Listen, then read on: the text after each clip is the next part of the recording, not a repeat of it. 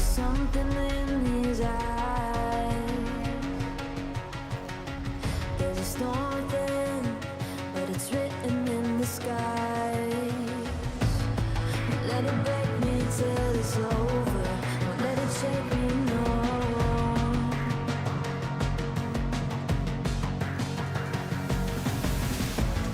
Don't let it make me go under. Don't let it make me go under. So now it's time to fly. Nothing's gonna stop me now. Nothing's gonna stop me now. Nothing's gonna stop me now.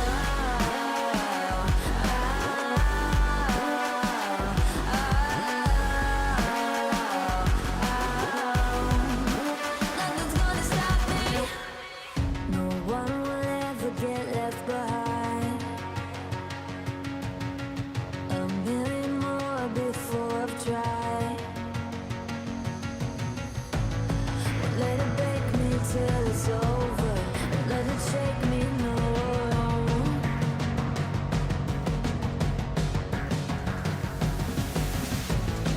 Let it make me go under. Let it make me go under. So now it's time to fly. So now it's time to fly. Nothing's gonna stop me now. Nothing's gonna stop me now. Nothing's gonna stop me now. Nothing's gonna stop me now. Nothing's gonna stop me now.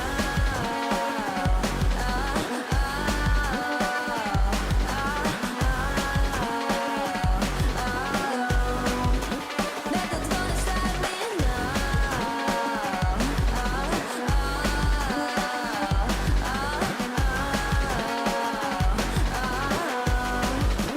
Nothing's gonna stop me now.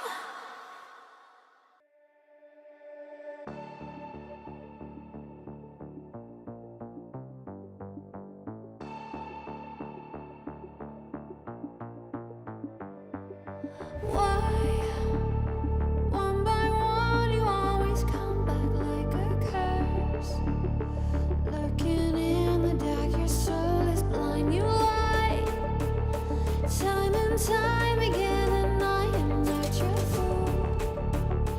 Not this time, 'cause I'm the wiser of us two. I'm the one of light, the antithesis of you.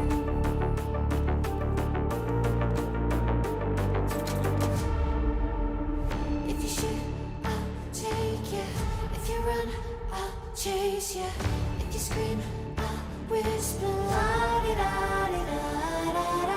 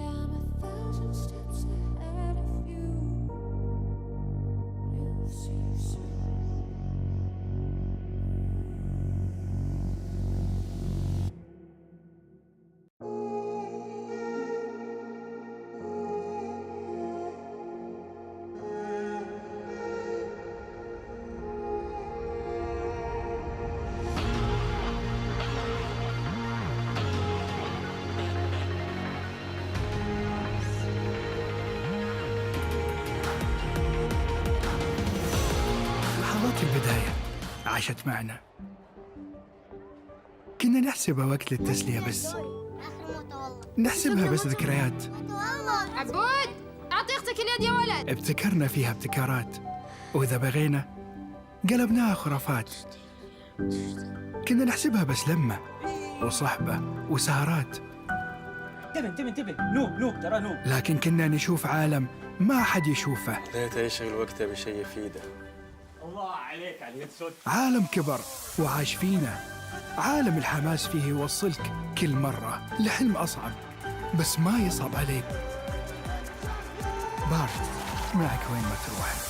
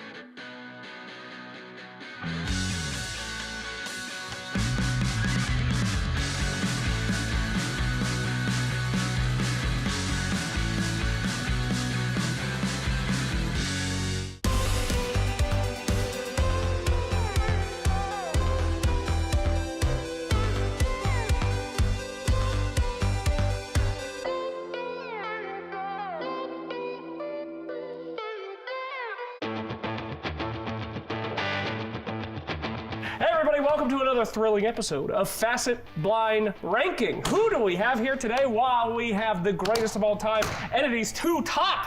We got the Watson and we got the Fishman. Hello and welcome to the show.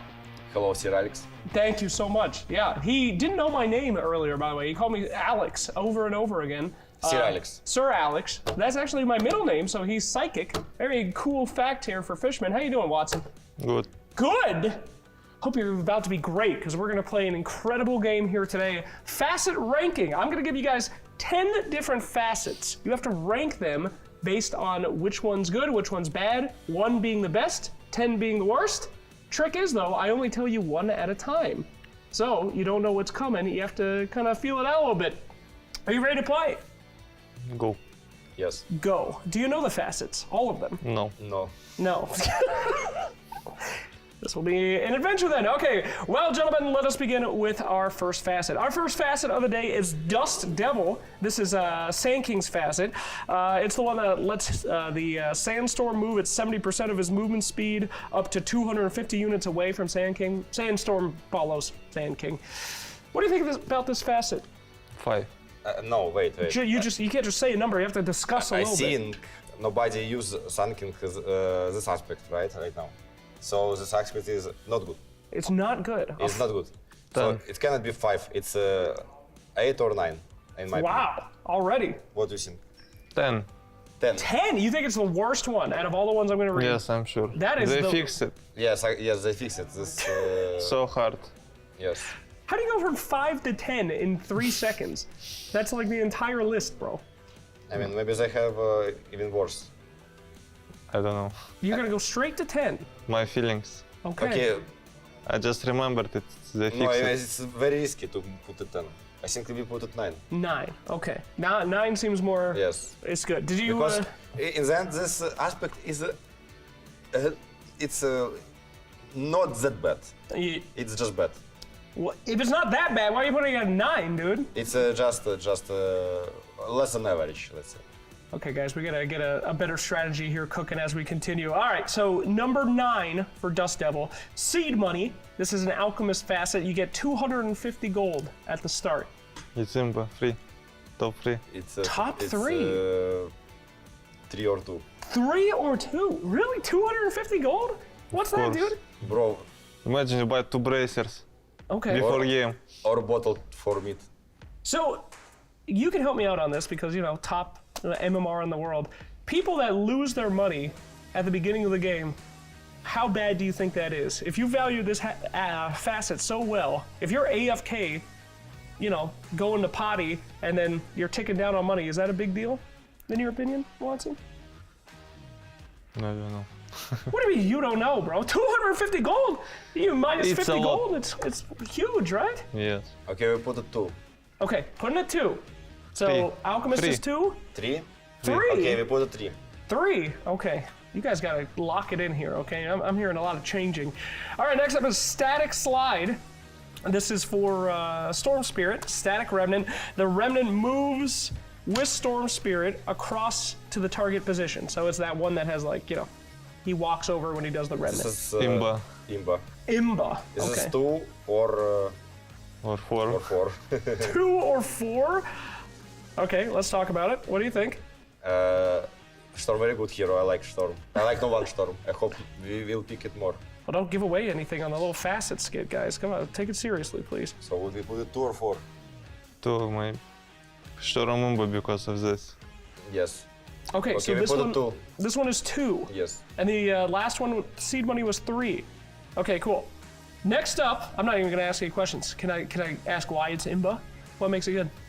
You destroy enemy mid like so hard because of this first spell. I don't know second aspects, honestly, but I know Storm is a good hero. With this What? aspect. What? You know second aspect of Storm? Did you ask second aspect? No, I'm just asking. Do you know? No. Okay, great. Well, that's how Imba it is. You only need to know 1 on Storm. I'll take it. All right, next up is Hookup. This is the hook shot aspect for Clockwork.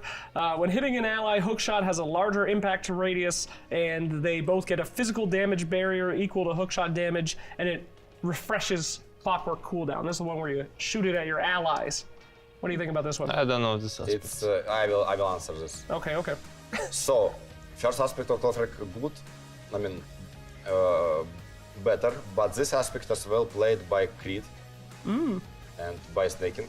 So by one of the best team, actually best team, Falcon, Dota 2. Okay. So this means this aspect is not that bad.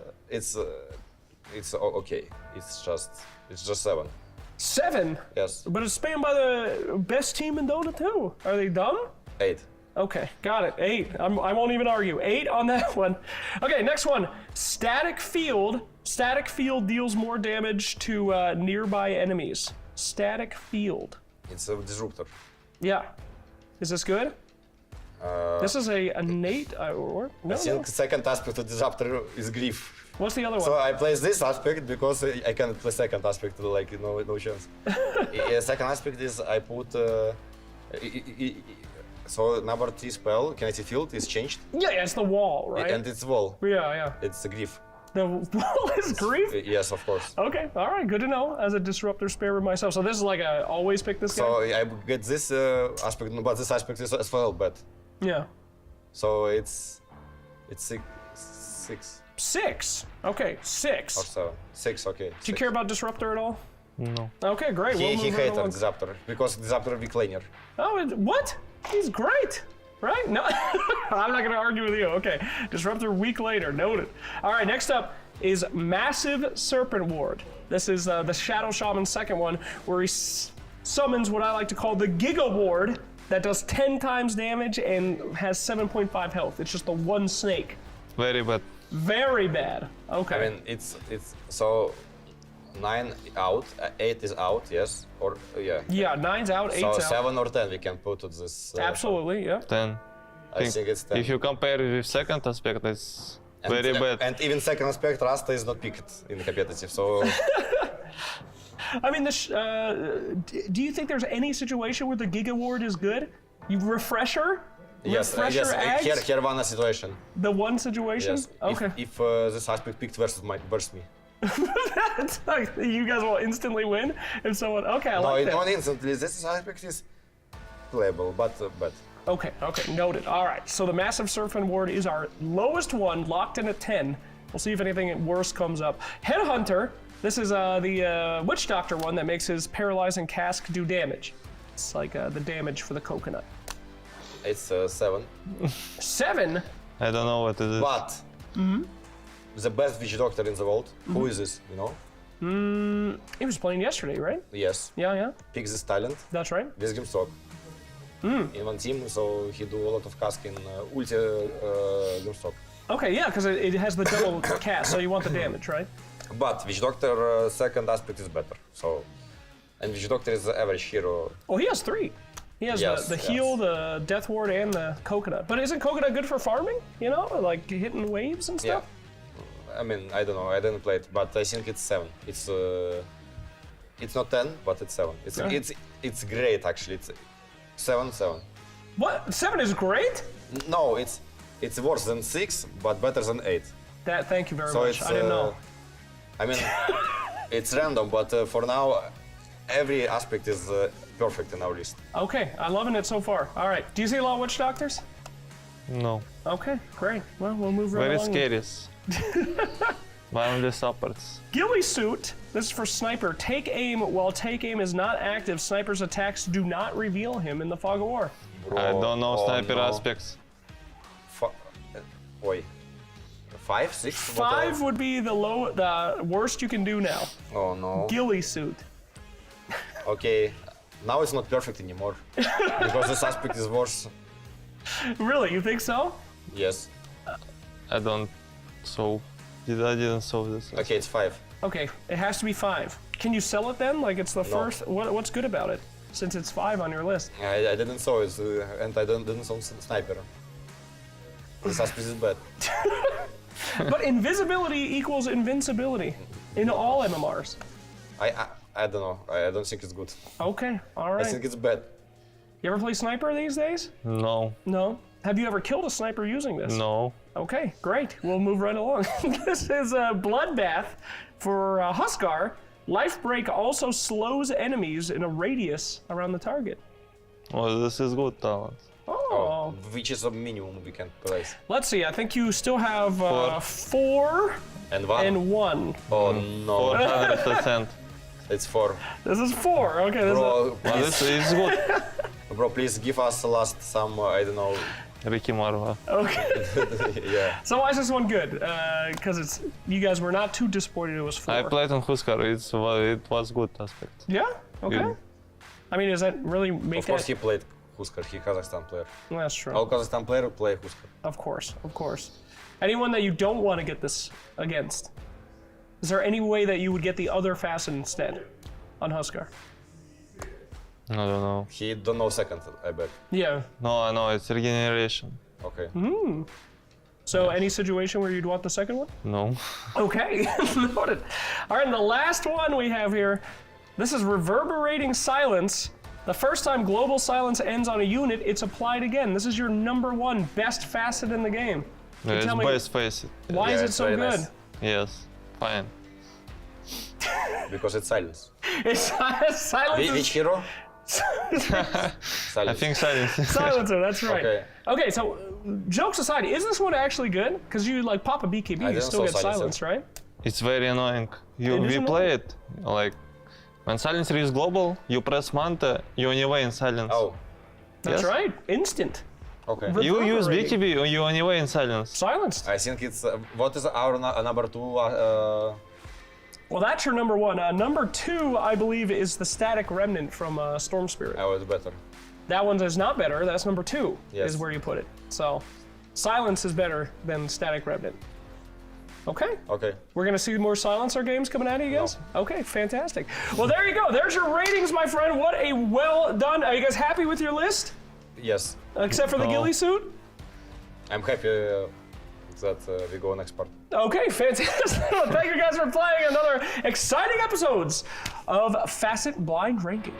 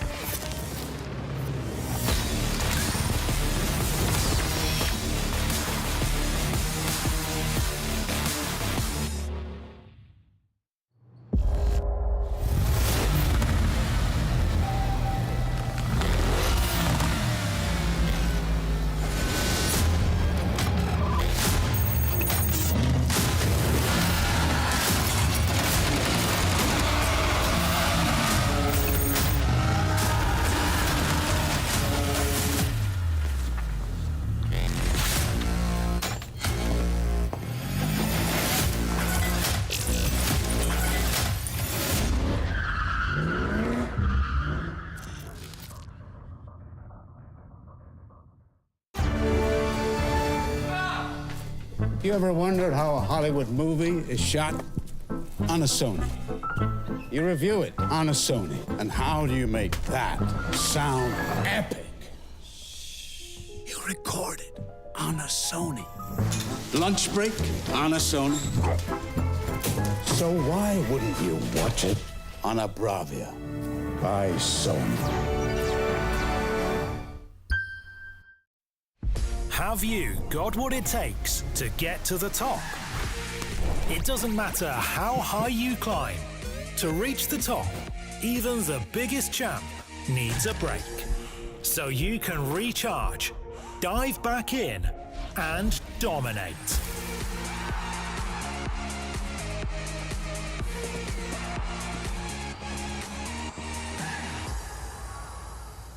Have a break. Have a Kit Kat.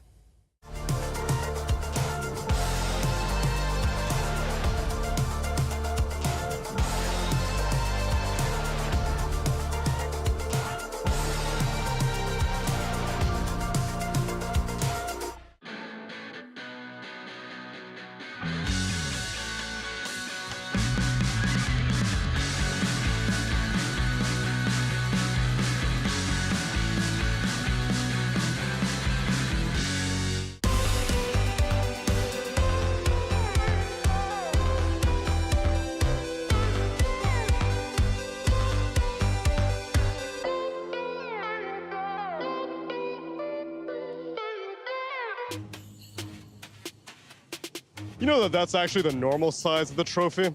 I'm just that short. And it's a trophy that a lot of teams are competing for here at the Esports World Cup, but maybe not the teams that you thought would be winning. What a strange day one we had. Heroic and Spirit, they're currently top of Group A, and you know the bottom? It's Falcons! They're 0-4 right now. That was a lot of Group A matches. Today, we're starting things off heavy with Group B, so let's get it started.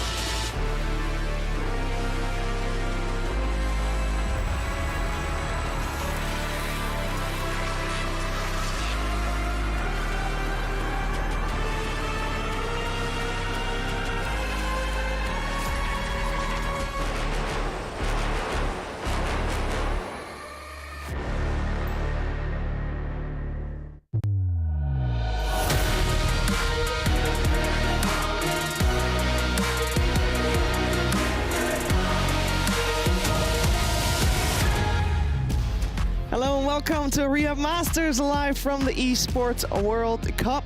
It's day 2 of our group stages and we can't wait to get started. So welcome everyone. I am Shiver. I'll be your host today. Joined by none other than Kezu here on my left. How are you doing, Kezu? Doing pretty good, you know. Yeah. Day 1 is over, now we got day 2. Some people are maybe shook from yesterday with their results, but just looking forward to day 2. Looking forward to day 2 indeed. I'm also joined by Lacoste. How are you? Doing great, and I gotta say, Kezu, you're looking good. You know, that shirt on you looks very well ironed. He's saying that because he ironed. He was nice enough to iron my shirt before, of course. Well played, Lacoste. Good job. Well ironed indeed. Effie, you also look radiant today. How are you doing? I'm good. Lacoste didn't offer to iron my shirt, so now I feel kind of... There's some favoritism going on. Yeah, okay, for tomorrow. But I'm good. I'm excited to watch more high-tier Dota, see what the day brings us. See what the day brings us. Before we get into the Dota portion, I do want to talk a little bit about the big picture here in Riyadh. We got the Esports World Cup here. Right now, there are 3 different games live. We got Free Fire, we got Mobile Legends, Bang Bang, and of course, Dota 2. And we keep track of all the games going on and all the games that will go on for the next, I guess now it's still 7 weeks, 6.5 weeks or so, because 8 weeks total, because we care a lot about the club championship here, because that is, let's be real, that is where the lion's share of a total of $60 million prize money goes to. And if you're wondering, what is this club championship? We've got you covered. Introducing the Club Championship. Here's how it works. Each club will have the opportunity to field its rosters across multiple titles. The clubs finishing in the top 8 across each of the 21 titles will receive points based on their placement. For a chance to qualify for the Club Championship, a club needs to place in the top 8 in at least 2 competitions. For a chance to win, a club must finish first in at least 1 competition. Once the tournament has concluded, the top 16 clubs will take a share of the $20 million prize pool, with the first place team claiming the title of the first ever Esports World Cup club champion, as well as receiving a staggering $7 million in prize money. Yeah, 7 million for first place. Of course, you do have to get a first place to get. Oh, wow, we have a little bit of a jump up. Yep. So, of course, we know that T1 last weekend won League of Legends. Falcons won Warzone. Winning gets you 1K points. But you can also see that Falcons has already secured 275 extra points, Lacoste. And that comes, of course, from Mobile Legends. Yeah, this team, I like their strategy. Team Falcons, they invested in 16 different teams. They're like, the more the merrier is for them, pretty much. They could still, you know, pick up some of the teams that are still left here. And I gotta say, Mobile Legends Bang Bang, what a banger of a game. Yeah, we were watching the stream, and the game slaps. I mean, it actually looked hype, and the Falcons team, we saw them win. They looked like phenomenal. And, you know, after their performance yesterday in Dota, you know, maybe that's good that some of the other teams can pick it up. There is a player on the Falcons Mobile Legends team called Kyle Teasy. Yes. That's Dota tribute. That's Dota tribute for sure. Can't wait to get into the lore of that one. We were watching backstage. It's just, I mean, it was very fun to watch, and it helps that their talent crew is actually fantastic as well. They draw you in. They are very enthusiastic, and it was a really fun game to watch. But we're gonna watch other fun games, guys. We do have to switch to our attention towards current Riyadh Masters. Why? Come on, Fever. Stay on the Bang Bang topic. Bang Bang, it's massive. This is their Kongor, their Roshan, I believe. Runs down mid. No, we started with our group stage yesterday, and I know we made jokes about it, the Falcons, you know, they split their odds. But we gotta be real, guys. Yesterday, we started with, I mean, this is still one of the best series I've watched so far at in Riyadh this week and a half.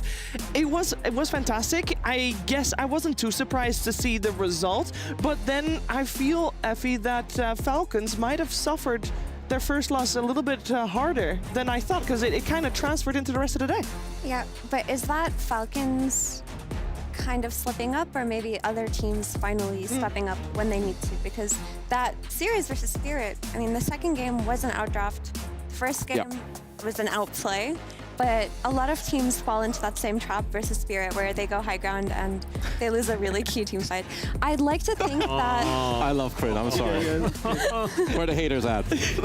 Yeah, I'd like to think that that was kind of a wake-up call that they needed to not coast anymore, because other teams are bringing their A-game into this group stage. I do also think for them, it's better for them to kind of get slapped early and like go 0-4 and adjust, as opposed to like later on in the tournament. I would also say that they're the type of team that can easily adjust. They have IQ 2000. This guy will talk and theorize everything.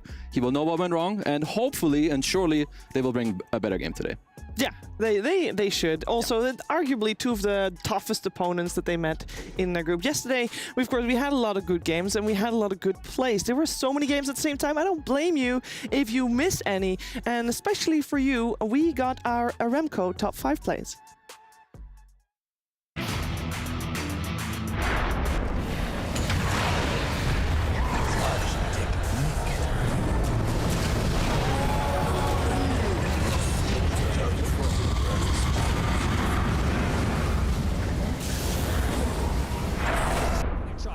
Through BKB TP out though, and it's leaving Skeeter entirely alone as he gets tossed up in the air. Staking has to tether away to the side. What about the help for Skeeter? Maureen comes back in off his TP away, gets a toss forward, not quite good enough. Skeeter with his BKB has killed the gyrocopter. Look at the tree, got him. The tree finishes him off, and the flat cannon shots will demolish the rest. Falcons kited out beautifully. Skeeter will now clean up the rest of Game and Gladiators. No problem. They're burning him down. Gap. Around the tier 2 though, it's kind of difficult to dive, but he's going to try and go for it. He's going to go straight away over towards the next assassin. They've got the Pirates trying to go home to Mira. They take him down, and they're diving in for more. Lyle tries to hold his ground, but they'll straight up with Lamar. He's able to pick up the double kill. This game. It's a lot of misses. It pops. They're not going to get it. The extra success. The supernova goes off. Lance gets burnt down by the submarine. The supports? They might get Radahn as well. Dive forward. They've got him. They have the vessels in. Radahn's going to fall. Snaking. And crit, they'll do it. Crit, the last one standing. Okay. They're playing for the objectives for now. Some of the jump, they're going to see if they can try and burst through the Sven. There's going to be a toss back safety. Collapse is never getting on top of the three of them. Bursting away, they're able to take Skeeter down. Collapse looks over towards Snaking. Gets the grab as well, on towards Amar. They're taking out the Chen. They're taking out the Brood. They're taking... I promise there were a lot of top plays in all the other games as well. I hope so. I don't know. It's just really hard to not just be focused on Falcons versus Spirit Lacoste, because before we watched yesterday, we thought this could be a series that we'd see in the grand finals as well. Yeah, I still think that this could potentially happen, knowing how good Team Falcons are. As you said, they were playing against two of the strongest opponents in the groups. So yeah, they're gonna pick up the slack, and I also seen some of the uncharacteristic mistakes from Team Falcons, clumping up, pushing that high ground. Even in the interview afterwards, Team Spirit, they're like, you know, Laurel's like, yeah, what the hell are they doing? They're Why doesn't he have a BKB yet? Yeah, there's a lot of questions, and they clumped up, the biggest clump up, I think, in the history of Team Falcons ever since they formed. And I think also Spirit are just clutch. And then the other series Falcons played, they played against a Gaiman who got slapped before by Heroic. So I think they already had their wake-up call. So yeah, just a bad day one, but I don't think it really means much for a team of such high skill and caliber. So No. it's whatever. But it's whatever. They can reset, they can recover, and so can everybody. It was a very active day for a lot of players yesterday, mostly for Group A, of course. We're going to look at some of the Pepsi reactions of the players active on the stages. I think we're going to have some memorable clips from this one. Effie, we had the nice fake handshake, of course, that we saw already from Maparshka. I think also seeing Quinn begging the audience to scream some more for their opponents is definitely going to be remaining a classic. But overall, Group A definitely played out different from what we thought. Can we touch a little bit on Group B? I know that our sample size is a lot shorter than what we're, a lot smaller than what we're used to. But what do you make of the results over there? It's hard to say, because I feel like the group that played 2 series, we got a much better assessment of the current state of the teams compared to Group B that only played 1.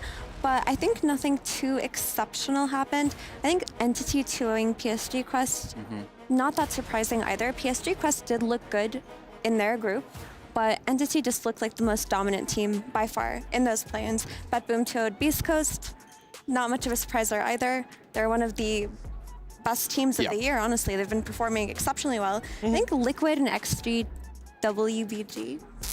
Got him. I think that was good. Did I get him? They also tied, which is not that much of a surprise. So Group B is going the way that most people expected it. Yeah, I think like maybe when it comes to Entity, they're the team from this group I'm keeping my eyes on. I think they look very good in the play-ins. I feel like they could go pretty far in this tournament, and the early days of the group stage are, you know, pretty important to them. So they're the ones that I'm really looking at. Yeah, let's look at the standings that are current as we head into day 2. Of course, we know that Group B only has 1 series per team played. So again, there's very little to go off of, with only 1 tie played as well. So this looks very dramatic for the teams that lost the series yesterday. But we'll see how it shapes up at the end of the day. But now that we look at Group A, I do want to touch upon that again, not focusing on Falcons 0-4, but I want to focus some of the middle pack, because we thought that this group, Lacoste, was going to be very top heavy, but it is fairly split, I feel. It's also about the matchups, I think, because Gaiman played against, Heroic. They did lose. We're only day 1 into the group stage. Heroic is the big one for me, like the biggest surprise so far, because they did top their group in the play-in stage, middle of the pack. I mean, some of these teams, they only played a couple of games. Team Falcons 0-4, that's the big question mark for, I think, a lot of them, but they will pick up the slack. Aurora Gaming, I always put them there in the middle of the pack. They can be hot and cold, but ever since they got a new mid laner, this team looked really good, and they keep improving, and that's what I want to see from the team. Yeah, you can never count out Aurora. Like, on their good days, they can beat any team, like any given team. And on their bad days, they can lose to anyone. They can lose to anyone too. So this team definitely is the most double-ended in terms of what you'll be getting. But you know what I do wonder? I wonder if the teams that play 2 series in a day as opposed to 1, like, it hurts a lot more if your bad day is on the day that you play 2 series. 'Cause we often see that a team that kind of gets shaken up in a series that they expect to win, that will transfer to their next series. Yeah, and it might also transfer to what they can get out of this Riyadh Masters. There is so much money on the line, guys. Every time I look at this, and we look at this a lot because it's just, at some point, a lot of money is a lot of money, and it feels like almost surreal amounts a little bit, Kazu. Yeah, you know, back in my days, this wasn't really normal unless you got first place at some... Wait a second, let's go back to my days. Yeah, let's go back to your days. You know, back in the days, you know, you win some tournament money, you don't even 10K. get paid out, or it's like 10K, you won the tournament, 16 team tournament, but yeah, this is just, you know, too big. Yeah, I mean, it's just like amazing for everyone involved, right? Like even the, you know, the teams that will kind of fall out early, they're still going to make a good amount of money. You've got, you know, the keys, more gold here. You've got the prestige. Like, you know, they've got a lot to play for. Yeah, and we, of course, mentioned the keys. And now you might be wondering, what are these keys? And you might have seen yesterday, every time a team is playing, they bring this little triangle up on the stage and they put it on their desk. Maybe it's a mascot for them. Could be. But it's also a key. And it's golden plated, real gold. It's worth a lot. There is a whole theory going behind keys. Let's learn more about it. The Esports World Cup is a unique tournament and will have a very unique trophy system, consisting of keys, game trophies, the Club Championship trophy, and the totem. Introducing the key. This symbolizes a participant's right to compete in Riyadh. Each team or player will receive a personalized key consisting of the inner key and the outer frame. Winning a competition earns you a game trophy. A champion's key will be inserted inside. The frame will be placed into the totem. A physical block on display in Riyadh, serving as a progress bar of the Esports World Cup. The totem will remain in Riyadh as a chronicle of the Esports World Cup history. Those who get eliminated throughout the competition must give up their keys and see them crushed. Their broken keys will be tossed into the totem and encased in resin, symbolizing those that tried to win but fell short. However, as an additional privilege for winning, each game's champion gets to select 3 opponents' keys to be encased in the base of their trophy as an additional, more personal prize. Losers will go home with their keys replaced with a token that marks where they ended their journey. Witness history unfold at the Esports World Cup. I can't wait to see what the players are going to do with keys at the end and the winning team. I think I want to know which tokens they choose to put into the trophy. And I'm not even going to speculate. I'm going to let it play out. I hope that the Dota players are not afraid to be a little spicy with it. Also, I mean, with the crushing they will of the not hydraulic have press. enough of those. Yeah. That's what's worrying like me. Dota 2 and pubs and pro players, it's like beef city. Like, I think they can't choose enough of, you know, you have some BB team, you have some Falcons. Amar would fucking throw in the whole scene in there if he could. Yeah, and you know, when you think of players over a pub beef from 3 years ago, they'll remember it. Yeah. They will remember it. Dota players never forget. They're too smart for that. Very good. Speaking of smart people, we're going to check in with one right now. Let's head over to Purge. Thank you, Cheever. Yes, I'm out here gambling on a sunburn to give you guys the latest update about what happened yesterday on some of those other streams and also what's going to be happening today. One really cool thing we saw yesterday, Entity played Support Alchemist 2 games in 4 position. He bought Solar Crest and he bought Aghanim Scepters for his cores as well, really upping their net worth and giving them a great chance to win. Entity did win both of their games. So that was pretty cool. But the other thing that I really want you guys to pay attention to, if possible, is the Jamil Motorsport match of the day. And that's going to be on stream B during the 2nd time slot of the day.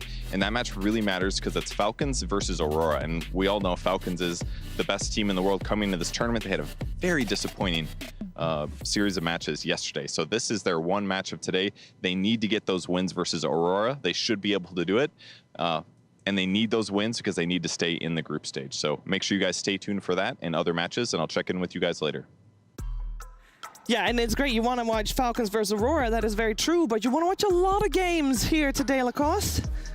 Oh, absolutely. Beast Coast against Mouse, LGD Gaming against Blacklist International, Beast Coast and Entity. I think for me, the big one's going to be LGD Gaming against Blacklist, because Blacklist, they looked really good so far. They look good in the play-ins, and LGD Gaming, I have high hopes still in this team. For me, when I look at these games, I also am eyeing Mouse versus BB team because I think that Mouse actually has a lot of potential as a newer team, and there were some performances in the play-in that really struck me as like you could see the potential of this team and what they can become, especially with their carry player Allnet having really exceptional performances. Yeah, and Mr. Streamby, we have XG, WBG versus BB team. I think that's already a very banger. Actually, all these games are kind of bangers. The second one, Falcons Aurora, it is of course the match of the day. Yeah. And then the last match, Liquid Tundra. I haven't spotted any Tundra games yet. I'm not sure what they're really up to. But Liquid, you know, they did Link position 4? That is what I know, and I think it is pretty good. You know, we might see it. Boxy also plays it, so you know, it might be a battle of the water. Can you read that match one again? Sorry, it's gone. XG, WBG versus BB team. Take it away, No. Later today, we're going to be XG, WBG versus PSGQ. Nice. Nailed that one. Sponsors. Yeah, I got him. We also are going to have Team Spirit versus Gaming Gladiators, which I think, especially with yesterday in mind, I mean, I know Purge didn't choose this one, but I will choose this one. I will choose it too. I think this is just really exciting to see, like, what was Falcon. If you want to know, was Falcons having a bad day yesterday, or were these teams just that good? This will be a great test. But of course, we're going to talk about our first match of the day. We're going to see PSG Quest taking on Team Liquid in our opening series. And it's a Group B match. So we are gonna, for the first time at this event, have Group B play a lot of matches today as we see our Jamil Motorsport player arrivals. The players are looking ready. I do think it's, as Effie mentioned earlier, it's a little bit of a difference playing 2 series a day, and especially you have this break in between. You do have some time to recover if your game doesn't go that well. But you don't have that long, so if you have a bad day, we'll see how it goes.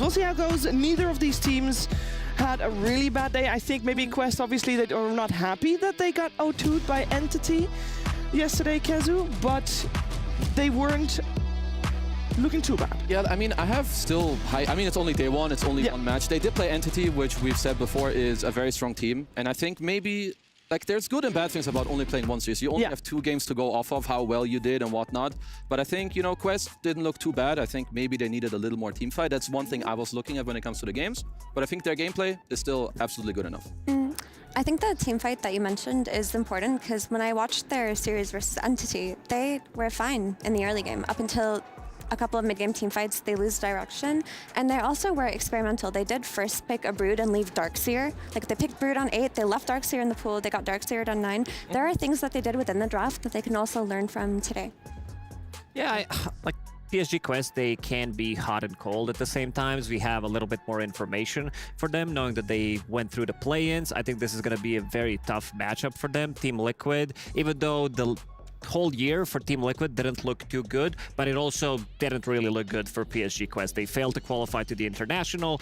They lost against Tundra 2-1 in the Grand Finals. They also didn't go to any LANs other than Games of the Future, which was not the most competitive LAN. So I feel like something's missing. Ever since Amar left that team, they've been really up and down, but haven't managed to reach the peak that they had with him.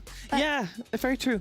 For that, I'd just make a case. If you haven't attended that many LANs this year, the teams that didn't get those opportunities are going to be that much more hungry while they're playing this tournament. And I think we've already seen that coming out of a lot of the play-ins teams and how they've played. And while Liquid didn't have a great year, they still were able to attend all these LAN tournaments. So what I want to see out of Quest is that drive to win, because they likely won't get a chance like this until the next competitive year. That's very true. And I think also for PSG Quest especially, I feel like if we say that both teams didn't have a great year, we have to specify that, because if you look at Team Liquid lists, you're like 3rd, 2nd, 4th, top 6. We expect better from Liquid, and that's why they're underperforming. If Quest was having that result, they would be over the moon. But for Quest, having a bad year resulted because into just not qualifying. Yeah, I mean, it's just, they're all like young players and new players, right? So we need to remember that they need perhaps like more time. So any of these LAN experiences, and the longer they play, the better they will be. Because, yeah, for sure, Liquid are the higher caliber team. They are the favorites coming into this match. But we've seen it in other games. It doesn't matter if you're the favorite or not. Like, look at Heroic, LGD, or OG taking games of all the other ones. If you bring your A game, you know how to adapt. You know, they might just show up today and win 2-0. The biggest problem for this team not qualifying to any LANs is not in any of these 5 players. It's actually Team Falcons, because there's only one spot in MENA region. They got gate kept by them for a while They for did. sure, but now that Falcons are just getting auto-invited, this is where Quest get their time to shine. Very, very true. And they have to do it right here, right now. And I know that a lot of eyes are going to be on the mid lane in our upcoming match. And I'm looking forward to hearing what Noob has to say about this upcoming game. Hey, I'm here with Noob from PSG Quest. You guys had one match yesterday. How are you feeling today going into your matches? We prepared better for today, and hopefully we'll do a better result. Okay, that's fair. You played against Entity yesterday. In your first game, you played Storm Spirit, and you were playing against a ton of disables. There was like Ember Spirit mid, there was a Wind Ranger, there was the support Alchemist. Was it very difficult to play the game as a result of all the stuns? I think it wasn't really difficult to play the game. We were under stress and some pressure. We played bad. Hopefully we reset and we move on from these bad emotions. Is that overall stress for the tournament or something going on? Maybe it's because it's the first game in group stage, so I think it will be better now. Do you think it's better from a morale standpoint to do bad in your first game but just have one match for the day? That way it doesn't like wash over to your second game and you get to reset? It's probably better, yeah. If you do bad in the first game, it will follow you a bit till the second series, so having one is probably better, yeah. Okay, so with that in mind, you're playing against Team Liquid for your first match, and you also have to play against wbg.xg later today. So you said you're more prepped now. Or did you watch all their games and did research and have like a special strategy coming forward, or what was your prep like?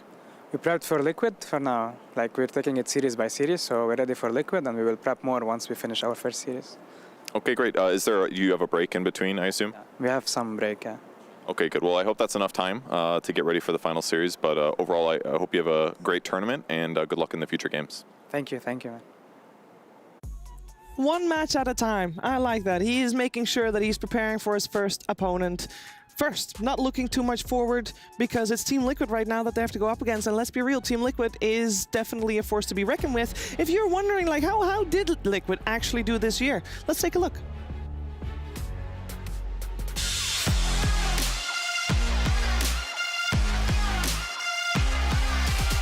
Team Liquid is a fan-favorite roster that has been near the top of Dota 2 for a long time, but never quite making it to the #1 spot. The core of the roster is built from Mickey, Insania and Boxy, who have been playing on the team together since 2019, with the addition of Nisha and lastly 33, who joined the team late last year. Team Liquid are a true powerhouse of Dota. After achieving second place at last year's Riyadh Masters, Team Liquid kicked off the season with a rocky start at Dream League Season 21. In fact, Team Liquid never seems to quite perform at their top in online events, achieving similarly disappointing results in every season of Dream League this season. But what they lacked there, they make up for at LANs. Their biggest achievement since last Riyadh Masters was at ESL1 Kuala Lumpur, where they managed to reach a top 3 finish despite playing with Saberlight standing in for 33. ESL1 Birmingham sadly did not go as well, ending up at 5th place. Still, it secured them enough points to qualify for Riyadh Masters. Despite having a turbulent year, Team Liquid made it. Maybe they will be able to replicate the success they had at last year's Riyadh Masters this time too. Yeah, they have not gotten a first place yet. And I remember last year, at some point, Boxy had an interview, and he said, like, if we don't get first place now, I don't know when. Will this be their time? I mean, they've had enough time, I think, now to get 3-3 in and kind of like adapt. So I feel like they have a good shot this time around. They're looking pretty good. They're looking pretty good. And one player that is looking pretty good in the mid lane is none other than Nisha. Hey there, I'm with Insania from Team Liquid. I did request Nisha, he declined, so you're going to be forced to answer his question. Is that okay? As if I'm Nish, or? Yeah, if you want to, that's fine. Okay, sure, I'll do my best. All right, great. I did some research, and I saw that on Dota 2 Pro Tracker that you played 17 pub games in the last 8 days. Is that more games than you played in the year 2023? Okay, so you guys don't know this, but I play pub games in my mind. I watch pubs, and then I imagine if I was playing them, how I would do the decisions. And that's what I do 12 hours a day. So it doesn't track on Dota Pro Tracker when I'm doing this. Man, that was so seamless. I think that he has told you that before. Is that true? It's true. I've witnessed it myself. Okay, amazing. You guys played one match yesterday. You drew the first game. You guys played great. You were playing against the Caudle mid, and you guys just basically snowballed the game. Caudle's kind of a tempo mid, is that correct? Yeah. So if you get ahead of a Caudle, how difficult is it for the Caudle to catch up? I think for him, his ultis are like very important, and you need to kind of accomplish something with the ults. So when you manage to like force him to use it and nothing comes of it, his game like he falls behind really fast because he kind of needs every ult to like be meaningful. Do you miss Caudle being a viable support? Yeah, it was one of my most played heroes. What's the state of Oracle right now since you are the Oracle Master? I think he has a high win rate if I'm not mistaken, right? I mean, Oracle's really imba. Like this thing that you can ping the rune is kind of broken. Is that his innate or something? I can't remember. So his innate is that you can ping it and it will show you what rune spawned and where the next rune will spawn. So you also know like it won't be like a DD, or you know it won't be a haste. And you can do some pretty cool stuff with it. Like I know we played some scrim where Nisha was like Puck, and he would keep running to the opposite rune. And since the enemy team knows we have Oracle, they just assume that's the rune that's spawning. And then he would just orb over and pick up the other one. I mean, that's some next level play. I really hope we get to see that. That would be lovely. All right, so we're almost ready to get this game started, but there's one thing that I still want to touch upon when we're talking about PSG Quest and Team Liquid. I feel like there's one difference maker. Obviously, on the side of Team Liquid, you got vast amount of experience, both at LAN, both in the players, whereas PSG Quest, a little lackluster there. And they have a, I guess, relatively new addition, Kazu, in their coach? Yeah, so I think Axel, I know him only from like higher MMR pubs. He's like good friends with Antares, so he's like a guy that's been around the tier 2 scene. I don't know exactly how much or what he does for the team, but I know, he's around the high pubs, he knows what's up, he has some context, he talks to other people. And usually that's kind of enough to at least help a team with like some strategy and some communication. Yeah, and perhaps that is enough for them to especially help with the amount of games and the amount of information that's coming their way when there's this many games played at the same time. Let's see if the preparation is done properly. But before we get anything going, we first have to get the players on stage.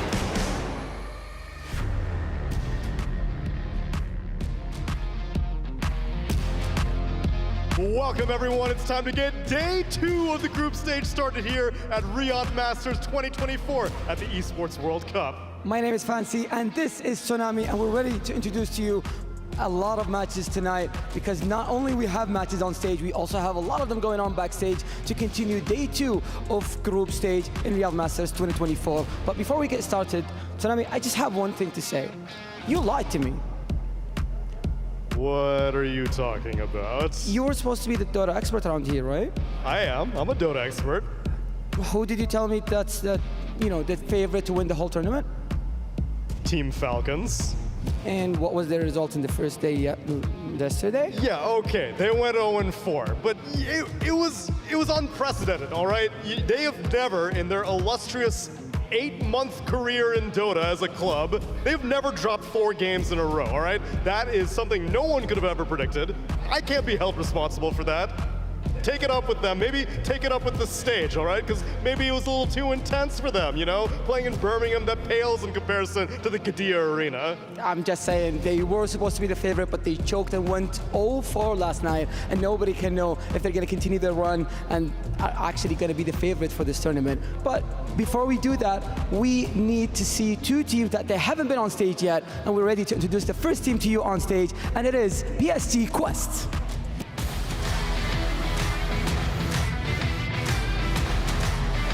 MENA representatives play on stage for the first time after going 0-2 last night against Entity. They clearly got the skill after their strong run during play-ins, placing 2nd in their group, and they are looking to bring it back in this match.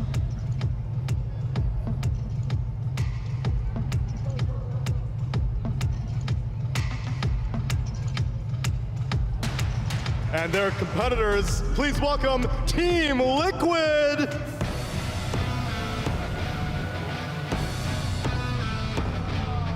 They only got to play one match yesterday, but it was against XG, WBG, and it was a split series. Today, though, it's going to be more Group B heavy, which is why Liquid's got a lot more Dota ahead of them, and at least some Dota on stage, as they will be facing off against PSG Quest right now.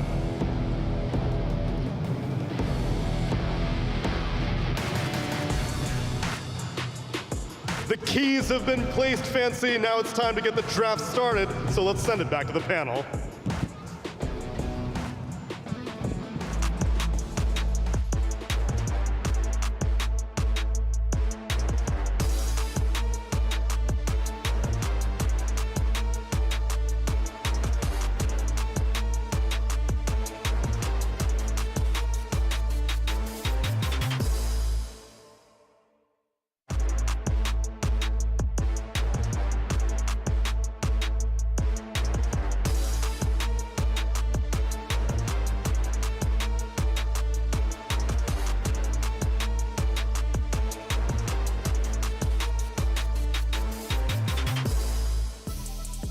PSG Quest versus Team Liquid, our upcoming series in Group B here for day 2 of the Riyadh Masters live from the Esports World Cup.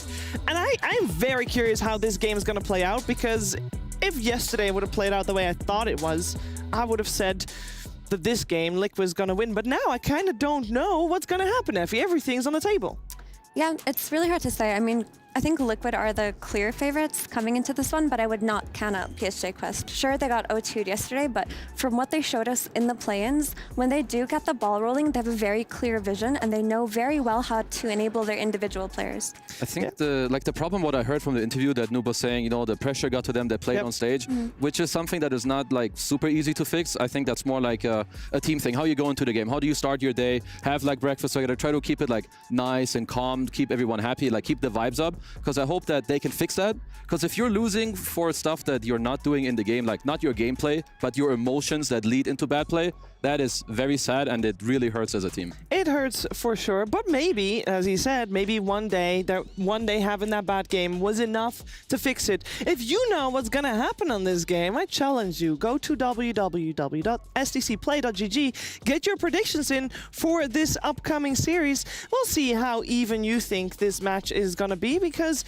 anything can happen here on the stage, and we're just a couple of seconds away from getting the draft on your screen for that opening game. And with that in mind, Lacoste, is there anything in particular you're expecting? Because yesterday we saw a lot of Alchemists, we saw Morphling supports, we've seen Batrider popping up again as well. Yeah, I'm expecting Snapfire in this one. They do play it like both of these teams. Snapfire mid is back, and that's what I want to see.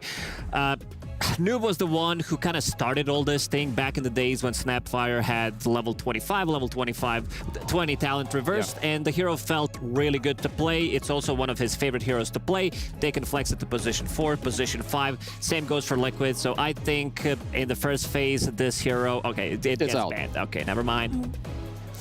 I'm just curious about, so there are 2 heroes in the pool that we've seen PSG Quest very highly value, which are the Tiny and the Darkseer.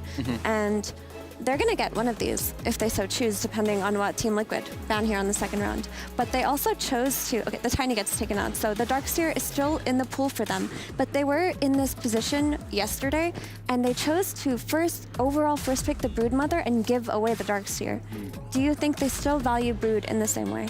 I mean, maybe they do, because they feel like it's a flex between 1 and 3. I mean, I like Malik a lot, and I know that he can play this type of hero, but I feel like that Darkseer, I would rate Darkseer overall definitely higher than Brood, unless you're like a super Brood expert team where you can play it on multiple lanes, you're like really good, you know all the timing. So I would assume that they should be looking at it differently in this match.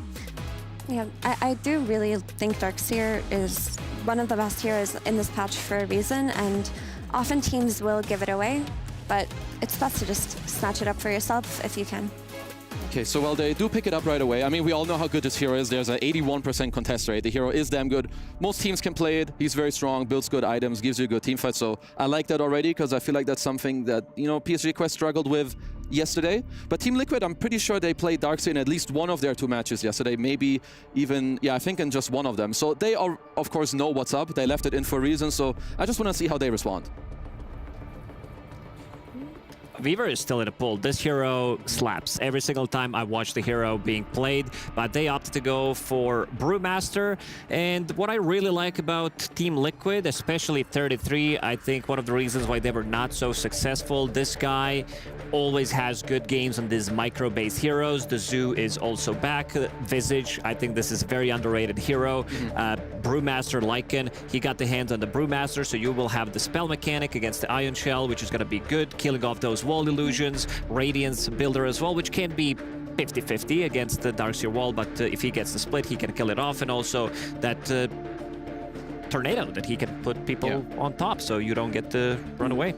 This is also just a very team-specific kind of pick at this phase, because when you have a player like 3-3 who is such a specialist in his hero pool, they will always take it whenever they see, for the reasons Lacoste mentioned, a good enough game for it. And we say this with Weaver still in the pool, Phoenix still in the pool. These supports that are often taken in the first phase were actually deprioritized for 3-3's hero. Yeah, and I think it's also nice to just like kind of match the team fight, right? You see Darkseer, you want to get some of your own. Brew fits that. With a lot of the bans that you guys mentioned already, right? There's no Snap, no Hoodwink, no Weaver. I think there's a chance, obviously we're going to see some other supports. I think there's some ETs that are kind of rising in value. If Liquid want to maybe, you know, reach more into like their comfortable hero picks, but also counter Darkseer, there's an Oracle option for Insania. Other heroes that they love to play, and I feel like something that Liquid does very well, is flexing heroes between their mid and their carry. Mika is incredibly good on heroes like both the Monkey King, Wind Ranger, there's Razor, so I wouldn't be too surprised to, you know, if they are looking at some of those as well to help them within the draft. I would love to see for the supports on PSG Quest either Clockwork being picked up or a Disruptor, just so that you have, you know, something to pair up with this Darkseer. And also, this is the hero that Brewmaster does not like to play into because he can get the split off. The other one as well, if you don't have any kind of silence, if you don't have enough control, if Brewmaster has a pretty clear entry to the fight where he's not afraid that he's going to get bursted down from 100 to 0, the hero gets the split off, you kind of lost the team fight already. Yeah, and I like that you mentioned these melee forests for Darkseer, Lacoste, because that's what Team Liquid have to be considering, either taking for themselves or denying quests, because now you have Marcy on the table as well, right? You have Spiritbreaker on the table. And these heroes do have to be thought about because you don't want to give Darkseer a means to enable his supports in this game. Yeah, and I think also when you play against Brew, like what you were saying, that you have some like kind of like hard answers. This hero is nasty if he has a good lane and in a good game. And I feel like making this hero have a bad lane is not that easy. Like some heroes that do it and then maybe build into Orchid, like CK, they have a super hard game into this hero. So I feel like you need to look for like more game matchups, like mid game. So I don't know if they want to entertain like some, you know, Doom or the Disruptor you mentioned. What was the other hero? Clockwork. Yeah, that's also very good, especially now into the ET. So those are definitely things you can consider. There is that Clockwork. Works really well. I mean, it's a flexible pick for them. They do flex it between position 4 and 5, depending which type of a carry they want to pick up. So they want to see if they want to pair it up, you know, melee range. You need to have that combo. Most likely in this one, it's going to be paired up. It's going to be more for the game, and it's also going to be in the lane against ET. So you have Cogs protection. Squaring up against ET at these early levels can be very tricky. You try to, you know, fight against him. Blood Grenade, Windlace has that all attack speed in the world, and he just attacks you, you pretty much die. So you need to have some kind of a protection. First level might be a bit of a difficult one, and yeah, they're gonna go with the Disruptor as well, just to have. I like the combo. With 2 supports, you can always go and make stuff happen. Just use that Static Storm hook shot, and you can get the kills anywhere on the map. But also, you just really, it's high value to have Disruptor versus Brew, because you can get the jump on Brew, but if you don't finish killing him by the time of your initial Susi, which in this case is the hook shot into Vacuum, he's gonna split and turn the fight. So historically, people just pick this Disruptor, drop the Static Storm and Brew, and hope he dies within the duration. Something I would like a lot, because I think now you want to, like, PSG Crest answer is very good. If I'm Liquid, I need to look to help this Brewmaster. Maybe you can look for, what, like Rubik 4? Get the guy later. Or Shadow Demon. Yeah, something like that. Or maybe you do it in an aggressive way where you pick multiple example, heroes that go in to like give the space to Brew that like he sees what's up, we're jumping the disruptor. But something like that, you know, like some maybe Wind Ranger carry or just some casual carry, some flex between mid carry here and some carry, some hero for that works. That's good. That's good. That's nice. I guess that's also like a flex. They can play it as a carry. Roles. I mentioned Shadow Demon. There's the Rubik. I think both would work pretty well just to have, you know, that lift with Shard is still amazing against all of these heroes. And there's some pretty good spells to steal. If you get, you know, not the best ones, he doesn't have that cheap spell to steal, you know, like Shikuchi where he can own the game with it. But if he gets Static Storm, if he gets Wall, even Iron Shell could make a lot of difference. And even though the Rubik Flex is not that valuable so far, I mean, PSG Quest could pick up a hero that could even open up the potential of a mid Rubik and the support Vengeful Spirit, because mid Rubik has been rising in stocks. A lot of teams have been experimenting with it. I want to see Jump. I think this is a great puck game, any Spirit game, but potentially Void Spirit, just to have that silence to... Because you want to jump the backlines. You want to be able to kill off Rubik. You want to be able to kill off this Vengeful Spirit, create chaos. And if we're talking about the heroes who can utilize this Iron Shell, that's why I'm leaning towards Void Spirit. Storm, I think, would also be pretty good, but Storm works. Any of the heroes we're mentioning, they're all kind of doing like the same thing, right? The archetype of mobile mid, gets in the backline, can abuse Iron Shell. The stuff I do like from Liquid so far, I think is very good. If Venge is a core, you get covered very well by Brew. Venge hates playing into illusion carries. Brew covers that. You have minus armor in your lane with ET if you are to lane there. So I think both teams, honestly, are drafting very well. So these last picks are going to be very important to tie it together, because if you mess up, I think your entire draft can just break. And also the cool thing about this Venge core is that she can be used as a body to tank the Static Storm, to tank the initial Clock Hook Shot, because the way that you play with this Ags build being the first item that you get on Venge core, you can just die on that first life and then turn the fight. Yeah, I was thinking about which carry they're going to pick up. Was toying with Sven and Gyro, because you want to have that explosive damage. You want to have something to kill off these Brewlings. Sven has much more explosive damage, but they kind of fulfill the same role. And looking at the heroes, like looking at the spells that they can throw into Sven's BKB, which he gets relatively early on. You have Swap, which is a bit of a save. Earth Splitter, which he can get out relatively easy with all his movement speed. So it looks like a really good Sven game. With that in mind, though, Lacoste, you mentioned earlier if you have a Clockwork support, you kind of, if you want to put it at 5, you want a ranged carry with that. But you do want the Clockwork against the Elder Titan, so how do you see the lanes set, be set up now? This is Darkseer plus Clockwork playing the lane, and you have Disruptor plus Sven in the safe lane. Okay. Yeah, no, I think the Sven kind of ticks multiple boxes. You need overwhelming damage. Like, if you play against Venge, especially if she's core, you can't just be like, oh, she died. Now there's illusion, I can't kill it. Yeah, this Vengeful Spirit, she needs to die. But it's Sven's hand. It is annoying, though, as a Sven, as your BKB duration decreases throughout a game, the swap-ins from Venge can be devastating. And Venge is only going to go up in value as she gets more items here. So it is a bit of a timer-based game for the Sven if they mess up a little bit on PSG Quest, but that mid-game for PSG Quest should be very strong, especially when they get those Darkseer auras and they go for their first group up. Yeah, honestly, like, both teams will have a very good mid-game timing, right? Like, your Radiance, whatever on Brew, your Venge Ags, you have Sven with his 1-2 items plus BKB, Darkseid with his aura, so there should be a lot of skirmishing going on. So both these last picks as well, you need more tempo from both sides. Like the heroes we mentioned for Quest are still very viable. The mid hero they can play through, that's mobile, goes in. Maybe for Liquid you want to look for a little bit of a Sven answer, like maybe some through BKB disable. Could be mid Slardar, could be mid Primal Beast. Maybe there's something else I'm missing, but those are some of the heroes that I'm kind of looking at. But that does mean that you're assuming that the Venge is carry and the Rubik is support. I'm pretty much assuming that. I was thinking about Primal Beast, but then I saw Clockwork Disruptor, which makes the game pretty much difficult for him to play into Cogs. What about some like old school answer, Lifestealer?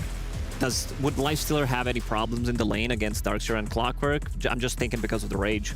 But then where would you put your Vengeful Spirit? I think that's your core. You can't mess up the carry. Venge mid can work, but to me, I would be most happy picking a mid, at least for now. What if they still go for the Rubik mid, the Venge carry, and they just still pick up an Oracle? Just you can get rid of the Iron Shells. We heard Insania say how nice it is with the runes. He said Imba. Yeah, that's not the word he did. I think that the Rubik mid does not look high value enough. Right now. It's not like it's playing against the Weaver where it steals Shikuchi, just rotates the side lanes and is a nuisance off of that. But depending on this last pick coming out of Quest, if it's a hero that gives an incredible steal to Rubik, we might see it.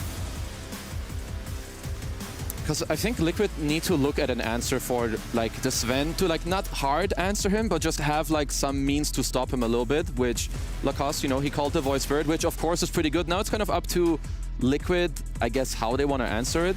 You need control. I feel like this lineup is gonna go online super quickly. Stacks for Sven, you have ways to amplify the damage early on with the Darkseer, you can keep the tempo. You're never gonna lack damage, you're never gonna lack gank potential with these heroes, so I think this needs to be addressed, because this Void Spirit Sven could go pretty ham early on. Would you look at the Nisha puck? Like, is it good enough? You break it with coil or maybe lifts?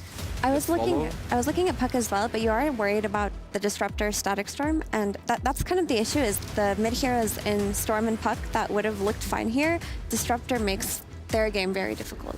Yeah, but I guess the Venge can maybe cover. Yeah, I'm not sure. I feel like there's some maybe Slardar, Puck. I don't know if I'm missing a better. I think the SF ban is incredible. I would have kind of liked it for like some timing game. Nice call. Good call. Slardar coming up. They needed that. They needed a hero that is gonna be, you know, always threatening a kill on this Sven.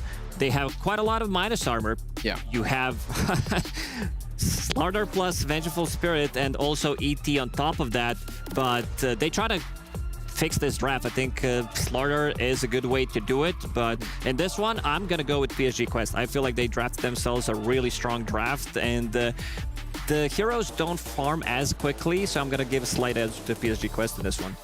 Okay, so I like both drafts, and I think that both teams drafted very well in terms of what they need and how to address their opponents, but I will lean on Liquid because I think their mid game is very strong. When Darkseers are the strongest, I think that 3-3 with the Brew, they can fight into it, they'll get the first Aegis, and I feel like they'll always be one step ahead, but in my opinion, whichever team executes better, they're gonna win this game. Yeah, for me, I also think both drafts are very strong. I think the ease of execution is actually with PSG Quest, because they have that very, you know, prototypical offlaner in Darkseer that you just ball around. But I think that the late game potential is actually much stronger for Team Liquid. And if they can just take a couple of good fights in the mid game, maybe contest that second Aegis, and they don't get run over, they've got the game. How does a Slardar do against the Void Spirit in the mid lane? It is definitely slightly Slardar favorite. I don't think it's as bad as it used to be because you have like pretty nice damage block if you're the Void Spirit, so both of them kind of farm. I would say Nisha will win, but I'm looking at Noob and their two supports to like link up and lead their early game, because these mid game, like mid lane syncing up with the two supports, in my opinion, will give and decide the entire tempo of the early game. Do you want Omar to be level 6 for that, or doesn't it matter? Iron Shell, move mid, camp the room, let's go. Whoa! That's a little mean. Biased. That's biased. Come on, guys. Come on. I mean, coming into the series, Team Liquid definitely had higher chances of winning the game in my book, but I do like both of these drafts, and yeah, this game's going to be really entertaining to watch. It's going to be a fun game to watch. Keep your eyes on the movements that Quest is going to do in those early games and the mid game, and we're going to hear the wonderful voices of OD Pixel and Fogged. Thank you very much, Shiva. Yes, PSG Quest versus Team Liquid here today. And indeed, I like what Quest has got. They've got some pretty good wombo combo here. There's some old school combos today here, Fog, from them. We have a lot of kind of combos coming out. Tons of minus armor in particular from the side of Liquid. But yes, absolutely. The Vacuum, the Sven, the Disruptor, definitely potential for some pretty hype team fights from both sides. This is definitely one to look forward to. Yeah, could be some clutch saves, of course, ready to come out from Team Liquid. Always interested to see how the old Vengeful Spirit can go here. Of course, this time from Mikkei's position. Yeah, and it's a mid Slardar too. So you know things are being swapped around, even though it's not the most uncommon thing. It is going to be playing versus a melee matchup. So see how Noob's going to be able to handle versus that Slardar. Sure. No. Yeah, this is going to be fun. Liquid definitely trying something a bit newer. It feels, whereas PSG Quest kind of sticking to what's been tried and tested over the many years of Dota 2. Yeah, and let's look at lanes in particular, right? So it's a Venge, ET, very strong lane they've set up top, but Quest probably having one of the strongest lanes as well. Nice little spot there from Omar. The Clockwork plus the Darkseer, a very threatening lane, especially versus some of these heroes that if you can isolate, the Clock can be super good versus, right? Versus that ET, even versus Slardar. There will be ways to play around it, of course, but could be some situations where Omar is going to be very pesky versus these heroes. But yeah, they have the Rubik, so they'll have these lift out and stuff like that too, to be able to counteract versus the Cogs and whatnot. So, and even the Rubik versus the Disruptor, we'll have to talk that one as the later game, you know, the progression happens, being able to lift people out of that kinetic field. I mean, overall, what do you like Liquid's approach then with this kind of the Venge carrying the mid Slardar, or would you put your trust in the Quest sort of safer lineup? TA 2000 is not playing a ranged hero. That's my one thing that I'm always like, ooh, let's see how they do it. That one, it can be a bit risky when they have these, you know, these quad or 5x melee lineups. I feel like we talk about that a lot when we see the Darkseers paired up with these melees. And, you know, Liquid, they have very good anti-melee. ET, Brew, these heroes can be excellent. Same thing for the Slardar versus a lot of these melee matchups. So I think Liquid's gone for what they want usually, where it's this early game tempo kind of draft that can kind of just get the ball rolling. Quest may be a bit slower, but it's their style as well. So I mean, Mickey should be pretty safe in the safe lane this game. I guess, you know, one of the reasons why the Venge feels all right here against this Darkseer, but you're able to play from range. Yeah, people just, I feel like now lately we're seeing a lot of, if Darkseer gets picked, it's just a range carry almost immediately. Even some Wind Rangers are getting picked even first too, which maybe is a little bit too much, but either way.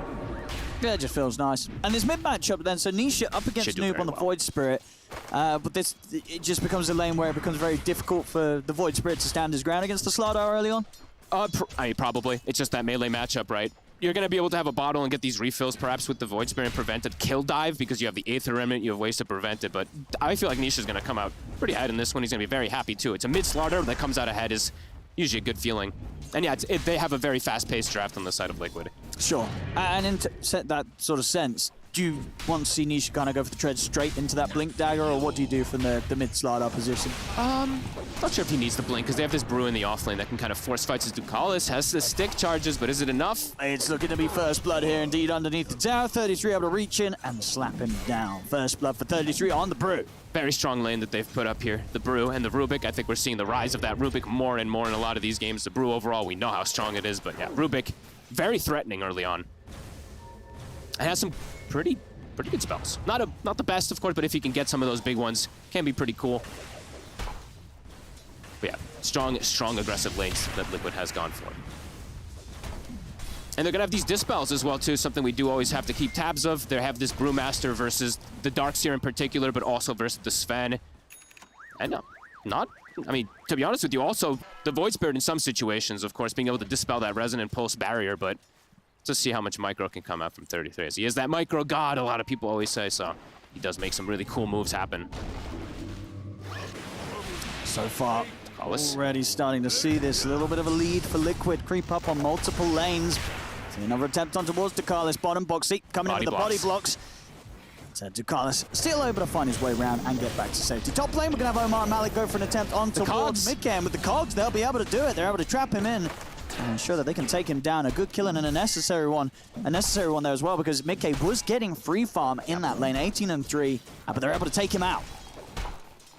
That level 3 timing, I think they got it right afterwards, but either way, they have enough damage. He did go for the heart of battle this time around. We've been seeing kind of mixed. Some people do like having the attack speed for the laning phase, but Malik preferring just the movement speed so they can maybe get on top of Mickey.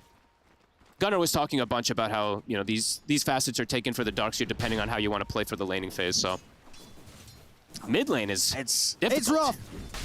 It's rough. He's got just as many denies as Noob's got last hits right now. That melee matchup. Yeah, 21 and 10 against the 11 and 3. Top careful lane. diving here, though. Insania's got stacks. Yeah, he's ready to start. Just the neutral. Wait, what? Where did the neutral even come from? The neutral wanted to take down Omar. He's able to take down Omar. I guess the essential deny. The kills are traded outside of that. You know, Malik takes out Insania, Mika takes out Malik. But yeah, Omar, they'll be able to make sure his life gets claimed by just a small neutral camp creep, going for a bit of a stroll. I didn't see what aggroed a Wave of Terror, an Astral Spirit or something, either way.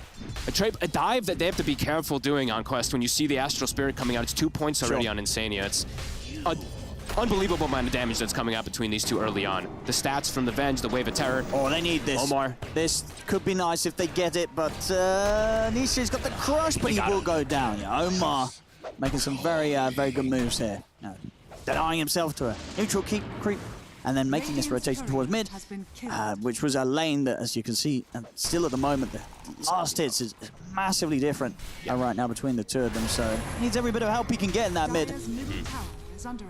Overall, too, if he does struggle quite a lot on this Void Spirit, these side lanes aren't the easiest to gank either. They're fairly tanky. The Brew and the Venge, it's not the easiest ones to bring down. You might give your life a lot if you do set up for kills for. So Noob, I would say he does need this help, and I want to see them keep making these moves with Omar around the mid lane.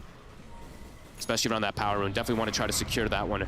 Nisha's going to be hitting 6 really early, and then at that point, your Void Spirits is constantly under kill threat, so I want to see Yeah, moves from Omar with that Ion Shell in particular on this power rune. I mean, it feels like he's got to do so much, Omar. It does, it really because, does. You know, this top lane as well. Sure, he can kind of leave Malik on his own, and Malik should be fine, but you know, Malik is going to be putting no pressure onto the Venge. No, I think even with the clockwork at this point, it's pretty difficult. They might have to just get the levels for the Darkseer, get some of these stacks going, as we do tend to see. But yeah, I want to see double rotations for this rune. They will do it. See who's going to get the benefit of it. Slaughter level 6 is just very threatening. He's got the Bash primed as well. That's so easy for Nisha to get kills. He's going to be able to grab himself an illusion as well. It will be very nice. If anyone does sort of try and make a move on him, very likely to help him get away from anything they throw down. Early 2K lead already. It's a lot. They're able to pressure nicely too onto bottom every time TA2000 comes up. Trying off Insania, but again, Insania is just getting the right clicks back in. Look at the damage. He's just going to be able to take Omar out. I mean, Insania, ET. he should die for this one. Surely Malik's going in to try and find him. Neutral again? And this neutral creep. At least they're balanced. You know, they managed to take one away from Liquid and take one away from PSG Quest. Noob comes in with a very good rotation, though. Another Astral Step. And Noob able to get quite a bit of a cleanup there. TA2000 though. Stick. He's got the stick charges. He'll be fine. Constant moves all over the place. Liquid coming out ahead, but Noob with a nice move to at least get himself a little bit back into it, but difficult moves here early on. Absolutely. And the level 6s are going to hit really quick. It's particular for 33. Sven, the good thing about TA2000 is he can just go to the jungle, which he probably does have to do very soon. And we'll see this again. This is the first one that denied them. That was a wave of terror that aggroed it looked like. It was. They hit at the same frame, it looked like. It really did. I mean, imagine that little old creep outdoing the damage of this ET's right clicks after he's been buffed up. Look at this one. And he gets Lotused, I believe, from Mickey for a second there, so it puts him up a little bit better, and then that allows the neutral to just finish him off. Yeah, it's neutral creep camp. It's there's 2 kills to it right now. Yep. Doing a great job. ET. I mean, this hero's gonna get nerfed, unfortunately. It's my favorite hero, but it's gonna get nerfed. I mean, it's so busted. There's kind of, I guess there's a few sort of situations where there's these spells that have these sort of damage output that just look out of place. You know, one of them's ET when he's amped up after a good astral, and the other one's Tiny Toss. You know, it's two of those. It's these two right now. Damage that comes from these two things early on in a game, it feels insane. And even more so when you have a Wave of Terror on top of it. It's -5 armor reduction on top of an ET having like 180 damage at the laning phase, which is just ridiculous. So Liquid coming out ahead strong in these lanes. Let's see how Quest looks to bring things back with their movements. Darkseer, level 6. Ion Shell is going to be probably one of the key things to at least try to bring them back in this mid game. Just playing around that one on either the Void Spirit or the Clockwork to be able to make these moves around. But so far, Liquid, they're feeling their strength around these level 6 timings for all 3 cores. Tough to play versus the Bruin lane. Tough to play versus the Slardar in lane. They can play versus the Vengeance lane. But those other 2 are definitely quite difficult. And yeah, TA2000 is going to need a whole lot of time to recover because his lane just did not go well whatsoever on this Sven. He's bottom of the cores. Radiant's bottom tower is under attack. It looks like Nisha is gonna. He's queuing up the blink. Yeah, I think you know, why not? Yeah, why not? I was just thinking if maybe this sort of lead he has, kind of in the levels and such, you get a good timing on this blink. And as you mentioned already, just the synergies between all the minus armor and such. True. They're just so strong now. They don't need to worry about having anything else. If they just get on top of the heroes on Quest, these heroes are going to die. Yeah, I thought he might just go down to more of a farming route, but then I'm clicking on the Brew. Brew is also going Vessel, so they're just going early timing across the board on everybody. So looking to play very aggressive. It is what we've seen from Liquid. It's a very standard thing for them. But it is definitely one of those strats, one of those approaches that if they don't continue to hold this lead, then maybe there's going to be a bit of a chance for Quest to kind of climb back into this game. If they can greed it up, yeah. And if they can land those big combos later on, but because it's very all-in. Yeah, the fact that there's no radiance on the Brew. He could queue it after, but sure, it'll take time. Could indeed go for the Spirit Vessel and the Radiance. But I guess it would depend, you know, he'll see sort of how the game's going. Right? Exactly. If he gets this Vessel and Liquid continue to crush even more, then 33 is going to rather just get these auras online and just shut the game down. Yeah, definitely. Because the auras are very valuable, especially if they are shut down that hard. It could just stop a lot of the aggression with Quest. Slardar, Nisha. He's going to get TPs coming in, but a wall's been dropped down. I mean, so much has been dropped down onto Nisha. Surely he can't get out of this. He's going to get glimpsed back, and indeed, wall the swap. Gives him a bit of a chance, but he still falls. We'll see TA2000 turn up as well with the God Strength. Looks towards Mickey, but Mickey just a bit too tanky for the Sven to go on right now. As Boxy is able to nuke down Omar with the Fade Bolt. Liquid, they'll lose their mid, but they are able to take something in return. Still, though, I mean, for Quest, you're killing Nisha, you're slowing down his progress a little bit, and you're only losing a support for it. They had to bring everybody, but that's kind of what their lineup is about. It's about those big team fight combos that they can land with that Darkseer, with the Sven turning up. So at least they do get that. They don't have the 6 yet on Ducalis, which would have been very nice. Mickey. Mickey's very low as he tried to step up underneath the tower. He completely underestimated the fact that there might have been a Void Spirit waiting in the tree line. 33 is going to put the split and go for a kill onto Ducalis. Can't finish him. He's actually going to start backing off. The cogs are down, but he will be able to get the rulings out. So it should be safe on the retreat here. Unlikely the Quest is going to be able to chase any further underneath the tier 1. But that is a split used, no kill to be found, and you just lost your carry there. I mean, Mickey, he was sitting, I think, had a 3rd HP when he was stepping up to the high ground. It was almost as if he completely forgot there was a Void Spirit in the game. I don't think Liquid's respecting the 5-man that's coming out from Quest. They're able to get the jumpy on the tower. They already kill off Boxy. I mean, these sort of deaths, This is so nice. These are rough for Liquid. Yeah. When you're going all in on this kind of Blink mid Slardar and Vessel Brewmaster, this is rough. This is, and they're fighting Quest into... should not be winning these sort of moves, but they are. Liquid's messing up. Liquid's running into this Darkseer that has max Ion Shell on 2 cores plus a mech behind him. So they're just getting shredded by the damage that's coming out from it. They have to respect that timing, that group up that Quest does have. This is all pre-6 too on Disruptor, so... Nice moves. These are absolutely, Quest making these sort of plays, or punishing really the moves that Liquid were attempting for too. Yeah, rather aggressive ones, really. Mickey stepping up as low as he was, and then of course 33 just diving the tier 1 with the split. You could see, obviously, very quickly after he split, he was very much realized, I shouldn't be here. I got to get out. And he does, but still, that's the split used, and a bit of the timings maybe slowed down. Back in action, they will find Omar. That is the blink now finished for Nisha. He can bring it out. And he's thinking about going for more. I mean, they've got eyes on Noob, but... They've got the numbers here now. Now they have 4 heroes set up. They should get the tower. They should be able to finish it, but they are holding on to it. Darkseer's coming. He's the key to the defense. And I think that's the way the last two moves have gone down around here. Liquid's definitely a bit more careful. They're like, you know what, let's not go too crazy around this tier 1 tower. Yeah, and in particular, they are playing versus this Disruptor as well, too, so you don't want to do this sequence of 1-by-1 kind of thing where you're retreating 1-by-1. You have to retreat as a unit. You have to fight as a unit, or, those glimpses will start coming out, so. Quest doing a good job of reestablishing the thing after the laning phase. TA2000, of course, still struggling, but he's a Sven, so can recover. Liquid definitely looking to hit timings on these items, though. They're probably looking for Ag's Venge early with the Blink Slardar, with the Brewmaster having... I mean, this Vessel can be one of the first timings. They are going to go down, the condition of being able to scale, of course, to the later stages. 33 does have the Radiance queued up as well. Yeah, not going to go full auras. No, absolutely not. Not after those couple of plays around mid. Yeah. Stick to the Radiance build. Agreed, yeah. It's just safer at this point now. Yeah. This game it's not going to be as much of a walk as a walk in the park that Liquid expected after the way the laning went. Let's see how this next team fight does go down. Shield Rune on Noob. They've got Brew Split available. Oh, hook shot. Oopsie. Not the kind of hook shot you want to see. Good static. It is a very good static to make up for the missed hook shot as they're into the 2, and then they immediately destroy Insania and Mickey. And the mech. They're going to go for more. They're over towards Boxy. Boxy's been surrounded. Liquid, they lose 3. I mean, I think this has got to be quite concerning for Liquid. Definitely. You consider how far ahead they were in all 3 lanes.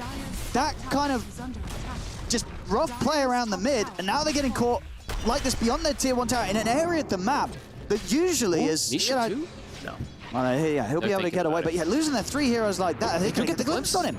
See if they could do anything with that. He's still pretty tanky, and Noob's not going to have enough to continue to control him. Ducalis will play around with him for a bit with the kinetic field. They get the rune, though, for Noob, the actual goal. Oh, it's a good one as well. Arcane rune into the bottle for him. It's nothing like super crazy flashy in particular from Quest, but it's Malik just turning up to every single fight. He's part of all 10 kills. This Darkseer's literally just running in, giving the buff ups to his cores. He's got Greaves finished up, so these fights for Liquid definitely have to be much better coordinated as they TP in, and they just got double static stormed perfectly. Quest is very ready. You got to say hats off to Noob, honestly, on the Void Spirit. You remember how this lane was for him. It wasn't great. It wasn't fun. No. He was very, very far behind that of the CS of Nisha, and now look at them now. 3-0-5 on Noob's Void Spirit. Nisha is 0-2-2.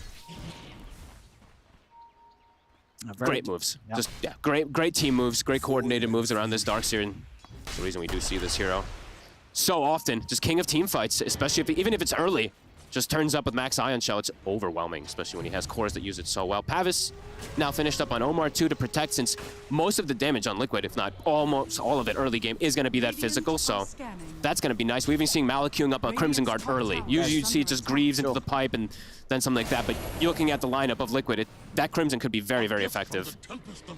All right, so we've got the Aghanims Rush done now, Mickey. See how much that kind of second life effectively will change things in the team fight. So West is making the first moves. They found Boxy. They have, and Omar's not afraid to just go straight in on this one. He's got easily enough follow-up damage with Noob jumping in with the Astral Step. I mean, Liquid just continues to kind of get picked apart here by Quest. Quest, they look pretty comfortable right now. They're looking much better as an overall team. Yeah, in particular. absolutely. Liquid in the individual skill inside that laning phase, and the matchups they had looked great, but now the Quest lineup is kicking in stride completely. I love how aggressive that they're playing too. Just continue playing around this Ion Shell. I'm seeing two or three people always with it, running at people. I mean, they're just so ready to dive. Yep. Yeah, right there, if Malik was just able to kind of reach in and get connection with the vacuum, they would be diving in with the Astral Steps and such. Quest, they're hungry for action, and they know that they can get away with it. Liquid, feeling a bit more disjointed right now. They're split up across the map. Definitely feels like they're kind of gone into recovery mode. Sure, they're not far behind, but they're definitely not with that lead that I think they kind of expected to be holding on to after the successful laning stage. I think they had expected to have the tempo a bit here. Now since they don't have that tempo, they're like, okay, let's go back to our security kind of things. Let's make sure that we can get that scaling going. They'll slow the pace down. Still can get these good items that will be great for scaling, but a huge momentum swing, of course, for Quest. TA2000 still struggling a little bit, but with the movement that they're making without him now at this point, he is absolutely recovering. Yeah, the big items for Liquid, what have we got coming up? Relic, a few hundred gold away for 33 into that Radiance. Of course, Nisha just trying to get the BKB done after the Blink Dagger is, of course, going to take a bit of time. You're not able to farm super quickly with, not some, doesn't have some sort of Echo Saber build up first, of course, with that Blink Dagger rush this time. I'm wondering if, like, before they get these items and stuff, maybe once they have the Radiance and all, if Liquid's going to have damage to deal with this early Crimson Guard that's probably going to come out, the early Greaves that we've seen come out as well here from Malik. It's going to prove to be very problematic, at least in some of these fights, till they get those items, or until they get a better initiation, because it's kind of been them getting gone on every single time from Quest. Yeah, I mean, at the moment, it's Nisha's Blink is the way that they start fights. But if he goes in, it's suicide. Yeah, he'll just die. So he has to be. He probably just needs the BKB. They probably just have to slow down till Radiance BKB on the side of Liquid, unless it's just some super advantageous teamfight positioning. Quest, though, still hunting. These three. Incredibly strong, and they might run into a pretty key target. I mean, they're going to find Insania. I mean, it's an easy kill. They almost ran into Nisha. They almost were able to find him as he's farming that BKB. So Insania tanks the gank. Nisha will be happy, but I don't think Quest is minding when they find any type of kill like this anyway. Noob. I mean, they're just getting pickoffs. Everywhere. Boxy. Swap. Oh, nice swap to save him, but there's a good hook shot this time. Omar hits got it. The Astral. Has D got the stolen Astral to jump away once more. Mickey trying to turn and see if he can take down Omar. Liquid, can they even strike back here? They can't even kill Omar. This Clockwork is tanky. I love his itemization. Yeah, the Pivot, he can go for the Solar if he wants to after he's gone Ghost Scepter because it's all that physical damage. He is very tanky, 1800 HP. Yeah, they don't have anywhere sort of the level of magical nuke or magical damage, really. It is pretty much all in on the physical. Yeah. It's all in on the physical. Until the Radiance Brew comes out, really. That's going to be the magic damage with the ET Aura, but that's pretty much it. Everything else, unless Boxy steals something big, but it would have to be like Static Storm for big damage or something, or maybe Ion Shells if he can throw it on some of these allies. But yeah, so far Quest. Mickey's down here. All the nice moves. It's going to be an early wall, but they still get the glimpse back. A nice Vacuum Dragon to make sure that Mickey does have that illusion created upon him. As Mickey has gotten the once, we'll have that Aghanim's illusion to play with, but even that one they're chasing down, diving the tower. Got the cogs. They're going to be able to make sure by the looks of it that Mickey's not going to be able to play during his downtime either, as the illusion is dealt with. Quest, they continue to just make so many moves after moves. Boxy's jumped in, jumps out as well. He's not going to have enough damage to burst through Omar. And there's a Bruce split in the meantime just for 33 just to survive. TA2000 turning up now level 14. He is a threat as well. Quest is just dominating now. They really are. And it feels like Liquid's kind of panicking. And Quest, they're chilling. They're cruising. It really looks like at the moment, Quest, everything's gone back to going to plan. They've got at the top of the net worth, both Malik and TA2000 And as we talked about at the start with this draft, they've just got the beautiful team fight combos. Liquid's is a much harder to execute draft. Absolutely. And I guess we're seeing that. Yeah, and they do have the BKB now on Nisha, so he can look to jump in, reset, and perhaps get multiple initiations. But what they have to damage? Malik has a Crimson Guard now, so he's kind of fully going to be able to counteract it unless they can get a Dispel from the Brew, but the Brew doesn't have Split right now, so see what Liquid's able to find in these next few moments, because Quest is just finding too much. They're ready to do. Liquid's got to step it up. They can't afford any more mistakes. They've got the 4 of them down here. They really want to try and find something, as you say, with these timings. But Quest, it looks like they're not going to be giving it to them. Nope, they back away immediately. They're completely out of this area. Good vision, too. They've got that ward behind the tower. Yeah. They just have so much information, so they back up, group up. Radiant are scanning. Great macro. Great macro play from Quest. All right, 33 will have the Radiance complete, so something else to pull into this team fight. This is Liquid like seem to be looking for. I mean, he's going to join the rest of the team down here. So now Liquid's got the full lineup. This is like Force of Roshan, kind of like, this is a triple item timing for Liquid, but Quest have also hit all these timings as well, too. So this clash, let's see how the execution goes, because so far Quest have just been way better at in these last few moments. Can Liquid just force the Rosh? Quest is going to be there in time. I mean, this is the thing as well with the split used mid. It's up soon. It's up soon. It's still 20 seconds. If Quest can strike quick enough, it won't quite be up yet for 33. Darkseer a little bit far away from his team. Malik is running to connect. I mean, this is risky trying to hit the Rosh. I mean, Quest is absolutely going to try and take this fight. There's the hook trying over towards Mickey. 33. He's going to jump over towards. They get the stun fall. They're going to try and take him down before he gets the split off. It's up. Could he get it off? He can. He's able to get it off. TH2000, of course, still with the God Strength, able to start cleaving through the Brewlings. He'll get thrown up into the air. Side of the fight, they weren't able to take down Mickey. Niche has been momentarily held back by the cogs. Now he's able to get the jump in. Closes the gap. Towards DeCarlis, takes him out. Now they turn towards TH2000. BKB's there for Niche to make sure the stun from TH2000 does not connect. TH2000 falls. Liquid, they're ready to chase for more. They look towards Malik and Omar. Magic missiles out on towards Malik. Omar drops the cogs. Will hold back Nisha.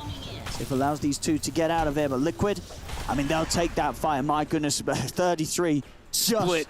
It comes up, you know, in the final moments. He gets the chance to get it off in the final moments there. The dive continues here from Liquid. They've got to be a little bit careful because Noob is back here by the tier 2. They are respawning pretty quick. Can Liquid back up? Because they still do kill that Rosh super fast. They do. That fight, it got kind of split up. They didn't all actually go for the Primal, or the Primal split, the Brewmaster at the start of it. So, yeah, like you said, fraction of a second that he's able to get it off, and it really is the difference maker because he's able to control TA2000 afterwards. But Quest, they're respawning. They're going to look to fight around there again. And Liquid, they're not going to have the Brew split for this one. But also, actually, God Strength is going to be coming back up. But both teams look to split back up, get that farm going. As Liquid does find a fight for themselves to bring things back. Only just, though. That was very close to dying. It really was. Like, there were seconds making the difference of that one with the Blue split. Did you see if he, I didn't see if he had the Healing Lotus. I saw some people were carrying Healing Lotuses on Liquid. I don't believe they got to pass one off. I think it was just him just tanking through the damage. Only just. Well, Quest back in the game, back on the map. Liquid, they won't go straight back towards trying to tackle the Roshan. But they at any downtime moment, they can just waltz right in there. So Quest has to be very ready for any of those moments around the Rosh. They have great team fight around it, so.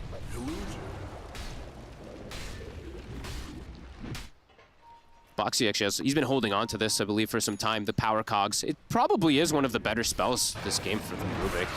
It's just a very annoying spell. Next fight, TA2000 is going to be much bigger of a threat. It's the BKB, very close to having the level 3 God Strength. Yep. Nisha. Just get glimpsed. Nisha. They might just keep trying to poke him. I'm just going to just go for a bit of a tickle. Oh, Boxy. I guess Boxy was the one who found that Tormentor Shard. So we were mentioning early in the game, you know, the potential versus the Cogs and versus this Disruptor, how good that is going to actually be for his teammates. He's slowing down a little bit here. Quest looking to strike. Every time they get even a single item timing, they're looking to make some type of move here. Noob, the Manta is finished. But Liquid shifting. Rosh, it's gonna make the move up top. Quest, they're actually smoking bottom, so they might have to just quickly go through the gate if they do want to prepare for this Rosh top, because it's gonna die fast. Yeah, They've got to start making the move very quickly. Yeah, Liquid might be just a step ahead here with the macro game if Quest doesn't just immediately go through the gate there, because it's going to dive really quick here. Do they have TPs up if they want to just go from the tier? They're going to go for the TPs. Yeah, they have to start going for it. I'll see how quickly they can get there and how quickly Liquid can take the Roche down. Going to start it. All ults at the ready. Dies fast to all this minus armor. And it's very fast. I don't know if they make it. It's going to be close. They have the rocket to scout, so Liquid might get scared. They're getting a bit scared. They will back away. Yeah, they don't quite know how far away they are. They may have actually been able to get that pretty safely if they fully committed, but... They do have a ward down, so Insania was able to place some vision. It's going to get taken out immediately, Noob.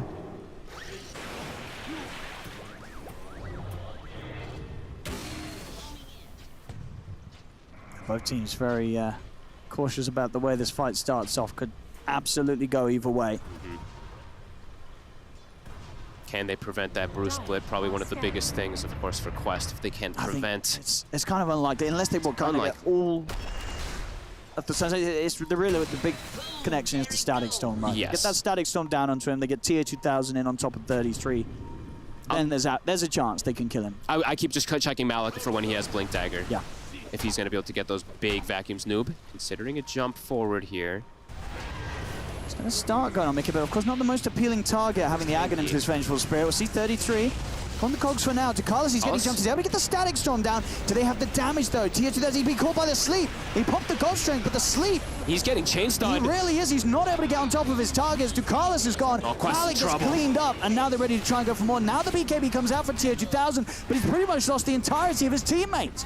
As Nisha runs him down, tier 2000, he'll maybe get Insania. No, the sleep's back in action as the BKB ends. Mickey's alive.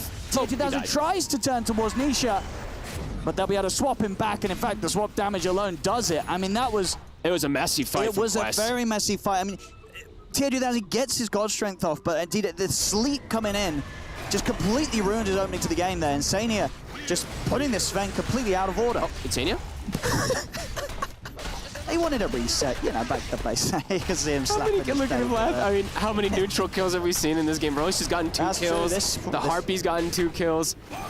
All right, well, bit of a sloppy fight, bit of a very sloppy go initially there from Quest. Noob jumping the Venge, maybe trying to force some type of action, but then you can't go on Noob started that fight like less than half HP as well too, so Quest, they got to get some type of bigger catch there in particular. So they let that Sven be able to wail on targets, but this time Liquid coming out ahead and reestablishing a bit of that lead that they did have. Sure. We'll see it again. We'll see exactly how kind of... In particular, really, TA2000 sort of got caught out because he gets the God Strength off, but I guess just didn't respect the Stomp coming in. No, and Nisha, honestly, jumping the back lines perfectly, right? He gets right on top of the Disruptor. That's the Disruptor's worst nightmare, is if Slardar gets on you like that. So the spells just all came out kind of out of sequence, and maybe for that next one, they will need Malik to have that Blink Dagger to get just better connection for overall team fight, because Liquid just, they got the full surround on them, it felt.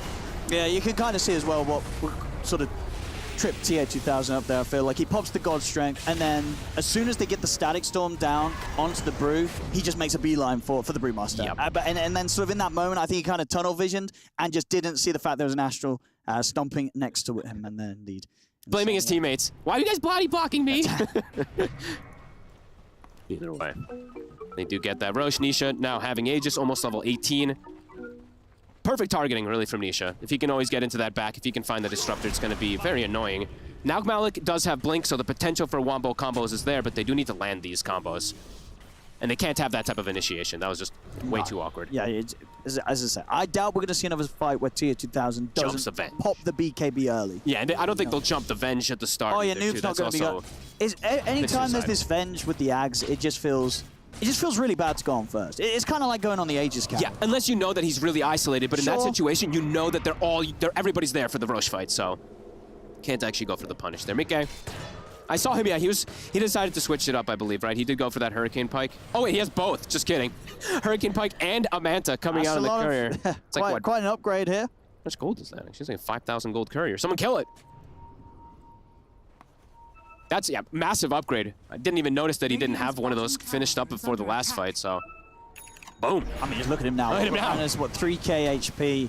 This is a very unappealing target to go on. Absolutely. Pretty much the tankiest hero on their lineup right now. And they've got now all 3 level 18 timings in particular, at least, on the cores. TA2000 still level 20, so he still is a bit ahead there, of course. Yep.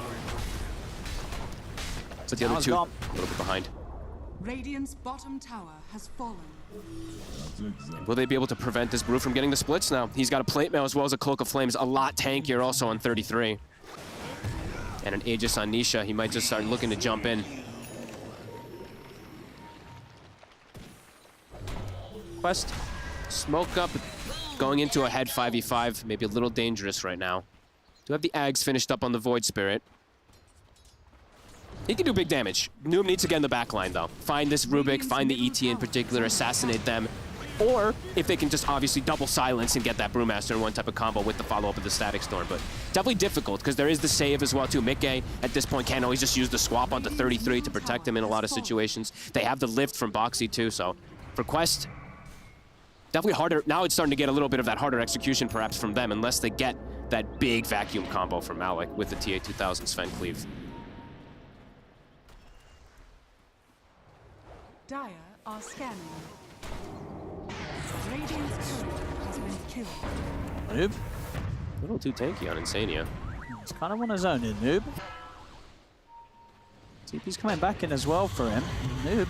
Nice. Still in strong with a haste rune. Radiant's top tower is Won't be able to get the catch onto him, so it'll be annoying. Easy space. Yep.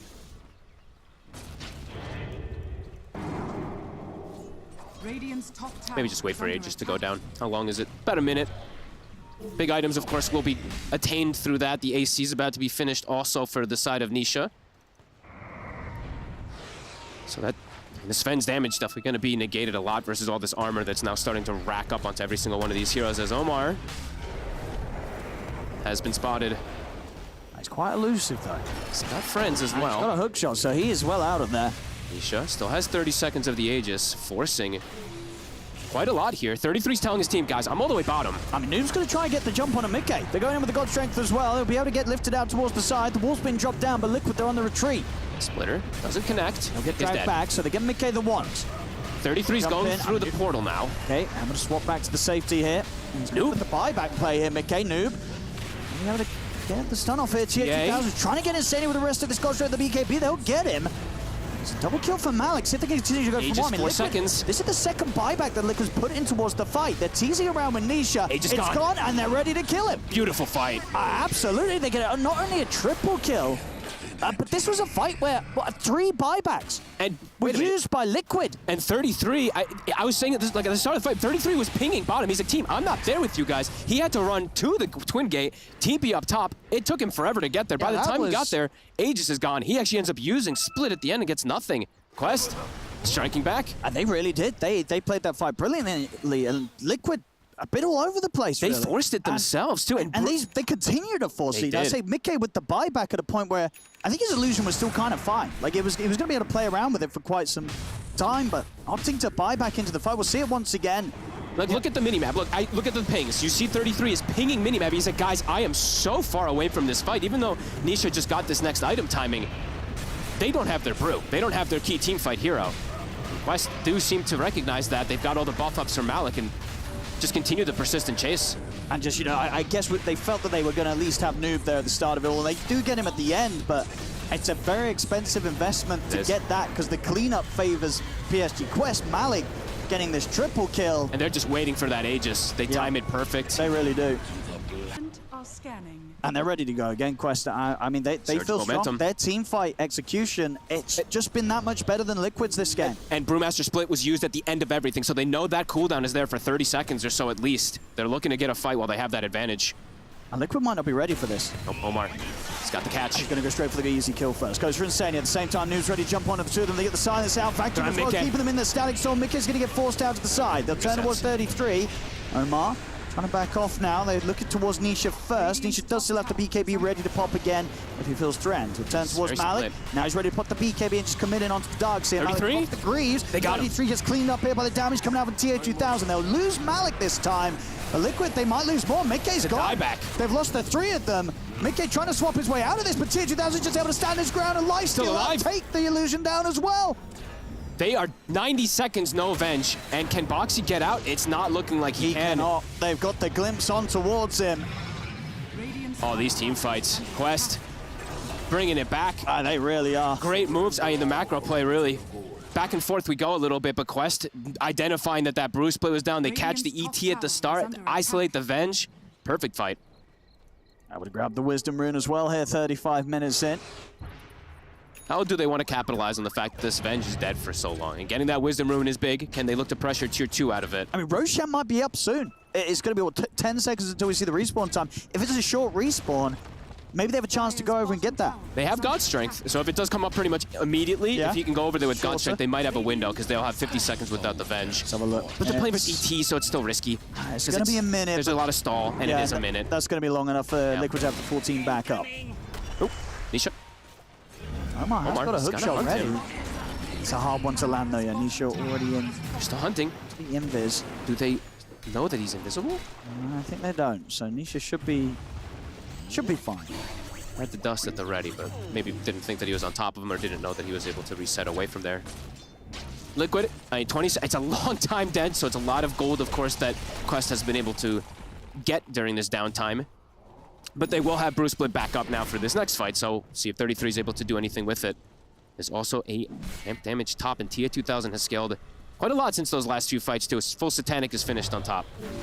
Man, it definitely feels in these sort of chaotic team fights that it's just much easier for Tia 2000 to get the damage out in comparison to Mickey on the carry Venge. Right? Two heroes that have a similar amount of net worth, but Mickey, whilst he can essentially live longer with his Aghanim's with his second life, he's not able to rival just the insane amount of burst damage coming out from this Fen with the God Strength. They're also getting, you know, they have the auras that are coming from this Darkseer, but they're also just throwing the wall immediately onto the Venge, so they get that Venge aura as well for this Fen, so that's the extra damage that we're really seeing come in that's making that difference too as they jump again. Oh, and then the vacuum straight away. They get the silence onto them straight onto 33. 33 is going to get lifted out the side though. Boxy with the save to make sure that he can get the Primal split off. The splitter, and he comes through pretty much down to 3 of them.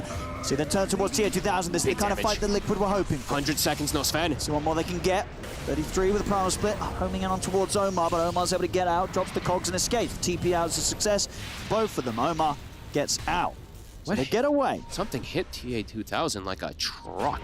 Was it the ET? I don't know. He got hit for like 500. Something hit him really hard. It was a splitter in combination with a bunch of other things, but Vacuum looks good at the start, but Boxy with a beautiful save onto the Primal. Yeah, really. Split. If Boxy doesn't come in with that save, that fight could be devastating. Yeah, it'd certainly be very, very different. Noob's going to go for the TP out. They got anywhere to stop it. Oh, was that a headband trying to push to a Venge stun? I mean, Boxy he's doing pulling out all the tricky stuff. He really is. He's doing everything this game, Boxy. Some very good stuff from him. And we'll see again. You know, this jump looked pretty good, but indeed Boxy, he's able to turn it around. Great save. Insania, the four-man. It's a four-man splitter, right? Yeah. Oh, yeah. And indeed, the swap back, Tia 2000 gets the BKB off. We'll see him on the side of the screen. It's kind of the punch between the two of them. Insania just comes in with a hard-hitting slap, and also Nisha coming in with a bash. And now they're the ones who's actually going to be able to get that. Roshan, they kill it very fast, and yeah, Sven dead for a very long time, so since he did complete that item in the last fight. This game's pretty crazy. Back and forth we go, baby. This is as back and forth as it comes. Between Quest and Liquid. No telling which way this game's going to go right now. No, execution's going to... It really is so much of it down to this execution, and if we'll see some of these four-man stomps, of course, from this ET in particular, Insania. I think the two supports definitely being the clutch factor in particular in that last fight. Boxy. This time. Should be an easy one. I mean, they know not to mess around with Boxy. They understand his power. You're dropping the Static Storm on him.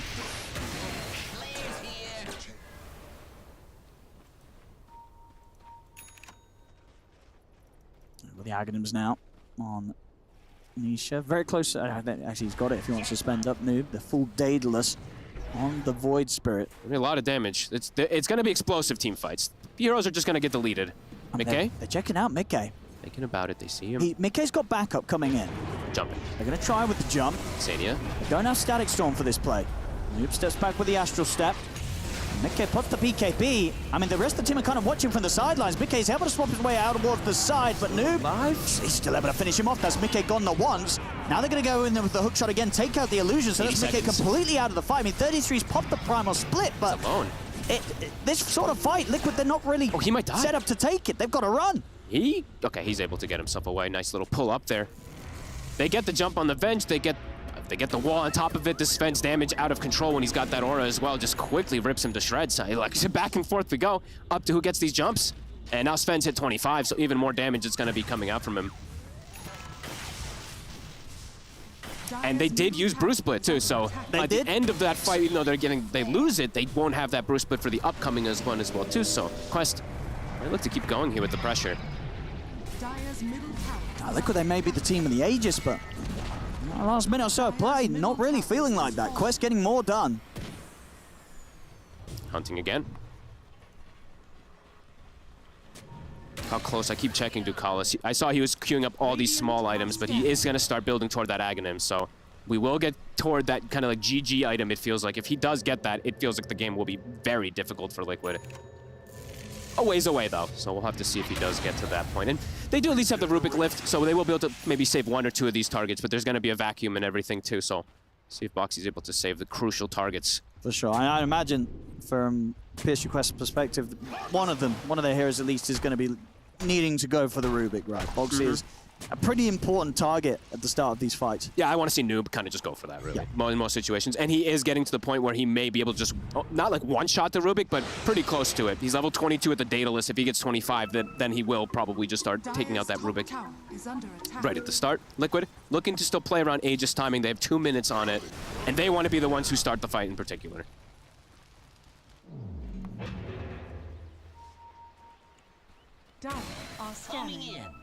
We've got everything up, both teams.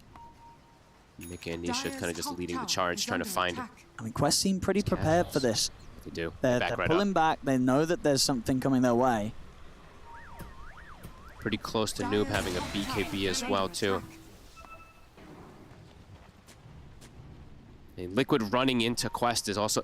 It's a necessary thing they have to do because they don't want to be the ones jumped on, but it's also a scary one. Just playing versus the Darks here, the counter-initiation potential.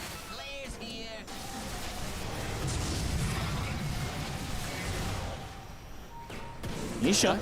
Omar finds him. Yeah, indeed.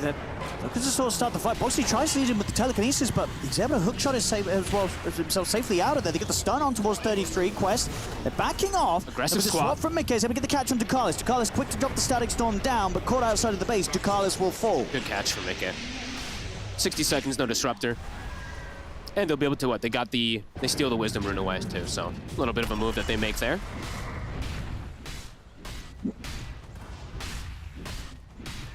But just a 5 position that was killed. And they didn't pop. I mean, neither side really popped too much. Neither side really committed. Radiant's middle tower Swinging down bottom, though, the Ninja Gear on Mickey. They are looking for TA2000. He'll be wise. He'll be able to get out. Can't go for no BKB TPs in this game. Not possible. Close to 25 on Nisha. Both lineups do scale quite hard. Both do have... I mean, kind of the wombo combo element is stronger from Quest, right? Liquid, their wombo combos, it's the ET, It's the right? ET, If yes, Insania gets like an insane playoff in a team fight, then everything can kind of fall into Liquid's hands, but it's very much on him to do the big kind of AoE punish if Quest start to group up. Yeah, if Quest is able to get to these backlines in a couple of these situations, it could be devastating because there's no buyback on either Boxy or Insania. So if they wipe out those two, they are very crucial, as we've seen for Liquid's fights. Quest, they're going to look to strike again. How long on Aegis? It's gone, so they're going to look to try to catch something off of that one. Mickey spent his gold as well, too. Omar, he's found Mickey. And they straight away with the jump, the hook shot, they're able to take him down quickly once. Now, and they've caught the two of them in the cogs. That Earthspinner comes out, but Quest don't really care too much. They're able to continue to fight on, take out Mickey's illusion. They want another catch. They can get it. At the same time, Ducalis is being dealt with by 33. Right. But Mickey's gone. The bigger loss, once again, falling to the side of Liquid. He spent his gold too, so won't be back for 70. I mean, Ducalis will tip 33. He's like, a Bruce split for me? Okay. And TA2000's actually hunting. He still has the end tail of this God Strength. Right. What was he trying to grab his thing or something? That was weird. He's got to find him. He is. The stun's in. I mean, there's backup coming for both sides over towards this area. We'll see who can help who first. Hook shot. He dragged back by the Harpoon indeed into the hook shot. Malik and Noob, they've turned up as well. There's going to be no saving 33. Liquid can't get her in time. He's going to pop the cheese, but he's dead for sure. It's not going to matter. He's completely gone. And Quest, they can start bringing around this top lane. Look to take this out to Tier 2 tower, the final one. Maybe even start pushing towards the high ground. Oh man, that rocket, I think it actually caught a glimpse there of Nisha for a second. That was pretty scary. Almost able to find him too. Big kill momentum now. Quest again getting an advantage. Pretty good one too. Now the Sven's starting to see that disparity between him and that Venge. Mika is having trouble doing much in these fights. He has 10 deaths. Yeah, because earlier it was kind of the point where it felt bad to go on him, but at this point, they can go on him. And it's actually very good for them to go on him because now the Darkseer at this point, he just jumps in, punches him, they get the aura immediately, then they throw the wall down as well, so they're getting these double Venges as well. Early on, maybe when he had those 2 items before everybody else started to get these damage items, but now they're more than fine to jump him. Nisha will have a refresher, and he's still very farmed on the Slardar. But it's just, will he be able to withstand versus the Sven, who's just getting bigger and bigger? These items are just rolling in, and he has the great backup of his team to buff him up. I see Quest. At this point, it feels like Liquid has to just completely outperform and out-execute. Side of Quest, as Quest's team fight just seems to be getting easier and easier. Now they've started to get more of these items. I think Quest can relax a bit, wait for the next Roche. They've got the map in a good position. Roshan, we'll see when it's back up in 10 seconds. Yep, getting some very good levels, and they're getting closer and closer to the Aghanim's Disruptor as well, too. That's the second component that he's able to pick up now, too, if he'd like to. Maybe saves the buyback, but...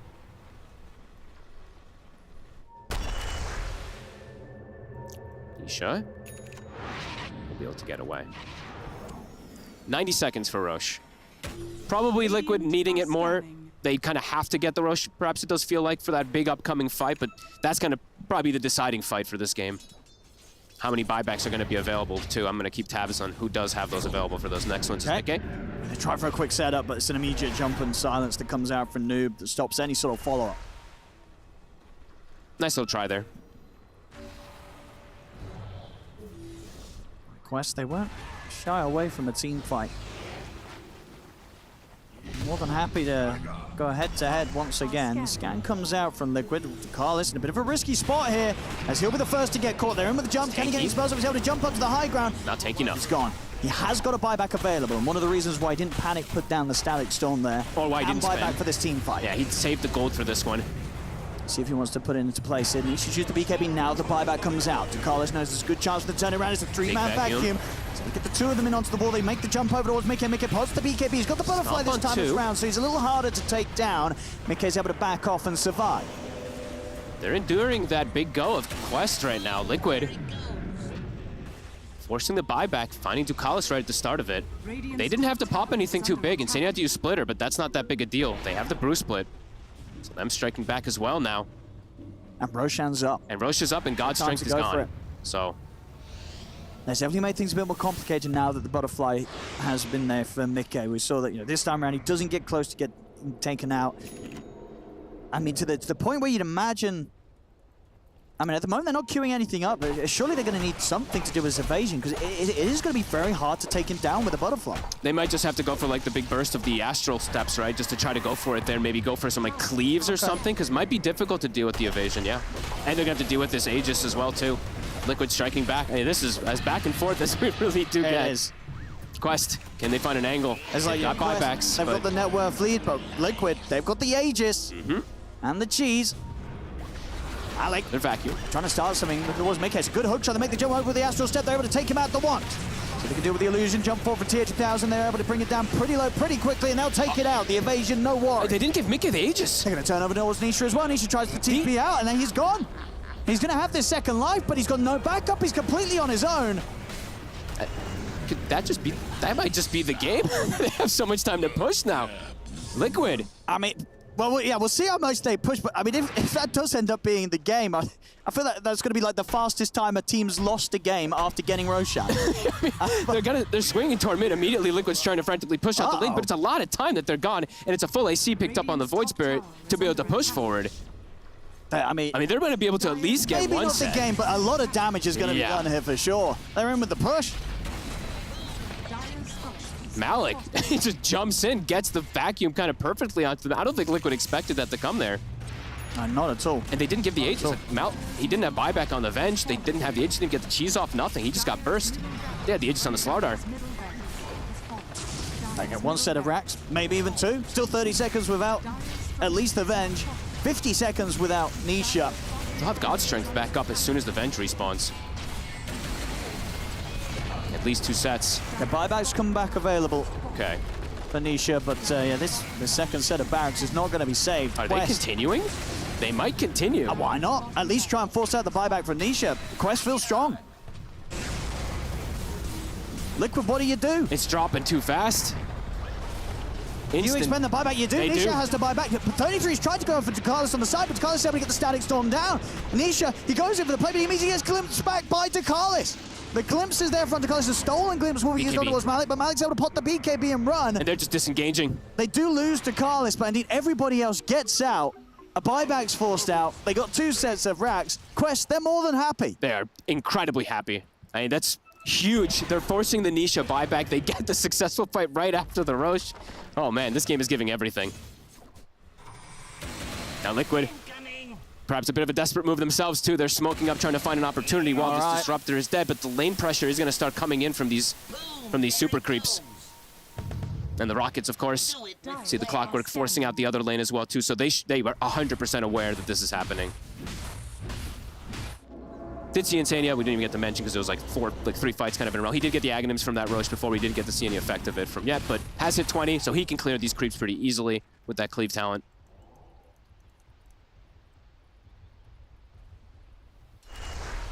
Wild game.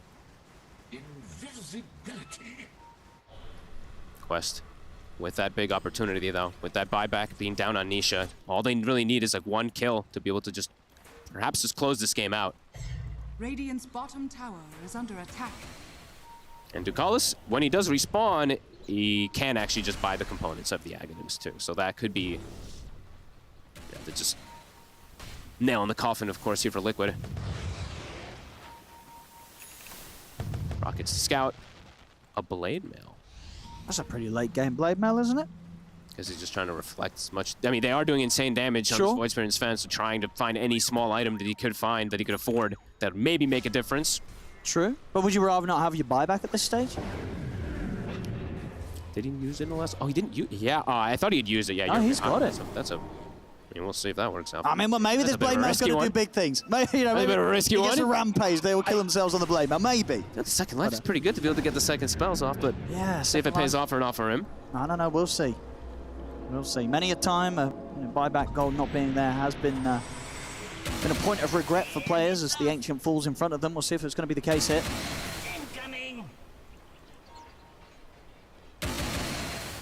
Quest. DeCarlos staying very far back behind his team, but now with that Aghanims, see if Liquid will be prepared for that one. Yeah, if they land a multi-hero vacuum, the fight's just over. Yeah.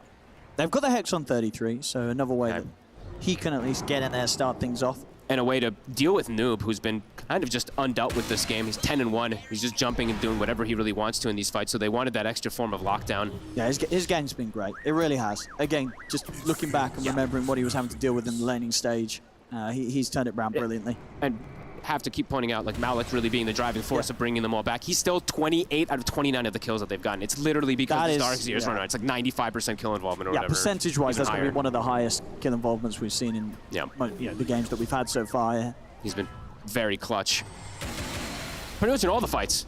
I mean, the Darkseers tend to be, but him in particular just landing it perfectly. I think every fight they've had Avenge Illusion. He's got a lot of money as well. Can pretty much go for that refresher. Almost buyback on top of it. Yeah, and he goes for the 2 Ion Shells as well, too. So 33. More damage in the fights, 33. He feels pretty safe. Clearing the wave, he's got backup. He's got the swap and stuff, so he feels safe to be the just isolated. Quest do want a multi-hero combo. They don't want to just blow that static storm on one. Unless it's the Venge completely out of position. But 3 lanes do force in because of those melee creeps, because of those melee racks. How's Insania's buyback looking? I'm continuing to look at it. Still 800 away.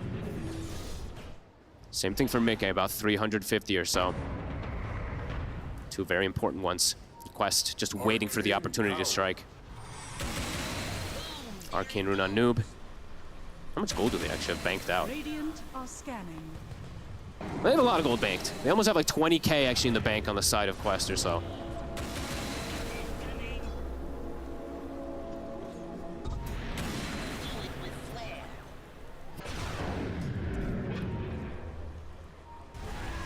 Liquid very scared now to leave the base. They don't want to try. They want to hold the high ground. They don't want to try and make him moves outside. I mean, it feels like, they could go for a smoke, but it feels so risky. It's dangerous. Against Quest. Quest right now just having that much greater hold of the outside map. Kind of have to just wait for them to come to you. Yeah, and the lane's just always being forced in, too. It's just bottom and mid get forced, and then Clockwork just pops overclocking and shoots the rockets to the top lane over and over again. So Quest knows where you are. They know that you can't really make a move outside the base because these creeps are just always forcing in. Tier 2000 getting close to the point where could probably, maybe get rid of the phase, but she's got the Swift Blink, of course, and get something like, indeed, this Bloodthorn. Yeah, something for that evasion, one of the two. Pressure Orb on Noob. This has to be one of the most Void Spirits we've seen in some time, especially at the, we're getting closer and closer to that 60-minute mark, but he is pretty much at critical mass. Liquid, do they have any sort of crazy items coming up soon? What have we got? Nothing that's like super game-changing unless 33 gets a refresher, and then there's like that double brew. Would be probably one of the few ones I can see.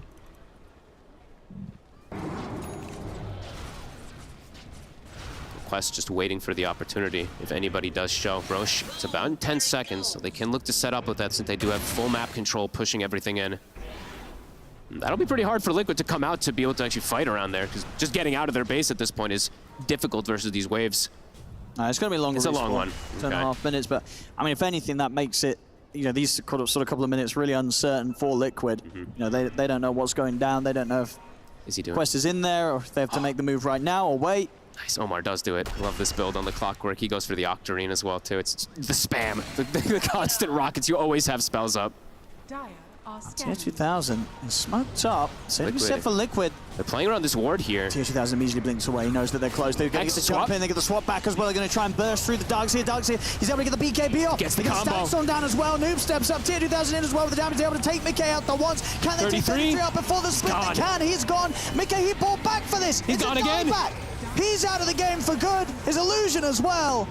Liquid, they try and make a fight happen, but it seems like they're just too far behind right now. Nisha will go for the BKB TP out. He'll make it back to the base, but there's no Insania and there's no Mickey. 100 seconds without the carry. Malik, he gets jumped, but he gets the BKB up before the chain stun, and he gets the two best targets. He gets the Venge and the Brewmaster inside the combo. The Venge buys back, and he's still stuck in it. TA 2000 just able to cleave away. The damage, ridiculous, of course, in this Venge. 6,600 there is now potentially able to close it up. Yeah, they'll take this top set of barracks, and with just the 3 of them on Liquid against the full 5-man of Quest, very little it seems like Liquid can do to try and hold them off right now as Quest onto the tier 4s. 33. And he's just going to try something. Some of the jump, they get the Hex down on towards Malik, but they just don't have the damage. Quest, they can keep pushing on. They don't care too much at all about what Liquid's throwing at them right now with the 3 heroes they have. Hooked up forward, they get the vacuum. Static Storm setup once again. Catches the 2 of them. Nisha's out, he'll immediately buy back. 10 seconds until Insania is back up. So still trying to do their best to stall until they have more numbers here to try and force back Quest. And maybe they can, Quest. They're resetting. A little hesitant now that Insania is back in the game. They'll smoke up. Maybe let's just jump back in. Their BKBs are back up in 5 seconds. They're going to look to go back in. 35 seconds still until McKay's back in. And already they're just going in with deep with a hook shot. 33. Steps up. He has got the primal split at the ready. He's got to make sure he gets it off before he gets burst during these silences. He gets caught by the silence of the taunt. He's not going to get a chance to pop it. He's out. They'll focus the Ancient. They'll close this one up. Oh, okay. GG is called. But Quest, beautiful game from them. Definitely. They really knew how to punish Liquid. Liquid maybe getting a bit in their own heads, it felt like, with some of these moves, especially early on. They had this lead, they smashed the lanes, but then they struggled, they panicked. And Quest, honestly, it seemed like Quest were just really in the zone. They kept it cool. Sure, they themselves also made some mistakes here and there, but ultimately, Quest were just, they were far more, it's so much more comfortable, it seemed, this game. And so much more coordinated, I felt like. They're 5-man overall, especially once it hit after that laning phase, they started getting that, the 4-man kind of run at you, and Liquid fell for it, and they kept falling for it over and over again. Started to reestablish things a little bit there, but then Malik, he comes in clutch. Honestly, this Darkseer, Noob, of course, looking amazing, but the Darkseer, for me, just brought the game completely back. He's part of 95% of the kills. 34 of the 35. 34 of the 35. Ridiculous game performance from him. Yeah, great game here from PSG Quest.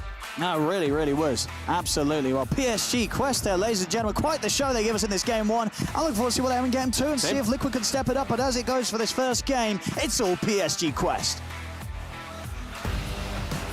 I also want to know what's going to happen in game two, because this was a great start to the series. We had all the wombo combos possible, I feel like, in this almost hour-long game. I'm here with Lacoste, Effie, and Kezu, and we're gonna break it all down as far as we can anyway. Kezu, this was a long one to start the day. Yeah, and I feel like, you know, Liquid had a very good early game. They couldn't really transition it into much. I'm very happy for Quest because I feel like they played very well as a team. I'm also very happy that Noob and Malik had a great game. I think a lot of the times it's like, oh, TA2000, he's so great, but they talked about the pressure. They win the game. They feel good. You know, you get cheered on. I think that can help them a lot as well. Yeah. And like some of the next games, because Liquid, they disappointed me quite a bit in this game. Yeah, the execution of some of these combos that they have was really not crisp. You see the last attempt where they swap people into the Hex. That was their like Hail Mary type of a play where they try to go and just focus the target from 100 to 0. They had some really nice plays. Some of these swaps, some of these Rubik swaps as well from the Static Storm, but it was not enough. The reason why I liked the draft from PSG Quest so much is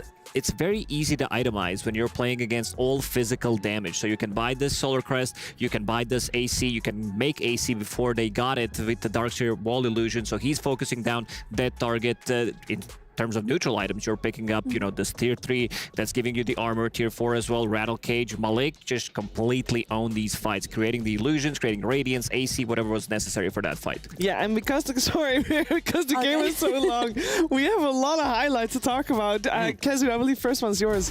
Yeah, so yeah, the draft, definitely one of the highlights for me. We'll see, you know, if we have the tech still to bring up my first highlight. But so the thing is, of course, it's very important that Liquid are really strong, like coming out of the laning stage. So here, they're up 3k gold at 10:30, and look at the backside already. It's Liquid who are supposed to be pushing this tower, but Noob, he's shelled up. He goes behind it at one of the strongest timings of Liquid, where they're up 3k gold. Not only do they die pushing the enemy tower, they also lose their strongest spell, which is the Primal Split. And I think this is the type of confidence you need to see and want to see from this team. And this is what Quest did perfectly, to like fight back, bring themselves in the game, just make it look good. Yeah, and then a little bit later, Lacoste, your highlight coming in?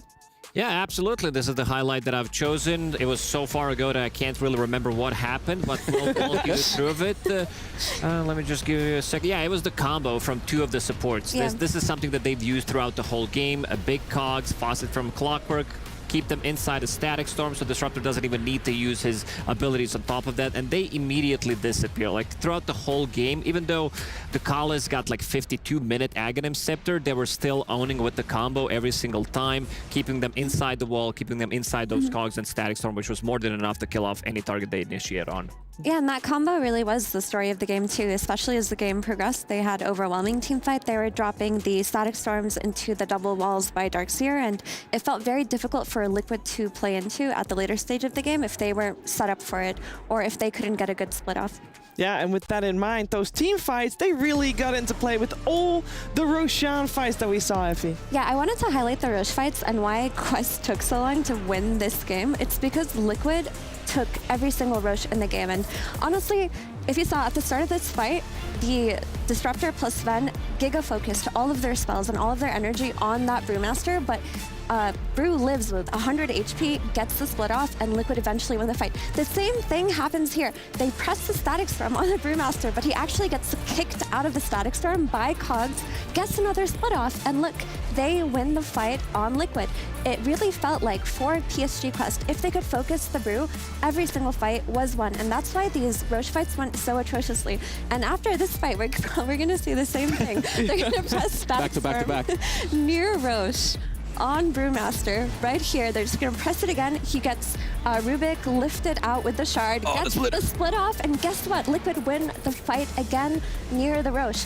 And it felt like for Quest, it just went so wrong for them by accident so many times. I mean, that last fight was a save by an ally, but Brew living with 100 HP the first Rosh fight, Brew getting kicked out by Power Cogs on accident the second fight. It's a little bit of showing you how important and how pivotal that hero was to winning team fights on Liquid. Yeah, even though they win the game, they definitely have something to look back on and think maybe they'll clean it up for the next game. But I believe, Effie, you have one more highlight to show us.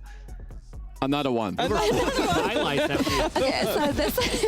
No, I just wanted to talk about how instrumental Brewmaster was and how this hero was the hero that needed to be played around by Liquid, because this fight, Quest had a very minimal window of opportunity to win. They took this fight into Aegis on Liquid because they saw that the Brewmaster TP'd away to the bot lane, but Liquid got a little overconfident here and they stayed. Quest didn't care about the Aegis. They said, no Brew, we know that this is the hero that's been screwing us over, and they just initiate onto Liquid. Brew has to go through the twin gates and Quest take the win. Quest take the win, and I'm sure that they are very happy with that. And of course, we're going to see that energy transferred into game number 2. Before we get there, though, we're first going to check in with our on-site reporter for all the other streams. It's Purge. Hey guys, I'm here for BB Team versus wbg.xg. Their match is happening right now. They're playing team fights. It actually looks like it just finished. It was actually a pretty intense game. Ame actually started the game 0-3-2 in their match. Despite that, he was actually top net worth for the entire game. XXS, the offlaner, went for a 4-4-1 skill build to leave more farm for Ame, while still having a really nice impact. And finally, XM's Shadow Fiend got a crucial Invis Rune solo kill against the enemy mid laners Dragonite. That's GPK around the 20-minute mark. Very intense match, and a lot more coming for you guys from Stream B. I can't wait, Purge. Looking forward to seeing all the action, but especially here. Quest and Team Liquid, this series already with Game 1 delivering. Game 2 can only bring us much more. Let's see what's going to happen. We'll take a quick break, but then we'll be back with more Dota 2.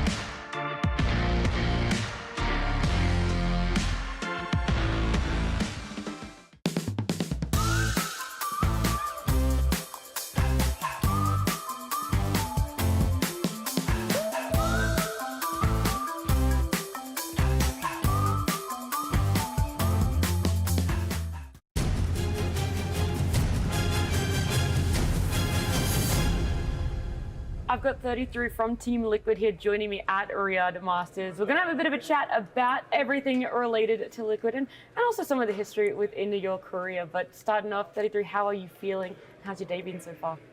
I'm good. I mean, just a usual media day, so it's a little bit of waiting, but overall, everything is good. And a long day too. You got a lot to run through, a lot of things to do. Yeah, we have a bunch of media, and then still need to. I think we have some scrims today as well. Oh wow! Because we are already playing tomorrow, so have to get ready. Yeah. All right. Well, let's jump into this because I don't want to keep you for too long. But you've been on Liquid for a couple of months now, and I want to know how coming into Liquid and coming into a four stack that had been together for so long felt for you, and if it was a difficult, couple of first months for you. I wouldn't really say it was difficult. At the start it was a little bit weird, but mainly because the guys played the LAN without me in the KL, because I couldn't go. Yeah. So yeah, we didn't get to play together on LAN for a while. I joined, and then we played in qualifier, we had a success, and then I joined for the bootcamp, but I wasn't playing. So Okay. it was a little bit weird, but just because I'm not playing, not anything to do with the guys. Everyone was super welcoming and made sure I kind of fit right in. And yeah, as soon as we kind of started playing tournaments and just being a team, everything fell into place very quickly. How confident are you for the team for this event? You guys have always done really well on lands, and luckily for you, Riyadh Masters is that land. But the event just before this one, it wasn't the result you were looking for. So where exactly would you place the confidence with the big patch change that has happened? I would say we're probably in the best form we've been all year. I don't want to jinx us or anything. Of course, but, that's not what I'm looking for. Yeah. So again, I don't really come into tournaments with expectations, but our bootcamp was pretty successful, and yeah, everyone has been working the hardest they've been all year. Everyone, I think, is really excited to play on a new patch, and yeah, we've had a good bootcamp, and we're just excited to see how it goes for us. Right.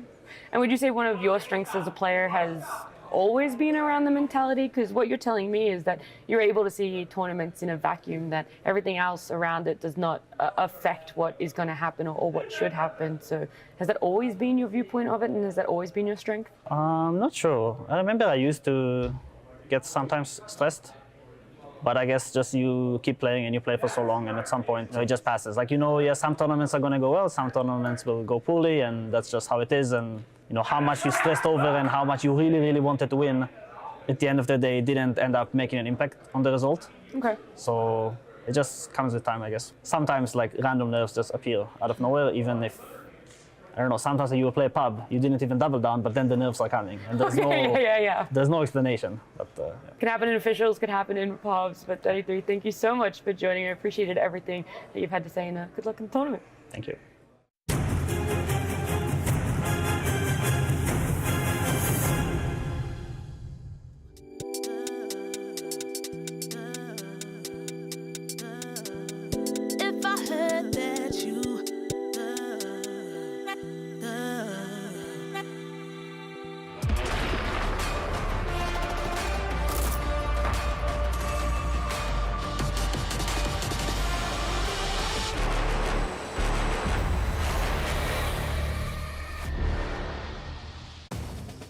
We are getting ready for our second game here in this opening series for day 2. It's Quest versus Team Liquid, with the first game going away of PSG Quest, and they played really nice. It was just really nice watching them play. They all seemed on the same page, and we could talk about how Darkseer is very strong, and we'll probably not see it again. But I think I want to talk about the team play, because Lacoste, that's something that we lacked from Team Liquid. Oh, absolutely. We haven't seen really much. They were super aggressive first 12, 13 minutes of the game, and then Doe underneath the tier 2 tower, they were not on the same page. We've seen Brewmaster not playing with the rest of the team, but it was necessary. I wanted to point out that that type of a mistake, it can happen, but he's also showing in the lane when they are, rest of the team is engaging. He has nothing to TP2, doesn't have boots of travel. If you're farming jungle, that's fine, because you're not giving them extra information. And overall team play, Team Liquid, they can do better than this for sure. Yeah, I mean, we know how great they are as a team, and also how great 3-3 is as an individual player. But Dota is more than just how much can you farm, what items are you building. Because in my opinion, from minute 10 until the end, it was PSG Quest who played better at every moment of the game. Yeah. Literally every team fight, they're starting, they know what to do. Whereas Liquid, they're disconnected. You're building a vessel, you get no kills. It's just not good. Not good enough. Now, what do you want to see in game number 2, Mira? Out of Quest or Liquid? Either, really. I think for Quest, they need to just work on strengthening their lanes a little bit, because the way that they played that mid game was really, really well done. And yeah, even though they did lose every single Roche fight, we showed why in the highlights. It was just a matter of inches, right? It was so many situations where if they managed to kill Brew within the static storm, it would have turned. Whereas for Liquid, they won the lanes, but didn't do much out of that. And yeah, they did bring it back. They did equalize the net worth. They did win some Roche fights, but even with that, their presence wasn't really coordinated. And that window where Brew was farming the Radiance, I felt like a lot could have been done in that window that just Liquid opted not to do. Sit back and farm. Was that a result of the opening 2 picks this game? Because we talk a lot about the Brew, and obviously we know Darkseer is incredibly strong. Is there a story to be told there? Are we going to see, for example, both heroes banned or avoided in the opening? I feel like both teams were probably pretty happy with what they had. To me, it's more like a gameplay issue, like how they synced up. Like Mira and Lacoste are both saying, I never really saw Liquid go together on their terms how they wanted, whereas Quest, they used their spells nicely, you know, they waited for their timings, they go together, whereas Liquid, oh, you're strong, well, you 4 go fight, I'm gonna go farm my Radiance, and then it doesn't line up at all. No, it does not. Whether that is a hero build issue or a hero issue in general, we'll wait and see, because we're about to find out what the teams have in store for each other. We got PSG Quest once again on the Radiant side, we got Team Liquid once again on the Dire side, and we will have, what is it, Team Liquid first pick this time around? So if they want the Darkseer, they this time will have a shot. Yeah, so it's PSG Quest just taking out some of the, I would say, most meta heroes perhaps. I think the Monkey is pretty much banned in all the games. Tiny also looks to be one of the most OP heroes, so it's kind of up to Quest. What do they want to play against? What is the plan? Because I didn't really see anything wrong with Liquid's plan last game either against the Darkseer, so maybe Quest, you know, we'll have to see how they value the hero, because I would say it's an incredible hero, but it can be played against. Yeah, the big one for me was PSG Quest banning out Sanking, and they're still gonna ban it in the second game. We've seen some Sanking on our streams, but I'm still not convinced by this hero. I've checked the Dota Pro tracker. Every offlaner, every mid laner is playing the hero. It feels much better after some of the buffs, but still yet to see that, you know, big Sanking moments and why he's first phase banned. So something I've heard about Sanking is... what are people saying behind the scenes? The 2 reasons you pick Sanking is, first of all, you can flex it between 2 and 3, and he's one of the few heroes that when you hit level 7 from mid, you just go and contest their stacks. Most teams love to stack, so you go to the triangle, it's really hard to fight into a sandstorm, but the problem is, we haven't seen that executed yet. So to us, we don't really know how it works, but that seems to be the main idea behind it. Also, I think Liquid ran it first phase as a response to Beastmaster. Yeah. And whichever hero that Quest are looking at here in this first phase, maybe they just didn't want the Sand King response to be available. I mean, They've shown that they can beat the Brew, yeah. so they're not really scared of it anymore. Yeah, they do let the TA go through, which probably, I would say that Liquid are one of the best teams at playing this hero. They've been playing it for months. They're incredible when they do pick this hero. So Quest must have an idea of what they want to do about it, right? Maybe some bad riders later down the line, a lot of armor heroes, like some Sven draft perhaps once more is also pretty nice against it. But for now, they'll just go with the DK. Yeah, Team Liquid, one of the teams that can flex this across 2 different roles, one of their favorite heroes, I would say, and they're also not too afraid to experiment. If we go back like 2-3 months ago, when Mickey was picking up Mjolnir on Templar Assassin, if it's a good game for it, if he's playing against these illusion carries, so you'll have something to adapt to, kind of a new tech that is still viable to this day. Yeah, and Quest Response is a high armor hero in Dragon Knight that has been shown to be a very, very effective carry flex as well. So this hero can be played offlane mid and be played on the Fire Dragon from the carry role and actually do a lot for your team.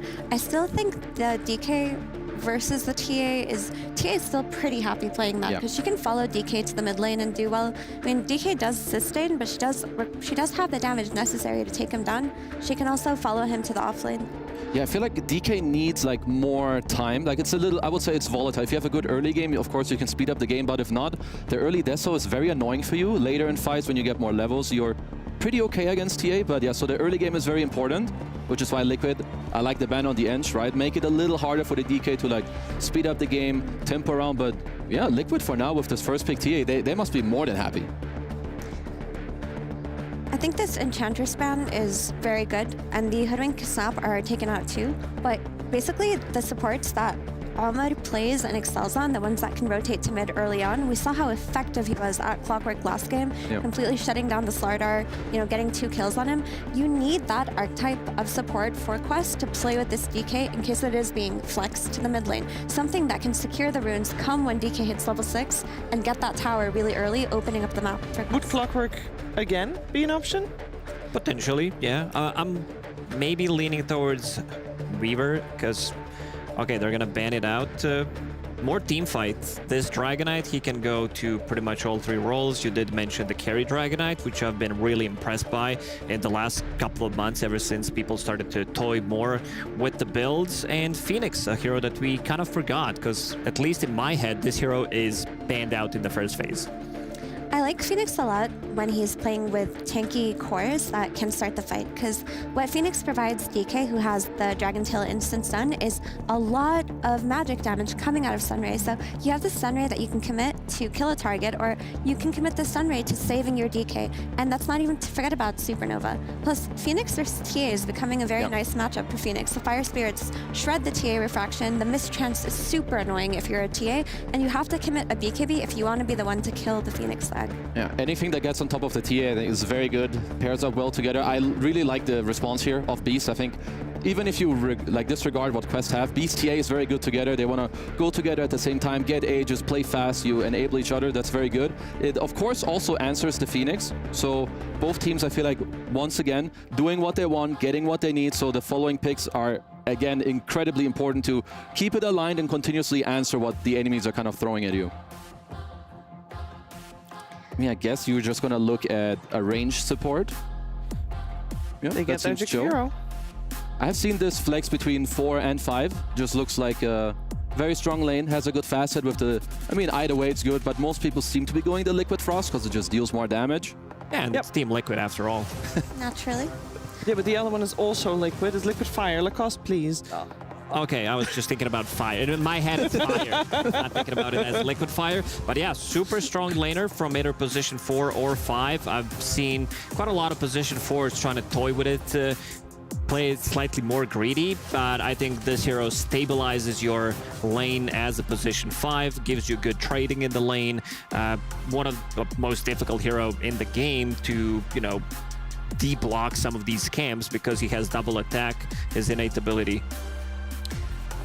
I still want to see that roaming hero archetype for Ahmed. He's also played a lot of Lion in the play-ins, but they might be looking at a melee position 4 too, just to have that ability to pair up a ranged offlaner with it potentially versus Beastmaster. Because you don't want melee heroes to sit on top of a Beastmaster once he gets that Ags timing, but if you have a lot of ranged damage you can throw at him, that is the ideal way to approach the hero. I will say, if you're playing a Jakiro, one of the worst supports to play up against is the Clockwork.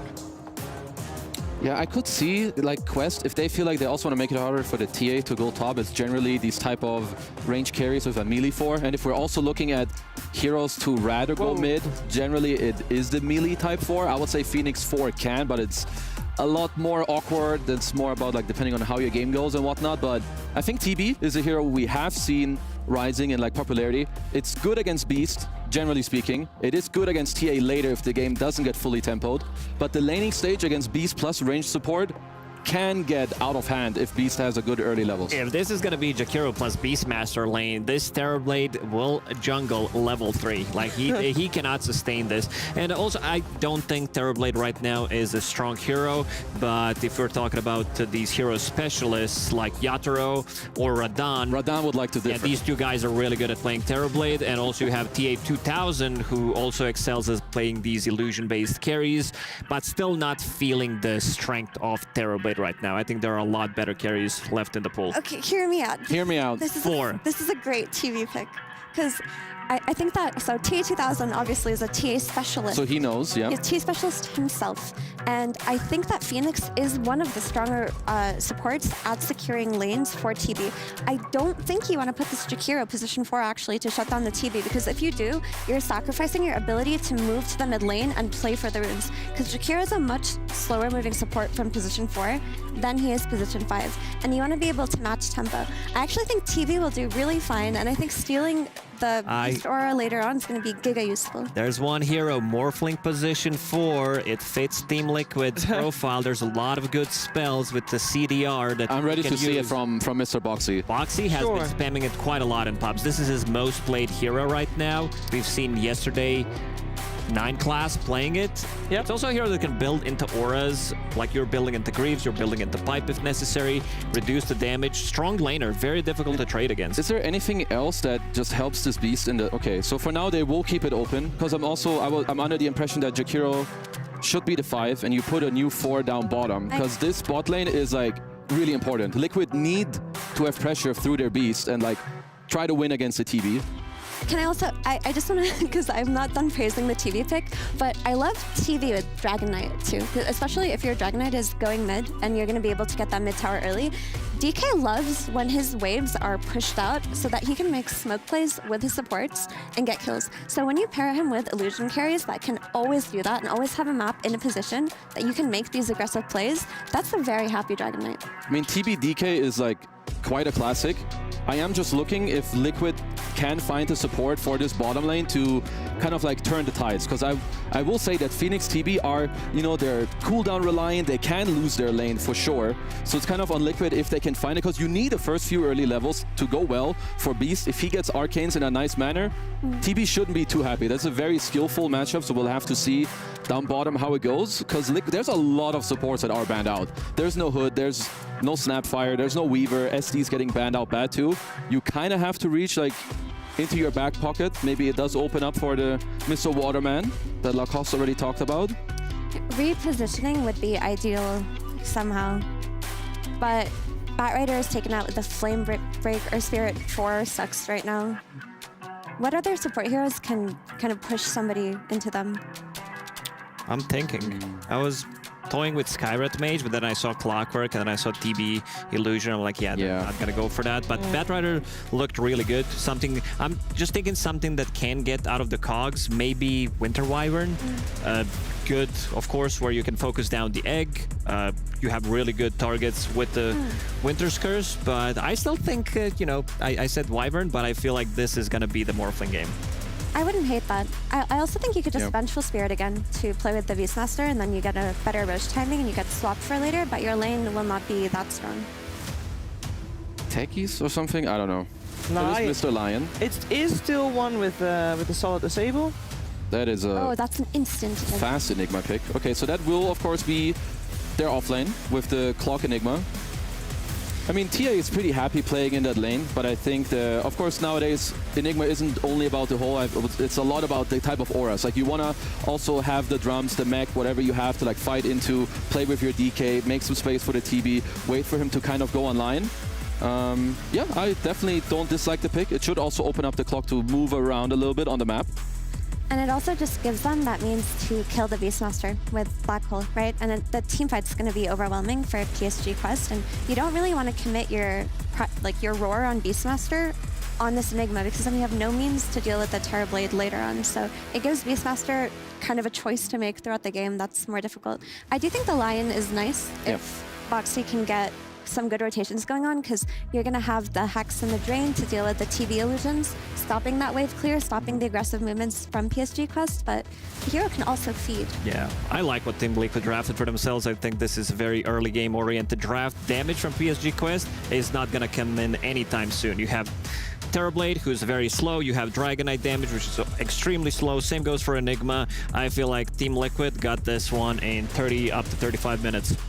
I'm also leaning Liquid because I feel like if I'm envisioning and they execute properly, they should have a good bottom lane. I should see them snowball and get the first Aegis, get like some Axe Pipe on Beast and snowball. But if they play as they did last game, Liquid have no chance. Because they need to play well, execute, and go from there. Yeah, I feel like we saw in the previous game, the place where PSG Quest fell short and delayed the game were those Roche fights, those team fights. They're not going to have that problem this time around, but let's see how it plays out when heading over to stage.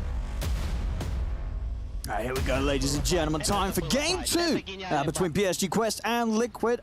Quite the change-ups in drafts this time round, Fogged. What do you make of it? We got quite a lot of back and forth last game. The potential for as much skirmishing here, or is it a little bit different this time? Maybe a little bit less skirmishing because there's going to be quite some cooldown reliance, it does look like, especially on the side of Quest. So there's, again, I mean, it might take a little bit long to kick off, but in that last game, I say it took long. It really took that level 7 Darkseer until they really started getting the ball rolling. This one might be a little bit slower. I think Liquid's doing similar to what I see them do most times. They're looking to run over the game. And we'll have to see if they're going to be able to. They have good pressuring heroes, good ways to take these objectives. It just, will they be able to execute? Because as we saw in that last game, they were a little, not completely all over the place, but a bit all over the place in comparison to Quest. Yeah, and what do you sort of think of the draft enders from both of them, right? We had the line come out from Boxy. We didn't get, unfortunately, that morph that Lacoste was hyping up, which, I mean, on paper, didn't seem too terrible. I mean, may have been quite the option here, but... And maybe to a point they were considering it, because it was right up to the last point where maybe they kind of got cold feet and they're like, no, let's just stick with the line. Do you like the line coming in here? Mixed on the hero. It's like it's feast or famine, right? It's like this hero either does incredibly well or just feeds out of control. Boxy is one of those that can be pretty explosive, but lane is going to have to be very good for them. I think I'm going to be looking at that for everything. This line Beastmaster, if they don't have a good lane, I'm quite worried for Liquid, and they should have a good lane. They do have this good matchup to be able to slow down that TB, constantly kill those illusions. You won't have them in the lane, but they'll have this good, control as well, too. If the Phoenix looks to play aggressive, they can punish, and we'll see if 33 gets that timing that they were mentioning, early Arcane Boots to spam the TB out of the lane. Yeah, and of course, the very quick last pick from PSG Quest, the Enigma coming in. Why was that? Because obviously on paper, down the line, there are going to be some ways to deal with Malik, right? The black hole threat. That can be dealt with by the Raw for pretty much most stages of the game. But why do you think they were so quick to pick this Enigma to close the game up? What do they see with it? Probably just auras plus super late game scaling, and just the lane is still going to be strong. It's one of his favorite heroes, so even though it's versus this TA, you still can have a pretty okay time as long as you're careful with your Eidolons. And yeah, they're scaling. It is scary. If they can delay this game, Enigma, Phoenix, Terrorblade, like these 3 in particular, not even including the DK, it's going to be very strong, so... would feel like Liquid is on a bit of a timer, at least to get that big advantage and get the ball rolling in this game. And a less fun matchup. The DK versus the Ember. So many times we do see this one. Yeah, pretty boring stuff. Yeah, you'd imagine Noob should be able to get the edge with denies, right? Yep. So it should at least have that sort of going in his favor, but other than that, yeah, both these heroes are going to farm. Ember is going to farm, yeah. He'll maybe just, like you said, a couple extra denies on that DK, but shouldn't ever have any kill threat or anything like that on Tanisha. Of course, bottom 33, getting aggro. They hit the level 2. And go indeed immediately as they hit that. Not quite enough damage to take him down. Decolis attempts to kind of get the block off with the dive forward, but wasn't quite able to get in front of them. I'm looking forward to quite a few things this game, to be honest. I'm looking forward also to see what Insania is going to be able to do, since he's playing this Jakiro versus Clockwork, and in the past, this was a miserable matchup. But now you just kill the cogs instantly. That's true. You just a double attack, and they're gone. Yeah. So I mean, both of these heroes, right? You're against the cogs, and you're against the Supernova. He does not have Omar's backup. They immediately take advantage of that level, too. Omar playing far on the side. They're unable to protect his buddy. Yeah, Mickey having a very good lane. And they didn't protect the Eidolons either. He lost them all. We saw this. We did see this last game, right? Mickey getting complete free farm in the laning phase. And then Malik kind of really turned it up as the rest of the game went on. Maybe we'll get the same thing this time. Slow start in the lane, but might be yet to come to bring brilliant things later on, because he certainly did in that game 1, Malik, after not an easy laning stage for him there on his Darkseer in game 1 either. Just has to be, if Omar is on the side there and he uses cogs and stuff like that, just has to be very wary of the position of wherever, like Insania when he comes in, because Insania just walks in, gets a blood grenade, gets a double slow, and they get that kill because of it. And they get all the Eidolons, so now for Malik, that lane might be bit harder for him to just recover and get those extra denies mid. Yeah, okay. He did get the last extra. It was looking a little bit rougher, but Noob does have a big lane coming into him also too. But yeah, getting those extra denies, Nisha was able to get a couple extra last hits. Bottom is just that. Bottom is probably the most contested lane, right? This is where there could be just tons of kills coming out if heroes aren't too careful. No, absolutely. Each and every time that the Metamorphosis is up, you know that Carlos is going to try and set up something for TA2000 to be able to walk in and take a kill. And that can absolutely happen. If Boxy gets aggressive, throws out the stun, then doesn't have anything to protect himself, they'll get immediately on top of this line. That's why you see him holding the skill point, just in case of anything. He can go for the Hex if he does see an opportunity for it. But every time that meta's up, you have to be very careful on the side of Liquid. And so far, TA2000 is not feeling too much of that pressure. 8 denies right now on him versus this Beastmaster. Very nice. And of course, that TB matchup versus the TA. If the TA doesn't really snowball, get that big item advantage too, this matchup becomes kind of scary for the TA. Has been killed. Nice snipe of the courier there to Callis. And they will hit level 3 down on bottom. So level 2 meta's available, level 2 Fire Spirits. I think they're going to do pretty okay on this Terrorblade versus this lane. And this does feel like one of those lanes that Liquid has to have go well. 33. They're going to step up immediately. The stun, they have the Hex skilled as well too to protect. Ducalis opting towards Boxy instead, but 33. He'll lose the Hawk, but he'll survive. Won't get either of the kills, but both of them kept pretty low due to that attempt there from PSG Quest. So PSG Quest are going to be happy with that. The fact that this lane continues to be quite the safe spot for TA2000. It's the dream. 19 and 9. Enigma's lane also getting a little bit better up here too, as long as he can keep those Eidolons alive. Omar, level 3's been hit. It's only level 1 cogs though, so we've seen with that change with the nerf, we are seeing more points in the battery, so it can't quite get Insania. I guess that's something to ask as well. And with regards to the Terrorblade, I know you say normally look for Tier 2000 playing as range carries. Would you consider this a range carry? It counts. It for counts. TA 2000, it counts. It Yeah, counts. definitely. Yeah. Absolutely. So you're happy to see him on it? Yeah, no, absolutely. And he played amazing on that Sven. He did. He really did. Yeah. It was a good Sven game. This is a cool rotation too. They've got the lane in a good position for this move. This might catch them off guard. Now it's getting a bit reset though. To Callis, do they spot him? They did. Or did they? Oh yeah, they did. Sorry, they have that Watcher. Now they know the TA2000's alone. Maybe look to pressure him there, but he does get a pull off. So Yeah, positioning for him on the lane is pretty cool. He's kind of fine. I mean, he's got 12 1 charges as well. So. Wait. The Callis' courier just walked in and died. Okay, whoops. Wow. Well, it happens when you're doing these type of twin gate things sometimes. Plays, yeah. And they're swinging mid. Level 6 already hit for Noob. They popped the glyph to go for the dive. TA2000. They've got him. Want to go down. Yeah, they've got enough control there that he's not able to get the 1 charges off. So they will be able to punish him being left on his own. Mid though. Nisha. Oh, he hit 6 right off that creep. Is able to get himself out of there. Lots of tower damage though, but in the meantime, bottom, we're seeing the same thing. The 2 supports are beating on it. Insania with that move, working out while Ducalis did not. But this mid diff, pretty big difference right now. Noob, 600 ahead or 700 ahead. Pretty massive last hit advantage. That's pretty crazy, actually. 47 against the 28. I've seen a lot of times these Embers do a little bit even or more even, but Noob masterclassing these denies. Boxy will get taken out.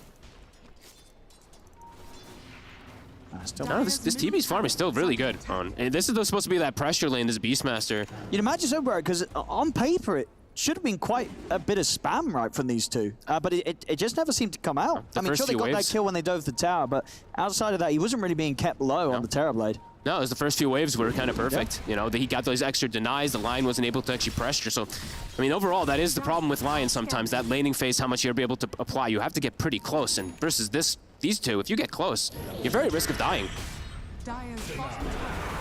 Noob's still chilling mid. He's got that second round of Elder Dragon form to continue the push. That Quest is more than happy with the way that these lanes kind of gone down. Yes, they lost Malik top as well, too. They lose this TB for a second bottom, but they're coming out ahead in not all 3, but in 2 of those lanes by a good margin. No, they really are. They might be getting close to being able to put some pressure onto the tier 1 with the Eidolons building up. It's going to get hard to hold that tower. Hard for Mikke to step up. There's almost level 6 on this Enigma, and Omar is just hanging on the side. He actually has hit 6, so now at this point, Mikke probably can't just walk up. They might just lose the tower to the drums and those Eidolons. See how they look to respond. Right now, they're looking to react onto mid, onto Noob. Bottom, they'll be able to burst through Ducalis. Was kind of poking around as they went forward towards the Ancients. They turn towards him and take him down. He's burning down. He's got backup coming in, though, as Noob's fine. Gets them both. It's going to be able to catch both of them. Mikke's turning up as well to try and help finish off a kill. They'll get Omar. So Omar will die, but Noob is kept safe. I'm sure they're like, wait, Mikke's there. He just turns up in the mid lane when there's not even a tower. Do have a bit of a pause there. They will strike back. Noob will live. Omar will go down. But still Quest getting great farm here. How's the recovery for the Beastmaster? His 1 component finish did get to finish off a couple of those stacks that he had on the side there. We'll see how that is. Ducalis might have sapped some of the XP. That's what I thought he was doing too, Because he was trying to, maybe he didn't quite get any actually, because they did turn towards him and take him out when he was hovering around that part of the map. Gonna be some slow level 6s, it looks like, for these supports. Yeah, level 6. Liquid's a little bit closer. They're both about to actually hit level 5 off of these movements too, so see what difference that ends up making. Nisha also finds a regen off of it too, so could look to continue to pressure, but 1,300 difference between him and Noob. Pretty massive in this early game, especially also that Malik has gone for, as we've seen more times than not, you know, this Enigma going for these auras. He's going to be able to apply a lot of pressure up top, so we'll have to see how Liquid looks to just alleviate that pressure, get the farm for the TA, but also at the same time, pressure the TB, because they don't want this game to be a game where they're just playing defensively. They want to be more of an aggressive posture versus this Terrorblade.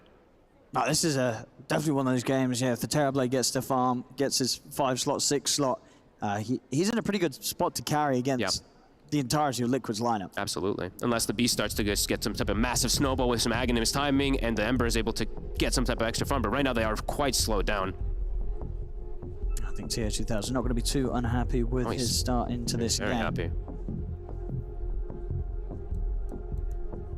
Top lane as well, you know, Malik at the start.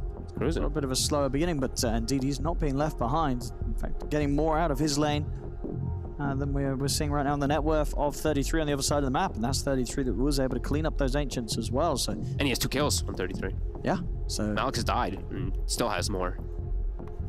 He's got with the full drums, and that one down next. And what sort of build do you sort of go for when you have this pretty decent start after the drums? Are you getting an early blink and looking to make plays, or just continue to get these auras out?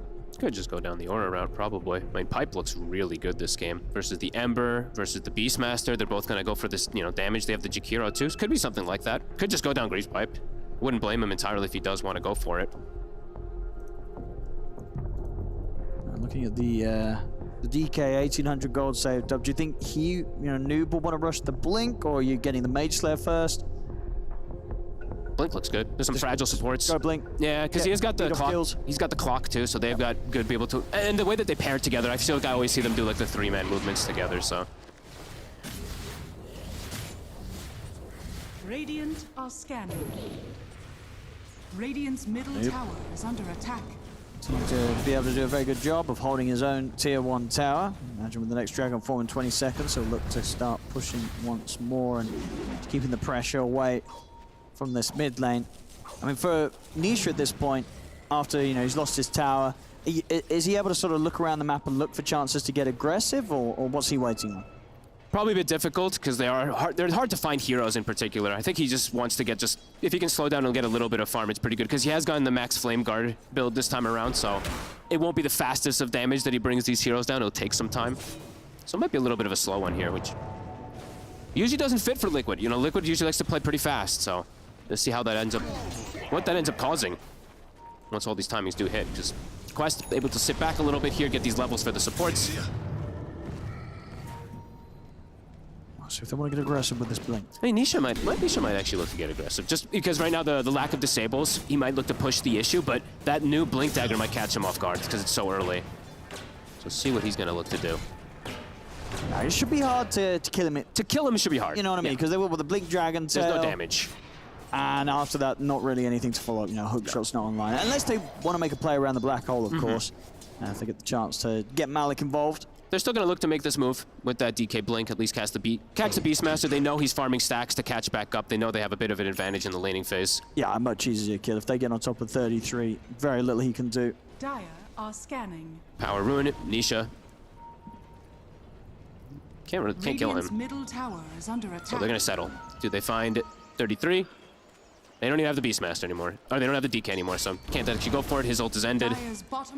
So Liquid looking to make their own move. No ult yet on Boxy, but now when Nisha can make the move, they see Malik, and this should be pretty free setup for him. Let's see if Malik can play his way out of it. You want to try and stand his ground with the black hole. Probably won't get the chance. He's considering it, but now he's getting first way too low. Got to accept his fate. Will go down. Does get the Eidolons out, of course, and they'll be able to help take down Boxy. They'll turn over towards Nisha. He's got one more remnant to throw out to. If he needs to, and he won't. He'll be able to clear out the Eidolons. Sania. He's got backup. He does indeed. There's a roar. 33 turning up. Noob's in trouble. He's pretty deep down this lane. He's going down. Oh, he got baited so hard by Insania there. Okay, able to take the kill on that, keeping him in a very good spot from farm, top of the board. And now Liquid having that lead. Even though those lanes didn't go in particular how they wanted them to, they are getting these really good kills. Nisha, and just an overextension there from Noob gets punished. 33 didn't even have to use the roar, so he'll have it for that next upcoming occasion if he does see one. He is fully catching back up onto this Beastmaster here. Dire's bottom tower is under attack. So let's look what Quest does look to do, because their damage just it is kind of just weak early. Who are they going to look to make the moves around with the DK? Clockwork does have 6 now, so perhaps that could start to be a bit of an option. He does have max battery salt, but not the most reliable versus something like the Ember Spirit, who's getting enabled now, filling up the bottle as well.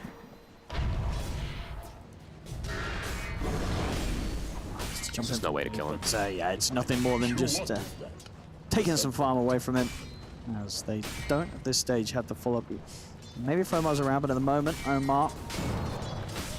I don't have the damage for him anyway. It's max Flame Guard. They need, like you said, they need either the Black Hole or some type of extra connection just to really keep this Ember locked down, unless he just makes some type of super aggressive overplays with his Remnants and gets his mana burned out. But it's level 1 cogs, so unlikely to lose all that mana.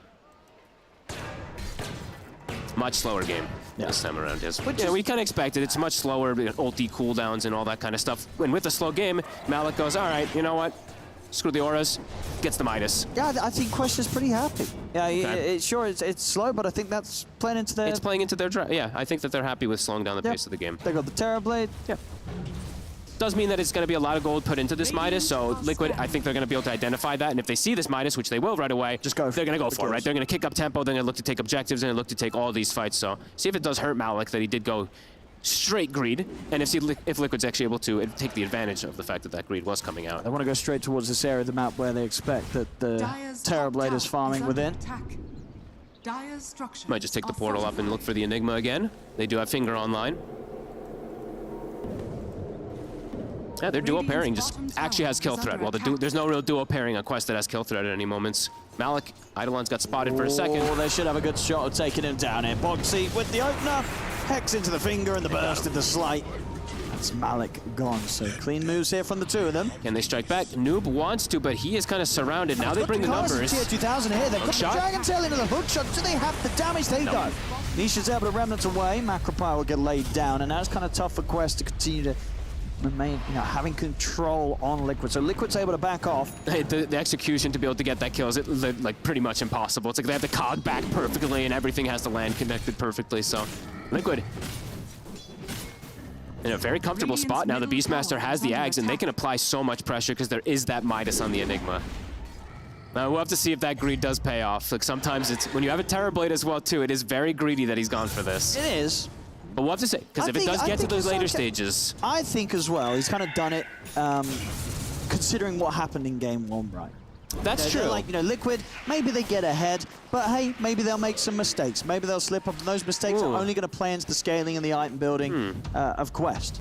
What have we seen? No, nothing. I'm thinking about what you're saying. I'm like, yeah, that's actually a pretty good point. Because sometimes with the double greed, you can just lose control of the mid game super hard. So for me, sometimes it's a bit of a worry, but I mean, with the way the Liquid did play last time, it was a little sloppy, so... I think that's what, Malik's thinking and what Quest are thinking. They're like, these guys are going to mess up. Yeah. They're going to make mistakes. Yeah, we're going to be able to outscale them. This Midas is going to pay off. I mean, sure, he dies, but the Liquid really do anything after killing the Enigma. No, everyone else is farming. His Midas is ticking off cooldown. He's able to get back on the map, pop it. The Blink Dagger's pretty much there, 500 gold away from it. Probably will be, I think... As long as they can keep slowing things down. Yeah, Liquid... They're going to be the ones sweating a little bit right now. They got to make something happen. How close are they to the Deso and the TA as well, too? Because that's kind of the next big objective that they can go for. Just looking for that Rosh and force a fight around it. Yeah, he's, okay, 300 or so away. Quest. He's got the hook shot in. They'll sell for a quick and easy line kill. That's Moxie. Nice body block. He's going to... there's nothing to deny himself to. No one's hit. Tried to do the little... in and out of the fog play there into the Rosh pit, but can't quite. With that, though, Liquid gonna accelerate. As we said, the Roshan is that next big objective. They're actually gonna do it before the TA even has the Deso. It's coming out now, so he probably TP up there. We'll see if he does actually look to set up, but they're doing it without him. A Rocket is scouting, so they're gonna know. Oh, that's... I mean, can they commit for this? I don't think they can. Not without the TA.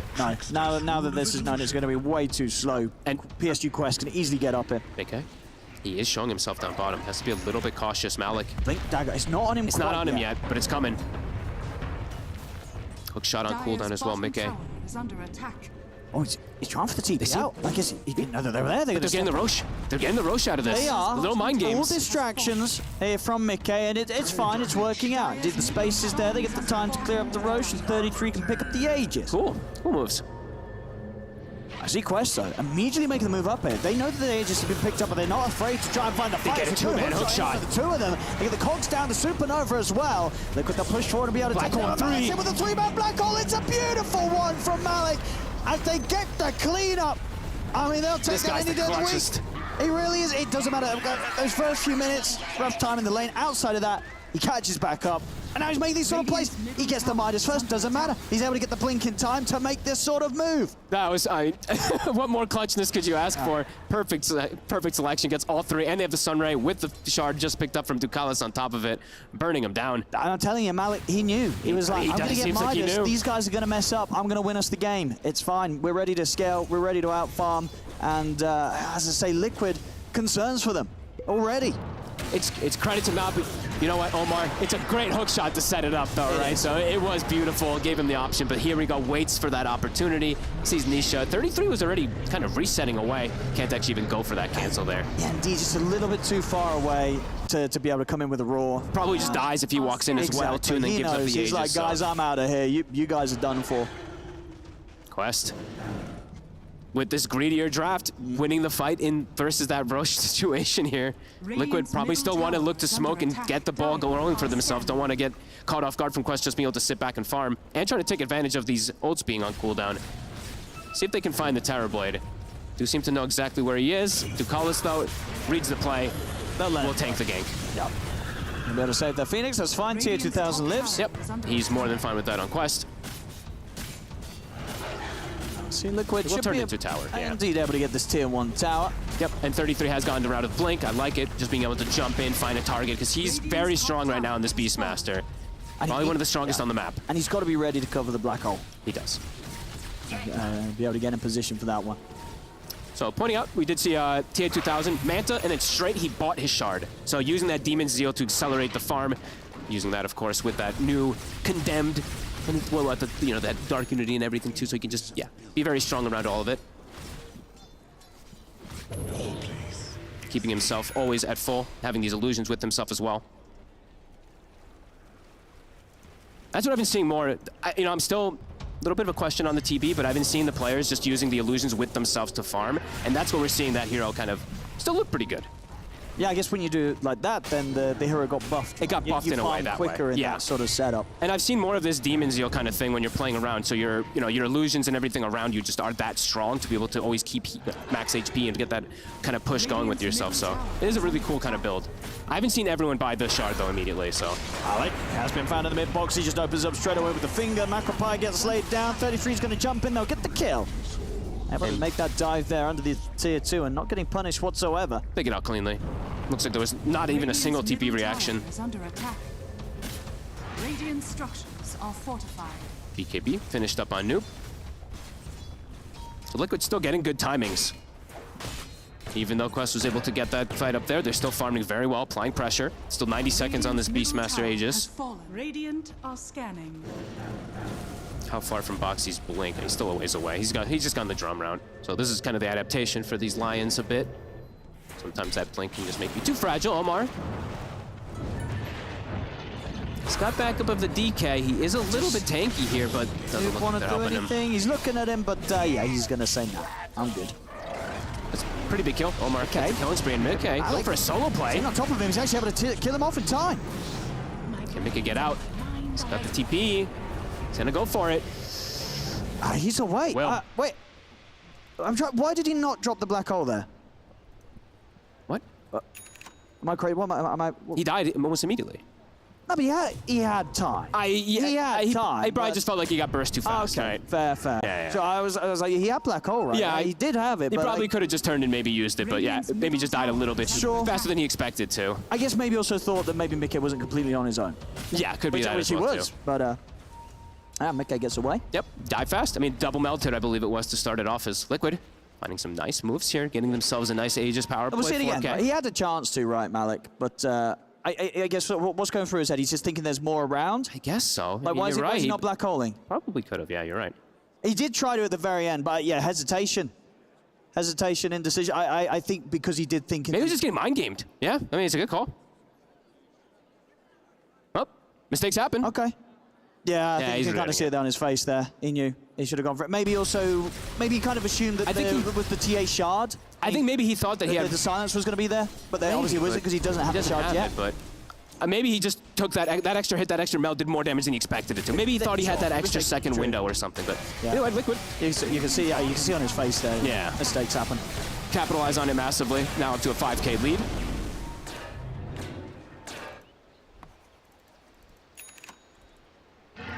Pretty decent usage of the Aegis. Nish has been able to farm a lot out of all this too. He's got the Gleipnir and that Veil finished up, but also looking at TA2000, he's also very farmed. He is. Yeah, Mickey. Yeah, to die. It sucks to harp on it, but it would have been quite a big kill. It would have been huge. It would have been a pretty big kill. So yeah, Malik's gonna. I'm sure he's gonna be able to clean up his acts and give us a big black hole down the liners. He can make it. You know, he did have some pretty perfect performances. He'll make up for it, you know, in that last game. So you know, a couple mistakes will happen. And Mika, as you mentioned, does have the Hurricane Pike. Now he will go back for that shard. Yeah, very good this game, of course, versus the Black Holes. Pretty much. Yep. I mean, it's good every game, really. There's really no games where it feels like the TA shard is going to be bad if you do get it as like a second or third or whichever one of these items. Definitely going to need the BKB on Malik. He's got that queued up, and looks like they're looking to make a fight happen here. They've got a gem on Noob, so looking to control area and get their own start of a fight. So they can take out these TA traps and not be worth a try. But not quite there in time.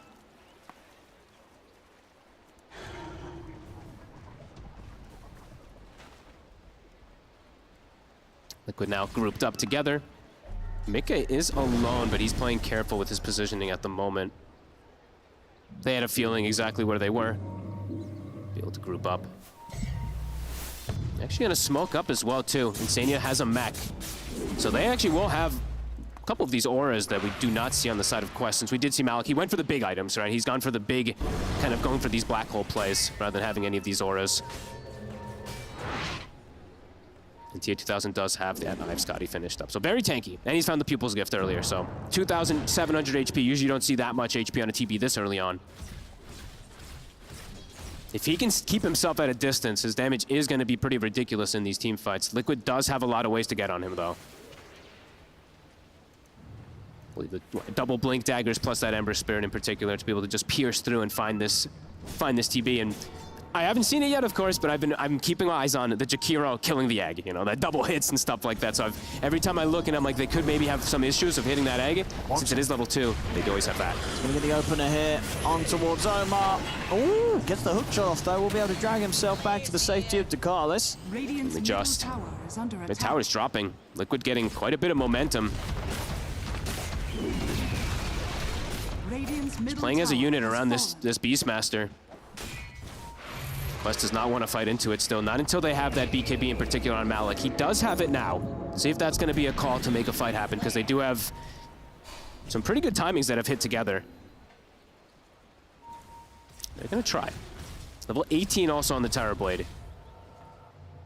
They're pretty crazy. Sometimes you do see these TBs, and maybe it's the new TB, right? The TBs of the past were kind of like these PLs and these Nagas, where sometimes the levels don't hit, but since you're playing with these illusions, you're actually getting all the XP, so it's actually matching a TA in levels. Okay. Omar's got the setup. Need a dream catch. He's going to be able to force his way out of the cogs. Omar attempts to stay on top of him, but Insania and 33, they are around with the backup if Mickey requires it. The refraction's been taken down. TA2000 steps up. Got the flank. He's caught in the ice path. They've got the Roars want to follow things up. Malik's got the hole. Malik's able to get the black hole off. It's there. It's going to lock us down, but they're so low here to the burst damage from 33 and Mickey as Quest get cleaned up. I mean, everybody going down there. Buyback comes in short at the end from Dakalis, but he's not going to be able to do anything with the fight going as such. I mean, Liquid this time around, they get that jump. They get that setup on towards the Terrorblade. Short, the Black Hole's there. It catches the two of them, but there isn't the follow-up damage. And 33's just walking at him. They burst heroes so fast. I mean, Beastmaster plus TA and Ember, everyone just drops down to, what, 20% in a second here. Yeah, we'll see the setup again. I think what the beginning Insania gets this lovely ice path to just start things off onto TA2000. 33 knows to go straight for him. Boxy kind of got a pretty godly positioning there. Even though he ends up dying right at the end of it, the damage was done. He got the control, killed the Phoenix before the fight starts, and then they just walked down the rest of them. Great angle of approach there from Liquid. TH2000 getting completely destroyed in that fight. And he is, we were mentioning, he's tanky for a TB at this point in the game, 3k HP, and they still have enough burst to go through it. 13k lead, they're onto the racks. This is when they're looking to close it up early, at least get that big advantage. Yeah, this is the sort of timing that they were looking to go for with this draft. Liquid. Lacoste was saying it. He was expecting Liquid closing it up at that 35-minute mark, and them getting a racks advantage off of a fight like that, when it's Quest who used almost all their big cooldowns. See how much they're going to be able to delay. I mean, 33 is looking for another jump in the base. Going for it. He's got him. I mean, he knows he can get away with this. What are they going to do about it? The drums of Slom. Now he's got a Crimson Guard as well for himself. They might not even have to go back for that Roche. They might just be able to persist forward. They get the Hex catch onto Dakalis. Liquid, they just keep the snowball rolling. This might just be a second set. They don't have ultis to be able to defend it. I mean, Roche is up as yet, but they don't have to go back for it. Liquid, they really got the momentum going this game. In what? In 1-2 fights, pretty much. Not even. Sort of a few tries early on to get it started, but indeed these, the most recent couple of fights, they really got it going. All 3 cores. I mean, Boxy, the sacrificial lamb this game, 1, 5, and 11 on the Lion, but his 3 cores have thrived because of it. Might just be all 3. We'll see if they get even a chance to put together one final team fight. It's 30 seconds still on the Phoenix. He die-backed, so unable to rejoin. 27 mega creeps. Might just come out here. They've got to try something. Try and get the jump on Nisha, but Nisha's perfectly fine. They're sticking around here for now. Still 15 seconds on the Phoenix. 33 waiting for an opportunity for the Roar. Okay, he's got a full BKB now. He's on his way out on the Curry at least. Sticking around, getting this final set of barracks. The main tracks will persist for now. This is going to be one of the earlier mega creeps. There's no way to come, like 27 mega creeps. If you come back from mega creeps at these type of points, it's insane. And they're going to need that type of massive black hole from Malik. And do they have the damage? I mean, they have to make sure that this black hole comes into play whilst TH2000 himself is in position to get the right clicks out. Yep. And of course that BKB is still not quite there for him on the Terrorblade. And will they have the damage versus this Crimson Guard at this point too? Yeah, he's going to just be able to pop it if he doesn't get caught inside that black hole and stop pretty much all the damage from that Terrorblade. Huge lead now for Liquid. Yeah, I can only imagine if you look at the graph just how severe the drop-off was this game in net worth. Yeah, it's 2 fights really on that graph. It just boom, boom. The last 8 minutes completely downhill for Quest. Yeah, 100%. And yeah, all the way indeed to 100%. Even before the Megas. Even before the Megas do come out. Definitely one of those games where Quest, it felt like they had a chance. 10 minutes ago, they were keeping Liquid in check pretty nicely. All it takes is that one fight, that one mistake, overextension. And maybe some missed opportunities. And Liquid did definitely, this one is, it's so much cleaner, right? Boxy able to get that double stun, get the flank around too, get these cores with that itemization and catch back up. But 33, it was a struggle of a laning phase, but when you look at him now, it didn't look like he struggled because he was able to get that farm from those Ancients, get the timing on Ags. And Greaves, of course, they do have that aura, of course, on the Jakiro in comparison to Quest not having an aura. They have double. Dire are scanning. BKB's still not quite there for TH2000. He's desperately trying to get it. So he can at least have it for what could be the final team fight. If Liquid come running at them, and they certainly will. Yeah, 4 minutes on this Aegis. Liquid, they've got so much to play for. Lanes are going to naturally push in. All they have to do is take that fight. And Malik has to land. It feels like it's got to be a 5-man. Huge black hole. Maybe a 4-man will do it, but might need more than that at this point. Yep, and probably needs to catch the Beastmaster. I mean, needs to catch the Beastmaster in particular. They're going to try and start things off. They're going to try and see if they can burst Mickey down the ones they can. Got him off guard. Kick on the ones, Malik. He put the BKB out. He's going to go with the jump on the Beastmaster. Drop it onto 33 and move across. So they got the damage to bring 33 down. They're beating into him with the metamorphosis, but 33 is having the trees off. He's back up to full HP. And Turns with the roar on towards TH2000. As TH2000 caught by the Hex follow-up. He's out, no buyback. It's game over. GG is called. Liquid, they clean up their acts coming into this game too. Much better. This is the type of Dota they want to play, right? They want to just run you over, as you say, 30 or so minutes in. They were definitely kind of going for that direction in game one. They just never got it together. It was too messy, it gets punished. This time round, yeah, the 20-minute mark hits, it's go, go, go, and there's no stopping them at that point, Fold. Yeah, first 15 minutes, a little wishy-washy, but then boom, they do catch that stride, they get that itemization, they get that one big team fight is really all it took to just blow things open. The perfect catch from that wraparound up top. Boxy, he ends 1 and 5. Definitely had some good impact though on this Lion, the hero that can sometimes just feed out of control, but did well to secure all 3 of his cores this type of game. Yeah, well on them. And for Quest overall, they had a really good game 1. They tried to make this one work, but they did go a bit greedy. You know, I'm still a bit question on the Midas. I just think the whole lineup did get a bit greedy when you have Enigma, Phoenix, and the Terrorblade just so cooldown reliant. Liquid able to just take advantage of that quickly. Yeah, one of those games as well. Yeah, Noob on the DK just really fell off, right? Fell off 0-4-3, was not able to have much impact outside of taking the early tower mid. So a rough one from him. Liquid, as you say, their cores out of the 3 of them. I think there was the 1 death on Nisha. Outside of that, yeah, 0 deaths on Mickey, 0 deaths on 33. Yeah. And, you know, 33 as well, who didn't have kind of the most dominant of laning stages, but the catch-up was there, and the rest of his game, he played perfectly. Yeah, Noob, you know, I'm glad you actually mentioned Noob, because what it really was, he lacked a partner to pair up on, it felt like, this game. He got this blink tag early, and then it was like, maybe I shouldn't have gotten this blink because I have nowhere I can actually go with it. So some things that they could have perhaps itemized differently, but overall Liquid, much better game this time around. Yeah, this, as I say, this is clearly the style that Liquid feel the strongest in when they're able to get it going. They start to get that sort of lead.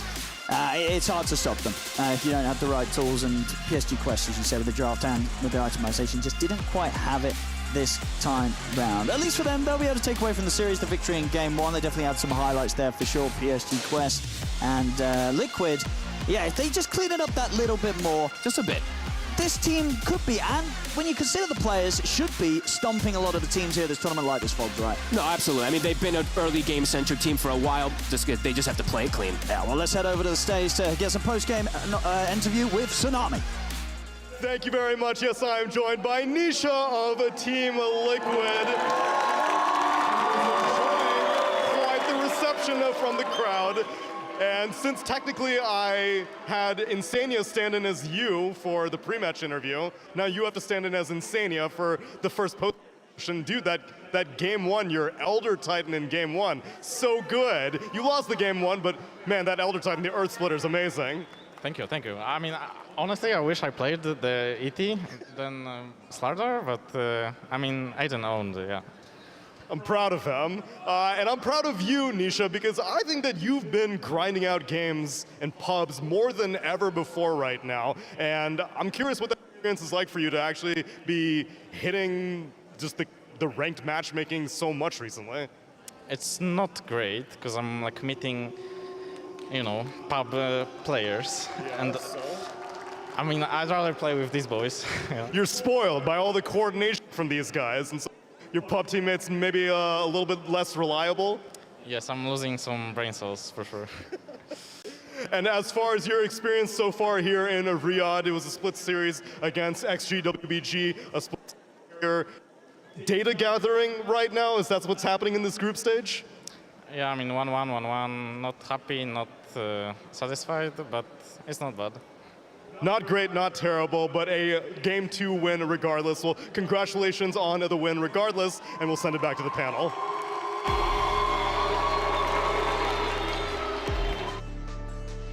We'll see if they can 1-1 their next series as well. Of course, they get a little bit of a break first, but let's break down this game number 2 because they did manage to take the win from PSG Quest just now, tying up the series as said. I will say though, at the start of the game, it didn't look as good for them. I felt like we saw the first Roshan go the way of Team Liquid, and then we had the big black hole, and I thought, oh my god, this is gonna be the biggest wombo combo game with top tier black holes coming out, because it wasn't the case. No, so PSG Quest did really well early on. They also had like a good lead. They had Noob with a very good early game, Omar again with good rotations to like try to play through it. I do think that Noob had a very bad death that shouldn't really happen, like beyond the mid lane, that slowed them down a bit. But even then, they gave the Aegis away to Liquid, which was good. You shouldn't fight there. Then they catch him off guard, get a good black hole, get like a couple kills. But honestly, all that needed to happen was one fight, which did happen for Liquid. They bring it back, and then I feel like the game was actually just straight up over. And 3 things in life are for certain: death, taxes, and Beastmaster's axes. This guy, you know, he did not have a good game early, but he went back to stacks and just continued to farm up. Ended the game with 0 deaths, 33. Really nailed that game. I love the itemization overall, but yeah, kind of expected a fast game from Team Liquid, and they even speeded it up a little bit more. Very tempo-oriented, what we've seen from Team Liquid throughout the year, in the past year as well. Yeah, I thought there were some missteps from Liquid here and there, but all it took really was to win one fight where Quest pressed their very long cooldowns, where they pressed Black Hole, they pressed Meta, but Liquid still wiped them anyway, and they got almost mega creeps off of that, 2.5 Rexes. And that's really the power of these Beastmaster, you know, inner beast TA lineups where you're not dependent on cooldowns, your enemy is, you win a fight, and that's what it looks like. I do think that Quest did what they could early on, but at some point they did slow down. They went for Midas's. There was a moment where Black Hole on TA wasn't pressed, and I think if TA pressed Black Hole, TA was Black Hole there, the game could have looked a little different. I think that there was a fight where TB didn't sunder either. I don't know what that was about. Maybe it was on cooldown. So there, not the cleanest game from either team, to be honest. Not the cleanest game, but there was one moment, I think, Lacoste, that I think we're going to see a lot still today. Oh, absolutely. There was a beautiful play coming up from Malik and his Enigma, the combo that he did with Ducalis, and that's going to be the one. A little bit of a bait. Quick reaction from Boxy, instant Hex onto Dragon Knight, and then Sunray Supernova with the Shard. Perfect timing. That was a blink reveal from Malik. Gets 3 of them in the middle of it, and this fight's just immediately over. Yeah, it's a beautiful Black Hole, and this was the one that, for me, it started, well, what I thought was going to be Quest game, but then it turned up with Team Liquid just having great momentum, Kezu, and they didn't let go, and I believe you've got something to show us with that too. Yeah, I think we need to look at kind of like the game-ending play, or like the one fight that Liquid won, which basically gave them the entire win and like a lot of racks, and it is kind of the top fight, or maybe it is not. I may have given the wrong timing, but you know, I told you it was 25. That's all right, you know. This is still a good clip because no, they get this kill, you know. Quest already thought they backed out, they go back in. But yeah, overall, the fight that I was referring to, that people, you know, you may still remember if you did watch the game, is just up top that Mira was alluding to as well with the Sunder. They had like a very good fight where Quest go in, but I feel like their backline just got stopped by both Boxy and also by Nisha, who went in. And when the fight gets disconnected between Enigma and the front line, it's just really hard to play. And this fight alone, boom, game's over. Game is over. Sometimes it just goes that fast once all the items are online. We had a little bit of trouble choosing who to go for MVP, Effie. Yeah, honestly, it looked like in that game too, could have been a little bit cleaner, but overall, I do think Beastmaster's recovery from a more difficult laning stage into ultimately being the driving force behind a win because of, you know, those good wars, just throwing his body in there, being the leader of that last fight that won them the game, basically. We have to give the MVP to 3-3. And let's not forget that game 1, on his Brewmaster, you know, they didn't win it, but there were some fights where he got his ult off just in the nick of time, and they won some fights off of that too. Yeah, I would say he redeemed himself in game 2. I think in game 1 you can make a case maybe either way of, oh, he played bad, but it's also like Liquid, right? It's a team game. But yeah, game 2, very clean. Lacoste mentioned it, good itemization, and I mean, this is one of his specialty heroes. Yeah, every single time he plays this hero, he's pretty much staying on top of the net worth, always all over the map, being super active. And that's what I want to see, you know, continuing in the tournament, playing his signature heroes. Brewmaster is kind of becoming that, but I think he also has some of these Visages, some of these Lycans still ready for the rest of the tournament. Yeah, because they have, both of the teams have 2 series today. And I want to know what kind of lessons they would take away from this, because game number 2 for Quest obviously didn't go the way they wanted to. Effie, where do you put their issue? So I think for a lot of Quest's games, they can look at how to increase their laning strength and also how to not slow down in the mid game, because once they're the ones always trying to make these aggro plays and these wraparounds, and they have 1 or 2 heroes that aren't cooldown dependent, I feel like this team can pull off some really cool things.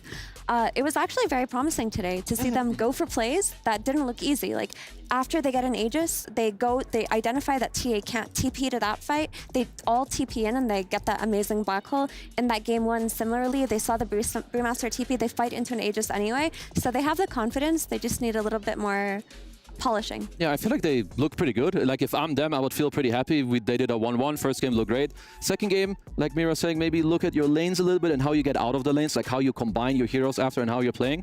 But other than that, I think they look pretty good.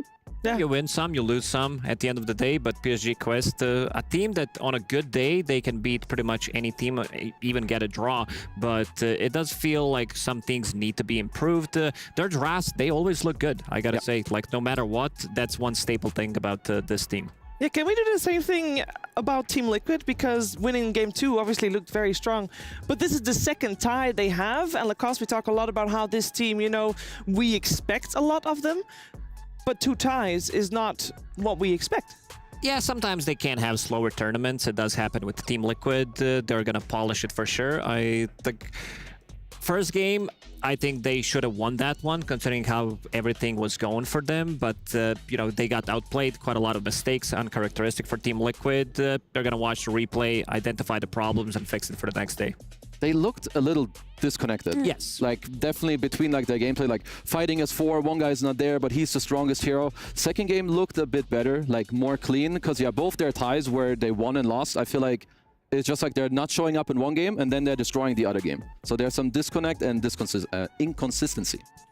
Yeah, I'm not really sure how you go about remedying inconsistency. Yeah. Just talk about your perspective. I mean, at the end of the day, what went wrong for you, why you felt like that didn't work, and then you reach a consensus at the end of the day and you just move on. Because we know that Liquid is capable of great coordination. It just wasn't great today. Yeah, well, I hope at least it stays for them to that first game and they can get the coordination for the rest of the day, because both of these teams, as I said, they got more games to play. As there's a lot of games going on at the same time, I think it's time for us to check in with how those are going with Purge. Thanks, Sheever. I'm here watching Tundra versus Entity in their super height match. And something I noticed when we're standing here next to the players, you get to see how many inches separate each player from the monitor directly in front of them. For Thompson here, it's actually very, very close. And another very interesting thing is we've got a ton of wireless mice on this team. 4 out of 5 players using wireless mice. How times have changed. We'll keep checking back in and monitor their forehead progress. But until then, back to you guys.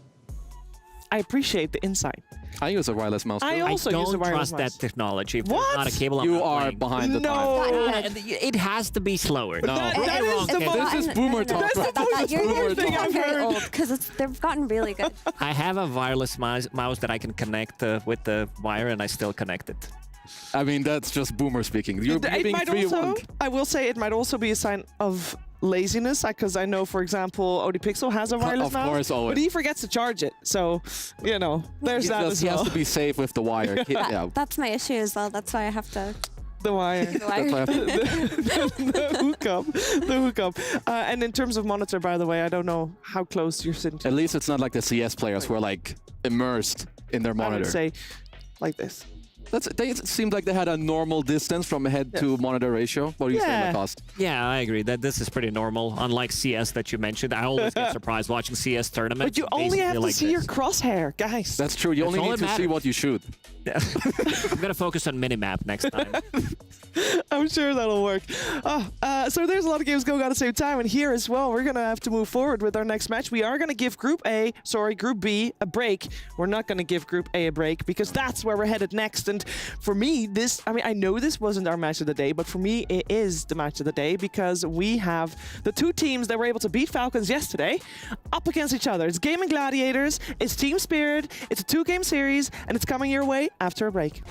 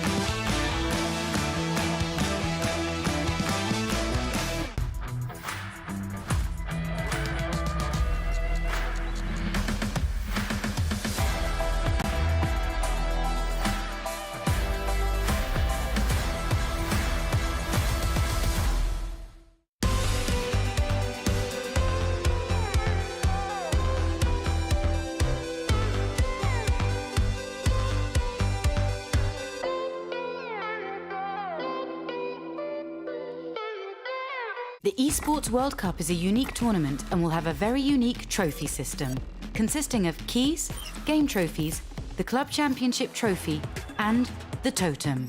Introducing the key. This symbolizes a participant's right to compete in Riyadh. Each team or player will receive a personalized key consisting of the inner key and the outer frame. Winning a competition earns you a game trophy. A champion's key will be inserted inside. The frame will be placed into the totem. A physical block on display in Riyadh, serving as a progress bar of the Esports World Cup. The totem will remain in Riyadh as a chronicle of the Esports World Cup history. Those who get eliminated throughout the competition must give up their keys and see them crushed. Their broken keys will be tossed into the totem and encased in resin, symbolizing those that tried to win but fell short. However, as an additional privilege for winning, each game's champion gets to select 3 opponents' keys to be encased in the base of their trophy as an additional, more personal prize. Losers will go home with their keys replaced with a token that marks where they ended their journey. Witness history unfold at the Esports World Cup.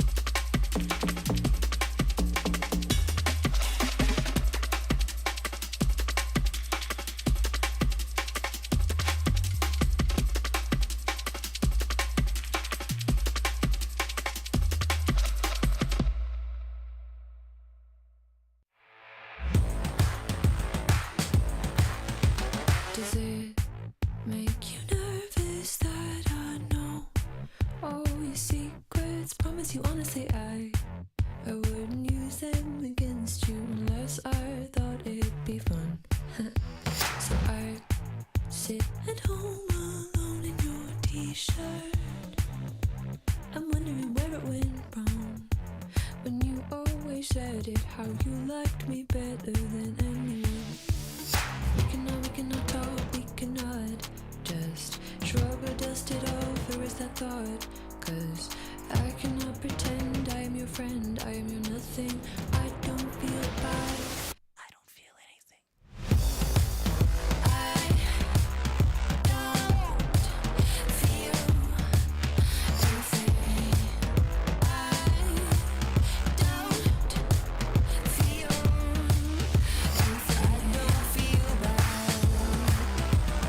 I don't feel sad, I don't get mad, 'cause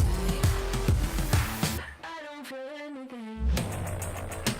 And you're sending texts like you are writing up your thesis. I don't have the faintest idea why you would be hung up on me when you were the one who said it, that we had to end it. We cannot talk, we cannot just shrug or dust it off.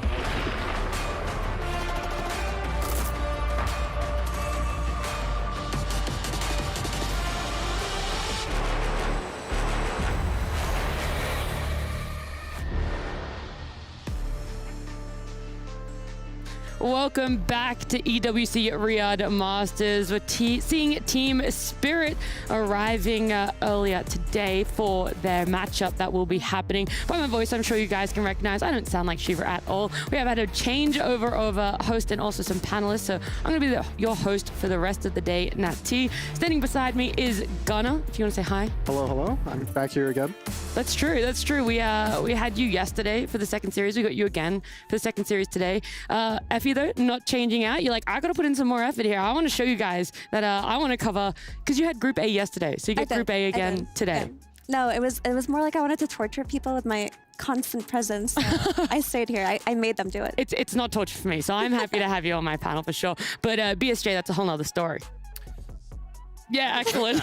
He was trying to think of a comeback. He was trying to think of a comeback, but it was taking a little too long. I just thought we had like a nice conversation right before this panel, and I was ready to vibe with it, and here we are. No, you're looking great. I'm glad to have you on my panel as well. Are you guys excited to be talking about Gaming Gladiators and Spirit, two teams that have had a weird sort of year for themselves, and even weirder yesterday, I would say. Yeah, I'm very excited. I mean, we already got a lot of headlining series yesterday with Falcons versus both Gaimin and Spirit, but when you look at this point of the competitive season, towards the end, when Riyadh comes up, when TI comes up, this is when the teams that you expect to bring their A game always do. So we've got another headlining series, two teams that could potentially win it all, and no idea of what it's going to look like. Yeah, and it's crazy to say that these two teams could potentially win it all, because every other LAN that had happened this year, and also a lot of our Dream League, so our tournaments for EPT points, these teams barely scraped by. They almost didn't get directly invited and would have had to have gone through not only qualifiers, but the play-in stage as well. So, and here they are, looking pretty decent, BSJ, I'd say. Yeah, I'd say for Gaming last year, they were finally put to the test in this tournament. They had won all the majors, and then they were lower bracket to start, and they almost got knocked out like 11th, 12th, and then managed to scrape their way almost to the final. So I'd just say for Gaming that I think they experienced all the pressure of this event last year, and I'd have a hard time imagining them not be able to come back from like a slow start, which they had yesterday, and then they had a convincing 2-0 against Falcons. So I'm liking what they're putting out, even though their start was a little bit shaky. Yeah, I think it was the series that no one really expected. The one that they lost was against Heroic, and then you come up against Falcons, and it didn't look extremely clean, but it was still a win. It was still a 2-0. You didn't walk away with, you know, this consolation prize of a 1-1 gunner. Yeah, they had a very slow year. I think they've kind of started ramping up the past like 2-3 months. They were doing much slower than expected, I'd say, going into the year, and now they're looking a lot better. Yeah. We made our MVPs for yesterday's series that Gaming Gladiators won, Quinn, but it was also a special mention and a special shout out to Tofu. And it felt like those two were doing so much for the team. Also for the energy there, you know, something that fires up Gaming Gladiators is hearing the audience chanting for their opponents. They're like, we gotta prove these people that we have something to bring to the table. Yeah, for sure. And after winning so much the last year and not winning the way that you would want to the next year, hearing the crowd again and playing in that setting and feeling the same feelings that carried you to dominance last time, that's gotta feel good. And honestly, it feels good to watch Gaming like this because they're not just scraping by, they're not just winning, they're winning in Gaming style. They're winning around Quinn, they're enabling, their supports are playing greedy, they're taking over the entire map, and it doesn't seem like they're awkward or trying to find their way in the meta. It seems like this meta fits them, Brian. Yeah, and also, like, as you mentioned, the way they're winning is Quinn like 6-0, Dyrachyo like 0-4, like getting ganked all game. And I'm not trying to just bag on Dyrachyo, but it actually was so reminiscent of last year where you're like, Dyrachyo's died a few times, but the net worth is still in favor of Gaming. And then suddenly 20 minutes in, all 5 of them have their item timings and they're running at you. So it just all comes together. And I really like their cheese strat in game 1, like the Veno offlane cutting waves with the Monkey King. And that's the most creative draft I've seen from any team in a really long time. And that's the kind of stuff I love seeing at these big tournaments. Yeah, and I think like a key to what they're trying to pull out is the unsung hero, their captain Celery, who Purge was able to catch up with earlier today. Hey, Purge here with Celery from Gaming Gladiators. You guys had a rough start of the day yesterday, but then you had a great 2-0. So do you guys feel like that regained your confidence? Yeah, for sure. I think we kind of got the confidence back before the game. Quinn had a nice speech, so since then we felt really confident. So your playstyle has been a little bit different so far this tournament, and past year or so, you guys are all about playing super fast, and I noticed that a lot of your itemization was just about buy every single aura in the entire game. Maybe a little bit of a slower playstyle. You played Chen, you bought a Vlad's, you bought a Greaves. I saw you had an AC at some point. That was crazy. What's it like to buy so many aura items? Yeah, that's nice. You're all very strong. That's just how we like to play. There's like multiple ways to play, and we also feel like that's a very good way to play against Falcons because they all do damage. So if we're all tanky, then we're all alive. So rather than just picking strength heroes, you pick squishy heroes, but you slap auras on them. Is that the plan? We didn't really think about it like that, but I guess it works. We have nice spells and we're tanky. Okay, cool. So did you guys develop this playstyle by yourself? Are there any other teams that are playing this like aura-heavy group-up thing, or is it just what feels good for you guys? We definitely saw some things in our practice leading up to this tournament. Some teams might be a bit annoyed. We kind of took some of the strats. The Vena was not fully aura-ID, but it was fun to play. Thanks to the team that invented it.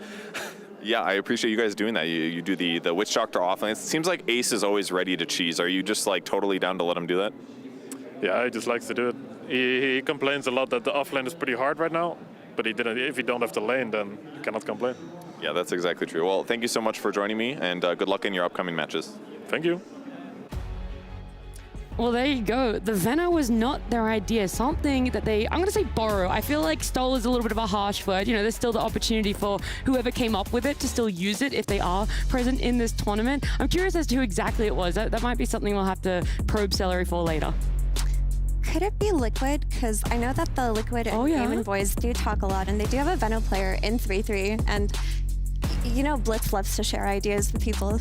That's true. He actually does not gatekeep any ideas. He does love to yap, especially about Dota. That man does love it. 33 would be a player that would do the lane cutting. He wouldn't want to lane, Yes. right? He always does the lane pulls where he pulls behind the tower, doesn't do anything for 2 minutes.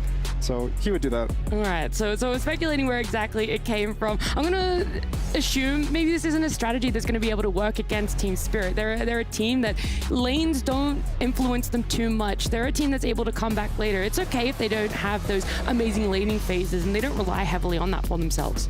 Yeah, in their first win of the tournament against Falcons, they were down, I believe, 10 to 12K. I give you a different number every single time, around 20 minutes, getting high grounded. Then it was 22? No, I'm joking. Dove at minute 12 as well, and then somehow we like won the van to come over here, and we check out for 5 minutes, and they're winning. And we're like, wait, what? And then just got through a Morphling, or Radon Morphling, excuse me, just doing his thing. Or was the collapsed Primal Beast, right? He was the comeback That factor of 5-man charge. I don't want to get too far ahead of ourselves. I do want to talk about what happened for them yesterday, but first I want to focus on exactly what has occurred for them to be able to get here at Riyadh. So let's take a look at Team Spirit's road to Riyadh.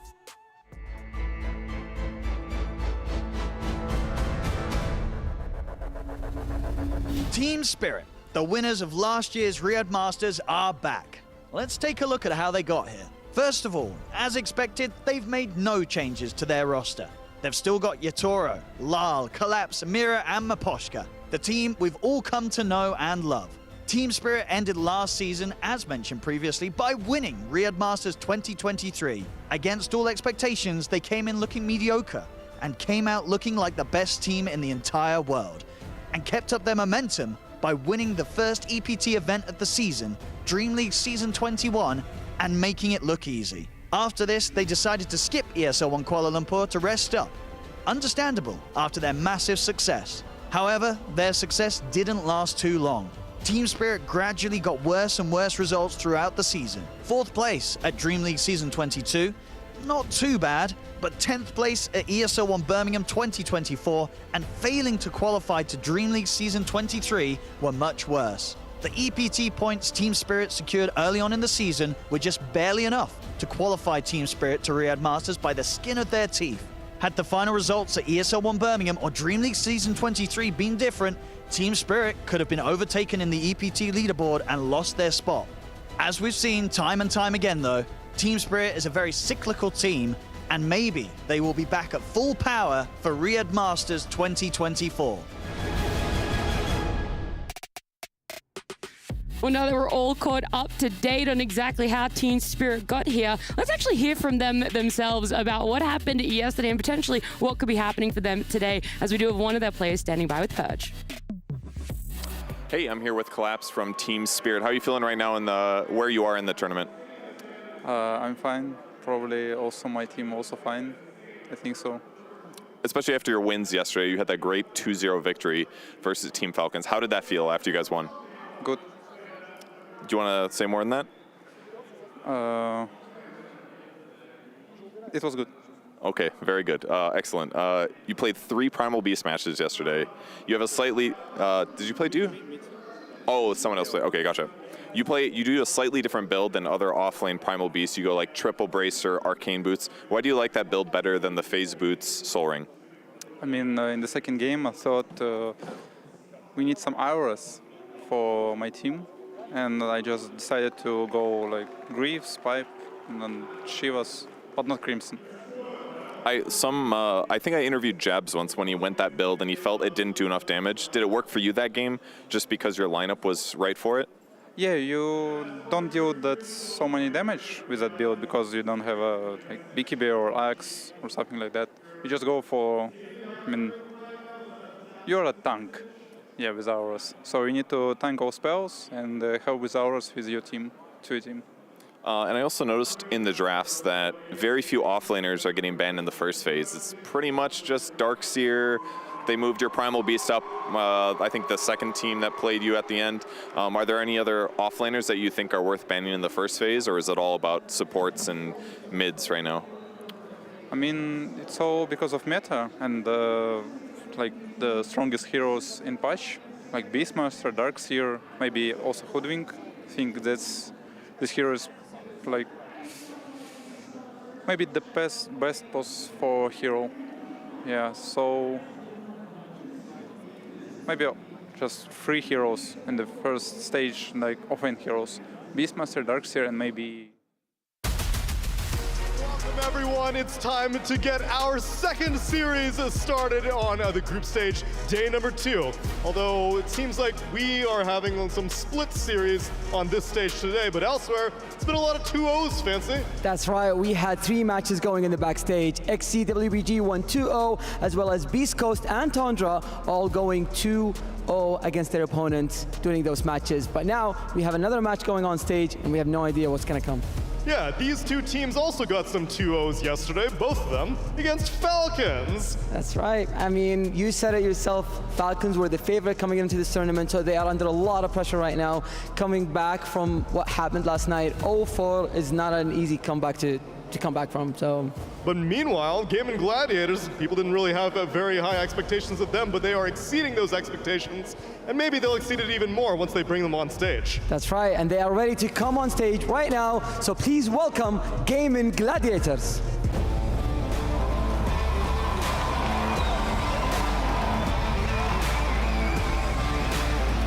This roster have been unstoppable last year, but expectations were limited coming into this tournament after the last year's performance.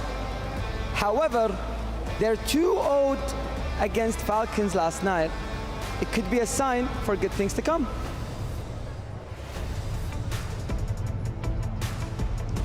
And let's bring out their opponents. It's Team Spirit!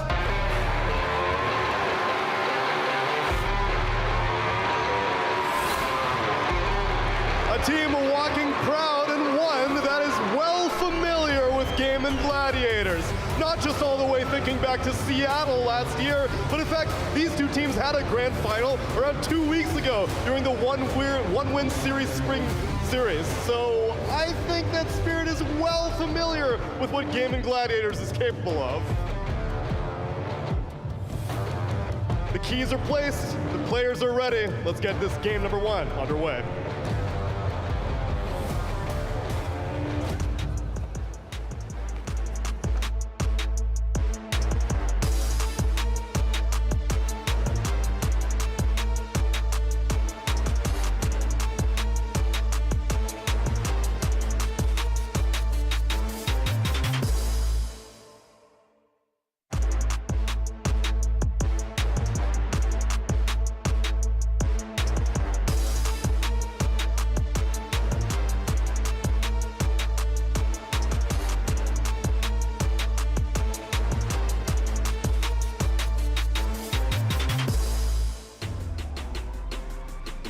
Gaming Gladiators up against Team Spirit. Our second series here, halfway through our day. I need to remind everyone at home, it's not like normal tournament formats for group stages where we have 4 best of 2s a day. We only have 3. So right now we're halfway through it, and it's going to be an interesting endeavor, I feel.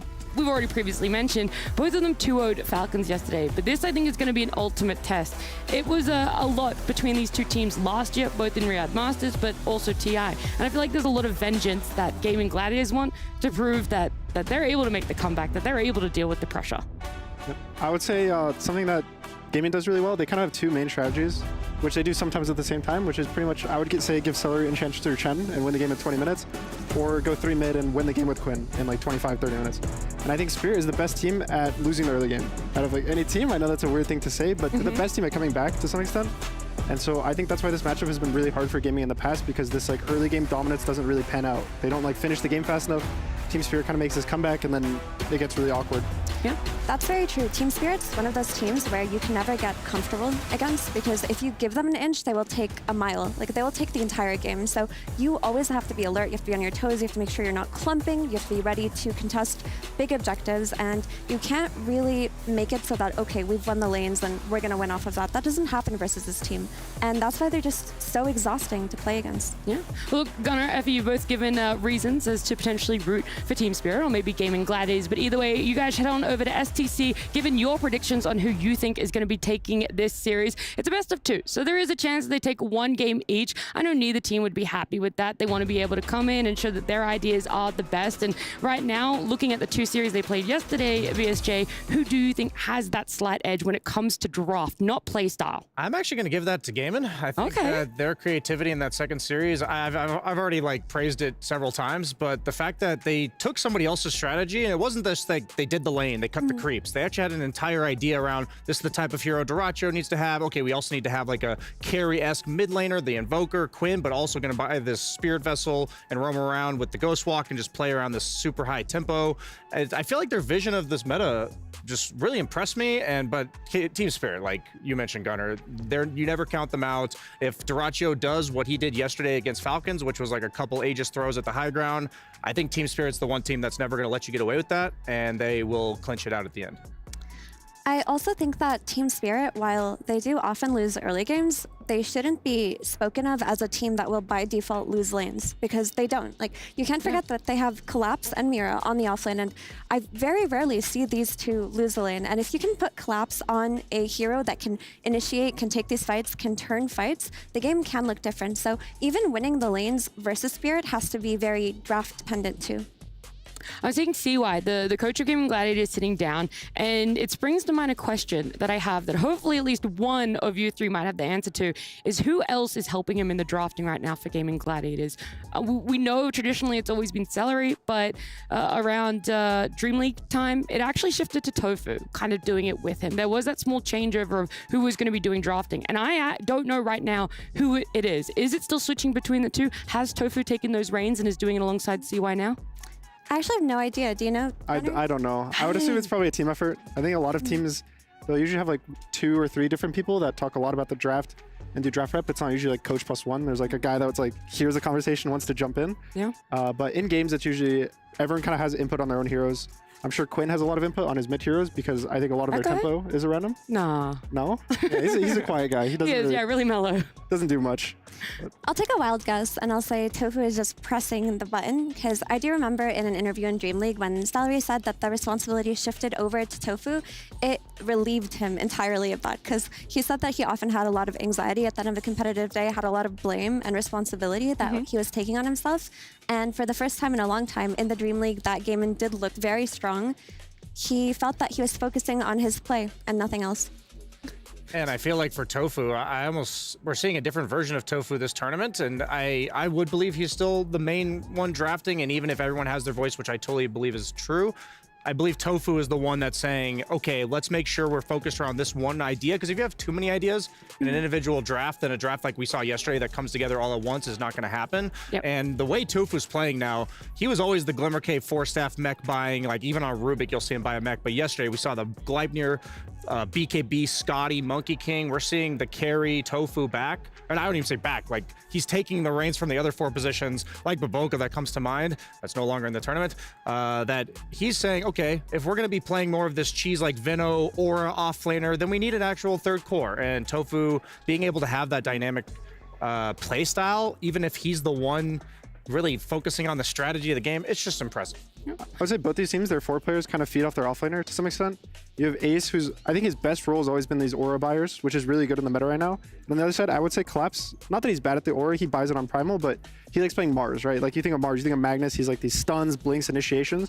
And I think both of their support players kind of like try to help their offlaner and play a play style that fits with them. It's going to be interesting then if they want to go back to that style, if that's something they're going to keep going, or if there's going to be a change in direction, if they feel they're going to have to bring something different when it comes to beating Team Spirit, to putting up that fight. We're seeing the countdown now. We're going to have game number 1 draft coming up on our screens right about now.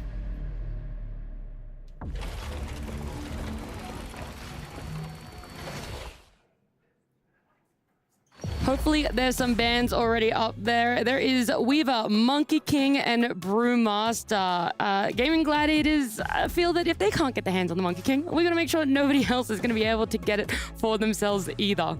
I think Monkey's just too strong of a hero. I would put it similar level to Tiny, honestly. The Facet where he gets to jump with no cooldown is just absolutely broken. People play it carry, they'll gank mid at level like 3. or they'll go mid and they'll gank the off lane and the safe lane at the same time. And so it's just too hard to give away when you're second pick, because it's also a flex, right? It can play carry, mid, 4, and just a really strong hero. There's still Tiny left in the pool for Team Spirit. They can first pick it. I think they beat the Maureen Tiny yesterday, correct? Yes, they did, yes. So I'm actually more curious about the Primal. I thought Gaming Gladiators might have put that in higher priority to make sure Spirit didn't get that for themselves. And if they do let it through, what is their answer? How are people going to be able to shut down a hero that feels like it has innate mechanics to be able to come back in a game?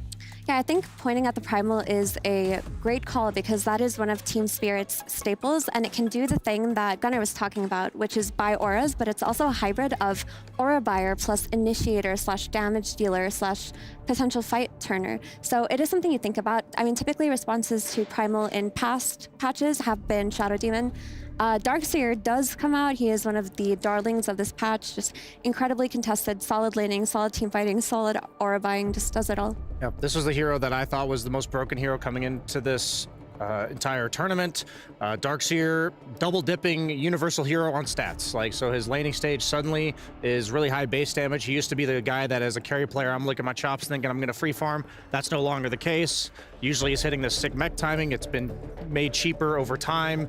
Greaves, Pipe, Crimson, all these items are just, he's like the Underlord-esque type of offlaner that loves buying these. And Chen, I don't know as a 5 how I feel about, you can convert the enemy creep with the Iron Shell, right? yes, you can. And then you get the golden XP now, I believe, Yeah. is Chen. So it's decent. It's better than the Enchantress matchup, I think. The Enchantress one has some flaws. Chen is also decent versus the melee heroes because you can commit on them with ranged carries. And it also does set up for a lot of different of the carry options. I think we'll probably see an Ursa or a Troll Band. Those are the two big ones for Darkseer. And Chen pairs really well with both of those heroes. I think for Darkseer, another part of the reason why he's such a nuisance in this patch is he opens up a lot of support picks that don't nearly look as good without him. Those heroes being Spirit Breakers and Marcies and these 4s that do lack some kind of damage potential in the early game, but correct for that with Ion Shell. Yeah, you basically just pick any melee hero, and with how strong Darkseer is, you get out of the lane even at worst, if not just winning the lane outright. And I think Mira is also the type of player that if you buff him up and let him control the tempo of the game, he does really well. So I wouldn't be surprised. Clockwork, I think, is probably one of the safest combos you can pick. I would like to see him on a clock. Even a Tusk, I think, could be nice coming out for them in the second phase.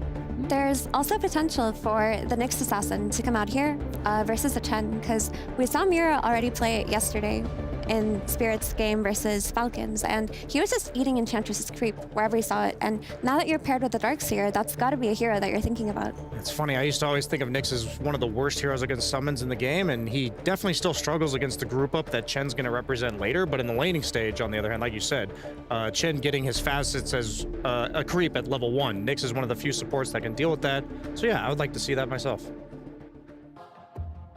I do really like the Nyx. I think it fits them. They play it. It's good versus Chen. It's also pretty good versus Rubik. It's another hero you can one-shot. We've been seeing Rubik come out more and more in this tournament. I think it's just a solid 4. It's not anything amazing versus Darkseer, I would say, but it's just a solid hero, and it's a Hoodwink replacement. I think teams are doing. Hoodwink gets banned first phase a lot of the time because it wins the lane, and Rubik kind of does this 50-50 lane at worst. You just fade bolt the range creep, get out of the lane. What is solid in your definition, Gunnar? Like, is in stabilizes the lane, team fight? Like, what exactly does that fulfill? A solid hero is pretty much you can pick it. It doesn't limit your options of offlaner. They can pick any melee offlaner in the game pretty much with it, and you basically want it to do okay versus any 5s, any blind pick 5s, and stabilize the lane. If you do that, you've kind of done your job as an early pick. I think also an important aspect of Rubik is that it covers for potential heroes that are very strong in the meta. You know, things that we've been seeing like Primal Beast. We do see the Darkseer, so we know the Primal Beast flex is not on the table. But when you have the ability to counter a potential strong hero you're thinking about with a Rubik steal, it helps you early on within your draft. The hero that comes to mind might be the Tiny. That's still in the draft right now.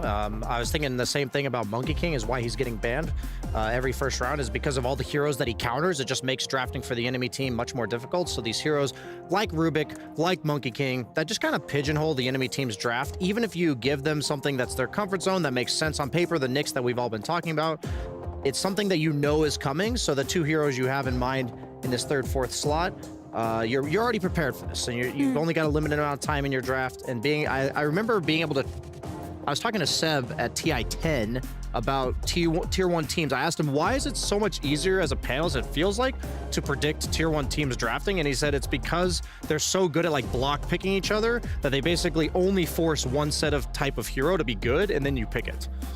So there's the Ursa. It's one of the top 2 carries versus Darkseer in my opinion, and it has a pretty stable lane. He's versus double melee, so Ursa will get out of the lane, and it is also good versus Phoenix. So I really like this Ursa pick, and I would say I can't really get countered too hard. Like, you're gonna get an okay lane, you're gonna farm really hard. And the Underlord, it's also, I would say the hardest counter to Underlord carry or Underlord offlane is Ursa carry. So it's also a really nice double pick that you take the Ursa away from Gaming Glide or from Team Spirit, and you get the Underlord basically for free. Yeah, but also this Underlord makes the group up timing for Gaming Gladiators very difficult to play into if you're Team Spirit, because yeah, you are going to have another Aura Buyer, like you're going to have the Darkseer also trying to match this Underlord, but keep in mind that you did go for a Nyx strategy, and Nyx, if he doesn't find these pickoffs, find these visions, find these opportunities to disrupt fights before they happen, he can't Vendetta into a team fight and kill somebody. It doesn't work versus auras. I thought this might be the one time I see a Slark, because the 3 carries you always think of against Underlord, no matter what the patch, are Monkey King, Ursa, Slark, and I just think Slark is absolutely terrible as a whole this patch, but this is the one spot I think we might see him was against the Underlord, but then you also already see the carry matchup, which is Ursa. One of Ursa's worst matchups in the entire game is Slark on the map. In team fights, not only can you have a difficulty focusing the Slark, but he can also use his shard to prevent you from focusing other people. So how much do I love it? I'm not sure, but if there was a game for Slark ever, this would be it.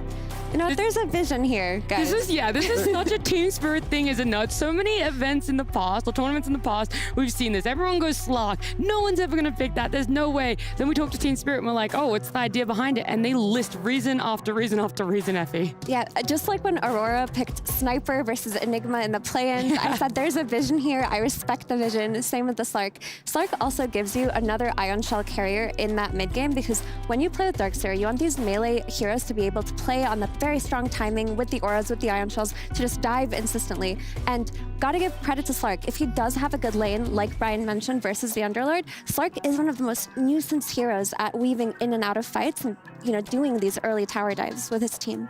I'm really curious which facet he takes, because they've buffed that Barracuda facet pretty significantly, and it really helps with the laning phase. It makes it so your ult lingers if you're alone for an extra, I believe, like 1 second level 1 ulti, and then 3 seconds later. So I'm just wondering if he's going to go for the pounce stacks, which is the pretty standard ult Slark. I'm also thinking, like, the reason I like the Slark pick more than anything is it's his job to just throw himself into the fights and cause chaos. And if you feel like you have to also do damage as Slark because you don't have follow-up damage, like in this case, very high damage supports Nyx, Phoenix, even Darkseer allows you to do damage just by existing with the Iron Shell, then you feel pressured with the, you kind of buy these items like Moonshard, Basher that don't necessarily feel that great, but then here you're going to be going like BKB, SNY, Scotty, just items that make it so as long as you don't get bursted, the fight's eventually going to break into chaos, and Underlord and Chen type heroes just hate when that happens. I do think Team Spirit need to tie this draft together, though, with a pick for Laurel, because you have these heroes that can play on the Ion Shell, and we've talked about the chaos that they can cause, but you need that dependable hero that won't get bursted, that turret damage, that, you know, that ranged hero that can stand its ground, but I don't know what exists for them at this moment. Something makes me think about Lina, even though it's a little strange. I think it's kind of cool because you can go Yules. I think Yules is really good versus Ursa, and it doesn't really get destroyed by Chen, like walking mid with a creep, but I don't really know if that's what they need. I could also see them going for some like Storm route, but Thunderlord as well blocks these spirit heroes. The Brute is really good for Storm, Void Spirit, those kind of heroes, and it makes this pick, I think, a little awkward because the Slark, I would say Slark is probably going to lose his lane, honestly. Versus he is going to lose almost certainly. And so you need this blind pick. I can tell you that. Yeah, nice confidence build up. Okay. Oh yeah, he knows all the pitfalls of this. You need your blind pick mid to survive the lane and have good impact in the early game to have this have a good game on Slark. So I honestly think there's a lot of pressure on Laurel to pick a really good hero here and not get countered, because he's going against a counter pick with Quinn, right? I would say Quinn is probably the best laner in the world right now. He's been consistently at least top 2 or top 3 laners in the world. And it can get really scary if he gets a nice counter pick. I think this Invoker actually is probably one of the best heroes I could have gone for. It's that range type of damage that was mentioned. It's also a way to roam around early and teamfight, and they did cover for this Invoker with their last 2 bans. The one issue with it, though, is that if the rotations aren't succeeding early on, if you can't run to these side lanes and get a few kills, Invoker doesn't really want to play crossbox into this group up lineup with the pipe and the greaves and everything that's coming out. It really is dependent on these rotations being successful. Does the rest of the lineup promote that, though, in your mind, Effie, that when it does come to leaving that laning phase, that it is going to garner a lot of opportunities and there will be potential for multiple ganks to be successful?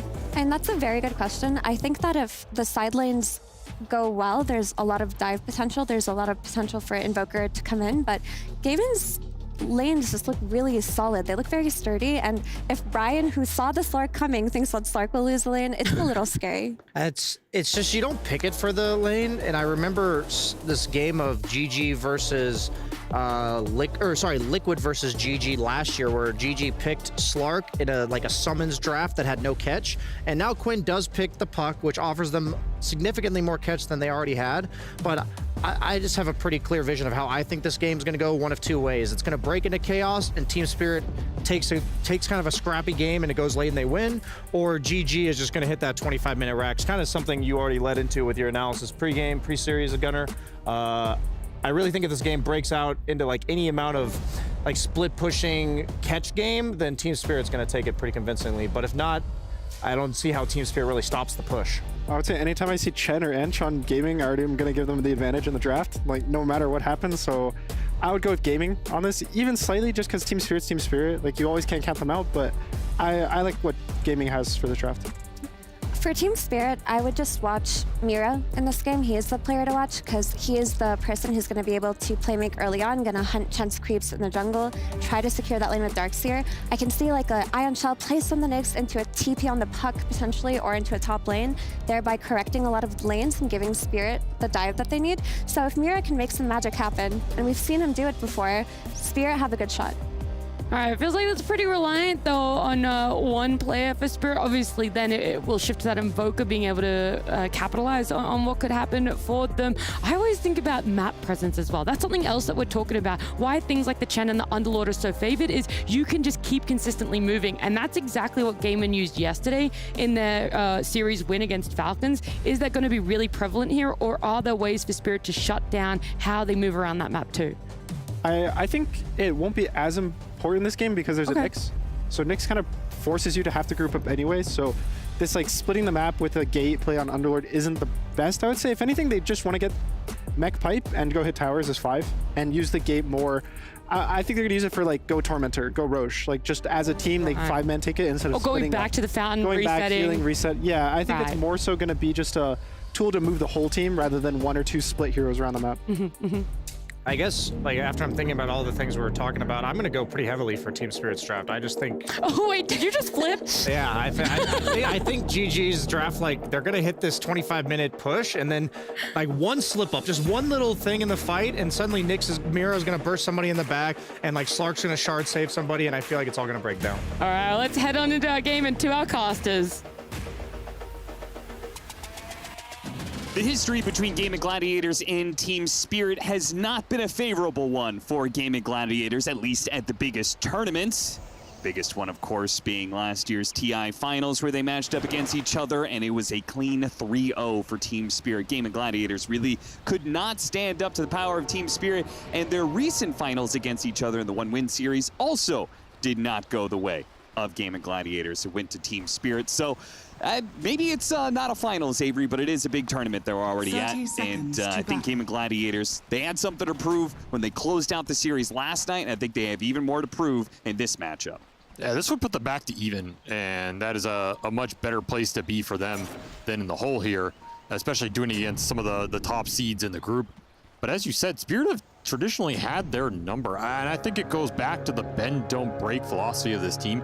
They're willing to give you the tempo, they're willing to give you the early Roshans, even let you go high ground. But as long as Team Spirit get that one fight, You know, in that 25 to 30 minute mark, that's all they need to just swing that entire game their way, and then they believe in Yatoro to carry the rest. So this is another very similar setup to that. Gaimin have all the tempo in the world. They have the push, they have the auras, they have the Chen Underlord, an Ace Underlord that is perhaps the best in the world.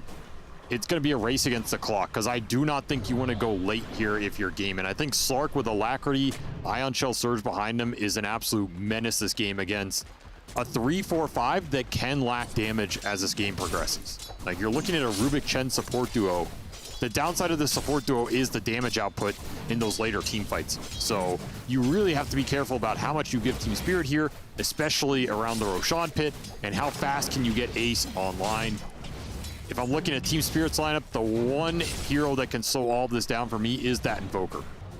We've seen this Quaswex Invoker really stall out the tower pushes, be a menace around the map, be very strong in the turnaround in terms of the reactionary counter ganks. I'm looking to Laurel this game, and I mean, Team Spirit feels like they look to him again and again when they need these games to get slowed down just a bit for their other two cores to get online. A lot of lane pulling shenanigans, but Mira might pay the price for it as he lets Dyrachyo get too close. And Dyrachyo is going to keep this battle going as he puts damage on to Collapse. Now, he might die for this one, but I almost feel like it's an exchange that's worth it because he thinks Celery's going to be able to outman fight Collapse, but he will not. Collapse gets the double kill. The Facet bonus attack speed here is going to get the deny on the neutrals as well. That mana burn creep was doing a lot of work for them on this lane, and I think if they just play that slower, they win that overall exchange, especially over time. Sure.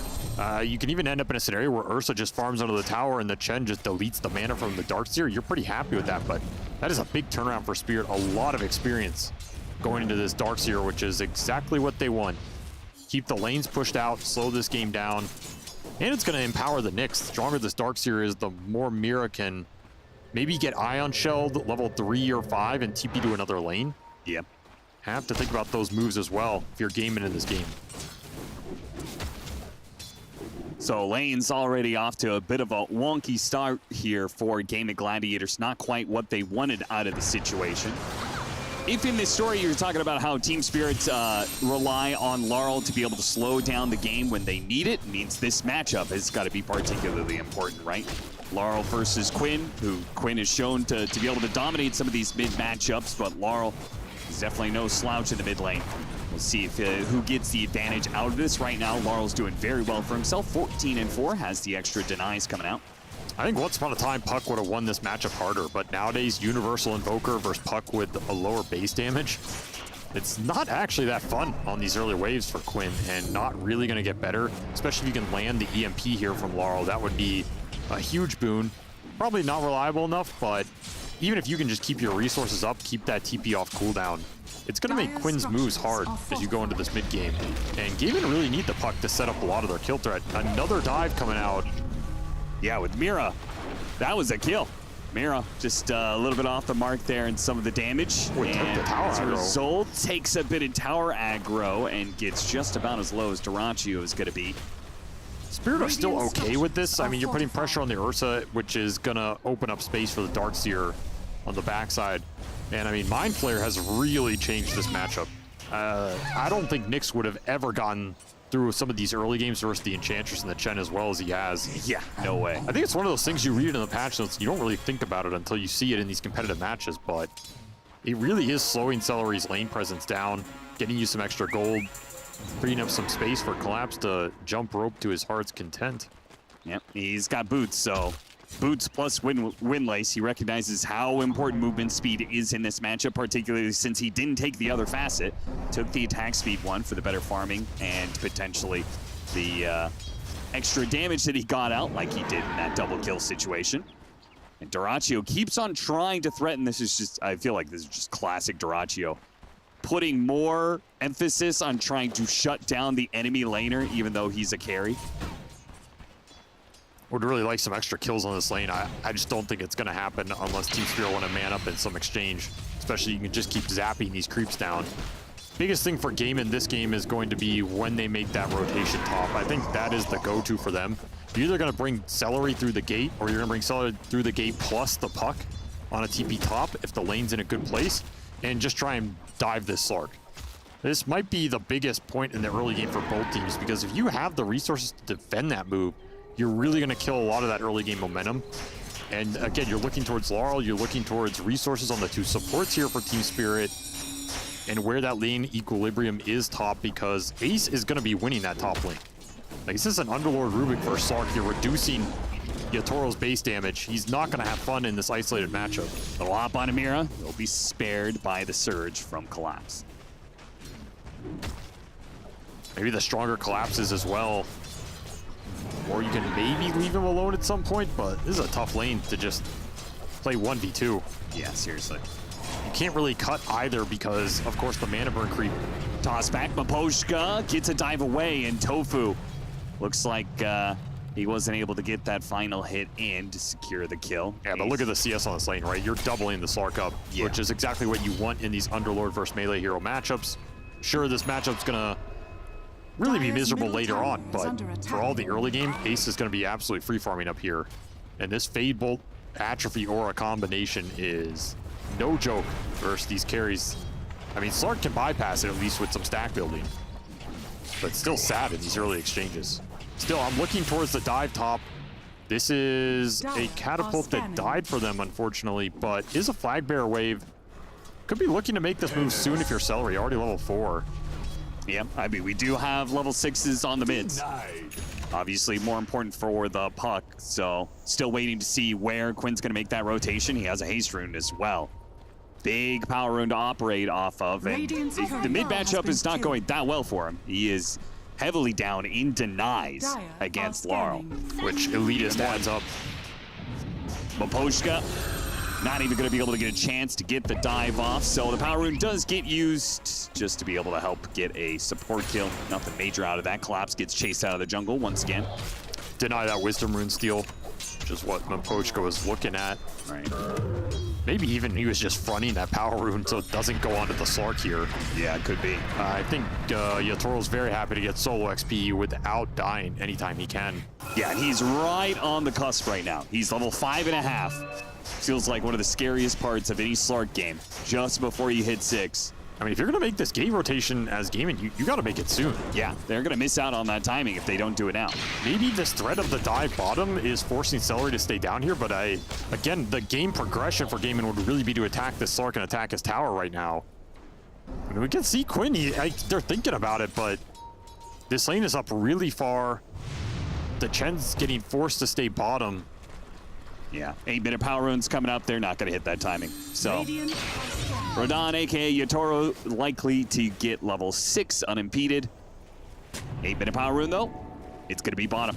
So they stick around for power rune. Don't get it. It's an illusion for Laurel. Is that actually out of range of that sentry? That is very close. Sad if that's the case. No, it is. No, it is. You just couldn't man up the hill. Yeah. All right, maybe get it later. But in the meantime, give some XP to Tofu here. Look for the puck rotation onto one of these side lanes. Well, sneaking around. Celery should see that Ghost Walk debuff on the creep. Knows that the enemy bid is looking for a kill. Gotta look for these earn charges somewhere. Yeah, that's what he wants. He's not finding it initially. Still, this kind of static early game, I think, is okay for Spirit, right? There's no aggressive action happening on the towers, nothing they have to react to right now. And here's gonna be the first move from the puck. No power rune to make it with, but instantly popped. Yeah, runs right into Nick's assassin, can't even catch him. Didn't even have his boots in. Collapse goes for a TP away, off of breaking that smoke from Miro. Very heads up. Both get out. All right, Team Spirit are dodging a lot of this early game, it feels like. And they're getting their Slark through that lane phase. Yatoro already level 7 now. He's cruising. Think about Radiance here. I don't know if he's going to commit for that, but would be a very obnoxious item for Gaimin to play up against. Very slow item. So he would probably go Radiance and then break it apart for Heaven's Halberd, I assume, against an Ursa? I mean, you're not going to break it for a long time, right? This is like an old school Slark build-up. Like, okay, so if he doesn't do that build, then he does the Butterfly plus Nullifier? Yeah, that's more likely, but again, in a game like this where you feel like your towers are going to be under pressure, I don't know if he's going to commit for this. I'd be surprised if he does. Maybe just thinking about, you know, he's probably pinging it for someone else to build it. Okay. Yeah. Olaf, what do you think about Radiance Darkseer? Radiance Darkseer. I mean, it is a very good Radiance game. Just having the anti-aura, the mischance against everybody in the fight, burn down some of the summons. I mean, it's faster lane shove as well, which you know Game of Gladiator is going to be balled up. Radon getting a little bit low. Has to pop his ultimate here. The Phoenix just dies to the Quinn rotation pretty quickly, and Spirit rapidly retreat out of here. Dyrachyo even coming through the gate just to add in that helping hand. So there's that gate move. Eventually they make it. Able to kick the Slark out. Don't get the Slark kill, but get what they came for here, which is that tier 1. Very tough tower for Spirit to defend. And they don't really get a trade elsewhere because Dyrachyo, he's just able to sit bottom. Getting a lot of solo time, able to defend the tower. Very efficient move from Gaimin. They did not give up a lot of farm on the map to do it. Didn't end up costing them too much either in terms of Chen creeps or any sort of momentum here. This is going to be a very early Roshan from Gaimin. Everything points to it here. Yeah. Just how many levels the Ursa's getting, the early auras that are going to be up on Ace because he had absolute free farm. If you can get some ancient stacks going here, Ursa's just going to clear through him. He's going to be well ahead of this Slark going into that mid game. Do you want to try and do it while it's still on Radiant side to keep that cycle? I think you could do either in this game. Tower is under attack. Depends what's more natural. I almost feel like a lot of these games, it's more natural to do that Dire side. Yeah, it's more natural to play on the Dire side. But then later on in the game, Dyrachyo is going to have to fight it out. He can't really just run away from Mira, and he makes the right read. Takes the fight against Mira, gets the kill. Now in mid lane, they get a coil out. Tofu, he's got Sunstrike. See if the snap is going to go off. Laurel doesn't snap the coil. Nobody holding in place, so they don't quite commit for the kill. Wall's actually going to be dropped here. Quinn, a lot of damage. By here on the high ground, has to jump away before he's caught by some extra damage. Sunstrike is on the mark, but he's going to get a regen, and he has a Fairy Fire and a Wand, so he'll be okay. He'll be healed back up to full, and it's Miposhka who will end up losing his life. Everybody getting threatened, nobody quite dying until Miposhka shows up at the end and instantly gets griefed. And Dyrachyo being active, runs into Mira again here. Every single game in Gladiators move to a tower, they have brought their carry along with them, despite the fact he does not even have his battle fury. I think these are fights Spirit could take, but they're very disjointed, maybe not expecting the numbers. Still, I mean, this is Gaimin in their element. Swarming the towers, backstabbing, getting initiations. Maybe you don't commit for the kill, but you're able to draw out the fight long enough that you get the objective you came for. This is just powering everybody up with the extra tower gold, 4K gold lead. Early Atos for Ace as well. A little more offensive firepower. Feels like he doesn't need a super early Piper mech in this game. Maybe the fight's just not going to come to them on these Roshans or anything like that. Radiant's bottom tower. And these Sunstrikes a little too short on the damage. One more Exor point, you maybe get that Ursa and that Puck. Dire's top tower is under Another coil. Not even needed in this case. Mira just cannot do anything.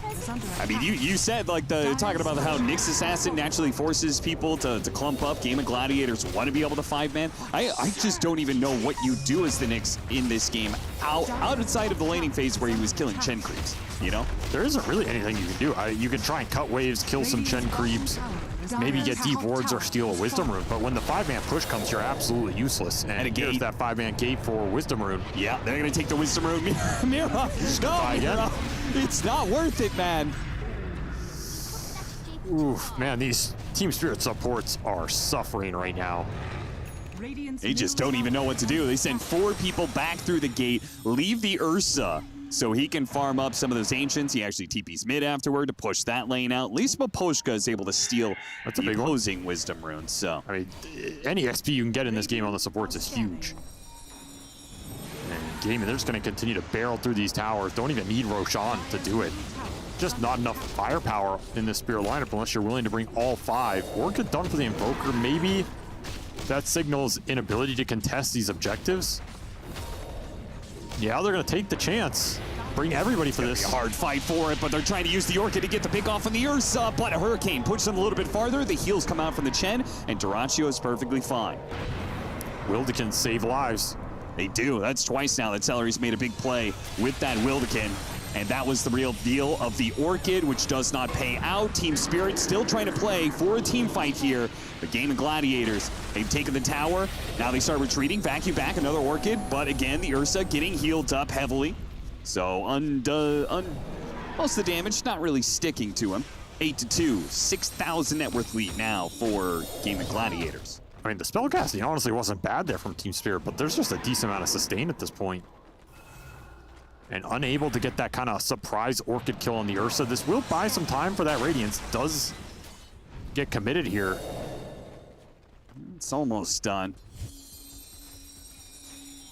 It's just, the Invoker is such a pick-off-oriented hero early on, right? With the urn build-up and everything. He has no more urn charges. The Nyx Assassin, very single-target and pick-off-oriented.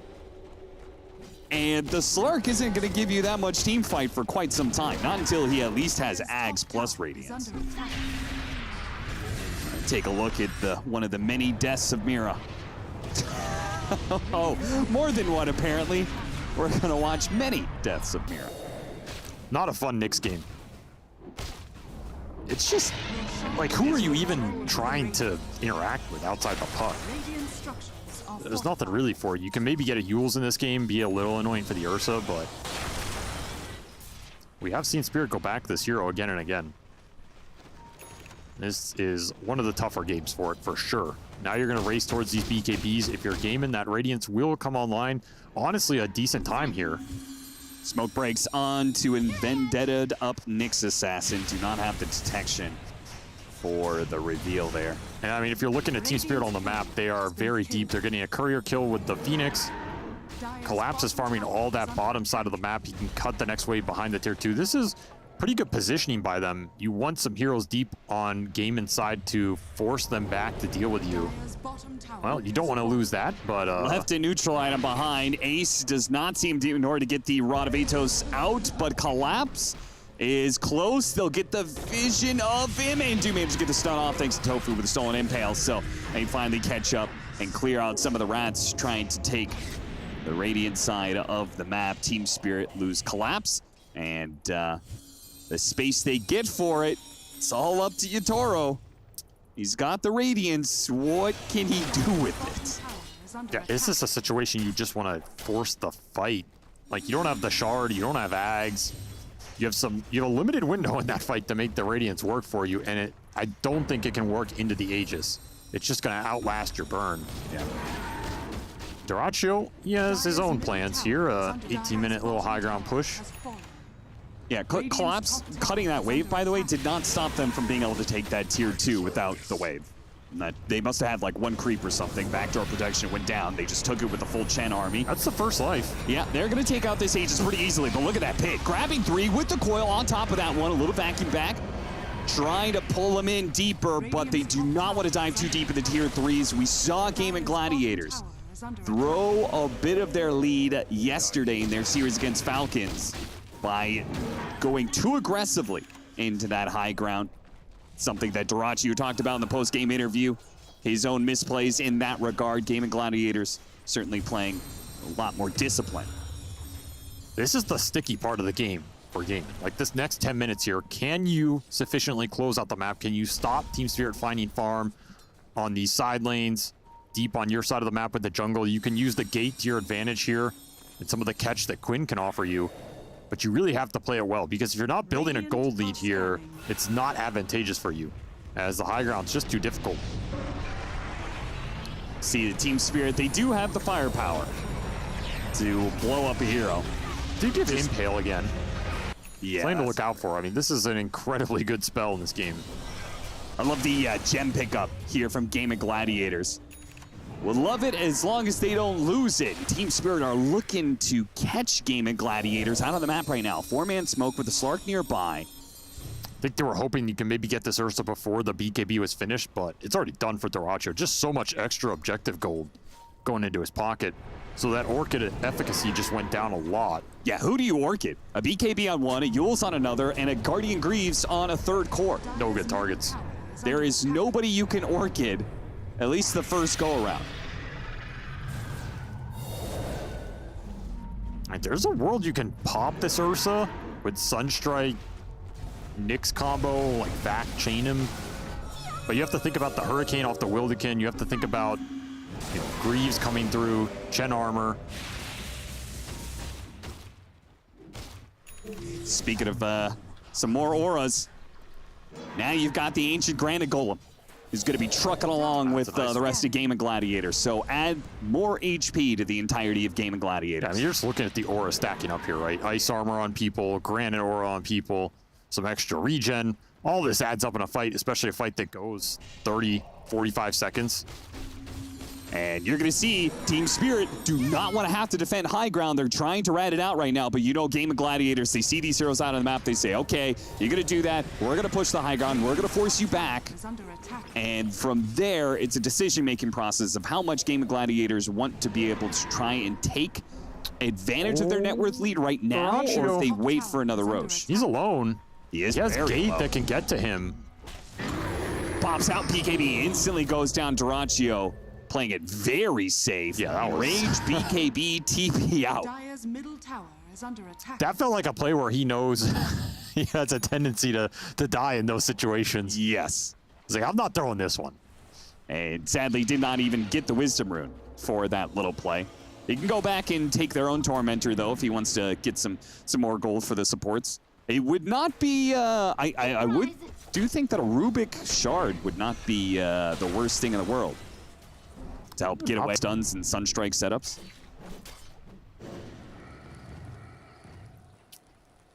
You cannot get out of these pounces with Force Staffs anymore, so it's something to think about. Yeah. Illusion. How much can Yatoro stick onto targets here?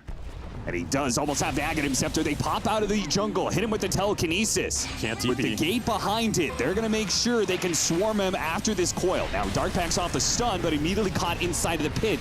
They have the disables, they have the damage though, with Supernova on the side there. A little bit hard to commit, and Quinn has to jump away to his orb. Blinks back in, hits him with the silence, and it looks like Radon may be in some trouble. The Firestorm trying to burn him out, not quite enough. Quinn can still jump forward. He hits the Mules on the Nyx Assassin instead. He'll try and take that kill for their troubles instead of the Slark, which they were so close to finally killing.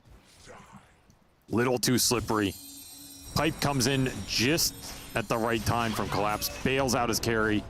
Sunray and those spirits did a lot of damage mitigation as well. It's another Nyx death, another Impale stolen. Some more net worth lead accumulated here by Game, and they continue to scale in this game, and they're looking towards that next Roshan. Coming up soon, should be theirs almost guaranteed. Gem on Quinn is also just gonna make this Nyx's life even more difficult. And the Slarks as well. Just no chance of being able to keep up vision and outmaneuver these heroes.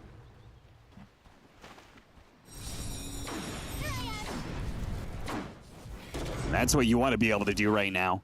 Spirit need to be able to get out on the map and stay ahead, one step ahead of Game of Gladiators, but won't be able to keep their vision down for it for very often. Roshan, potential spawn time starting in 40 seconds. It is going to delay things a decent amount, especially if it's a late Roshan. How long do you think Game of Gladiators can really like stall out the game and build up an advantage before it starts getting concerning? Still a very long time here, especially if they can get a couple kills. Especially if they can kill Radon. They won't be able to. Once again, it's going to be Mira. Mira, man, hardly get to play Dota in this game. 7 deaths, 1 assist. I have never seen Mira have a game like this, I think. I mean, I think it was just predicated on the draft. Oh, 100%. Not much you can do here. Picking Nyx into a push team with a push lineup. Yep. This is the outcome. Once more, your base is getting sieged. Can you get that big turnaround fight? You're trying to finish an Ags on the Slark. I don't think you want to fight without it. You need the extra damage output. It'll be completed here. It will be completed. Game of Gladiators. At the same time, do you want to keep this push going? If you throw in this high ground and give Team Spirit the opportunity to take Roshan, you will seriously regret it. Yeah, this is not the time to make this push. Feels like Yatoro knows it. They're going for a TP away here. Full retreat from Game of Gladiators, which leads an opening for Radon. Can Yatoro catch anybody? Collapse and him are not fast enough. Too much vision down. A nice disengage. You'll lose the Chen creeps, which definitely hurts. But you did not give up a bad fight into that Roche spawn. It will go Dire side. I mean, that is a little bit of a saving grace here for Team Spirit if you're willing to contest it. You have a couple buybacks to commit to that sort of fight. Could be a turning point, even out this net worth gap. But not if you lose your Darks here at the start. Collapse. Massive pick off. There goes all your team fight. Wrong place at the wrong time. Just misjudging how quickly Game of Gladiators would get back out on the map. I mean, can you Roche right now if you're Spirit? There's no way, right? Their lineup is not great at doing it. I mean, you can like Alacrity Slark, but it's pretty slow. Yeah. And Gaiman, they don't even care about Roche. They're just going base here. Let the Underlord deal with the waves. You can gate to them. Continue to play aggressive. It's true. I mean, once you force Team Spirit back to their base, you could always just gate to Roshan. Yep. Make it super efficient. Take that tier 3. Top tower has fallen. Pipe now done for the Underlord, so he got his Rod of Atos, made use of that by being able to catch Team Spirit, and still has all the aura items you need for a high ground push. Greaves plus. Okay, instant Supernova pop. This is working against him a bit here. Yeah, that's very curious, because does he really value his own life, which he still dies? Does he really value his own life more than the cooldown of Supernova? It doesn't feel like it's worth more. I don't think so either. I mean, that courier kill feels like the only thing Spirit have gotten here in the last 10 minutes. Gaiman continue to suffocate the map. This waning rift facet has also really helped Quinn catch some heroes. Oh yeah, little mini vacuum pulling people in, getting that just extra bit of distance. It's looked solid this game. Yeah. And then a little two-man Roche action with a lizard buff. Yeah, it'll get scouted, but nothing you can do about it. This is going to be a high ground push here with Aegis on Dyrachyo. Have to gear up for it if you're Spirit. That's probably your point to try and turn this game. Are down almost 20k. But we have seen them turn worse games around. It's true. Team Spirit. Jenkins called them the ultimate comeback team. Let's see if they can prove that to be true in this game 1 against Game of Gladiators against incredible odds. The actual odds, 2%. Okay, well, that's a little disingenuous. I mean, I don't think you can ever give Team Spirit less than 5% at a minimum. Just lying to yourself at that point. But it's not looking too hot, because when this push comes, it's a question of how do you start the fight on your terms. I mean, you have a chance to maybe burn the Aegis. Going for the same situation, but Game of Gladiators not going to let him do it twice. There's just no good targets to go on. The tankiness of this lineup is really coming through right now. Even Octarine on the puck is going to bump him up a pretty decent amount in HP to try and chunk through here. Really need this Slark to just last a long time in the fight and build up some stacks. Throw all the buffs on him, let him start hitting the Underlord or the Chen. And we'll see how much he can actually stick around to hit those heroes. Couple hits there, but immediately threatened by the coil. Vacuum in with looks pretty nice. The sun ray is out, but they're just all focused on the Slark. He got off his ultimate though and is able to slip away into the trees. Dyrachyo with his BKB is able to back out. The Impale not stunning him underneath that tier 3, so Game of Gladiators remain healthy after that big throw around of spells. And now with no Supernova, no Vacuum, they're going to go back in again without the BKB, but with the Aegis. Radon trying to get up those stacks you're talking about. Meanwhile, 3-man stun from Mira. Dyrachyo barely stays alive thanks to the telekinesis. Never mind, gets burned out, and he will lose that Aegis now. Okay, I mean, that's step 1. And I don't think Gaming can siege it without the BKB on the Ursa, so this might be a successful defense. Yeah. Didn't even lose anybody. Radon sitting on 42 agility stolen, so... That felt clunky, but got the job done. Which is the most you can hope for here if you're Team Spirit. Got their little combination with Vac Wall and a kind of a corner of that cliff with Sunray Egg going on top of it. Looked beautiful and, well, did almost nothing. Benefit of the pipe and the sustain here. Yeah. You're looking at a second Octarine on this Ursa, so it's going to be that Octarine Shard Ags buildup. Just become invincible. is a build that can, I mean, this is a matchup that can suffer versus the Slark if he can continue to build the stacks. And we did see, you know, Radon, he's able to sit in there for a decent amount of time with his ult, with Depth Shroud. You have some Radiant Evasion. Double Pounce means you can go in and out at your leisure, but you have to build up the stats at some point, and if Dyrachyo can just make that as hard for you as possible, then there's no win to the team fight in sight. Yeah. I do feel like Team Spirit, the team fight might start turning to their favor if they can get to BKB on the Slark, but that's still a bit of a ways away. And they will just be focusing on surviving until that point, something that Radon may not have the luxury of being able to do. He pops his ultimate. Now he has a second ult to be able to TP away. They have the stun with the telekinesis. Tofu drops the telekinesis down on his head, and Radon gets picked off. A super heads-up play with that shard lift. Very rare you get to see it used offensively here, but Tofu on point. Gaimin knew what they were doing when they gated to that gank, and this should secure at least one lane, maybe two. Do a buyback on the Slark, but I almost wonder if Yatoro committed. Like, I feel like you cannot afford to buyback just because the BKB is so important, but they're going to get decimated without their Slark as the aggression comes out from Gaming Gladiators, knowing without the Slark, they can kind of jump in those tier 4 areas and take those pickoffs if they see them. Stolen Alacrity. Oh, that's yes, please, right here. Yeah, Alacrity with Frenzy. That's a lot of attack speed on a bear. Don't even need the extra attack speed here. Yeah, seriously. Shredding through the buildings pretty quickly. Tries to get a hop on Mira. Spike carapace and a brief retort, but Game of Gladiators, they'll win the longer argument here. Gotta look for some massive vac combination. Land an impale on it, or an ice wall, or some sort of supernova. Hop again. Just a bit of fishing here from Dyrachyo. Speaking of fish, Yatoro pops out, gets 2 swipes. That's all he gets. Telekinesis, they're going to throw Collapse closer, but Larl's the one in trouble. Dyrachyo, he might just be able to finish him off. They just need the vision. They have the coil out. The BKB is not going to be able to save him against the just raw physical damage of Dyrachyo as he shreds the next assassin. Now they pop the supernova. Game of Gladiators call it quits. They say, okay, we're not killing that egg. Back out.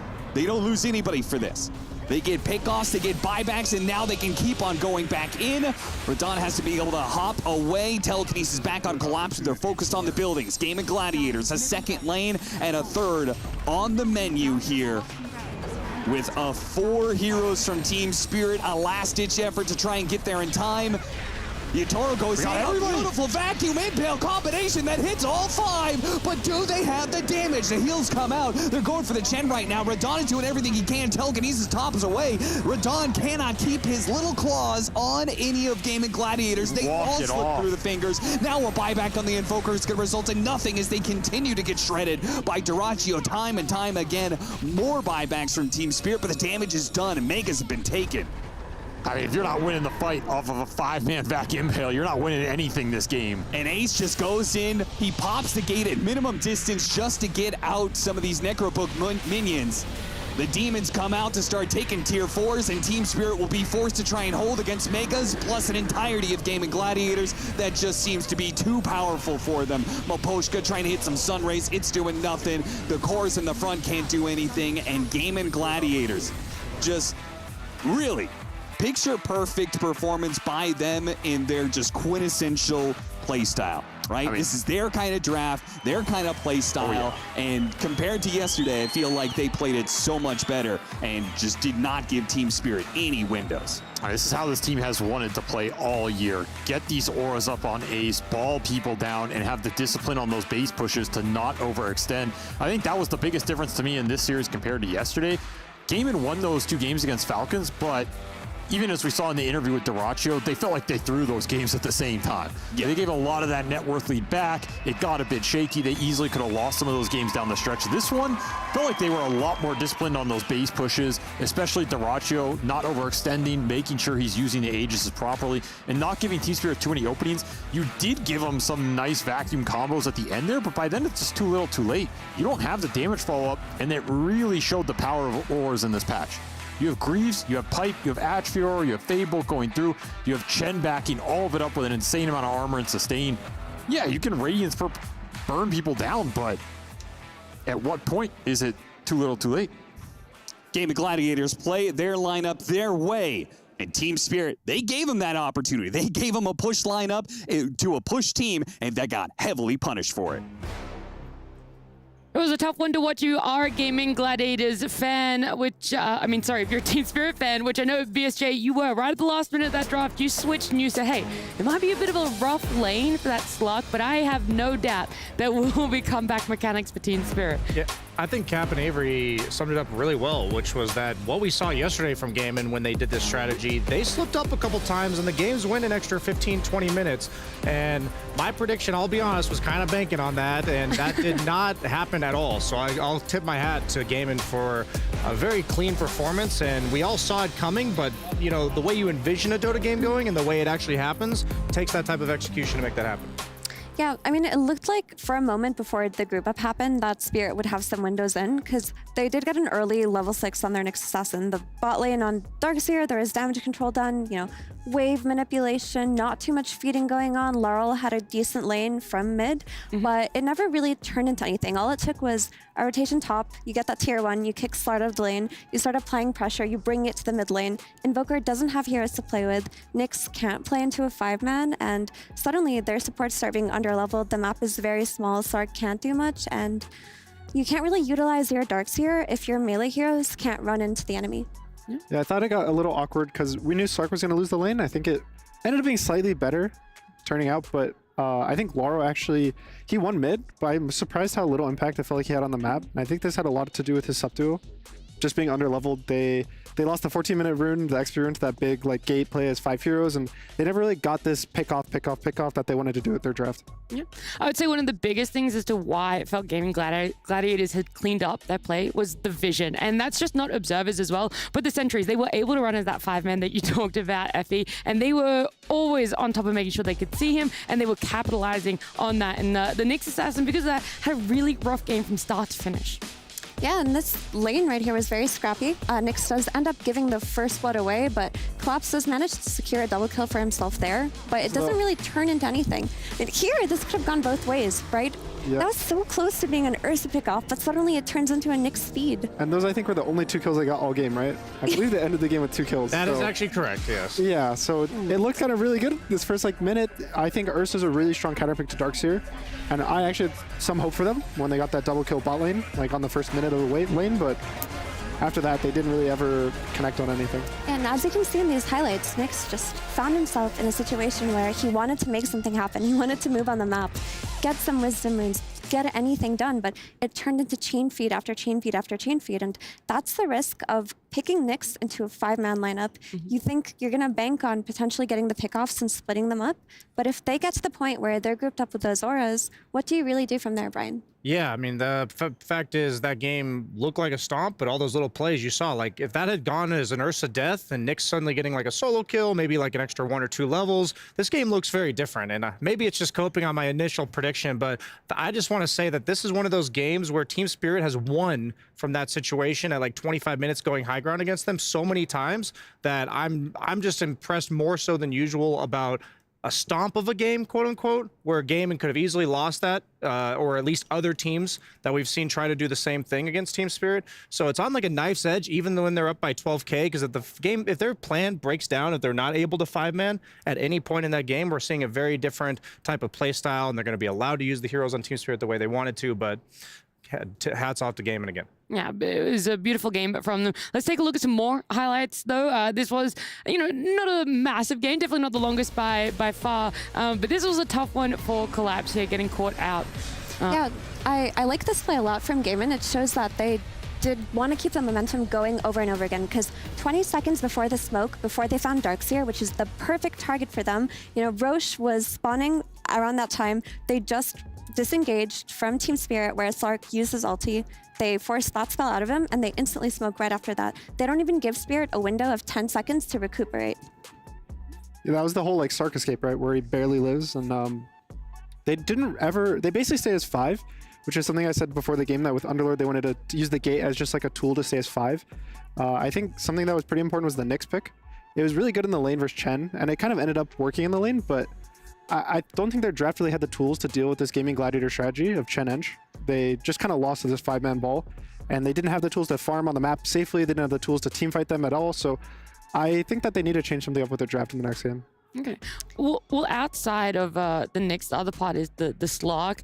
BSG, I'm going to refer this to you because you were talking about, you predicted the slug. You said the slug lane was going to go bad. I want to know about the Facet, the build, and how it wasn't able to push out this game for them to go the build with the Radiance for the slug, and if you potentially would have changed it up at all. Yeah, we had talked about that. He had a lot of enabling. You had a lot of damage from the supports. If they actually get there, you have the Ion Shell, the Surge. So his job was just throw himself in and be a tank. And we saw later, it takes a really long time to kill this guy, but nobody's dying on Gaimin. So if you're going to tank all that damage and build those Agi stacks, who cares? All right, well, we're going to catch up with Purge right now. We want to give you guys a bit of variation, so let's see exactly where he is.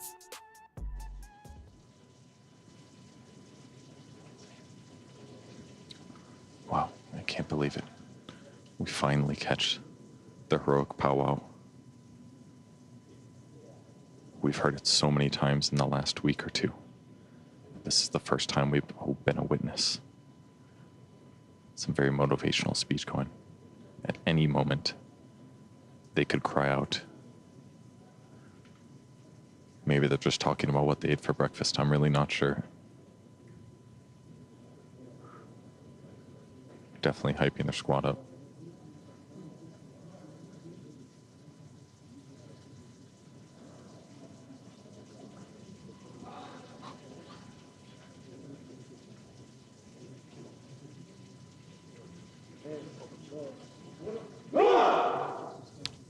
Amazing.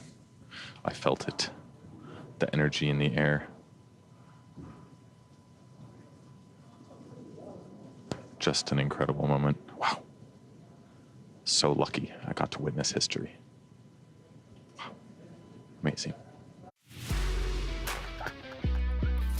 All right, well, Paj, giving us a good insight there as to what Heroic is doing. Right now, we're going to get to a break. We'll come back. Game number 2 between these two teams, Gaming Gladiators and Team Spirit.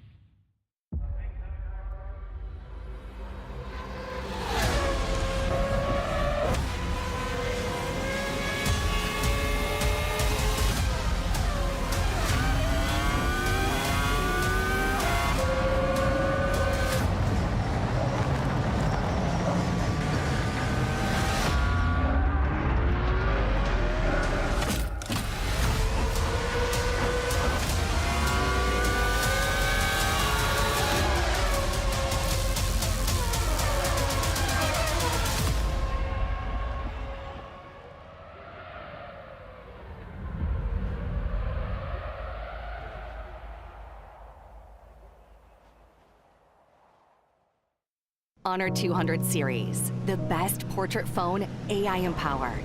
Studio level, AI portrait camera, 3 hardcore portrait modes. Color, vibrant and classic to capture portraits that truly stand out. AI empowered magic portal. Snapdragon 8S Gen 3 AI chipset. 5,200 milliampere per hours silicon carbon battery, 100 watt, Honor Supercharge. This is Honor 200 series.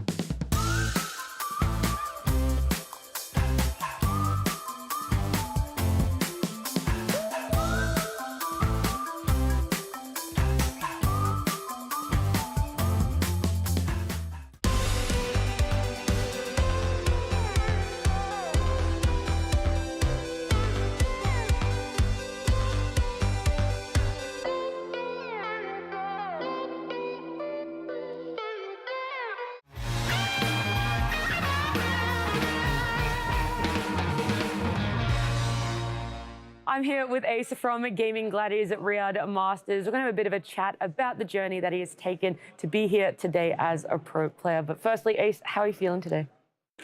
I'm a little bit tired, but besides that, I'm feeling pretty good. I know that, you know, when I look back at your Wikipedia, it says the first pro team that you were on was all the way back in 2012, which is quite a number of years ago. But would you have classed yourself as a pro player all the way back then? Or when exactly, what team or what year would you say that you felt like you're actually a professional Dota player? Well, I don't know exactly what it says on Wikipedia right now. Okay, that's fair. Like, I feel You like... mean you don't Google yourself every day? I remember there's a lot of teams, but I also feel like there's missing a lot of teams. Okay. Yeah. But like if I think back, my first pro team was actually on my brother's team. I kind of just got picked up as like mostly like a standing in to begin with. I think it was called Pencha. Okay. But is that when you felt like you were a pro player, or did that come much later in your career? I mean, I guess as soon as I started earning a little bit of money, you could say I don't know if you would call that pro. Yeah, you like, still even then wouldn't have felt that, like... Not really. It's not like I could live off it at all or anything like that. But yeah. I think when I became pro was probably around like Danish Bears times, where we actually started winning tournaments and having decent earnings from that. Okay, that was it. That's the sort of time in history that you pinpoint as, yeah, this is it. This is going to work out for me. Yeah. Okay. All right, I love that. A lot of people would almost call not you an overnight success, right? But it feels like you kind of had this rise in popularity out of nowhere. But what was the lead up to that, and how did you navigate yourself to be on the team that you are today? I mean, I'm sure it looks like it was just an overnight thing, right? But I guess it happened when I got picked up by Secret from Danish Bears. But before that, there was like a long history. There's like insane amount of teams and small tournaments played and like all this stuff for like a long time before I got to Secret. And how did the Secret come about? How did that opportunity happen for you? Well, I think we were doing pretty well in Danish Bears. Like we played so many small tournaments. I remember we had like 80% win rate at some point. Wow. And Puppy just cold called you. He's just like, hey man, do you want to come over to Secret? I think I just got a message somewhere that Puppy has added you or something. He just want to talk. Wow. And then you kind of know, oh, okay, cool. And then you just kind of can't like say no to that opportunity, right? Or like you wouldn't, even though sometimes I still feel like I would have also liked to play with Danish Bear for a while, because it was just a really nice team to be on, and like we had such a good time. Hard to find that balance. But Ace, thank you so much for taking the time to talk to me. I really appreciate it, and good luck in this tournament.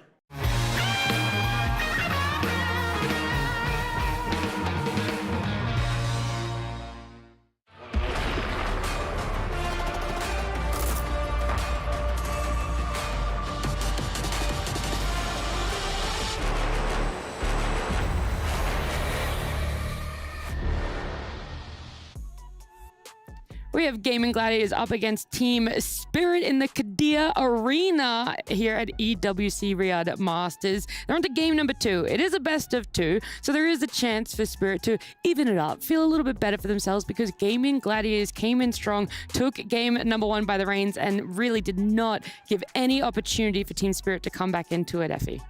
Yeah, it looked very rough, honestly, watching that game for Spirit, because this is a team that will create windows out of nothing, and it felt like there were no windows at all within that game, because you saw them run around the map, try to plant vision. There was one time where they actually reached Radiant Jungle, but then all of Gaimin was there within seconds, and Slark almost died. The map presence was phenomenal from Gaming Gladiators. Team Spirit trying to do what they could, trying to pick up any Wisdom Rune, but what really started was the draft. We weren't too sure, we weren't too confident in it, so we'll see if there's going to be a change up in game number 2 draft, which is coming up on our screens right now.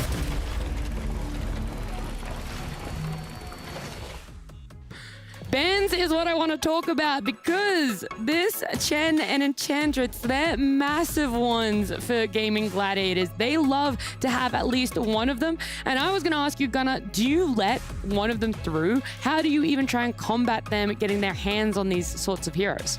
So I think thankfully they're second pick, so they get an extra ban now.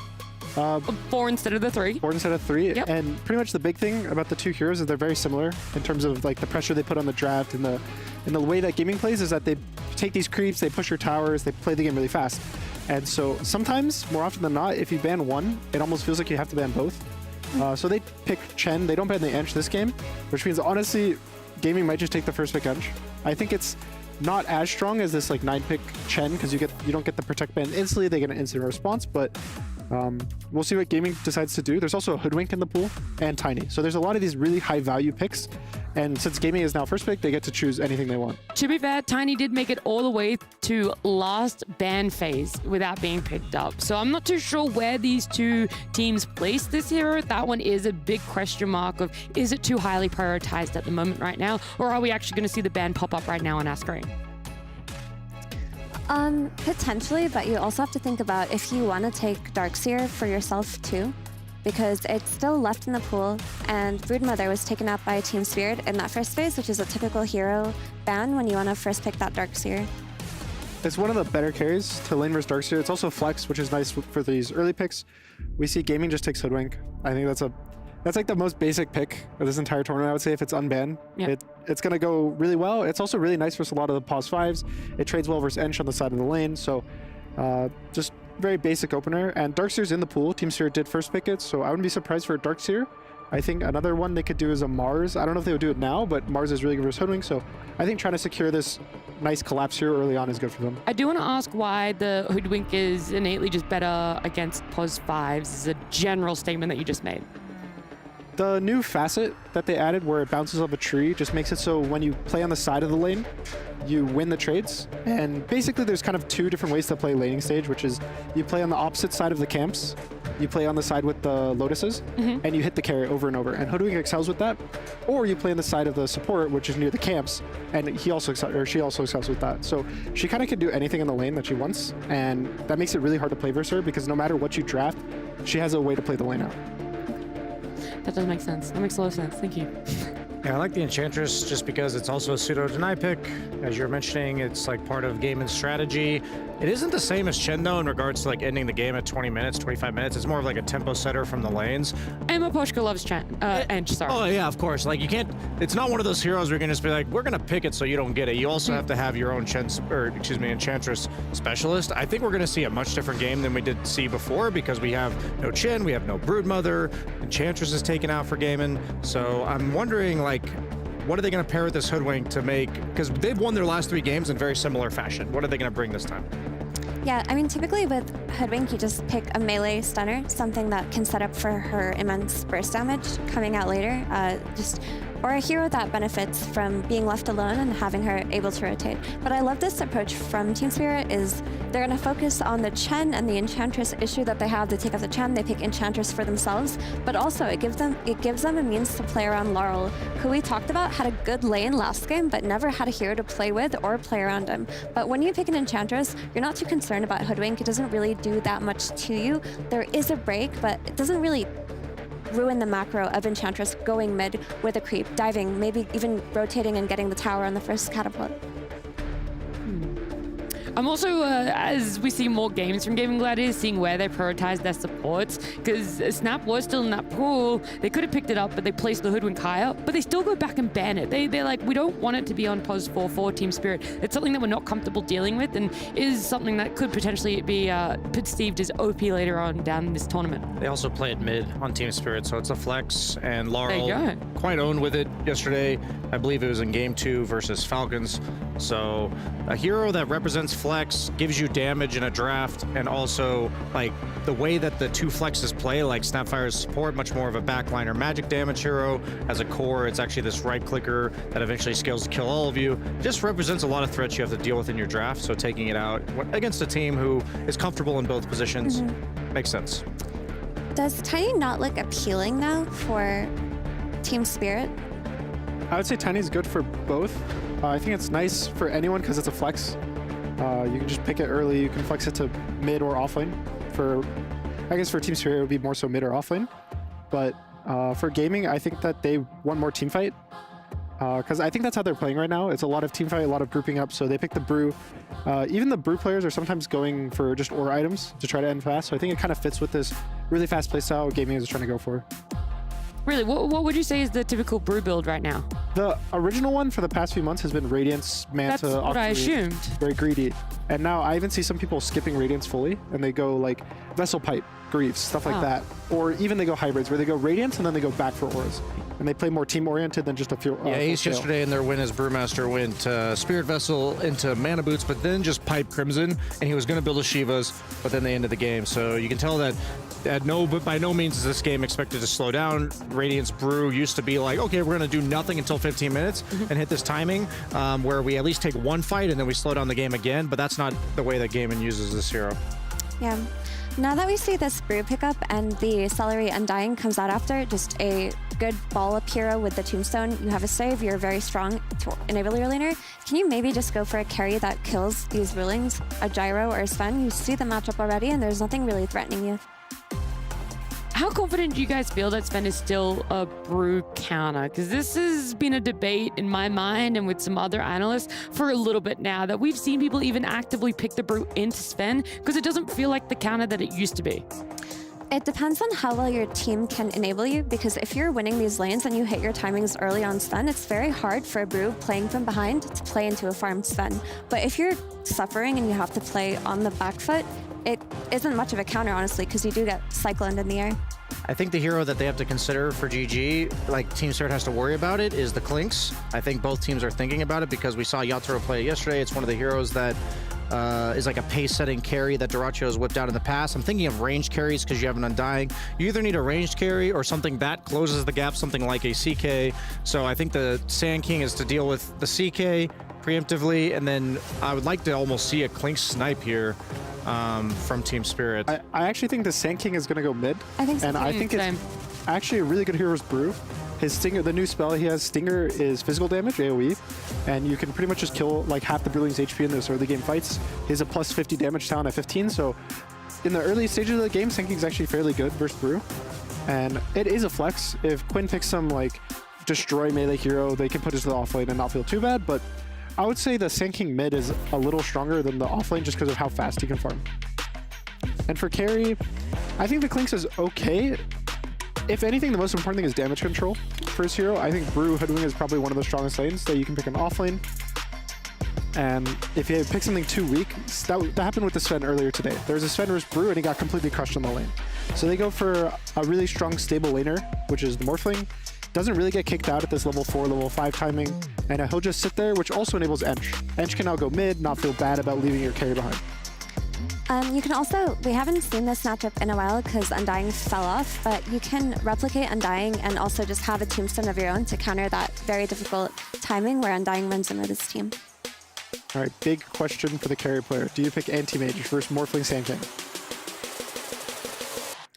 That would be about the best game you could ever pick it, but I really think for Anti-Mage you have to have a 5 that enables you like a Lich or a Grimstroke or something like this. I don't think that Undying is the 5 you're looking for, like in the game. You want something that allows you to blink in and feel comfortable about it. And I mean, if it's a meta where Anti-Mage is good, that's not the case. But right now, I think he's not. He's kind of like in Slark territory where it needs to be the perfect game, and then it still might look like what we just saw. What about Terrorblade? We saw Terrorblade versus Morphling yesterday in Team Spirit's game versus OG. Spirit played it into OG's Morphling, and they hit the classic TB timings and won the game. I could see TB. I think Terrorblade is honestly on the weaker side of heroes, but I think if anyone's going to play it, Radon is going to play Terrorblade and look really good while doing it. But you mean for gaming, right? For gaming, yeah. Okay. Is Dyrachyo really a Terrorblade? I guess he used to. He had the whole phase where he played Terrorblade every single game. Yeah, remember, he's slightly a hero spammer. Yeah. But I haven't really seen him play it more recently. He plays more of like the Gyrocopters and like the group up heroes, I would say more so recently. Well, I mean, the Clinks, the Gyro, the Brew, and CK are the 4 that really spring to mind when I hear Dyrachyo's name. So I like the Troll Band. The Troll's like a pseudo range carry that what I think Game is going to try to do is just pick a reliable laner that basically says no matter what you last pick for Collapse here, the Undying plus ranged hero is going to get off to a good start, because I think Quinn's set up for success assuming that the Sand King's mid. Invoker should have no problem there.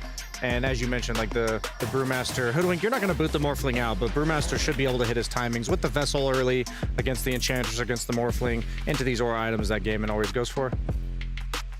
What's this last ban gonna be, though? I'm wondering if they just double down on the mid bans and don't even question the idea that the Sand King is mid. That's probably what they're thinking about right now, because Spirit's bans in Ursa and Troll could also just potentially be covering for Sand King being flexed, depending on whichever last hero comes out here from Gaimin. Okay. I think if they're going to pick a mid for Spirit, I like Ember. I think Ember is really good versus Undying because you can slide all those zombies down. It gives you a little more AoE damage for the Brew as well. And it's an okay lane versus Invoker.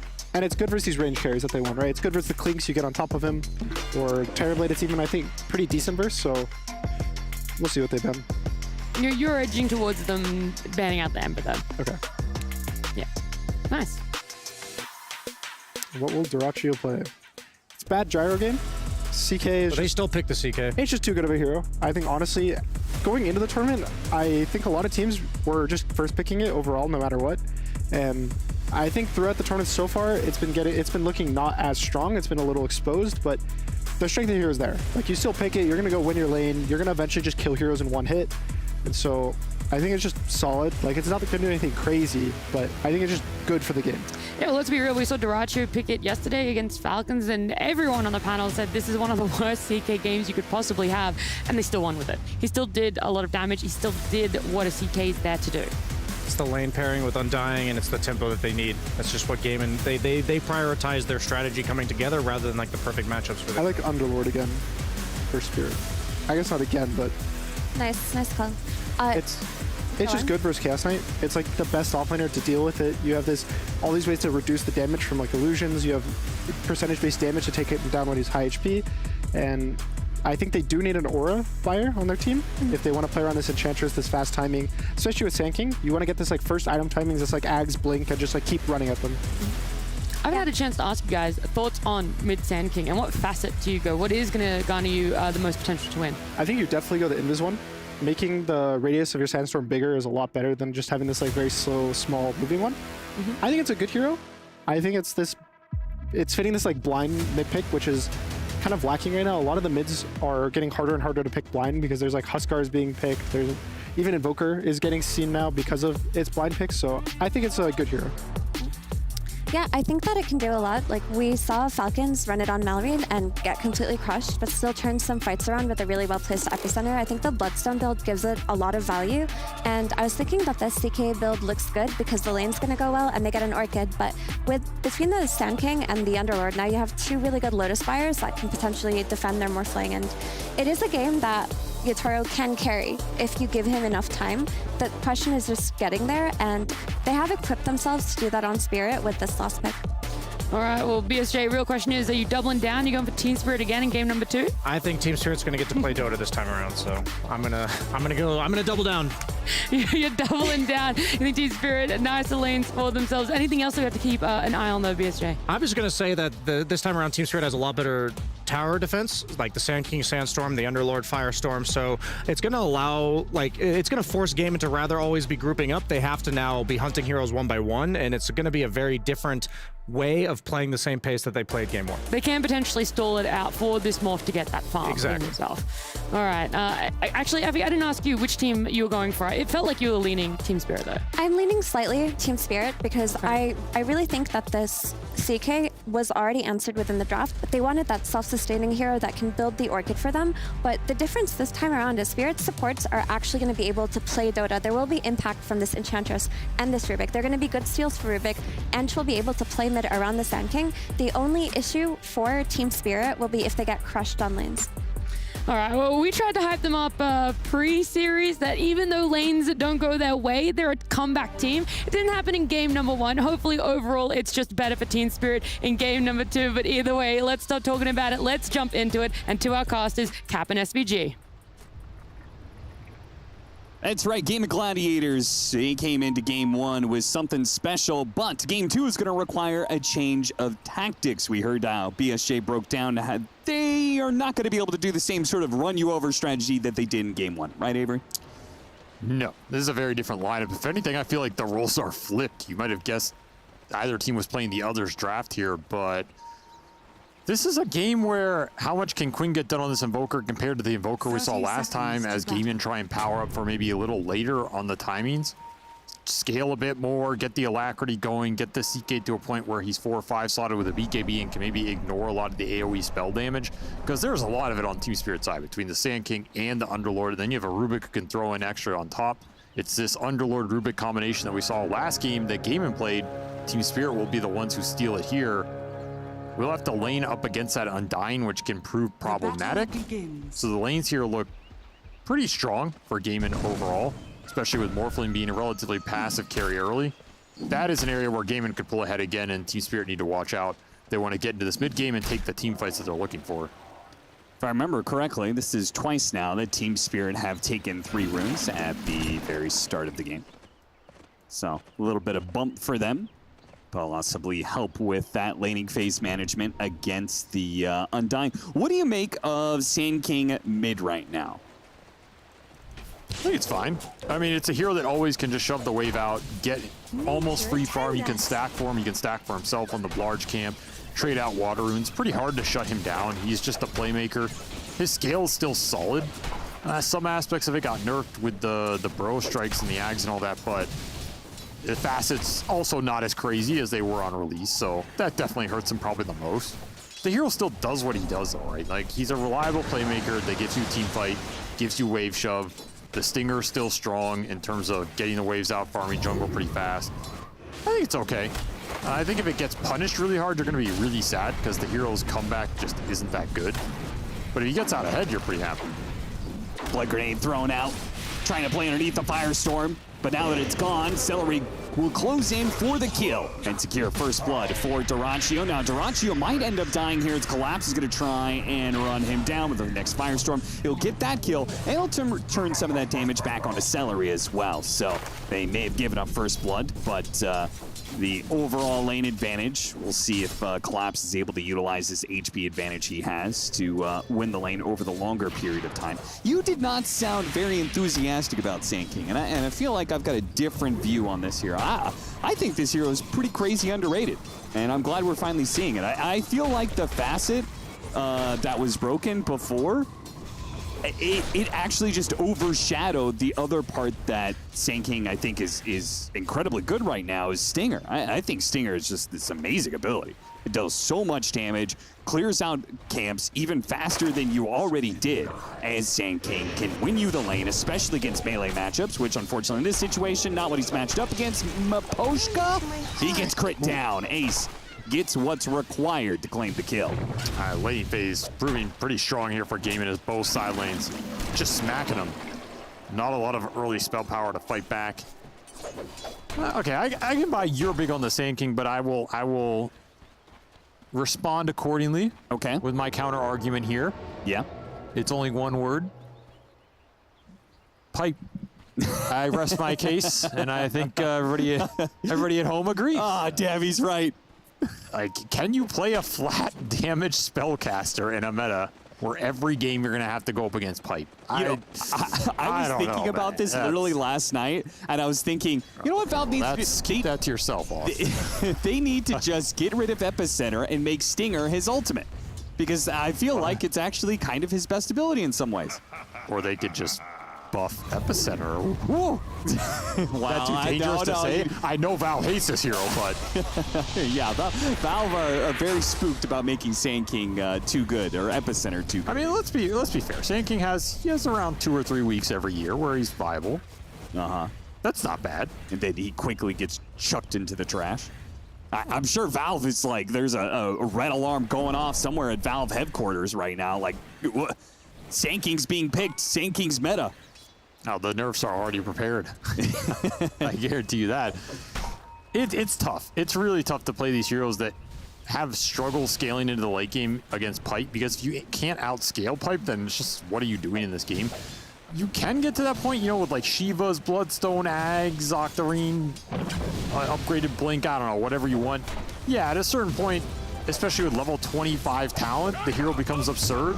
But that is a lot to get through, and you can run into trouble. The mid Sand King at least has some tempo advantage with the extra Tombstone weapons. gonna get thrown down, Collapse. He'll be run down very easily here. That Tombstone kill.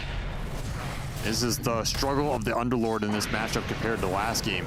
Undying just has his number. Not a hero you can fight through. unless you want to pull waves or do shenanigans. You can just play it really passive and stack for the Underlord, which is a route I think Spirit could have gone, but they're trying to play the lane straight up, and it is costing them a decent amount. As Deja vu, I've seen this situation before. Miposhka trying to out-heal the damage from Ace and Tofu, and it's not good enough this time around. Yatoro brings Ace a little bit lower, but still cannot claim a counter kill. Yeah, even with the Alpha Wolf biting him, that Lotus keeps him alive, Dire's and middle tower Gaiman is under attack. striking in this laning phase, really in these side lanes taking advantage. That mid is going the way of Laurel, and to a decent extent here, he out CS the Invoker, and he has this big stack waiting for him. I'm not opposed to taking Yatoro would have really liked that kill, but you'll have to settle for some more CS. This would also be a huge kill, but also a little short on the damage output here. Maybe you gotta start looking at some rotations here from Miposhka to, I mean, I would say mid, but I think Laurel is giving up trying to chip this Invoker, and there isn't that opportunity for the super early Enchantress game. We just haven't seen it a lot either. Maybe on a power rune or something, but that top is very vulnerable right now if you want to send the Enchantress through the gate or even just TP up there. Could just run this Chaos Knight down, swing that lane. Morphling is a carry you can leave alone past, you know, level 4 or 5. Structures are fortified. This is where I would be looking to go if I'm a Miposhka right now after the 6-minute power rune. Dire are scanning. We'll see what crops up here at 6 minutes. Miposhka trying to cover the bottom lane. Oh boy. Shield rune gets denied. Tofu. He will TP out successfully. No Burrow Strike on Sand King with mid build. You go 0-3-2. So that means no stuns available to stop Tofu. Man, that's such a tough rune to get denied there for Laurel. When you're winning mid, especially with Sand King as a hero, you can always reliably push the wave in. You really want to secure those early power runes. It's a big loss for him, but they will get the bigger prize. Don't need the Enchantress. Yeah. Get the job done, just the two of them. Bottom tower is under attack. Played up a little too far. Still a very quiet early game from Miposhka, but at least his team is making some moves. Toro doing a nice job with the waveform, dodging the clap there from Ace. There's no TP here. Ace use that extra movement speed from the wind form to be able to get out. Dire's structures are fortified. Now I should go back in. Tofu hits him with a bushwhack, and Miposhka again. This heal is just not enough, man. The burst damage between these two overwhelming the Enchantress. I do wonder if, in some ways, if he had the other Facet, if he would survive. If it would have just given him just enough healing. He took Spellbound. He took, like, the offensive one that allows you to be able to enchant and get extra range off of that enchant. Has not paid off in this laning phase. No. Uncharacteristically rough laning phase for Miposhka on this hero that has become one of his signatures over the last 2 years or so. Definitely hurting Team Spirit's momentum here. Gaiman able to capitalize. You're also just consistently burning out Laurel's mana on mid, so he has to TP back in after going to Fountain for the refill, which means you don't have the Sand King counter initiation on the side lanes if you're going to try and dive with a Brew Ultimate or something. Eventually, Miposhka will make the rotation top, but the lane is all the way in, so there's no gameplay there. Yeah, like, what do you even do about that? It's just an awkward point for him. I mean, now you're going to miscontest this 8-minute power rune. You're not even getting stacks up. It will be at bottom lane, so Game of Gladiators happy with that. The Dawn gained from behind. Dyrachyo and Celery go through the gate to set it up, but it is not enough. He strength morphs. I mean, I guess they can keep driving here. With Tofu coming in with a bushwhack. Oh, he gets away for tempted TP away, but Quinn, he gets brought in as well. All 5 to hunt down Yatoro. Plus some illusions. I mean, the 7v1, I guess, is enough to bring this man down. Seriously. Yatoro not going to be happy about that one. He's probably asking the team, like, guys, I just got ganked by 5 heroes at 8 minutes. Where's the pressure on the map? Yeah. And that's the second time that we've seen that in this series, right? Like, just Game of Gladiators heavily out-rotating Team Spirit. It's just out-execution here. I think the move was available with the Enchantress. I mean, Miposhka's kind of just been sitting up here for like a minute here. And he's just watching Collapse farm. This is the downside that a lot of people often don't talk about not shoving your offlane in, is you're not pressuring this tower, you're not forcing a support to be up here. The second you push in, you can do things like this. And now all of a sudden, Gaiman have to react to you. They can't just 5-man gank your carry. Well, they're going to gank that carry anyway. Ignore the Undying. Go for another kill into Yatoro. They won't be able to get it, though. I think Team Spirit need to start hitting this top tower. You cannot let Gaiman get this much out of the map right now. when you're supposed to have a pretty fast early support duo. There's a back-to-back kill on Celery. Well, he's going to have to walk out to lane now. And here's the tower siege, I think. Could happen a bit sooner, but they'll get there eventually with the Enchantress, and this is going to force Gaming to react, which is what you want right now. Free up space for the Morphling and the Sand King to free farm these lanes. Vessel is done. Pretty solid timing here for Quinn, all things considered. Start to apply some decent pressure to the Morphling, especially if you can get into these open area skirmishes like we saw with the EMP burn earlier. We did see that last game, Laurel struggled to be able to keep those earned charges, wasn't able to get the pickoffs necessary. We'll see if Quinn encounters a similar problem, because Team Spirit's lineup, it may not be as fast as Gaming Gladiators and what they did in Game 1, but it is a lineup that wants to group up a decent amount, right? Yeah, you still have a lot of team fight here between the Undying and the Brewmaster. You'd like to be using these Brewalties off cooldown, especially if someone's going to sit down here. Every time Yatoro shows his face bottom, Gaming are going to run at him, because there's no way you want to let Morphling sit in this lane solo, and the numbers are coming again. He knows Yatoro's going to wait for him somewhere. He's trying to catch him from behind, but Yatoro actually pushes forward, goes away for him through Quinn. Tornado goes out, but it's not good enough. Underneath the Sandstorm, they can't take that. Dyrachyo now has to come in with his illusions finally to go for a support kill, but he can't even get that much. Now he's pushed in too deep. The Brewmaster ultimate is not enough to save them against the 5-mana Team Spirit. He'll be able to get a kill on a support here and take the tower, but now Ace has got to run for his life, and Laurel is so damn strong. Again, the Sandstorm is just not something you want to fight into, and the Stinger does too much damage, slowing him down and getting the kill. Huge team fight for Laurel here. The exact setup he wants, right? Gaimin dive in a tower, you come in with Sand King, all of a sudden your spells just go to work, almost 3,000 damage done compared to Ace on 1,700. That was just a crazy amount of spells thrown on top of everybody here. There's a Tombstone down, there's a Gate down, there's an EMP down. Somehow Quinn lands a 5-man tornado. I don't think I've ever seen that in my life. Like, yeah, what is this? You know, if that had something like a Cataclysm after, you'd be super happy here, but lacking a little bit of the damage if you're gaming. The Sharp Shot hits the Enchantress here, which just gets healed up, and your two big boys between the Sand King and the Underlord are really strong in this type of engagement. They're just going to go straight back into it. Quinn, kill him again. Man, they are getting value out of these Morphling rotations. Yeah, they really are. Yatoro almost looking like he's taking a page out of Dyrachyo's book and how aggressive he's being. And they invade the triangle, take some of these stacks, which Sand King can do with ease. Oh, this is super nice for Laurel. He is getting Omega Fat off this early game. 3-0, 200 CS, stealing enemy stacks, just rushing the Bloodstone here. He is going to be a beast in these fights, extremely tanky. You don't have an insane amount of early burst damage on the side of gaming. You're kind of relying on these long fights with the Brewlings and the Tombstone. Telekinesis into Burrow Strike with the EMP burnout. Tofu's dead. Man, that damage. Cannot underestimate it. It's almost like it's his best ability. I mean, it for sure is. I'm not doubting that part. And he might not have to play against Pipe this game, as it's Radiance for the Brewmaster. That's maybe the biggest upside for Laurel. He's going to have a nice mid game here. Do you disagree with Ace's choice? I don't think so, because you don't want to put all this, like, you can't rely on the CK to scale super hard this game, so it'd be nice if your Brew and Invoker can pick up the slack. Invoker definitely can. Brew with Radiance also can.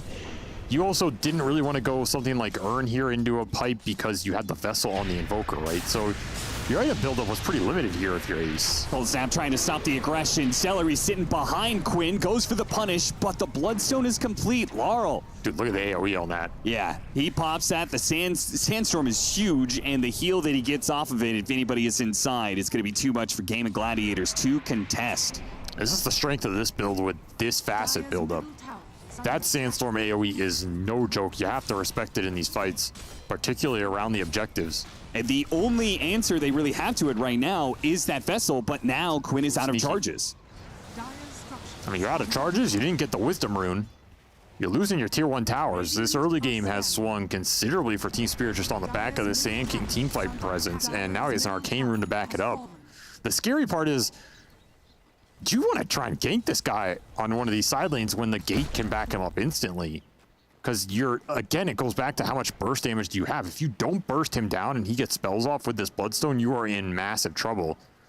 At the same time, if you can stall out this map, it's giving Yatoro a lot of time to farm up on, in theory, is maybe the hardest scaling hero in this game, outside of some ultra late game Invoker here. Do you think that, like, the hardest scaling carry, but do you think that Team Spirit's whole squad outscales Gaming Gladiators? They have a very decent shot, yeah. I mean, like, there are worlds where Invoker dances on you in the ultra late here, but some of those level 25 talents, like the level 25 on Sand King, is just ridiculous. Yeah. Well, Ace got his Radiance, which is going to be his farming item, and we'll see him go back for that pipe because it is still very important to get these auras, but it does mean the Game of Gladiators are certainly taking a longer approach. I mean, he is still very farmed, everything considered. Oh, Stolen Phantasm for a single Rubik illusion. Oh. Look at that. Doing a little scouting. There's some high impact. Might go farm a single Centaur.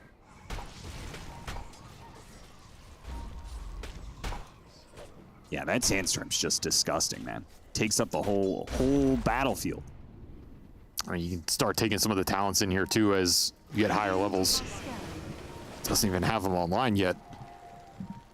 As Gaiman, I'm gonna spread out here. Dodge, Laurel on the map. Continue to try and farm for their auras. Still kind of crazy as good a game as Laurel's had. Ace is right there with him. Yeah, he's really not that far off. And almost has level 12. Big timing for this hero. You'd love to take a fight right when you get that just peak power for this Brewmaster. Still getting every power rune on this Sand King, which is a little annoying here if you're gaming. But just a consequence of losing that tier 1 mid. And the lane shove. So the shoe is on the other foot. Game of Gladiators, the one who have to try and dodge Team Spirit for the time being. I like that Yule's pickup too. Just get a quick dispel up, get rid of the Vessel threat on one of these heroes. Can maybe even dodge some of the Hoodwink damage. There's limited chain stun capability on the side of gaming. This is going to be a nice Yule's for the long run. Baiting out Maposhka. They have a ward for it too, and they instantly jump to Rachio as he pushes forward to try and kill the Enchantress. It's a trap, and he fell right into it. Almost still gets the kill on the Enchantress, but ultimately does get saved by a bushwhack as Yatoro puts good use. Haven't seen him play Hoodwink before, but it looks pretty good right now. Maybe straight into Roche here. Pretty early in the game, but you're all up here. You have some extra skeleton damage from the rally, yeah. Orphan's gonna make quick work of this. Very efficient move. Oh, I mean, Stolen Alacrity, yeah, that also helps. Yeah, that makes it even better. Yeah, this feels like we're watching the previous game, only the sides are flipped. Yeah, seriously. This is a couple times I've seen this combination, by the way. I always find it funny. Rubik plus Morphling on the same team. So the enemy team throws a spell at you. If that spell is good, it can get thrown back twice. And part of it is the answer to the Undying here. Yeah. Do not want to give away double Tombstone or something of that nature in this game. Would be absolutely devastating for your team fight because your lineup does not deal with it well at all. No. So Celery needs to watch the spell casting here. Make sure he hides it. It is fairly reliable to do based on how team fights progress. But Team Spirit are going to take a commanding position here. Up 5k, controlling the map. This Sand King is still untouchable. And their cores are starting to build a lead. Quinn is just not finding the same type of game he found on that Invoker yesterday. A lot slower, none of the early ganks. This Vessel hasn't gotten a lot of value. In fact, I don't even think I've seen him use it once. So he's just gonna have to go might his bots here, play the split push game and catch up. It is something this hero can do quite easily if the push doesn't come. Which does beg the question here, if you're Team Spirit, can you be the ones forcing high ground pretty early in this game?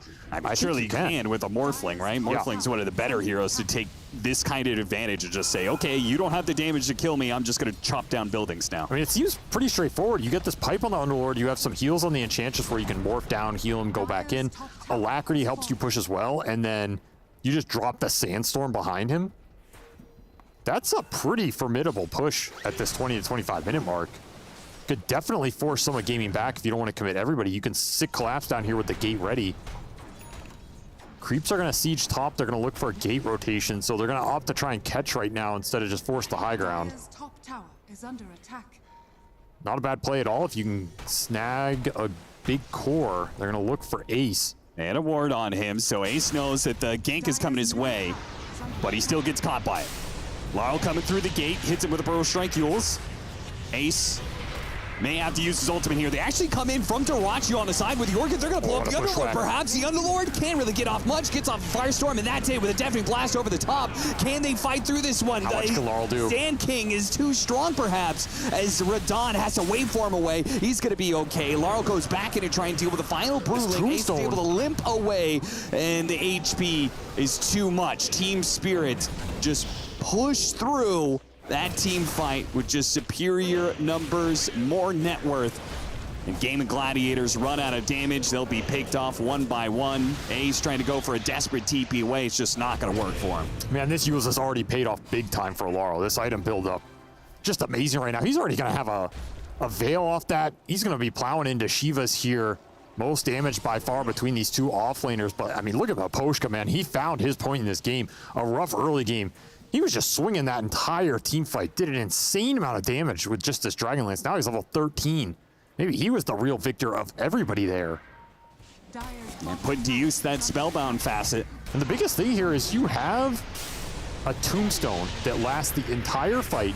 You take the Underlord down first. This should be kind of an ideal setup for Game, and outside of the fact that your CK illusion clipped itself and blocked that Tombstone onto the high ground. Yeah, that's a little awkward. Still, this Tombstone stayed up, but it was a stolen Tombstone that's running the almost entire time as well, right? Yeah. And that is the downside here for Game, and if you get that spell turned around against you, it's nasty. You have to spend a lot of your time killing it. And isn't this just going to be a constant problem? This matchup of Sand King versus Chaos Knight, right? Like early on, he has the damage, the AoE damage to just blow up the illusions. And then even if you get to a point where you go, okay, hard, late game Chaos Knight, you can still get an Ags on the Sand King. Maybe you don't kill the illusions, but you control them. You stop that damage. That's not a fun game for Dyrachyo at all. I mean, your best bet is just go BKB and man up with your main hero. And the Yules continues to find more catch as Laurel, he has the catch, and thanks to the rotations through the gate, they have the damage. Team Spirit's starting to run away with this one. They really are. And straight to the high ground, Yatoro wasting no time whatsoever. A pickoff near a high ground, immediately goes for it. This time they have the Underlord with the pipe. They have the push power. They'll take this full lane of barracks because Game of Gladiators will not contest, not against the Aegis with 30 seconds left. No way you're fighting without the Brewmaster. I mean, that's almost the Shiva's done. Insane. I think he's invincible with that. Like, I don't know what you do versus man. Butterfly for Yatoro. Is he finishing? Yeah, he's going Butterfly first. All right, just had Casual Mask. Okay, right as the Aegis is about to expire, they go for the kill on Yatoro, and they time it perfectly. Ooh. Great shot from Tofu. Waited just that extra second for the Aegis to expire. Killed him at the second. And yet, even though they made that great play, they ultimately still traded 1 for 1, and possibly more, because Laurel's coming in from behind, and Laurel has the catch. So that means Game of Gladiators have to turn around and fight. They go for the quick kill on Maposhka. It's not very fast, though. He gets a Force Staff and stays alive with a Whiz, and a beautiful Burrow Strike. A Stinger on 2 on top of that one. Some decent damage. Not much follow-up to it, though.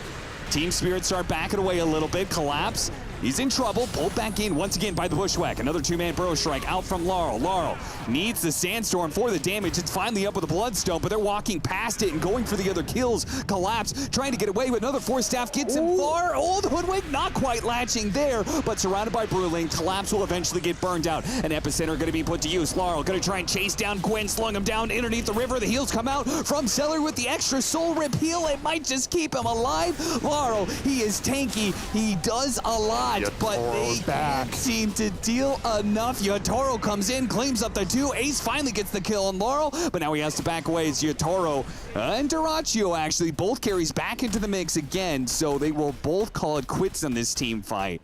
Dyrachyo deals with the Tombstone, and they both go their separate ways.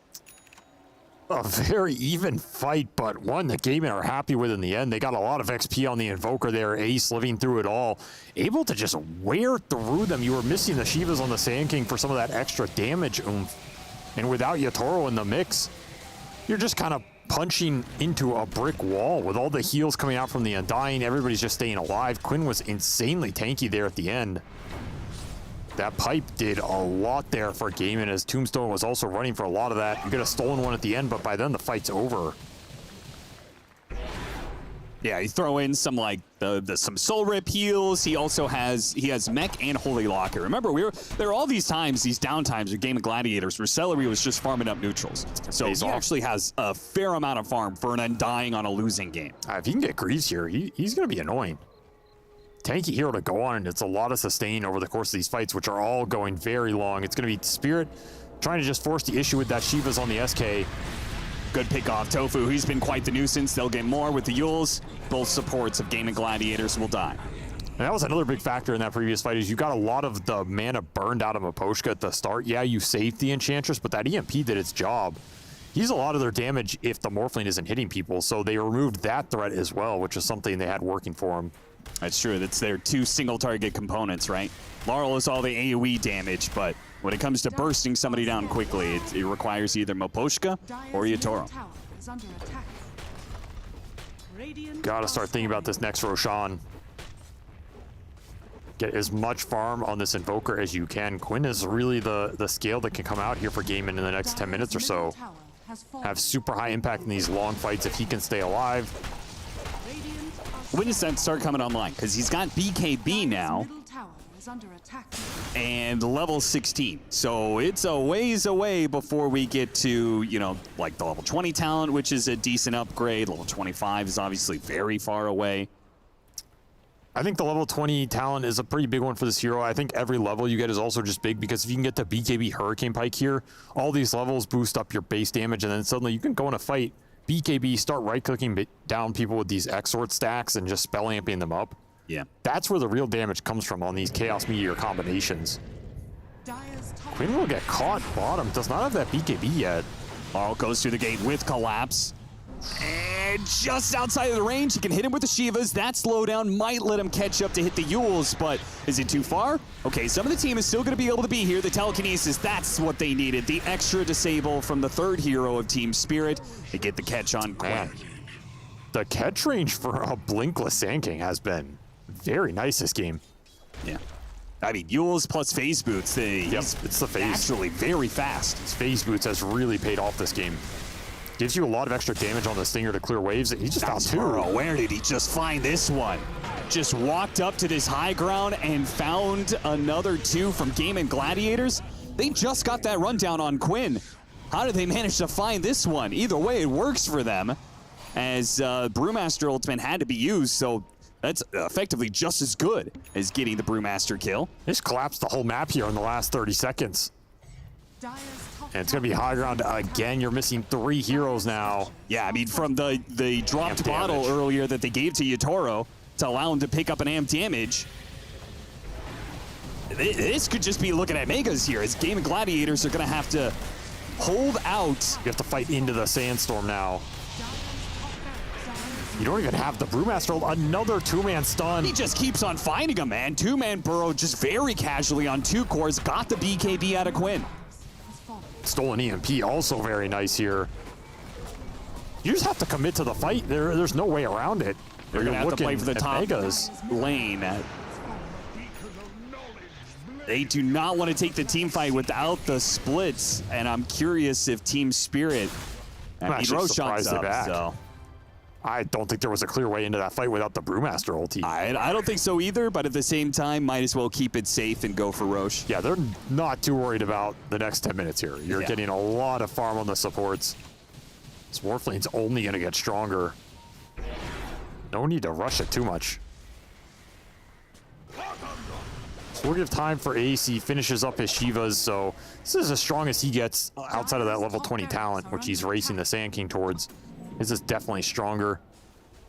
But man, Vlad's on the Enchantress, Lotus Orb on the Rubik, these big utility items coming in. Really gonna power up the Morphling here. There's a lot for Yatoro to play around. And an Aegis is going to give him an unlimited amount of freedom here. No snipe off the Sunstrike.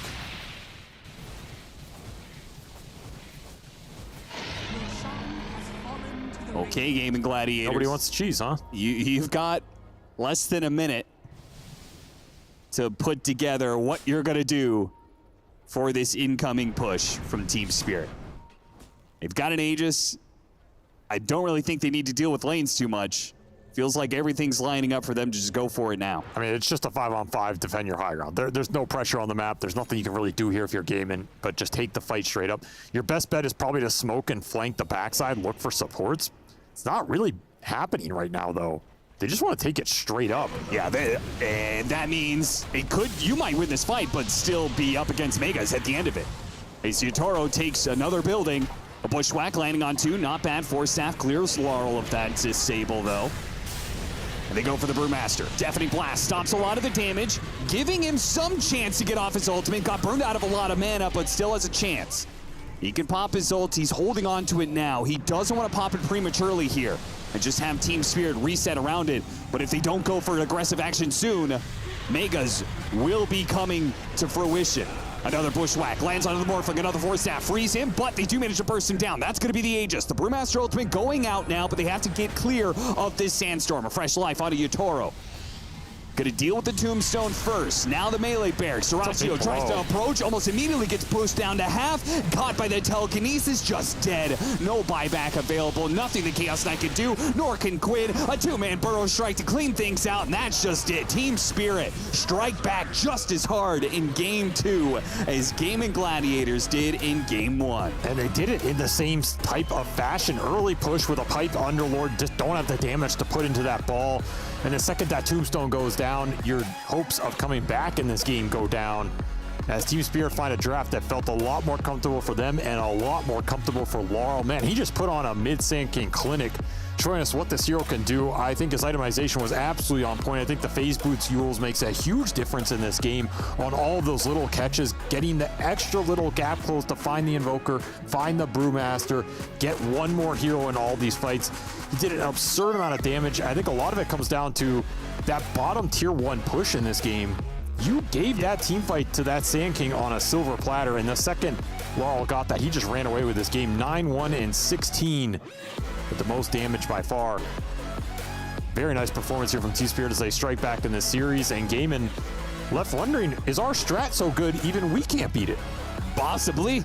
Team Spirit just taking some cues from Gaming Gladiators, and it could be that while most of this season has been some longer games and drawn out team fights, it could be that speed ends up being what wins it all at the final stretch. But that is just a group stage matchup.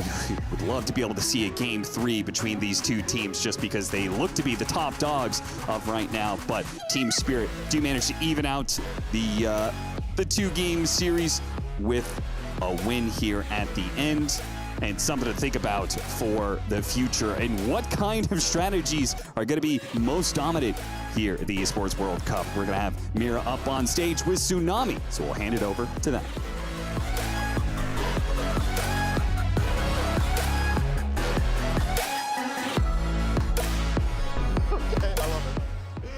Thank you very much. Yes, I am joined by Mira of Team Spirit, where I was hoping you could walk me through that series. Take me to Game 1. How'd it go against Gaming Gladiators?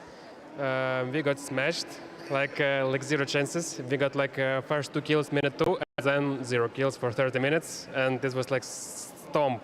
And we thought that they have really good pick, and we need to steal it and use it against them. So we did it, and it worked out. And it's nice to steal picks.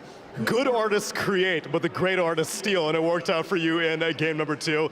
And I was also hoping to get your vibe on this entire tournament, because end of Wallachia, I remember speaking to you about how much energy you as a team have been putting into preparation. And you were saying that you could feel during Wallachia that you were putting in a lot more than usual, or at least compared to the beginning of the year. So now, coming into Riyadh, you had around a month off, or a little bit more than a month off. How's your time been spent during that time off? like we chilled a bit because we used like a lot of our like energy. So we took rest for 2 weeks, and now we put in like it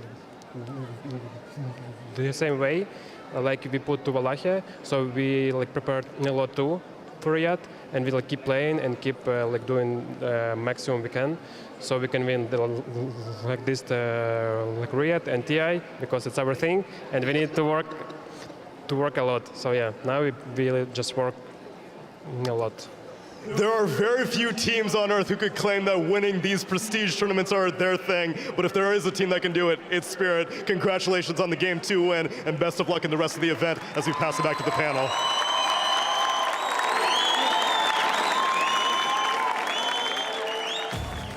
I love the honesty there. Mira being like, yeah, Riyadh, yeah, they're our events. And I mean, it is. These guys won Riyadh Masters last year, and they're off to a fantastic start already, even though it's only day 2 of group stage. The fact that they can bounce back in this game number 2 and do the inverse. You get stumped. It's tough to bounce back from that mentally, but they do it. They do a fantastic, they do it in a fantastic way with a phenomenal draft as well. So you love to see it, and I just love the confidence is still there despite going 1-1 today. Great, thanks guys. Yeah, I think a big thing was... You both are just so, like, all three of you are just looking at the highlight replay. Yeah, I can see it. I think the big thing is they got Enchantress, so they banned out the Chen, they take the Enchantress for them. Again, I think that was one of gaming's big things going into the tournament, and so kind of taking it away, you can see that it's not like it's a crutch, but it's definitely their best strategy. So I think other teams are going to look at this draft and kind of decide if that's how they keep playing out these like games. I think there's also something to be said about this Sand King, right? We were talking about how Quinn is, at least in the top 2, one of the best players in mid right now, and that really showed even yesterday in games where it felt like they could have lost it at any moment. Quinn was always there. He was a very stable player for them, and obviously winning most, if not all, of his lanes. But this time round up against the Sand King, it wasn't as clear-cut, Effie.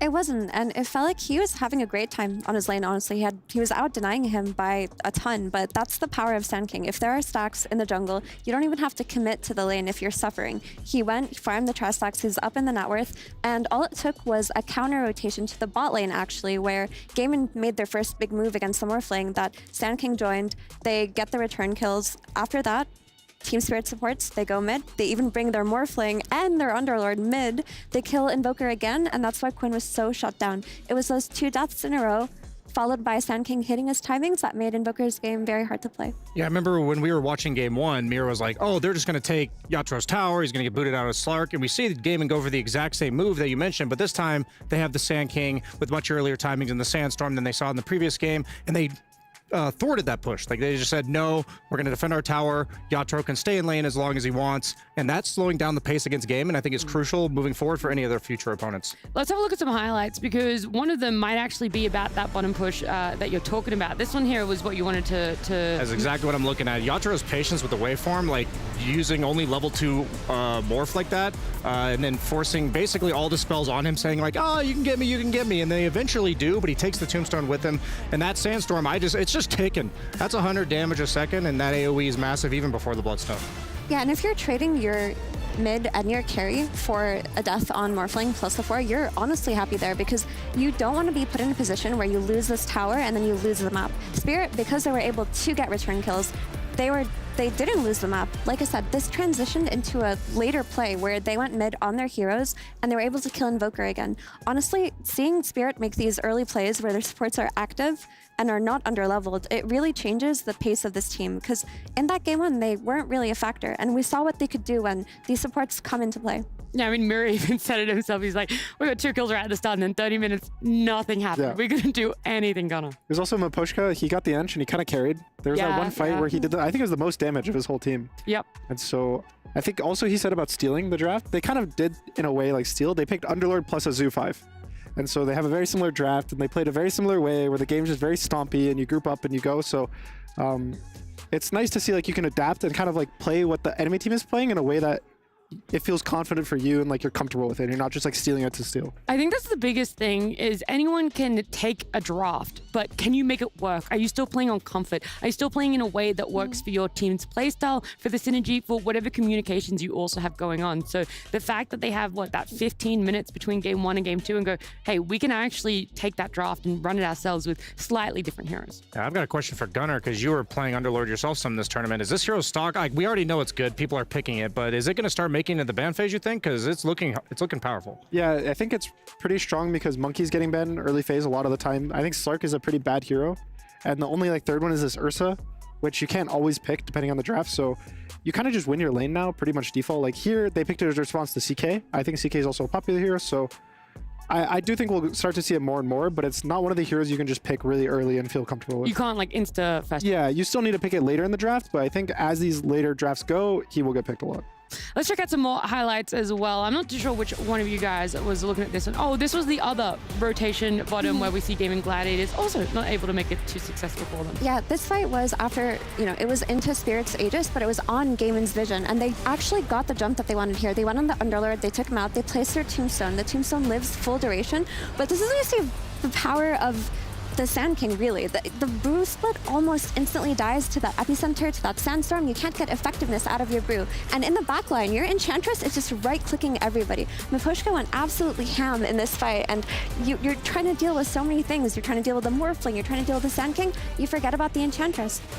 Yeah, well, what might not be a 200 IQ thing that I'm about to say, but I feel like Snap and Ench are going to become two of the most highly contested supports, because so often I've seen them in games in the past 2 days where they get to sit at the back with their ultimates for Snap and just dish out damage. And so often we're seeing off lanes and carries both wanting to go for that melee, try and go more down potentially the strength route as well. And if you can just sit back and do that, it feels that they're going to be really, really sought after when we come into later days of group stage. Yeah, also, you're buying auras. Yeah. So True. You also need this follow-up damage from your supports is really nice. When you have the stun supports like a Shadow Demon, for example, and you have auras, at some point you hit a wall where you don't do anything. But when you have Snap, when you have Enchantress, even Rubik to some extent in good games, you have this follow-up damage to let the auras kind of exist and feel good and not have to kill heroes themselves. If you think about the offlaners like Darkseer, Underlord, even the Brewmaster, it basically says we're going to cast our ultimate, we're going to cast our stuff on the ground, and we're going to control this area. And I feel like the fights are very stationary right now, which is leading to these backline damage dealing supports being able to position very easily. We're not seeing a lot of the chaotic like Storm Spirits and Slarks of the previous game jumping around and catching you in the back. It's more like we're going to stand our ground and you're going to stand your ground, and eventually one of us is going to have to run away. And these are the type of fights that these supports flourish. That makes a question mark around Pengo again. Do we go full cycle and we're like, oh, yep, Pengo might just end up being the #1 picked all over again. It got banned first phase both games, I believe. No, so it's Quinn. Yeah, it's also a really good hero versus a lot of the meta. I think it's really good versus Brew. It destroys Brewlings. It's even better than the Sand King. So I still think that hero will be very contested for a lot of teams. All right, well, we're not looking too far in the future just yet because we've got one more highlight we're going to bring up on our screen and have a look here. I think this was the 4-man pit from Collapse to start it off, and then you think you can take this Underlord down, but that aura plus his default aura plus the auras he buys, look how long they have to chase him for. But this he is does end up going down. I was going to say, Duracho dies at the start. This fight goes long enough that Tombstone also gets stolen. Rubik puts it down. It turns around, and Duracho ends up wasting a bunch of time by trying to come back into this fight, while Team Spirit end up just disengaging. Yeah, this is where Ryutaro comes and clutches it, really, because it was the only fight that looked good for Gaiman after that 10 minutes, because the supports were actually able to live through the entire fight and do all this damage on the backline. Then you forget about the Morphling, who wasn't present there. Waveforms in, steals Tombstone, plants it, cleans up. It's just, there were so many problems happening in that game, and Gaiman were just trying to put out fires when that's not how they wanted to play their draft initially. The real question, though, is who is our MVP across this series? That one kind of went down to you, Gunnar. You had more of a say in who you wanted for MVP. I think Laurel in the first game, I think he didn't personally struggle. I think he did really good in his lane, but I think in the second game, it kind of really popped off on the Sand King. That death in that last skip was his only death the whole game, I believe. And it was just nice. He picked it blind. The Sand King got counterpicked. He still did okay in the lane. He stacks for himself and just kind of dealt with the Brew, if anything. If his only job was to deal with Brew, he did that, but with flying colors. He controlled every single fight. He did so much damage every fight. And he played the game amazing, honestly. Also, his item build, I want to shout out. Yes. A lot of the mid Sand King go Ags, either first item, second item. They rush this Blink Dagger as well, but he goes Bloodstone into a Yules, and I think that kind of just set up them for a really, really nice like fight and like allowed him to like stand still in the fight but not die. Why exactly was he able to skip the Axe though? I think his team just had enough stuns and control, and from his perspective, he just needed to be tanky and I think he really wanted to just stand there and exist in front and let the Underlord kind of play more back and protect the supports. Anything else, either FE or BSG? I just hit my hats off to him in game 1, 2 for Laurel. I thought his spellcasting was really good. I just don't think it mattered. That's true. One player can't change everything all the time when it's a stump like that. Yeah, it's hard to say because they had an idea. Their Nick stun into Sunstrike and things like that they would do. They just never really got... 1% just too short. Never really got to doing it, but Laurel is probably one of the most improved players of the last 2 years. I mean, he has had such a wonderful growth throughout the last few years, and people always talk about Laurel and they don't think he's a strong laner. They don't put enough respect on his laning abilities and they assume that lane is always being stacked, but Laurel's proven that he can win lanes against the best of them. My only opinion comes from it when it was another tournament and he talked, Zeus was in the meta at the time, and he was like, I just don't really want to play Zeus. It's just not a hero I feel I can shine on, that I can have and display my skill. So I agree with you that people are undervaluing his skill, and on top of that, he's like, now I have to prove more. And so sometimes he doesn't always fit the same meta that every other mid is going for. For sure. And I think the ability to also have a sacrificial type of player coming from mid when you have players like Collapse and Yatoro who soak up so much gold and can play very greedy, to have a mid laner that's okay with getting a bad matchup, that doesn't need supports on his lane all the time, that really does go a long way.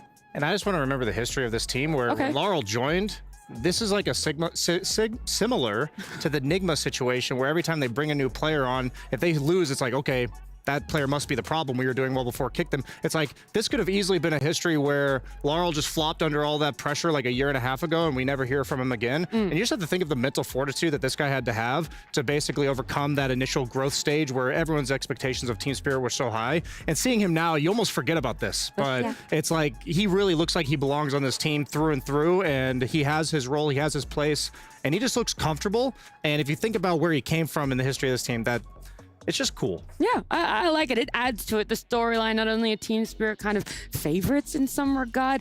They were able to take game number 2. It's a 1-1 in a best of 2 for our group stage. We're going to head to a break. When we come back, we'll have our third and final series ready for you guys.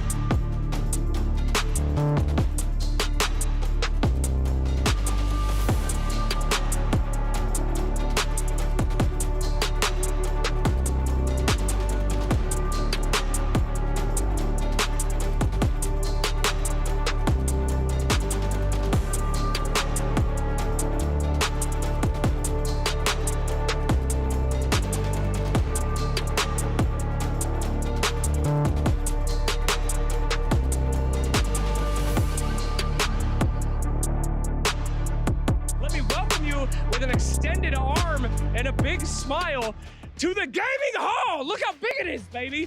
There's a lot of games, a lot of things to do, a lot of people to annoy. So let's get started, huh?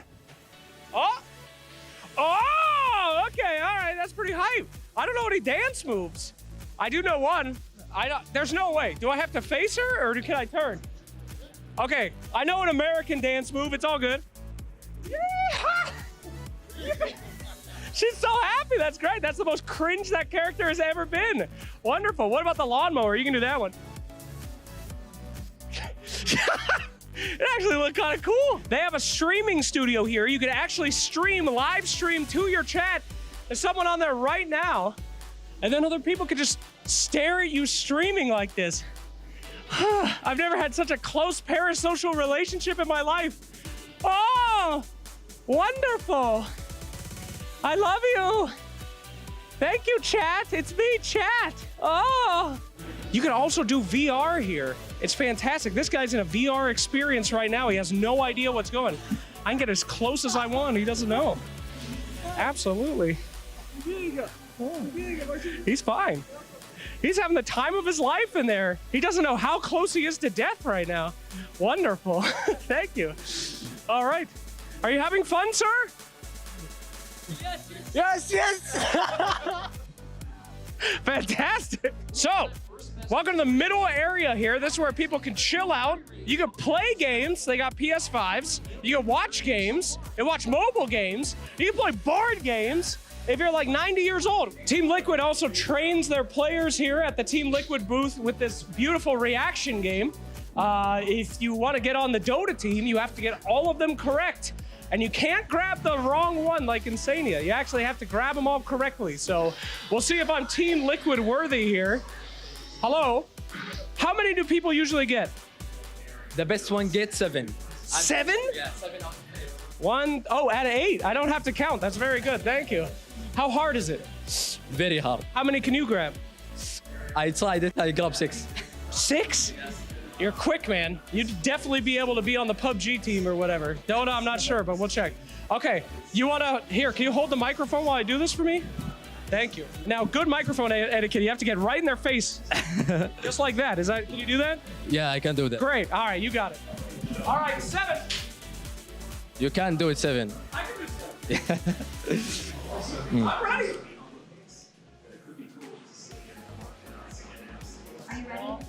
Yeah. 1 miss. Thank you, expert. Call me, Blitz. Call me, baby. Hello, yes? Hello. Did you guys get lost? I told you it was big. I wasn't lying. Over here. Follow my beautiful voice. Over here, please. Yes. It's a very big building. Come, my friends. There's so much to see, so much to do. It's very large. Don't get lost. Come. Come, my friend. Now.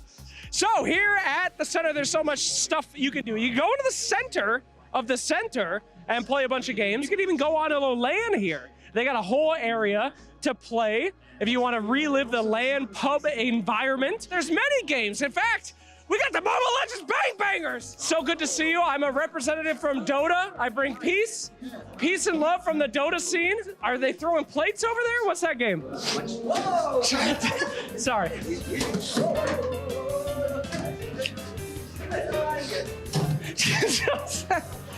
Good aim. All right, let us spin the wheel.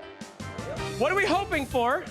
We got t-shirt, normal skin chest. Oh, epic. Oh, chest. Come on, bang bangers. Oh, okay, we got the t-shirt. Very good. Thank you. Thank you so much. It was very hard. This is an extra small.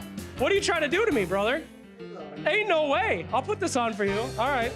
You want me to have a small? I'll put on a small, bro. It's fine.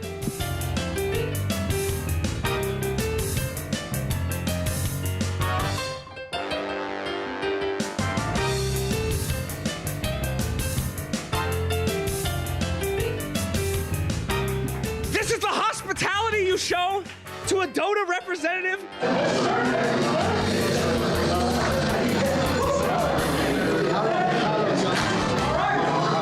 There's a PUBG area. It's very cool, very modernized. Hello there. They're fighting to survive in here. They're fighting for their lives to be the chicken dinner. Ooh, the iconic pan and level 3 helmet. I'm not gonna take that. What do you think? No, are you serious? You can put that on? Oh, sick.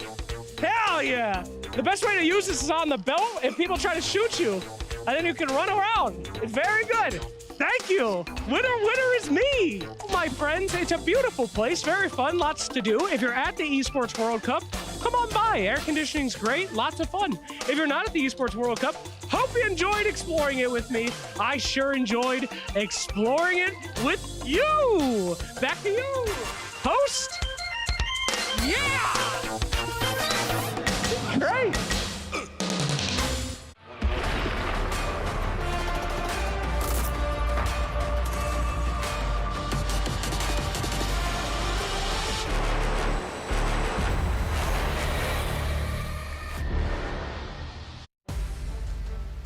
Welcome back to EWC Riyadh Masters. This is PSG Quest arriving there thanks to Jamil Motorsport. They're played earlier today, so they've actually been hanging around the arena, the Qiddiya arena specifically, as well as the venue, kind of trying to enjoy themselves with that downtime that they have between their first series and this third series happening today, as well as XGWBG. So they're all rolling back in to the Qiddiya arena, setting up and preparing themselves for their second series of the day, our third series. And with the third series, there does come a changeover in panel. So we said goodbye to Gunnar. He was only here for one, and we've said hello to Jenkins. Hello, Jenkins. Hello. Was I supposed to say hello? Yeah, we said hello to Jenkins. Would you not say hello to someone back? No, if you said, oh, hello, hey, Jenkins. Hey, Jenkins. But it was like a tonal thing from you.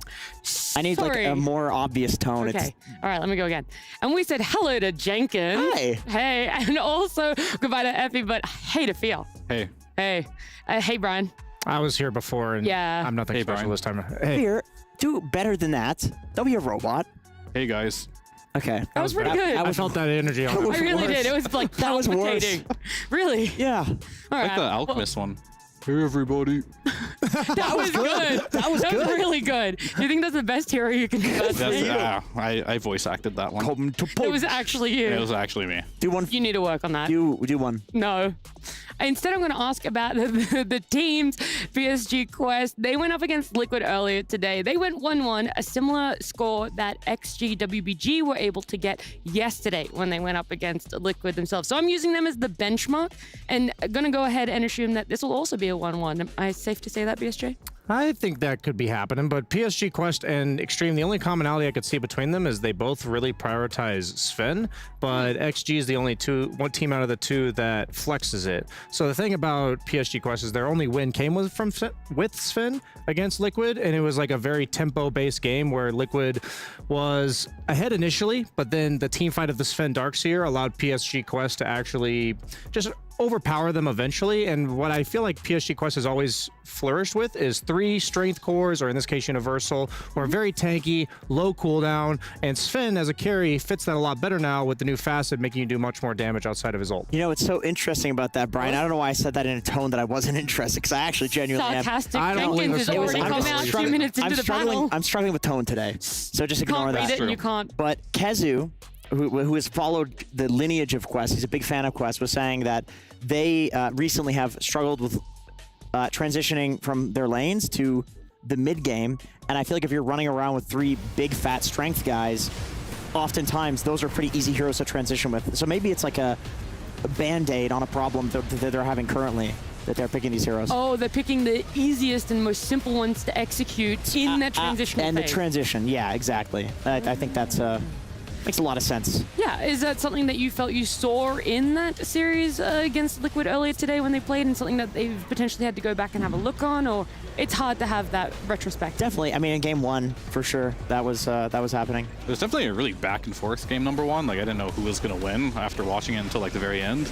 Game number 2, they tried to bust out like an agility hero with a Terrorblade, I noticed, and a lot of teams can't really make that hero work. When I think of TA2000, I don't really think of strength heroes being his like forte. No. He really enjoys playing these agility heroes like the TA, example. Yeah. The agility heroes like Terrorblade, also something he's really good at. He's been dabbing in the Brood a little bit, so these are heroes that he likes to play, but if they need to play more strength heroes, that is kind of concerning for the team because it does not necessarily mesh the playstyle for specifically their carry player. When you think of the heroes he plays, even though they're agility, they're usually like TA survivable, Morphling survivable. So it's not necessarily the way I do mean it is that they are heroes that are not afraid to go in and share the damage basically and overwhelm you in fights that way. And I agree with you though, that is not the type of hero we've historically seen him on, but that is the meta right now, and everyone's needing to adjust in their own way. And maybe that's why they made it this far through the plans, but maybe struggling a little bit so far in the group stage. And I think that's like particularly important, because if you were to ask who is the main character of this team, I mean, originally when they had Amar, it would have been Amar because he's the main character of every team. But after that iteration, people were like, holy, like TA2000 is legit. Like there was a while there where You actually question marked that?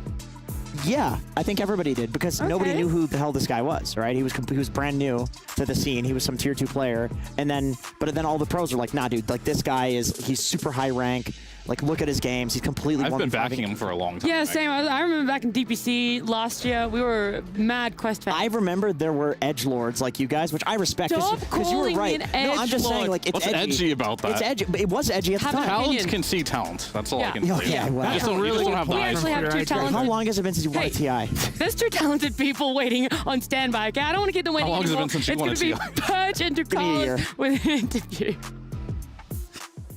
Hey, I'm here with Ducalis from PSG Quest. You guys had a 1-1 earlier in the day against Liquid. How would those matches go for you? I think it was good games. First game we got our heroes and we played well. Could be better, but at the end we find the way how to win game. And second game, I think we choose not our heroes, kinda, not our playstyle, how we used to play, and because of it we kinda lose like very fast. Yeah. That's okay, that happens sometimes. You guys are still doing pretty good. How has the tournament progression felt to you? Do you feel like there's a big strategy difference between what's happening in play-ins and now? Yeah, I think people who came, they are using a bit other heroes like Beastmaster, Sand King. They bring it from scrims. In playing we didn't saw these heroes. Yeah, I think this too. Okay, and so far you've played 8 different heroes in your 14 matches. Are you just trying to play everybody in the hero pool, or is it just like, are they just the perfect heroes for the match? I think we usually picking my heroes that I want to play, but I would say I'm not used to some heroes because we played 8 games. Yeah, for example, we played like Cloak, Phoenix. I'm not like nerd on it, but for example, ET, Ench, Disruptor, I think I'm very good lately on these heroes. So yeah, and I think we should prioritize them picking like next matches. Yeah, that makes sense. Do you have specific, when you're drafting, are you aiming for very specific dual lane combos, or is it more like broad, Enchantress is very good in this game because you need someone to take towers? Or do you care a lot more about dual lane setups like Snapfire plus Mars type stuff? I think we're thinking about both because it's very important to have a good team fight and good laning stage. And I think when I am playing some Ench hero, we just need like 4 or 3 with big team fight. All right, great. Well, thank you so much for taking the time to talk to me, and good luck in your upcoming matches. Yeah, thank you, and thanks all fans who cheer for us. That was specifically for you right there, Fia. Long-term fan, lifetime believer. Only if TA 2000. Right, sorry. Next time. You don't like any of the other the guys on the I wouldn't say that, but like I'm not a huge fan of them. You know, I only like carry players. That is true. He's very biased towards carry players on our panel. You call yourself a carry player, all you play is Lone Druid. Fart Studios, last qualifier that we played in, all we could pick him was Lone Druid. I don't want to talk about it. We can move on now.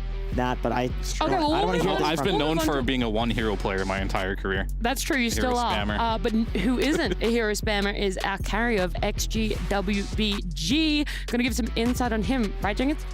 That's right, Ame God.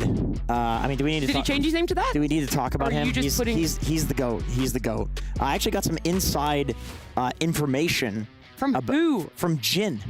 Oh, okay. This is actual legit. This is actual legit inside information. He said that in an interview, XM said that Jin-Q was controlling a boar in one of their games. They had the Beastmaster share control of the summons. Yeah. And then it was really terrible at controlling the boar. So then the next game, they picked Beastmaster for XXS again, and then he controlled the boar. And then they won. That has to do with Ame. That has nothing to do with Ame. But this I thought you were going to this is how detailed.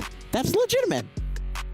This is how much these guys think about the little nuances of the game. Now, it's not talking about Ame, but Jin-Q, he came up with the Monkey King courier sniping strategy that was absolutely ravaging pubs. Are you looking at my notes? Yes, because I gave you something else to talk about. Okay, well, I have a thing for XM. Yes, that's Ame's the only guy that I don't have notes on because he's the GOAT. Everybody knows about it. Nobody wants to hear about Ame. Okay, well then, can I please see the XM one? Because that one's going to be very interesting for the viewers at home. Oh, basically in an interview, I think this was also XM, the same interview. He said that they're going to first pick SF, and that he's like invincible on it. And they first picked SF, and they 2-0'd BB team earlier today, twice. Both games first picking SF. Those are facts right there. So. That was good, right? That was interesting. Better than whatever the boar thing was. No, the boar thing is cool. He basically said Jin-Q can't micro. Yeah, Jin-Q can't micro. You just blamed him. He can kill couriers. He can kill animals, but he can't control them. Well, now you put it like that. That's like a life sort of philosophy thing for you. Yeah. Do you have anything you'd like to add, BSJ, onto XGW? Don't do that look. Just a +1 to everything. Don't do this. Don't do this. This man only preaches facts, useful facts too. Absolutely, I was captivated and listening that entire time. You are a dangerous man. I mean, I will say, like, to add on to the actual Dota there, like, yes, they did win with the SF twice in their last series against BB team, but the series before that, they had Beast in both their games. They did go 1-1. Beast got banned in the next phase, so I wonder if they're going to go for the SF or Beast in the pool, or if both will get banned. That is a really good question. If both will get banned, if both get let through, then I think it's an even bigger question, because then we really start to see the hierarchy of the heroes for themselves. But we can't really get into talking too much about a draft without having any players out there. So we're going to head on down to the Cube Kadir Arena with Tsunami and Fancy and welcome on our players. It's time to wrap the night up in style. It's time for our final series of day number 2's group stage here at Riyadh Masters. We've had fun matches happening on stage and we still have one more to go.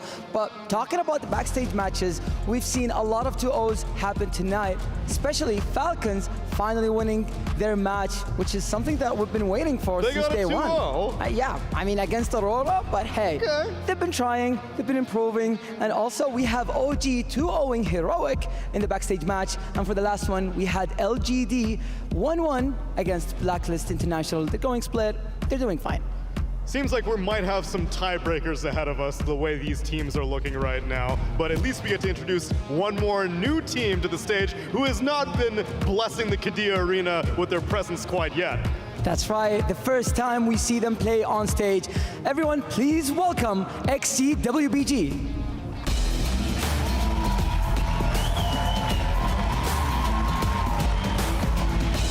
They 2-0'd BB team earlier today, carrying the torch of being the best team in China. XM Shadow Fiend has been looking amazing. Let's see if he could bring it on stage.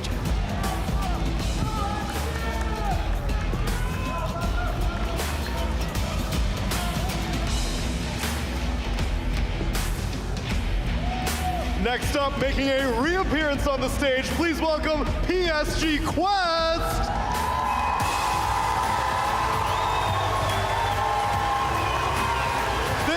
Showed up earlier today and got a split series against Team Liquid, but that was just a warm-up. Let's see how comfortable they're feeling now as they come back again to close out the night.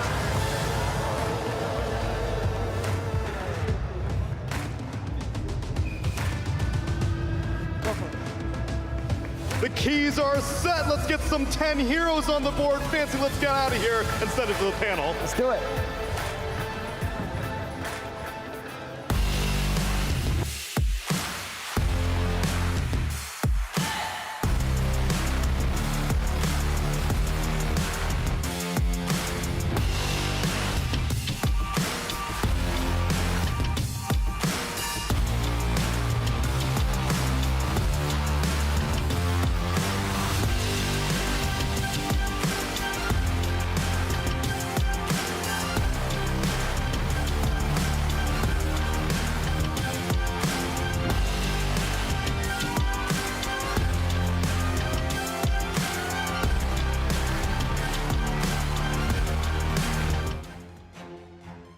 We have our players out on the stage. We're going to be heading into our final series, the third one of tonight, to see if these guys are going to be able to get a 2-0 for themselves, or if we will see yet another 1-1 happening in Group B. It feels like a lot of the teams having those exchanges. It doesn't feel as if one is extremely dominant, minus Tundra, out there for Group B. So do you guys have any feelings of how this series might match up with the playstyles of the two teams? I mean, one team really likes SF and the other one really likes TA, so I wouldn't be surprised to see both those traded or both getting banned. I think there's going to be a lot of specialty heroes involved in this one. Beastmaster's the other hero I talked about that XG really enjoy. On the other side of PSG Quest, they really like the TA, they like their Pango, and Hoodwink has been a hero that they've been picking up a lot and has been banned against them. So those are heroes I'm looking out for. Yeah, sorry, just quickly, I just got a bit of a phone call here. Oh, it's for you, Jenkins. It's STC wondering what your prediction is for I would like extra pepperoni on that, please.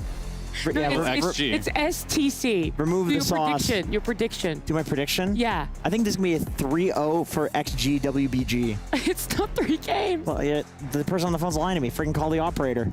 All right, I'm going to have to sort that one out. I'll have to fix it later. But that's good insight. You guys can also go over to STC, give your insight and your prediction. But right now, what I'm looking forward to is what our draft is going to have in store for us. That TA, that Beastmaster, where are the chips going to fall, and who's going to be able to get which hero for game number 1.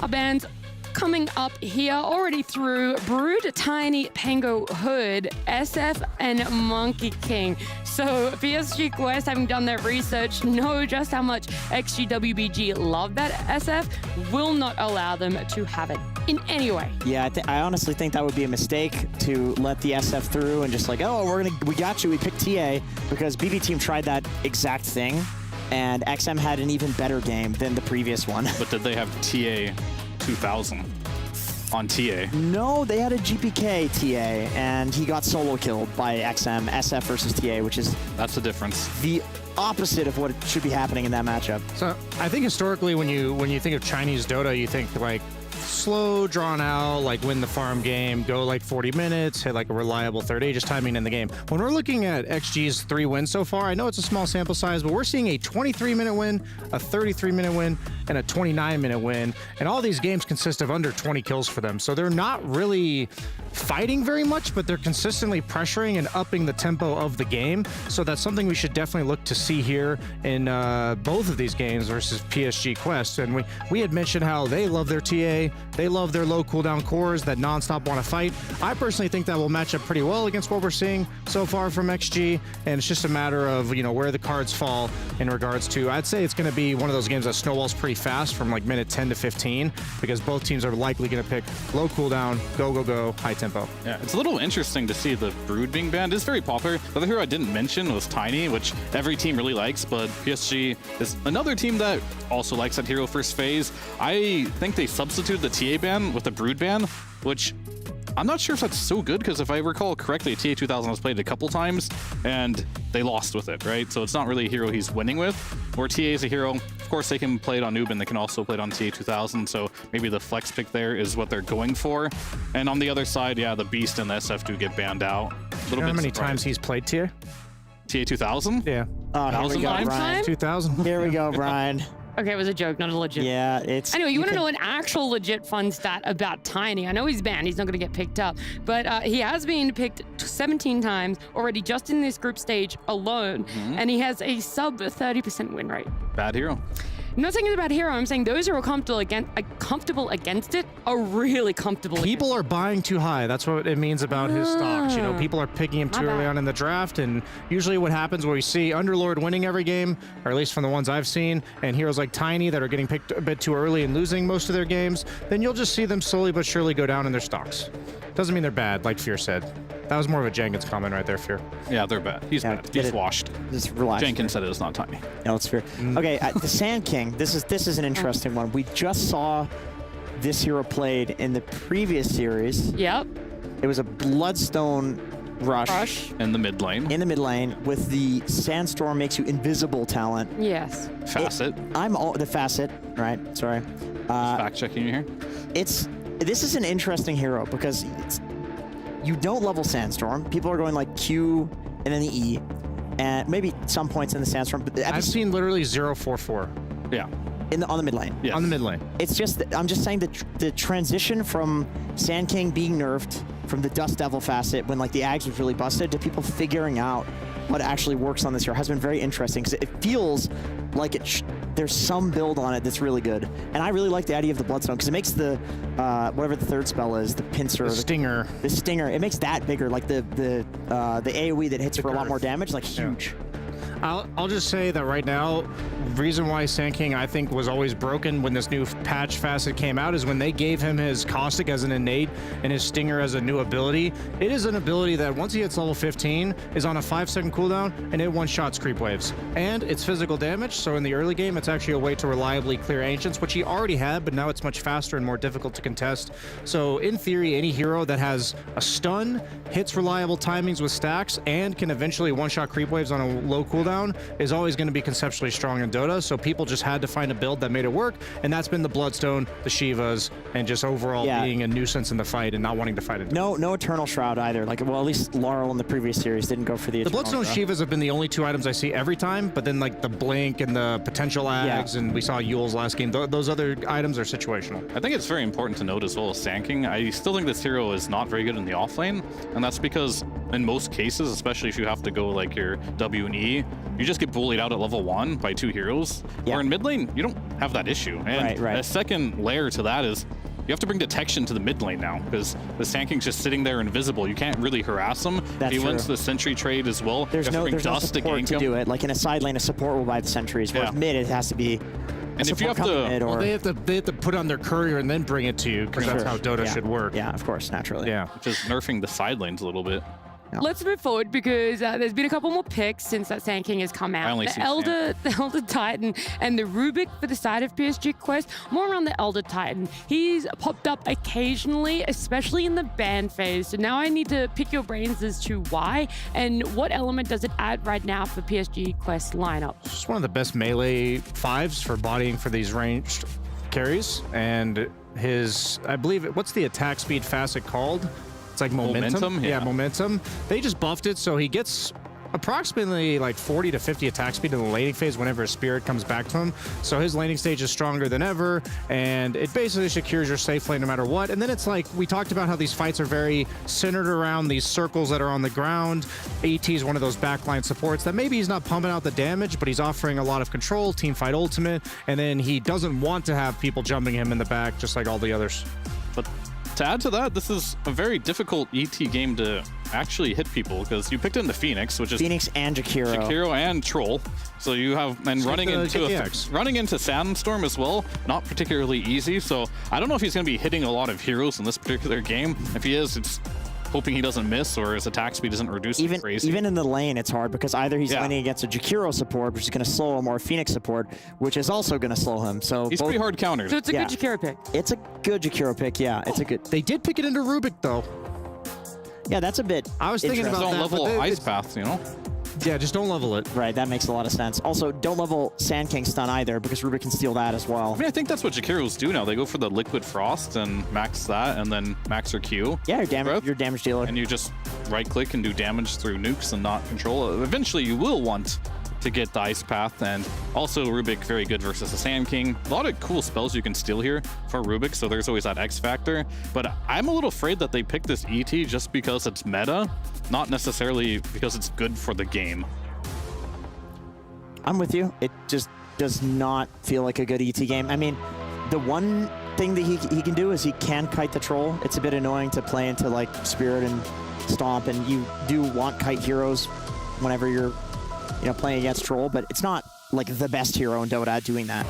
I personally love Troll into these two supports. They offer like limited damage. They eventually like run out of that ability to keep distance from you. Troll is annoyed by continuous slows and low cooldown poke, and Rubik and ET are more, once you jump on top of them, Troll you're never going to fight back. ET is never going to fight into the whirling axes. Rubik only has the one lift, and Troll's got S and Y. Most likely going to go that because of the Doom. I think this game, because of the Doom pick now, that's the only thing really shutting down this Troll in the draft. Yeah. I would say that the Aegis is going to be absolutely essential for XG, and we should be looking for, I'd say, probably the 15 to 20 minute window. They have the Sandstorm on the ground. They're going to have the Phoenix Egg. The Jakiro spells are amazing in the pit as well. Then you have the ET Spirit, the TA traps. This game's all about area control in regards to the vision aspect of the game, and the Roche for both teams because of their carries is going to be where that comes into play, I think, the most. I have a hot take to run by you guys. You can tell me if I'm stupid or not. That's another edge. Just make the joke. You can just tell me I'm stupid right now because that's what, I can see it in your eyes.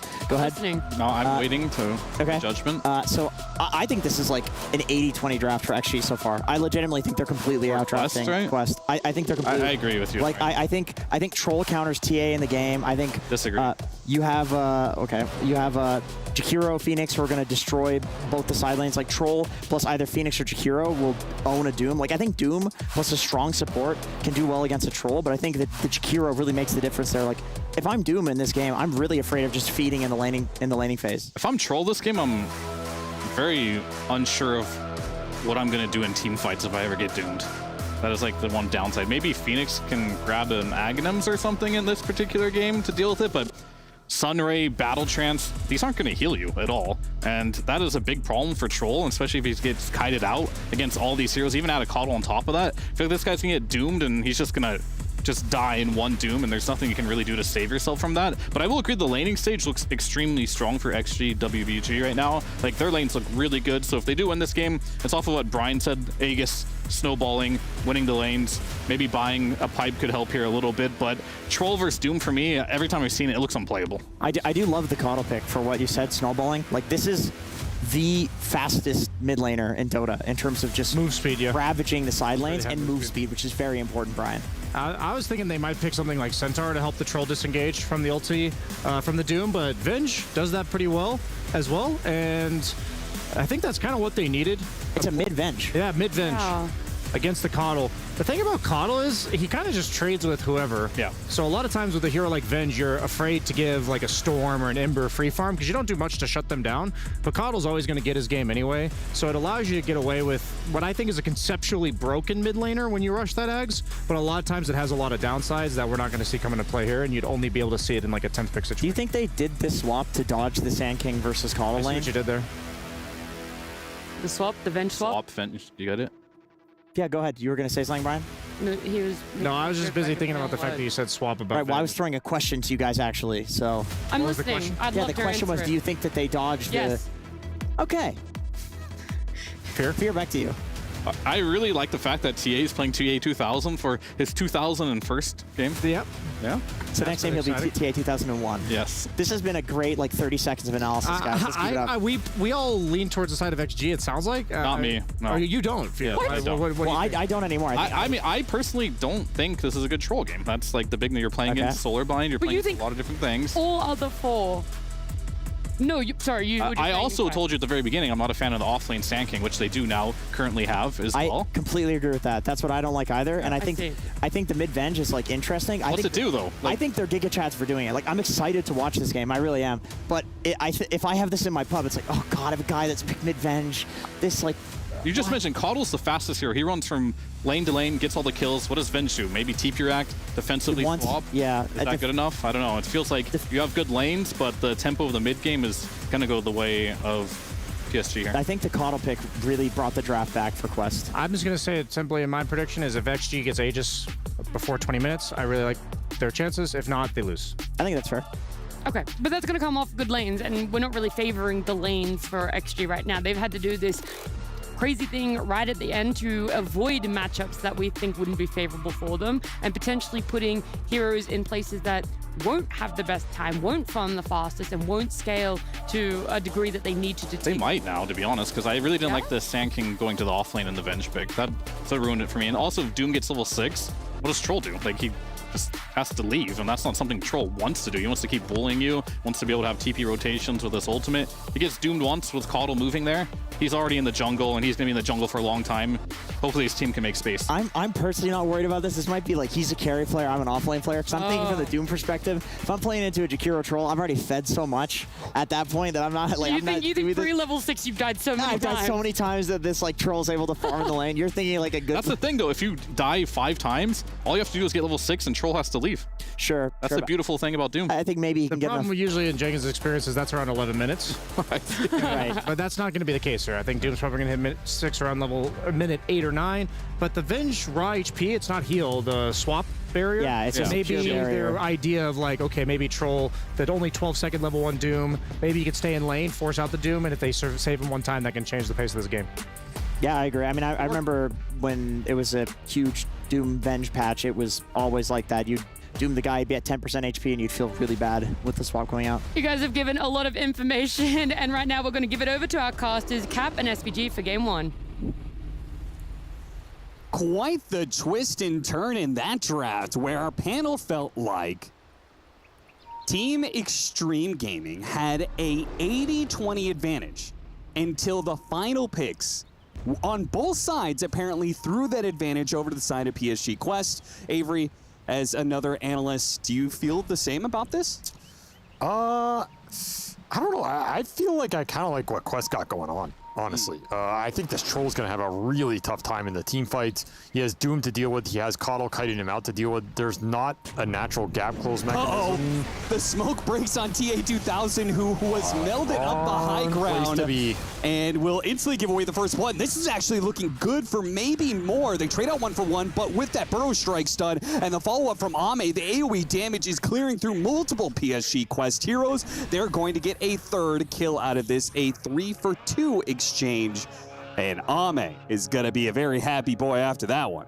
I mean, most of these XG heroes are going to be very happy. They're already halfway to level 2 on 2 of these cores between the Troll and the Venge. And the Troll... And he gets the bounty rune too. Is he going to get the 3rd one as well? They're going to get all 4. Oh my God. They This actually got 4? Absolute disaster for PSG Quest here. Okay. I mean, this Troll is already up to 1,500 net worth. He is... He's already doubled the net worth of the lowest Quest hero, so... you have some work to do in this laning phase. I think that was the one weakness of this lineup for PSG Quest as well, is the lanes can be tough for you. Mid's going to be a wash because you're going to be able to shove it out with Coddle, but this Troll Phoenix lane is no joke for a melee offlaner in the Doom, and the Sand King Jakir lane in theory can just shove you in as well. So XG looking to win 3 lanes here and come out guns blazing, especially off 4 runes of First Blood and a favorable kill exchange. Just a ridiculous start for them. Okay, so we heard the panel, and you started talking about how you just think it's going to be a hard troll game. That's fair enough. What do you make of the Venge mid? It seemed like the panel really did not like it. Is this viable? Can we just run Venge mid like this?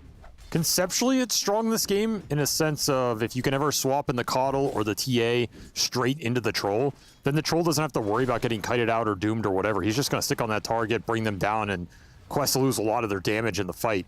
I think that part of it makes sense, but the synergy with the lineup for me isn't necessarily there. Like, sure, you can throw this wave in for the Troll, you can maybe save him off a swap, but this was supposed to, in my opinion, be kind of your teamfight initiator. I don't know how much you can rely on Sand King. You can rush a Blink on Sand King, but it hasn't been too effective in this meta. This is kind of like your Storm Spirit mid-roll, and Venge can sometimes struggle to fulfill that because the swap is not that good of an initiation until the level 2 at the level 12 for the hero. Of course, he has a tremendous start here, which is definitely going to help. If you can gank this Coddle once or twice, I think XM could have a really nice game here. And of course, XM, also a player that kind of makes these weird niche mids thrive. Yes, he is by far the most innovative mid coming out of China. And this just adds one more hero to his weird hero pool, as he has never played Vengeful Spirit mid before. I mean, he's got one competitive match technically. It's in some in-house league from 2017. So this is really the first official match that he's played it. So Extreme pulling out something when they need it. Do you think you could do this against other heroes other than Coddle? Yeah, it might even be better against a lot of the other mid pool. I think this matchup's kind of weird because you're just going to get blasted and can be kind of awkward to trade. Like, you're not going to shut this hero down where you might be able to out-trade and shut down a lot of melee mids or TA2000 range mids. running down Jin Q, but salved. He popped a salve to keep himself alive, but that's still going to kill his laning presence, as that happened during the Lotus spawn too, so Dakalis gets a freebie. Double null for XXS will keep his mana pretty strong on this lane as long as he doesn't get run down. Of course, there's a lane where you can just run him down and he is having a burrow strike out of there. This lane is probably going the worst for XG, but again, they had so much gold off that early exchange, it almost doesn't matter.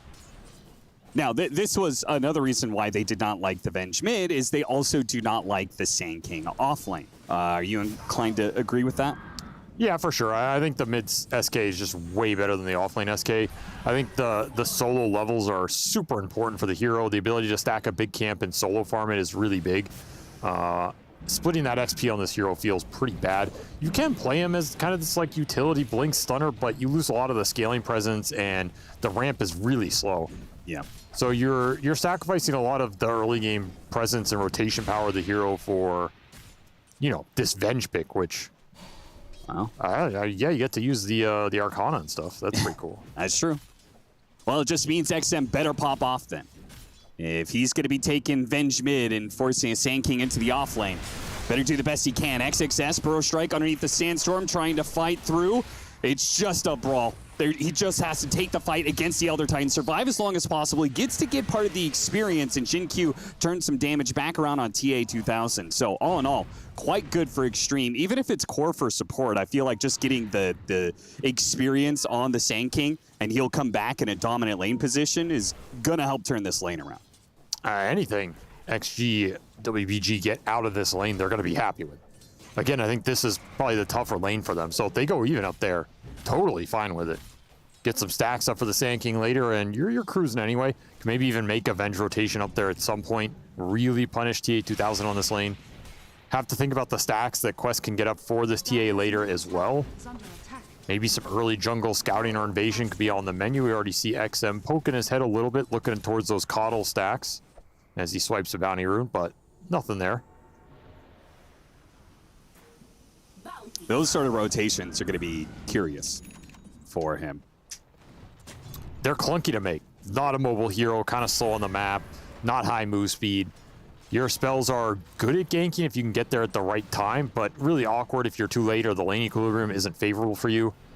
So if XM does decide to rotate, he's probably going to, well, he's just going to TP, okay. That's one way to make a rotation.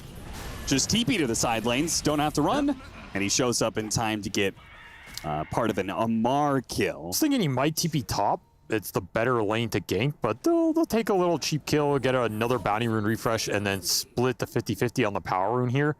Though Quest are going to TP back in to guarantee secure it, and it will be top. Take the invis on the ET. Coddle does not use these runes at all, but it's nice to deny him out for the Venge. Still, that net worth chart is brutal for them as Ame just has a tremendous start here, man. He got so much off the start. Now he's just dominating the lane, and you're ganking for him. Yeah, the worst lane is going to be maybe this mid lane after the gank, where XM nice. will die, gets off the swap for a little bit of extra HP, still gets run down by the 3-man PSG Quest. Super nice gank for them. Earn charges for the Coddle. You shut down this Venge who just TP bottom, so now he has to walk out from base. Extra value there. And you have potential to contest Wisdom Rune here. 7-minute spawn coming up in 20 seconds. Would not be surprised to see Quest make the rotation for it. Though they're a little slow. I don't know if they're going to get there in time. Man. Yeah, there's no way the Elder Titan can challenge you would have Jakiro in this situation. Would have had to bring the Coddle. Maybe just don't want to commit that much. We'll get a very deep ward. Unfortunately, it gets scouted for them as this defensive obs. For XG, WBG will scout that placement. Will be a nice D ward for Jin Q later on. Trying to protect those Ancients as well, because you want to be able to equal the stacking here from Quest if it starts to come out. And it's going to be a slow recovery for them. They try and stabilize this early game. See how fast Ame can start to ramp up here. An interesting Facet choice for Jin Q. Just now noticed everyone's been going this Liquid Frost, but he actually chose to go the normal Liquid Fire. Obviously, very value against the Templar Assassin, and maybe that's just his entire thought process. Whatever is best against the TA to make my Sand King's life better, that's what we do. Interesting choice. I mean, I think it's maybe slightly stronger on lane in the trades, and the attack speed slow can be significant. The spell does do a lot of damage. But the scale, I don't think can be as good. And yeah, it's definitely much worse scale. I mean, if you get tower damage, I guess there's some value. I don't know if that's part of the plan, but that was definitely part of the plan. Get some power runes for the Venge, and amp damage will go a long way here. Still looking for that level 6 on Malik down here. Would really like to get that up as soon as possible so you can Doom this troll, but he was behind the Phoenix in levels. His lane was just abysmal for the Doom. Jin Q trying to steal some XP from his mid. A tale as old as time. Any Rubik player, any 4 position in the game is going to want to try and make those steals. Amar does manage to get a D ward. That'll help push him a little bit closer to 6, speaking of Rubik. DY, he'll get a little bit of extra damage, but Omar that's the clunkiness I'm talking about, right? Like you make these TPs or moves, and if the guy is just 100 outside your range, you can't catch up. You're too slow. Yeah. You're just stuck. Feels kind of bad. That's another TP gone here for XM as rotation doesn't pay off. They're going to try and re-smoke him here. Really want to use this amp damage rune. They're looking to scout the stacks. Early jungle invasion, I think, is really nice here. See if they can get close enough to catch Noob with the Phoenix circling all the way around behind. The Ice Path is going to miss. Got to body block him. Got to body block him heavily here for the Venge to be able to catch up, and I just don't think they're going for it anymore. Venge has stopped the chase. DY, he'll be caught after the dive, so, ooh, swap. Maybe that bails him out, but okay, Macropire fighting underneath that one. Dakalis is going to die. XM is going to get low, though. Another blast coming through, a little bit more heal out of the Magic Wand Stick. It's not going to be enough. He'll die eventually and can't get a secondary kill. Mar actually getting a level 6 and sealing the Ice Path, turning that stun onto Jin Q, gets Noob a double kill, and Noob will return the favor by healing up Amar to make sure he does not tick out to the damage over time. Vessel done, charges online. Noob is suddenly snowballing, and this is not the hero you want to get stuck in these bad fights against if you're XG WBG here, because this Coddle is gonna outrange you unless you get the swap on him. And the second that defensive swap goes out, that's just a green light for him to take that fight over. Yeah. Like, you cannot deal with the blasts and the solar binds early with this kind of lineup. Maybe if you have dispels later on, like, you're gonna rush a Trollax here, that's one dispel. It's gonna be pretty nice in the fight versus the Coddle. You can also maybe get a Lotus Orb later, but until you have those online, that type of fight is super unfavorable for you, and that's going to swing a lot of this early game back towards Quest.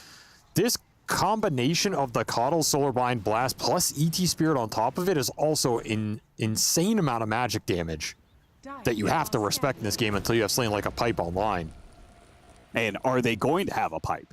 Because they have a Sand King offlane. So is he going to build aura items on a Sand King? It's kind of weird. But it might just be what he has to do, is that's what he's queued up. DY, he's going to make a dive away, but nowhere to really run to. Can't TP out either, so just dead again. I mean, it seems like PSG Quest can kind of run around and do anything with the Coddle, and Extreme just have to forfeit the situation. Yeah, this Coddle pick was really nice. There's not a lot to combat it. He's going to have a strong early game here for sure. It's just a matter of, can you, at some point in this game, slay him in the middle of a fight or get that swap on him. That's what you're looking for. And you're going to try and farm up these Ags. So double Ags first for XG here as they try and get the Dispel for the Troll and the second life for the Venge. What do you think of this meta where the Troll is going Ags first? We talked about it in a previous game and kind of heard that it was, you know, Ame did it before with Trolls. So, you know, kind of following that mantra, Ame doing it again in this game. Seems to be a build that he has used in scrims and some of these officials to pretty good effect, but I think it was more of like an anti-Darkseer build. That was my gut read on it. This game, again, you can dispel some Coddle stuff, but there's no like... Get rid of Solarbind and Urn. Yeah, but you're not debilitating the hero that is debilitating you here, which is the Doom. Like, this Axe doesn't help you with the Doom interaction. That's the concerning part for me. However, it does seem like this build-up, you can still farm pretty fast. Once you get it, you're just spamming axes. You know, he is incredibly farmed here as well. So if he gets a fast Axe, which he will, and he can join some of those early fights and just get an insane amount of value out of the Axe spam, it might just accelerate him in that sense. Yeah. Maybe just the cooldown reduction on these Axes is so much, it's just straight out better than Battle Fury. And the backstab mid, they get quick Doom on the bench. With the trap out just to ensure that the slow stolen Macropyre too. So big AoE damage between the Coddle Blast and the stolen Macropyre.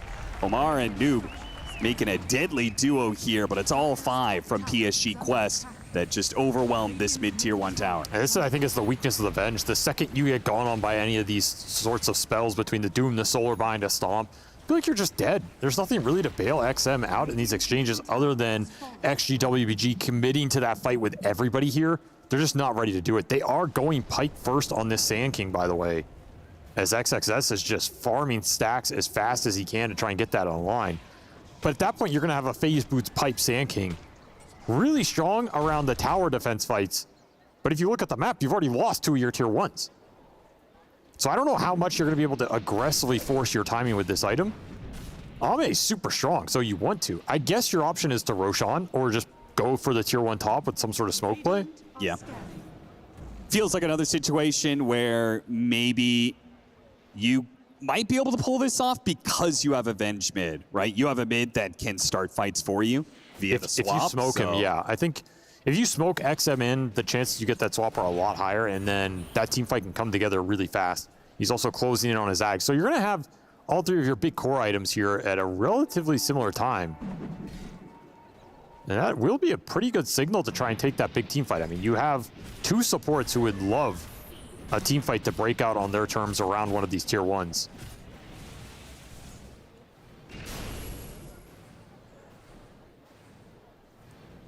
Some of the same jungle being taken up by some cores that all want to farm something but don't want to be out on the lane.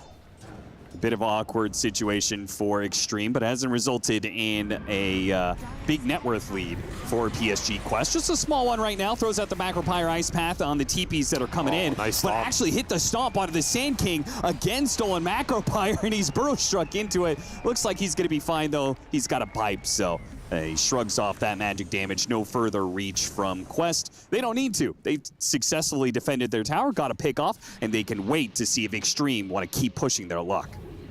This is that move for the tier 1 that I was talking about, but it wasn't really a move. It was kind of just a casual push. It was. Now you're lingering up here. Do you want to commit to the head-on push? Do you not? It seems hard unless you can get the swap. You're still waiting for this Venjags. You're a little bit off, so the timing's just a little bit off here for XG WBG as they look for an opening in this game. Can definitely just farm to Sand King Blink too. I mean, yeah, it's not like you're on some insane clock here.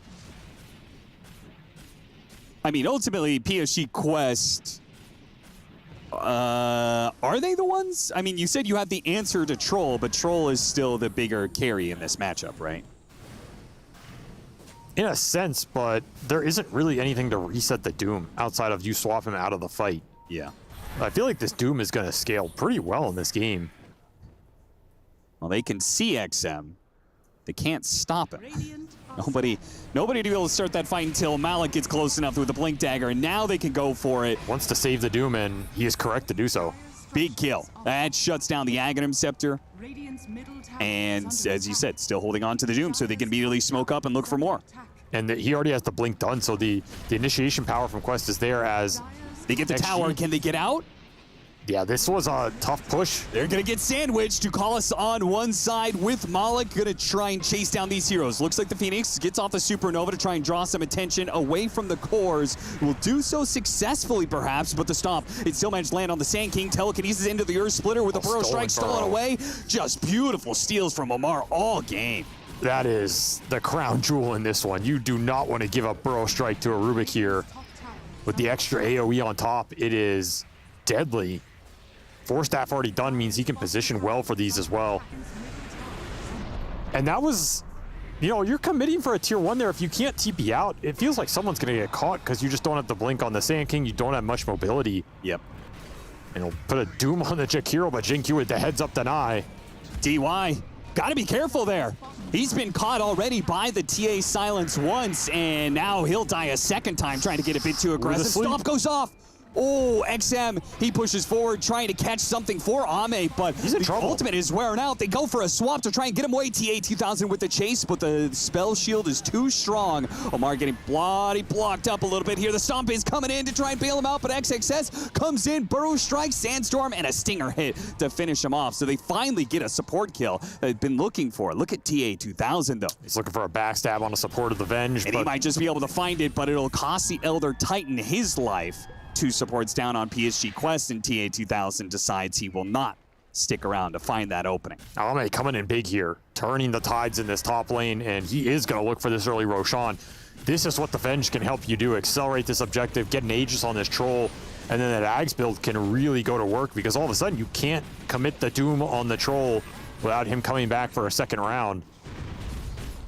XG WBG able to find their footing in this top lane despite it starting off rough. I mean, you know, this is a Burrow Strike Rubik who's able to steal Venge Stun later, and you get the sleep on the Troll. This could have been pretty bad for them. But they have the teleports up, they have the reinforcements. And the second that pipe is there, it's pretty hard to turn this engagement without vision. Yeah. That's the biggest thing for Quest in this top lane. They just didn't have deep wards to kind of play around or give the Coddle vision to get the Solar Binds out initially. Was that just Lincolns? was that just them trying to just force it because they have Aghanim Scepter on the Venge, and they're just like, yeah, just take anything you can to get the Roshan fight going. Yeah, I mean, you had your double Ags, you had your pipe. It was go time in terms of the 5v5. Can't shy away from fights this game with this mid Venge. You have to take him around XM's willingness to do so, or you're just going to let Coddle rule the map. Because I do think you're going to get out lane shoved a little bit this game between the Coddle and the TA. It's going to be hard for you to catch them, split pushing your waves. Unless you can really find these obs on the map, they should get away with it. So if you have a point in this game where you're willing to take the fight, you have to do so. TA trap slowing down XM. He'll go for a TP way at Malik. Ooh. Almost there in time. That was a little too close. It really was. Jinkyu slowly wearing through this mid tower. Some old school Jakiro action. Macro Pyre's out another wave. It's funny, he keeps on giving away Macro Pyre. Honestly, probably the better spell to give away than Ice Path, which is so deadly in the hands of the Rubik. Level 1, yeah, it's debatable, but I would agree. I don't think he's too worried about giving away the macro this game when you already have Pipe Sand King up. Quest gonna try and defend this tier 1, but the Coddle is found. Dive past the tower. Ame Got off Whirling Axes, but got doomed immediately. Is in trouble now. Has to run away. Supernova's going to be used to cover his retreat and force PSG Quest back. A Burrow Strike in from the side. XXS comes in to try and stall up this retreat, but it doesn't work. And now he's kind of on an island. Gets a Heaven's Halberd. Ame too worn out, so he comes back into play and kills the Rubik. Not afraid whatsoever of continuing the fight, especially with the Aegis that he has. So PSG Quest not getting the jump that they are looking for off of, maybe they were just so surprised by that dive onto Noob. That was a nice backstab. The exact type of opening you're looking for. Start on the coddle every time if you can. And XXS just coming in with a really nice angle there. Gotta remember, this is a no-blink Sand King. Just found the opening. This is Halberd as well. Yeah, very interesting pickup, but a very strong one against the TA here. Yeah, pretty cool. He's going to be very tanky in the fight. And the thing is, he's not really a hero that PSG Quest want to commit heavy spells on or focus down. Like, you're thinking about the Troll here. You're thinking about the Venge. You're not thinking about, I want to doom the Sand King or something. I don't think it's going to feel good in this game. Yeah, absolutely. Take the time to do the Tormentor here. Ame can always kind of do it for free. And they'll get the shard for Jinq. I feel like this has been a decently productive Aegis period, even if that net worth difference hasn't increased too much. Yeah. For XG WBG here, as felt like they kind of restabilized that game that was going Quest's way, got their Troll a decent amount of farm. This Sand King is going to scale like a beast now, and maybe XM fell a little bit behind. That's the one concern. But if he's going to play more of a supporting role to this Troll anyway, you're okay with that. I guess it comes down to how much. Say, isn't this just core Venge at its, like, yeah, you farm up to get Ags and then you just usually fall off a cliff because you're just so busy dying, for sure, swapping and it can happen. He doesn't need to accelerate at a crazy rate here to have high impact in the fight. Yeah. I'm mostly surprised at how much farm Jinq has gotten. He had a very rough early game, but he's climbing his way towards his Greaves, and he's found a decent amount of levels, which is really important on Forge Akiro, because I think everybody has been in that position on a Forge Akiro that does not find it, and your spells are not the most powerful in Dota 2, I'll put it that way. No. The smoke up, trying to use the last few seconds of the Aegis. See if they can find a little action here, but Extreme are not going to run into anybody really unless they want to go. They got the swap, a long-range swap on TA2000 straight into the clutches of Ame. That is the dream scenario. Perfect situation.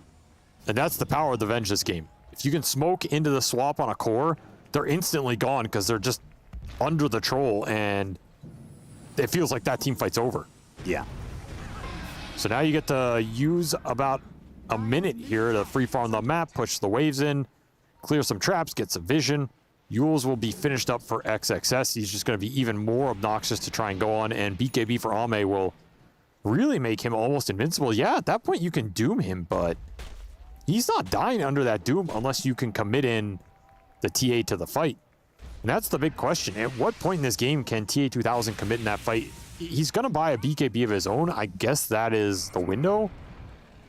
But if he blinks BKBs into the fight and the Troll's just able to BKB match him, it's not a favorable fight for him. Continuing to delay the Blink Dagger, XXS opts for a third item, Yules now. So we're going to see that tag team of items, Phase Boots plus Yules on the Sand King again, just forgoing the need of hard initiation. I don't think he needs it. I mean, this game is going to come down to XGWBG pushing towers, forcing Roshan, using the Aegis to go high ground. In all of those sorts of exchanges, you don't need to start the fight with some Blink and Burrow Strike. If anything, you're giving Quest a better opening to Solar Bind, Vessel this Sand King, and maybe force them into an awkward situation. Really looking for the BKBs here on a lot of these big core heroes on both sides. They'll find a split pushing Jakiro.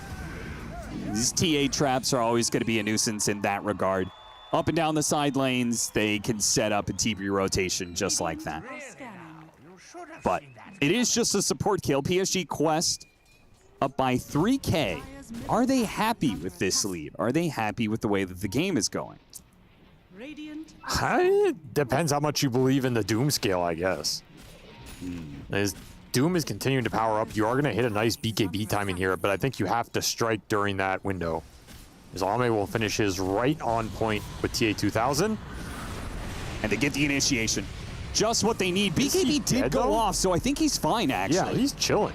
He is not going to die, and he's going to try and kind of keep pace with the rest of this team as they chase forward and see if anybody's going to be caught from PSG Quest. But yeah, the Doom just does not work. It's a hard counter to Battle Trance, but if you can't actually get him low enough, which has happened now multiple times. There's not a lot of follow-up on this Doom, again, unless you can commit your other cores. Yeah, where is the... I mean, I guess in this situation, he got off BKB, so it wouldn't really matter if you get some sort of solar bind or stomp or something like that, but that's just, I mean, it means it's going to be a repetitive problem. The fact that they cannot lead with the stun very easily to secure Doom before any of these bigger items go off. Good pick off onto Dekalis. A stolen swap, though, presents some interesting options for that PSG is Quest. An interesting spell to get here. Now that gives you a lot of follow-up on this Doom target. If you can Doom him and swap him into the TA, now suddenly TA2000 doesn't have to jump in deep to fight. Could potentially be an interesting route to try and initiate on Ame, but so far Ame has just been untouchable this game. 3-0 and 5. They'd not been able to bring down this troll once despite doing him a couple times. Early Ags build has paid off, and he's cruising now, looking towards that next Roshan, and that's going to be a tough Roshan for Quest to deal with here. 2 lives on the troll is just impossible. Yeah. Might be this Ags, as subtle of a difference as it is, it might be this Ags, like the extra stats that you get out of this compared to Battle Fury, might swing this matchup for the Doom, you know, a decent amount. Yeah, it's a big difference. Like 400 HP or whatever. Yeah, like how many times you've seen somebody get Doom, they live with, you know, just 100, 200 HP. No, I've liked this build the more I've watched this game because his farm rate just doesn't seem to have suffered too much. Yeah, no, it really doesn't seem any slower than Battle Fury. And the item's just way better than Battle Fury, so... Yeah, so why not? Full-on smoke up from PSG Quest. But they will be running into an extreme already set up around the trees. They get an ice path, 1-2 with the macro pyre. There goes the supernova. Nobody to really stop this thing. It's going to be successfully exploding as extreme. Play around it. A nice formation, defending the Roshan pit. Not getting too much, but just a single kill is likely enough to open up Roshan for them. Just a well-defended ward and tree line there from XG WBG, as the second that supernova goes off, you either have to commit in with BKBs or run. And we have still yet to see TA2000 commit to a fight. And do a little scouting with the Spirit to slow this down, but this is not a contest right now. They were waiting for the Doom BKB. Maybe that's a fight you can commit to if you have it there, but just a little too slow for Malik, and XG are going to take advantage of that window. Put an Aegis on this troll, and now you can kind of do whatever you want. Just run Ame in the middle of the fight. If the Doom wasn't a problem before, a second life means that they can very easily take any kind of fight they want against PSG Quest. Or at least that's what I would assume. But Malik, he's searching for a pickoff here with the Shivas. Doesn't quite catch XM. So fast. He is quite fast. He also has Cheese and Aghanim Scepter. So he is not a free kill. And even if you do kill him, there will be a rebuttal. Yeah, there's going to be some sort of swap. And look at Ame just trucking it. Moving fast. And he will eventually catch up to somebody here. TA2000 goes for the blink, TP away, but the Burrow Strike caught him. XXS with a great read of where TA2000 was out of that one. Now he pops the BKB, continues to make a run for it, but it forced the rest of his allies to try and jump in and save him. That's what happens here with Malik. He jumps into the back line, trying to dissuade Extreme from going for that TA2000 kill. They do manage to turn around, actually, as XXS pushed out alone. Yeah. Big kill to give up, because I think XG could have just gone high ground off that Doom kill, especially since the Doom was thrown out there. Just wasted on the Phoenix. They had the BKB out from the TA as well, and Ame still holding on to his, almost level 20. XXS, a little overextension there. This will give Daedalus to TA2000. He's already on Quiver as well. Those were his first Deso charges, by the way. Oof. But he's doing some decent damage. Yeah, the Daedalus is a huge upgrade, right? He could do a heavy amount of damage in a small window of time. If he does enough to the Troll, then maybe the Doom can actually finish him off for once.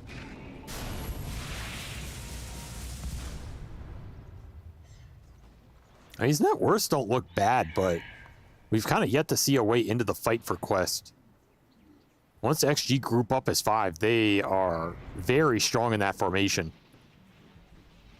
It does kind of feel like Quest, we're winning in net worth, but we're slowly conceding more and more ground to Extreme. And now that net worth begins to even out.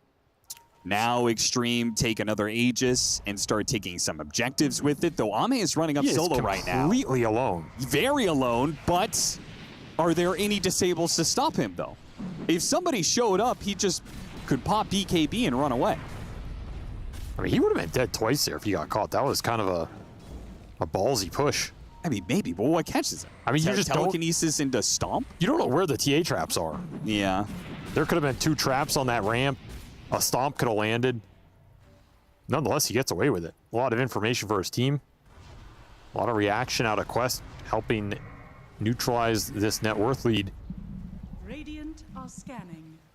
As the game slows down, and XG looking for another BKB on the Sand King and a Lincoln's on the Venge, so more defensive items coming out. I was wondering where the Lincolns was going to come from, because, like, surely it's Troll versus Doom. Somebody's going to get a Lincolns to try and counter this Doom. I mean, the Lincolns on the Venge is nice here because you can aggressively try and use it to block spells on the Troll. And even if it backfires and you end up dying, I mean, so what? You got a second life in the Ags. Yeah, exactly. Again, the Venge is more of a utility core in this situation. Yep, this is going to allow for the high ground push with a minute left on this Aegis. The butterfly timing for Ame says I'm strong enough. At least poke it, get some reaction out. And PSG Quest will be able to poke right back. They do have some long-range, heavy damage-dealing spells that could be spammed out between this Fate Bolt and Coddle Blast with the Elder Titan Spirit on top of them. So it doesn't take too much for PSG Quest to push back a half HP Ame. But what do you do now? Now Extreme's like, okay, you defended your high ground. We're now going to take another tier 2. And like you just have to wait if you're Quest. You got to wait for the next big item on the Keeper of the Light. Oh! You know, he took his hand off the keyboard. He's taking a break. A cheeky little smile there from DY as a little finger slip there. And of course, PSG Quest saw it thanks to the Elder Titan Spirit. It's been caught in the action, but Aegis is still up, so it's not. I doubt PSG Quest is going to try and punish this timing too much. Though maybe Extreme doesn't feel comfortable hitting that tier 2 without the Supernova. I don't think Quest were going to fight it anyway. I genuinely think Quest are just split pushing this game until they have something on this Keeper of the Light. Because Noob just isn't a direct impact right now. Yeah. Like he went Lincoln's Octarine on this Coddle. It's a lot of defense capability, a lot that helps you scale really well, but you need the next item and then item after that to really give you the punch. Either the Ags, the Hex, the Dagon E-Blade. Really badly. I think they just do not have enough control. Yeah, I agree. I think Hex would change this game a lot, and so maybe that's what Quest are waiting for. They are going to smoke here. Not really sure what... I mean, they're drawing a line to Tormentor, but this would be an incredibly aggressive move. Big upgrade for XM. Look at Jin Q. They know this is coming. They know this push is coming for the Troll. Have they set up well enough to defend it, though? Troll gets a little bit low, but a swap, that'll help clear some of the damage. And he's going to be fine. They're still going to be caught, though, on the side of Jin Q. Jakiro gets left behind.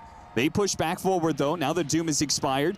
Nothing stopping them from taking the fight if PSG Quest were to stick around. They do not. They get their 1 kill and get out. Still the same story. Doom the Troll and he lives. Yeah. Can't really stop the swap going off, and the second that happens, it feels like you're not going to be able to commit on that Troll. Need more damage burst or more follow-up? As XG continue to rake in the gold and scale here. Strength Blink on that Sand King is a lot of extra damage, a lot of scalability. PSG Quest are not doing a bad job of keeping up with Extreme at all. They haven't really thrown away any big fights or anything, and maybe if fights don't quite go the way they want them, they seem very, very conservative in how they take it. If it doesn't work, they don't kill the troll, that's okay. They back out, don't experience too many losses. But we have yet to see them be able to come up with a solution. Actually win one of these fights and not just pass by with another Doom expended and another time the troll lives. The Octarine is now done, so now you can throw out more of those Dooms. I mean, if I'm XG WBG, I feel like I just want to spam Lincolns and Lotus Spheres this game. Yeah. And I'm pretty happy. Like, throw every Lincolns and Lotus you have on this troll or Sand King, whoever's on the front line. Very tough to get through here for Quest. We see the Jakiro eyeing one from Jinku. You're going to have one finished on the Venge. You're going to have this Satanic on the troll with potential level 25 talent for strong Dispel if he wants it. I mean, we're looking at a situation where this might end up going late enough that 25 talents could be very integral. I mean, you're already talking about the troll one, but what about the Doom one, right? If Doom can get all the way up to 25, he's got an Octarine plus that Midas. He's going to be cooking up some experience. You get to a point where you don't have to worry about BKB anymore because you're able to, the Doom applies mute. That could change things a lot. There's a lot of interesting level 25 talents in this game. Both teams have some really good ones. I mean, the way that Extreme's playing right now, they seem to be in no rush whatsoever. Yeah. So you could talk about things like Aghanim Scepter for the Phoenix, right? That's a hard counter to Doom as well. Might even get it off Roche at a certain point. That's true. You have a lot of Ags on your other heroes. I mean, you're probably giving Sand King his, but this next Roche is coming soon. XG, they got everything up. Could definitely look for an aggressive swap on a core if it presents itself. Yeah, somebody perhaps lurking a little bit close to the borders of the base. Really good ward. Oh, Noob. Oh, Noob would have been really good. The next best thing to TA2000, a pick off on Noob, would have been excellent, but tough to get through the Lincolns. Got to remember that. Yes. Not a lot of long-range spells to throw and poke it. You can like A-toes pop it into swap or something, but yeah, we'll finish that Hex. I was going to say, XXS could blink in and pop it with Heaven's Halberd, but I forgot he still does not have a blink. It is indefinitely delayed. No, he does. Sorry, he does. He can definitely go in. It's just you have to see something here. Throwing some illusions down the lane for a bit.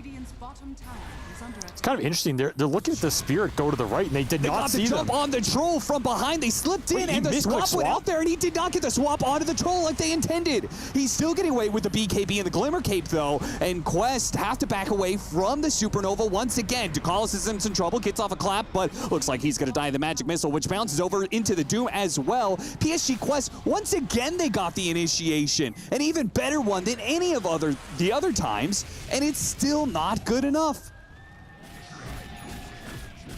Did they just not get the Hex off on the troll fast enough? Like, Ame just BKBs it. And the second that happens, he just runs it off. Even with the swap, I think miss going on the Doom there was definitely not what XM wanted. Now you have to take this fight without your Doom. Without the BKB on the TA. So many dispels, Ame. Between the Aghanim Scepter and now Satanic, which he uses to fully heal up. He is chunking. Backdoor protection, but the swap goes out. Rubik, telekinesis, tries to throw himself away, but he can't get far enough away from XXS, who pounces in with the Blink Dagger, finishes him off.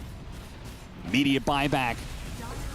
But nothing is slowing down Extreme, it seems. They'll take that melee barracks, dodge the Spirit Stomp, and they'll retreat on their merry way to yet another Roshan. Nice little fight for XG. They bail out their troll again. It's been the MO of the game, and their lineup has done a decent job at that. You dive in, you throw spirits on everybody. There's a macro, there's an ice path. Do you want to chase through all of that? Not really. The second that Doom is out on Ame, that team fight feels over. Still no solution to that sort of engagement from Quest. They're finding the troll, but that has not been the problem. The problem has been finishing him off. Yeah. This is not a Roche you can afford to give up here, which means you got to fight into the Phoenix, into the Jakiro, into the Sand King. All these heroes love when you're going into their AoE.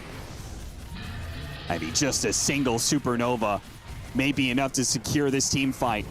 Quest, it's going to need one hell of an initiation to be able to stop this one, and it comes from Malik. Tries to jump into the pit. Too early.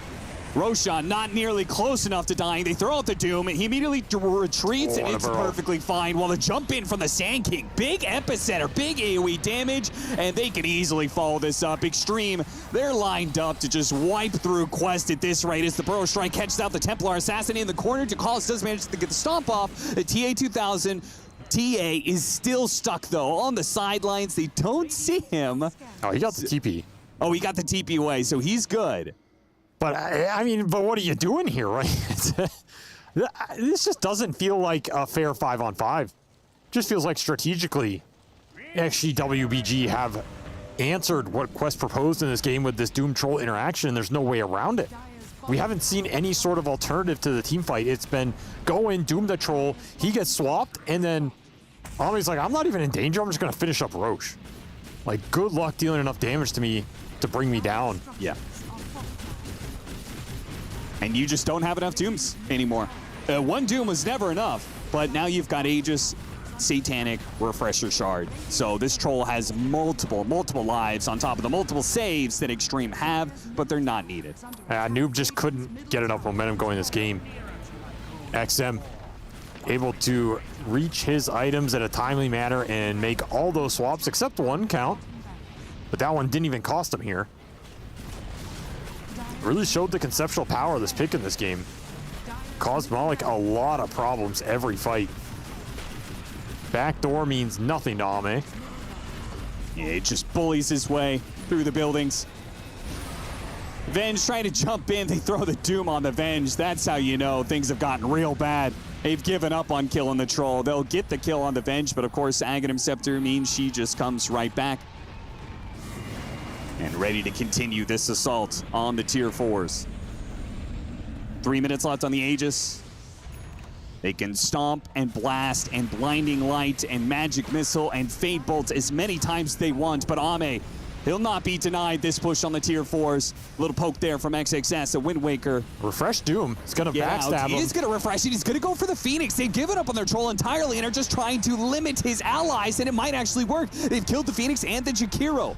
Ame is a bit low. Does he want to expend his Aegis this way?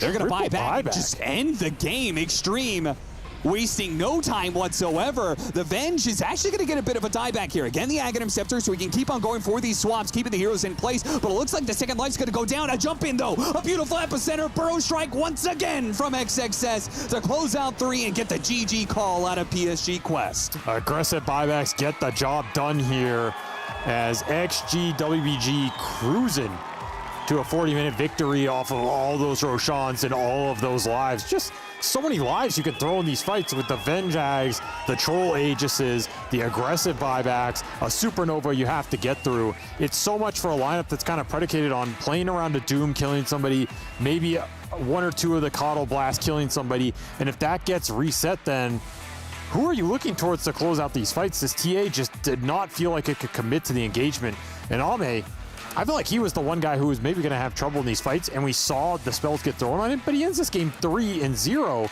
He didn't die once. Yeah, not a single time. Just really masterclass performance by Ame on the Troll, but it's really enabled by the rest of his team, all setting up. There's so many saves coming out from XM, the multiple Supernova defensively from DY. Just all in all, fantastic stuff from Extreme. And I think the coolest part, of course, is that we didn't really see this coming. I don't think anybody would have called XM being a last pick mid-Vengeful Spirit, but Extreme Gaming continue to innovate, and it's why they're the best team coming out of China and one of the best teams at this tournament.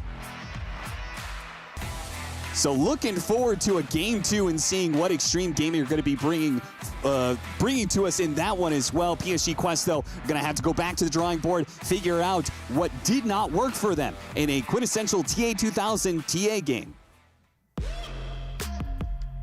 Well, to help them figure out what went wrong, I have my amazing analysts here. They're going to be breaking it all down because I really thought. PSG Quest off to that great start. The Venge mid wasn't really sure what was happening for XM. His game looked really rough, but all of a sudden, exactly what you said, BSJ. On the side of XG, WBG, they ended up getting that Aegis on Troll before the 20 minutes. Game was theirs. I think the key there is that with the Venge plus the Aegis on the Troll, there's just no obvious target for the Doom, and it allowed XG to kind of just take the control of the entire map and dictate the pace of the game.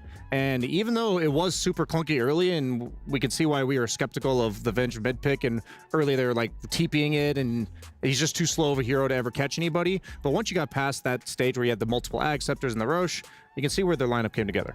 Yeah, I mean, I definitely agree there. Like, the Aegis was big. They got all 3 of them, right, this game, which helped protect the Troll. And they didn't even kill him once during any of the Dooms, even with the Aegis. And a lot of that had to do with they had great disengage with the swap. But more importantly, I think they're just lacking a lot of disable on the side of PSG Quest here, because, like, they just couldn't lock him down. Like, they tried killing him, but every single time he disengaged with the SNY, came back, healed up with either the Phoenix or the Satanic, and they just kept going over and over again. They just couldn't burst a single target this game.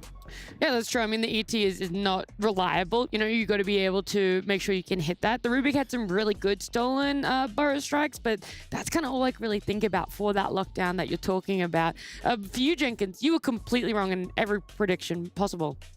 Well, in my notes, I have Venge, good, then bad, then good. Which is how good then bad? Yeah, which is how Dota works. You know, you have power spikes. It was good in the lane. There was the one rotation bot that was solid, and then after that, Coddle comes online with the Vessel. They dive the Venge. Swap, not enough to save her from that. She was bottom net worth in terms of all the cores. But then Ame's a big boy. And you use the swap and you save him, and then everybody, you know, heals up with the shield, and all of a sudden Venge is good again. Even if he didn't get items, I still think because it made so much space for Ame to get huge and he was top net worth that he would carry the game as long as the Venge swaps him. Yeah. I wonder how much of this game had to do with like the early engagement. You end up getting first blood on the Troll. You end up getting another kill as well. So he started the laning stage with like 1,600 net worth, and the Doom died. So he probably had like 800 net worth starting the lane. So a lot of that helped him get to that like early Aghanims, which he rushed, which counters the Coddle very hard as well. So the fact that the Coddle was kind of quiet outside of the couple kills they got on Venge, I wonder if that had something to do with it. But this one was really cool. You'll kind of see like they killed a Venge here, and this is where Venge started to look really bad. It was off the back of Doom having a Blink Dagger, but what he did directly after this kill, and this is just kind of like using, what is it, what's this? The 90% Devil's Bargain? Facet. Yeah. That's it. You use that Facet, you get it killed quickly with your Doom, then you sell your Blink, and then you buy a Midas. This is what exactly he did here. He got that kill on the mid hero with the Blink Dagger, instantly sold it, really just using the Devil's Bargain Facet there perfectly, and then bought a Midas and just kept farming. Yeah, it's one of the reasons why Doom as a hero is seeing more play. We're seeing heroes in the off lane that are not played in the same role that they always were. We're seeing Primal Beasts go like Mana Boots Pipe. We're seeing Dooms be able to go a less greedy build, but then turn into the Doom of old that you'd ideally like to play. And even though it didn't end up winning this game, it's just cool to see how much of dynamic aspect of the that Facets have added. There's a lot of complicated stuff that you could like hypothetically do with that Facet. Like let's say, you know, Sand King is owning against you. You go for a pipe, and then all of a sudden your cores have BKBs. You sell the pipe because you don't need the pipe anymore because you have the BKBs, and then you buy like an Octarine core, or you buy a refresher so you can Doom twice. I still think there's a lot of potential for Doom that we have not seen so far. Oh, Gyrocopter's fast. That gives you unlimited drum charges. That's about it so far. All right. Well, I was going to ask some more questions maybe about the Troll, but instead we're going to see some highlights. Another one that you guys wanted to dive a little bit deeper on here for the engagement that Quest had, but were not able to convert for themselves. Yeah, I feel like this about sums up the game. They throw all their spells on Ame. This is literally every fight. He gets doomed plus other spells and walks away with BKB on, and then the rest of the fight kind of plays itself out. As you mentioned, the lack of disables that Quest had. What is the follow-up to this? And Sand King, that new epicenter, it's deceiving. It has like twice as many pulses as it used to. It used to all be released in 3 seconds, and now it's over the course of 6. And he's able to lock onto you because the movement speed slows like 60% at this stage of the game. So once they've dumped all their spells on the Troll, it's just right for the picking with the heroes like Sand King. It was a great team fight as well when you look back in hindsight of this Sand King with the epicenter and the Phoenix Egg as well. It was no one on the side of Quest was able to man up in the combination of both and just right-click that egg down. I do want to put out an apology here to all the Jakiro players in the world. I was wrong. Jakiro is very strong and very powerful. The Sand King Jakiro lane was actually very interesting. I was doing an ironic bit there, but it is actually very interesting. It reminds me of the Zeus plus Sand King, where you would win the sentry battle by dewarding sentry with Zeus for free. Jakiro just buys his own sentry, and then you have the double hit, which means you're always going to deward their sentry before yours. Like, unironically, it is very good in this particular scenario, but just this one. I said that yesterday, and you're like, no. Yeah. That's not what you said yesterday. He seems to think is these incredibly niche things that will never, ever come up, and it does, and then he has to take back his words. But we're going to get some more words from someone else, Purge. Let's see exactly where he is right now.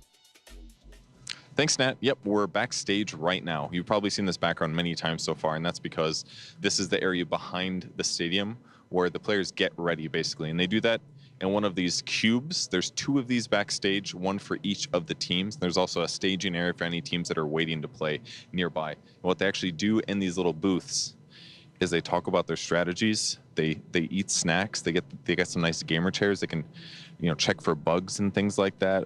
And bananas. They eat a lot of bananas, I'm sure. They do this to make sure that they can be at their peak performance for the upcoming matches and to get a little bit of privacy since there's usually a lot of people around. But some other cool things backstage is the gigantic LED walls. I don't know how much they cost, but it's probably a lot because electronics are expensive. But and other than that, we just have a bunch of production equipment. This is usually what it looks like. It's dark, gloomy gamer chairs type atmosphere. It's very nice for taking naps. Anyways, that's about it. We got the game coming up soon, so that's your little trip to backstage. Thank you so much, Purge. It's great to see what's happening backstage. In fact, I'm going to have a quick look because we got a small break right now. When we come back, it is game number 2 between XG, WBG, and PSG Quest.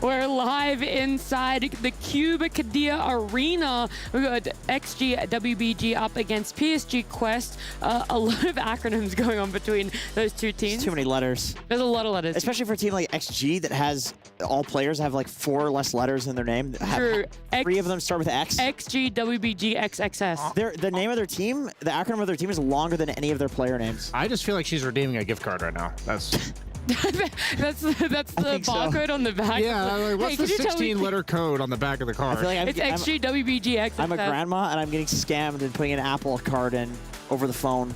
That happened to my grandma. I was gonna say this is way too specific for it to not be real. And then she got dementia after that. So. That's super cool, Jenkins. Completely related things there. Yeah, super relate to that one. And maybe the drafts could be relatable as well, because we'll see how much they're going to get their hands on from game number 1 here in game number 2 of a best of 2. The XG WBG draft that worked really well was the Phoenix Sand King Troll Jakiro Venge. Venge, like you said, Jenkins, was good, then bad, then good again. It was. I love seeing picks like that. Like, I like looking at a draft and then thinking like, oh, if I was in a pub, I would report this guy, like mute for the game and then report. Because these are professional players. They're much better. Would you still report them if you win or only if you lose? Only if you lose. Probably both. No way. You should do both. Abuse the system. If the system's there, you can abuse it. Double downs. Obviously, that's happening right now.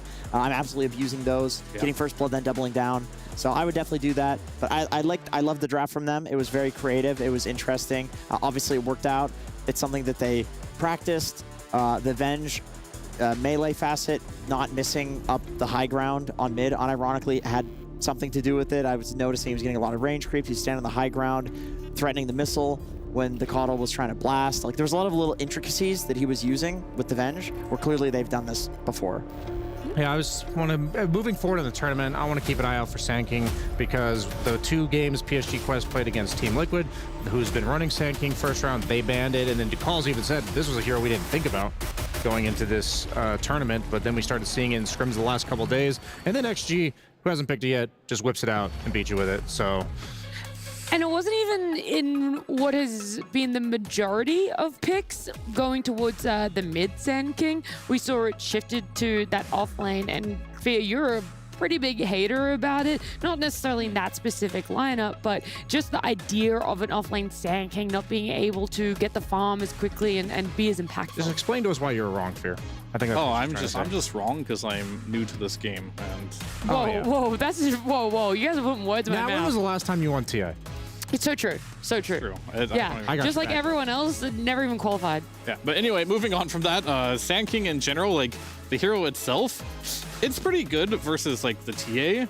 But more than anything, I think Jin-Q on the Jakiro really helped a lot there. And they're gonna ban out the TA and grab the Shadow Fiend, which means PSG, they're gonna leave it in the pool. This is something that they won their last series with convincingly against BB team. They're gonna give it to them again, and they're not even get the trade of the TA, which is one of the better heroes against SF mid. Wind Ranger is probably the other one. They might go the Spearbreaker. I know they were picking that a lot during the play-ins, and they seem happy about giving him a boom Spearbreaker. Like, we got him, boys. They picked Shadow Fiend. They right where we for our want 'em. trap card. Oh, the Tiny. Okay. Could be a mid laner, potentially. It won't do the best in lane 1v1 versus the Shadow Fiend, but if you get 2 roaming supports to work with it, like a Grimstroke-esque, a lot of these European teams love that style of play, but otherwise, most likely going to be the 4 position, similar to a Spearbreaker, who's going to wrap behind XM on the SF and make his game a living hell. Well, the difference is between like the Tiny and the Spearbreaker and the Shadow Fiend is it feels like the Shadow Fiend has to go for either a Yules or a Linken's, which I think is a problem in your itemization for the hero. You want to get to Yashikaya, BKB as soon as possible. As like your big items with Blink, of course. So we'll see if they end up banning it, but it looks like they're trying to protect it. I guess Snap makes some sense. It's pretty good with the Tiny. Maybe it's another one of those heroes that most likely can probably lane versus Shadow Fiend too.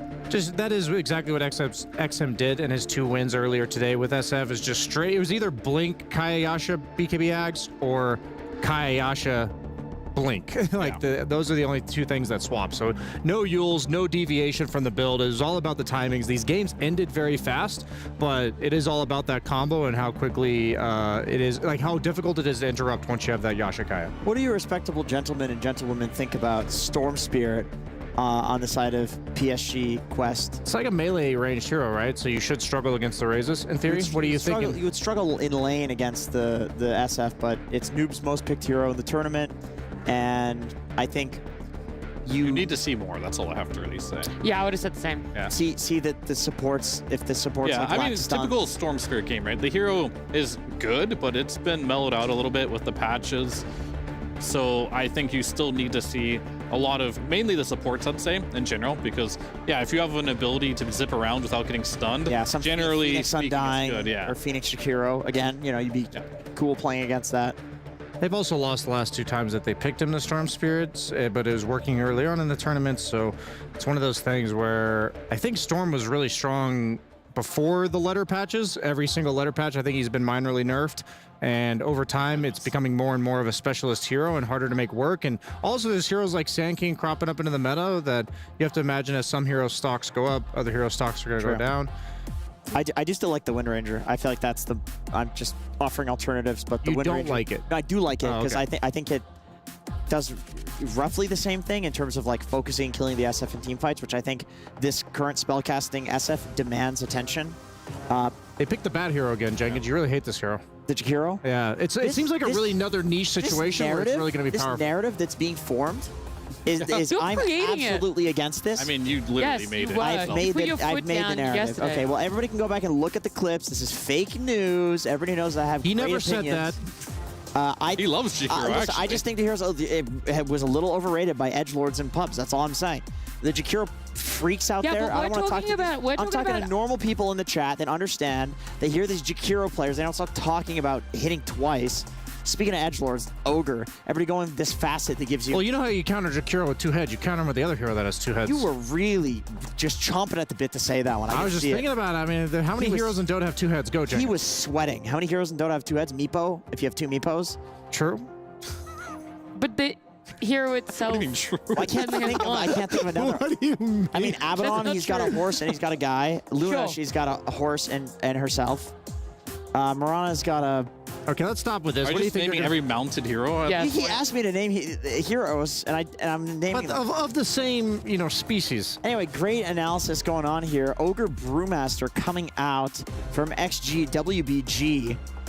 I do actually want to talk about that Ogre facet that you're mentioning. I forgot the name of it. but Learning it's curve. Learning curve, that's right. You got it. Brian's start familiar with that. no ability. Oh my goodness. You start with no ability on level 1, but when you hit level 2, then you get 3 ability points for yourself.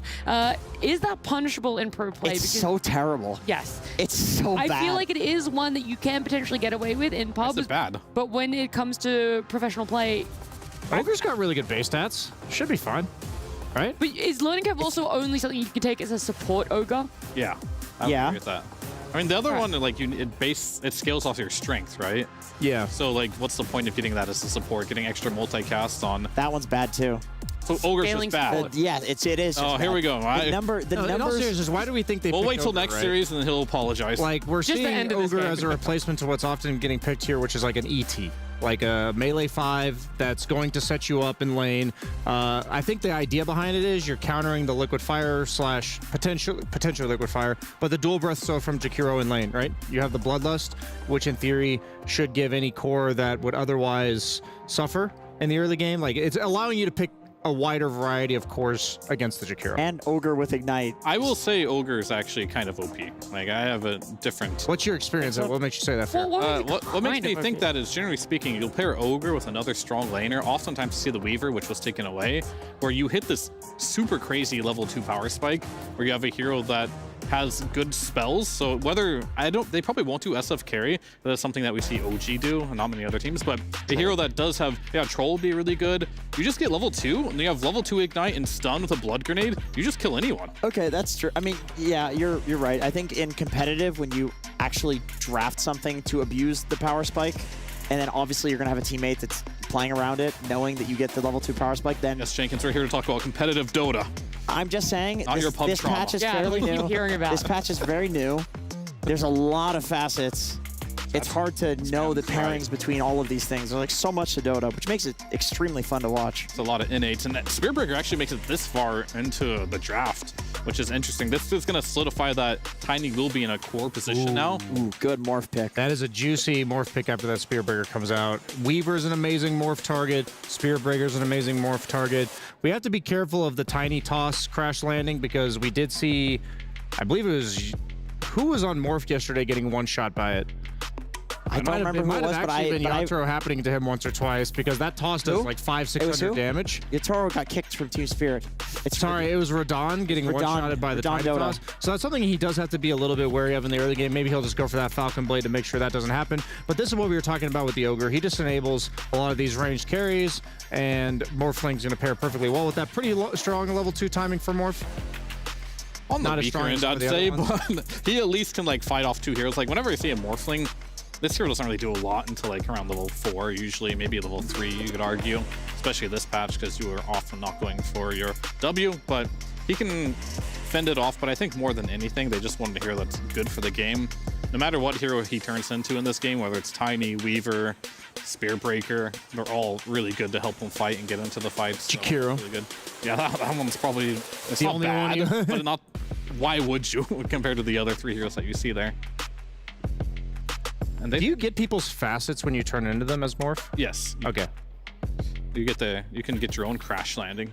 Sick. It's very good. All right, well, the roster bands for PSG Quest, Dark, Willow, and Lion, respectively. Looking at the opposed 4 is what's going to tie everything together for XG WBG, taking what they feel are going to shut them down out of the pool. But do they want to do that, though? Actually, I guess they kind of...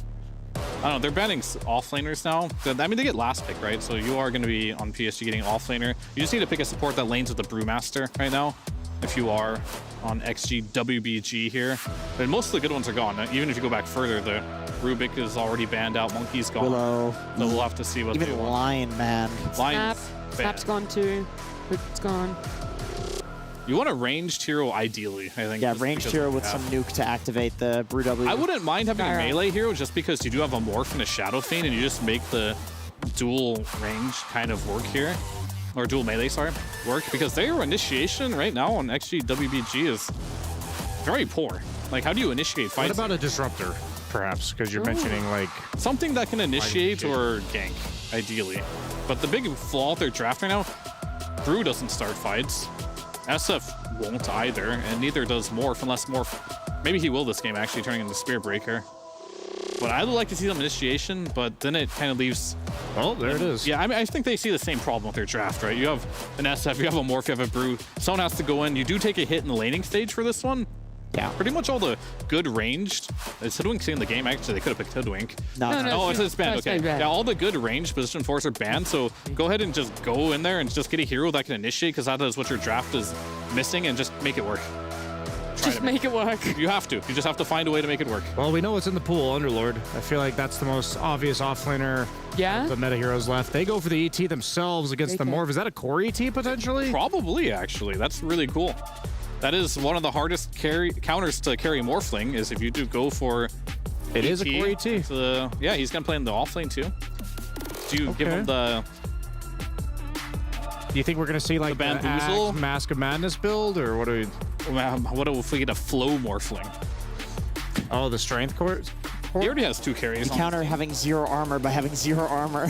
There you go. Genius. I mean, strength heroes counter ET, right? Yeah. You can turn into Spear Breaker, have perma charges, perma avalanche. Probably won't happen, but I actually could see an angle where it's actually good. If they did that, this is officially my favorite team in Dota. Really? If they go strength morph, if Ame goes strength morph, off the last game and then going the strength morph this game. Isn't it pretty cool though? You have like perma stomp, you have like a lot of abilities. I'd love to see it just because they already have a lot of carry. I consider Brewmaster, especially if you go Radiance, to be like a carry. Shadow Fiend 100% is like a carry as well. Yeah, that hero can 1v5 late game refresher. How do you think his lane's going to go on Malik, though, against like the Ogre level 2 timing that we were mentioning? Because I'm seeing Weaver hard counter in lane to Brew. I think SF's going to be owning Tiny 1v1, so we're going to have the supports collapse on mid. And then my question is, what about this ET? You can't really help him consistently, can you? I think if you don't do a lot of damage to Morph before he's level 3 or 4, you just can't win the lane. Okay. And can they actually win the lane within that timing? It might be pretty difficult. Who's their pos for again?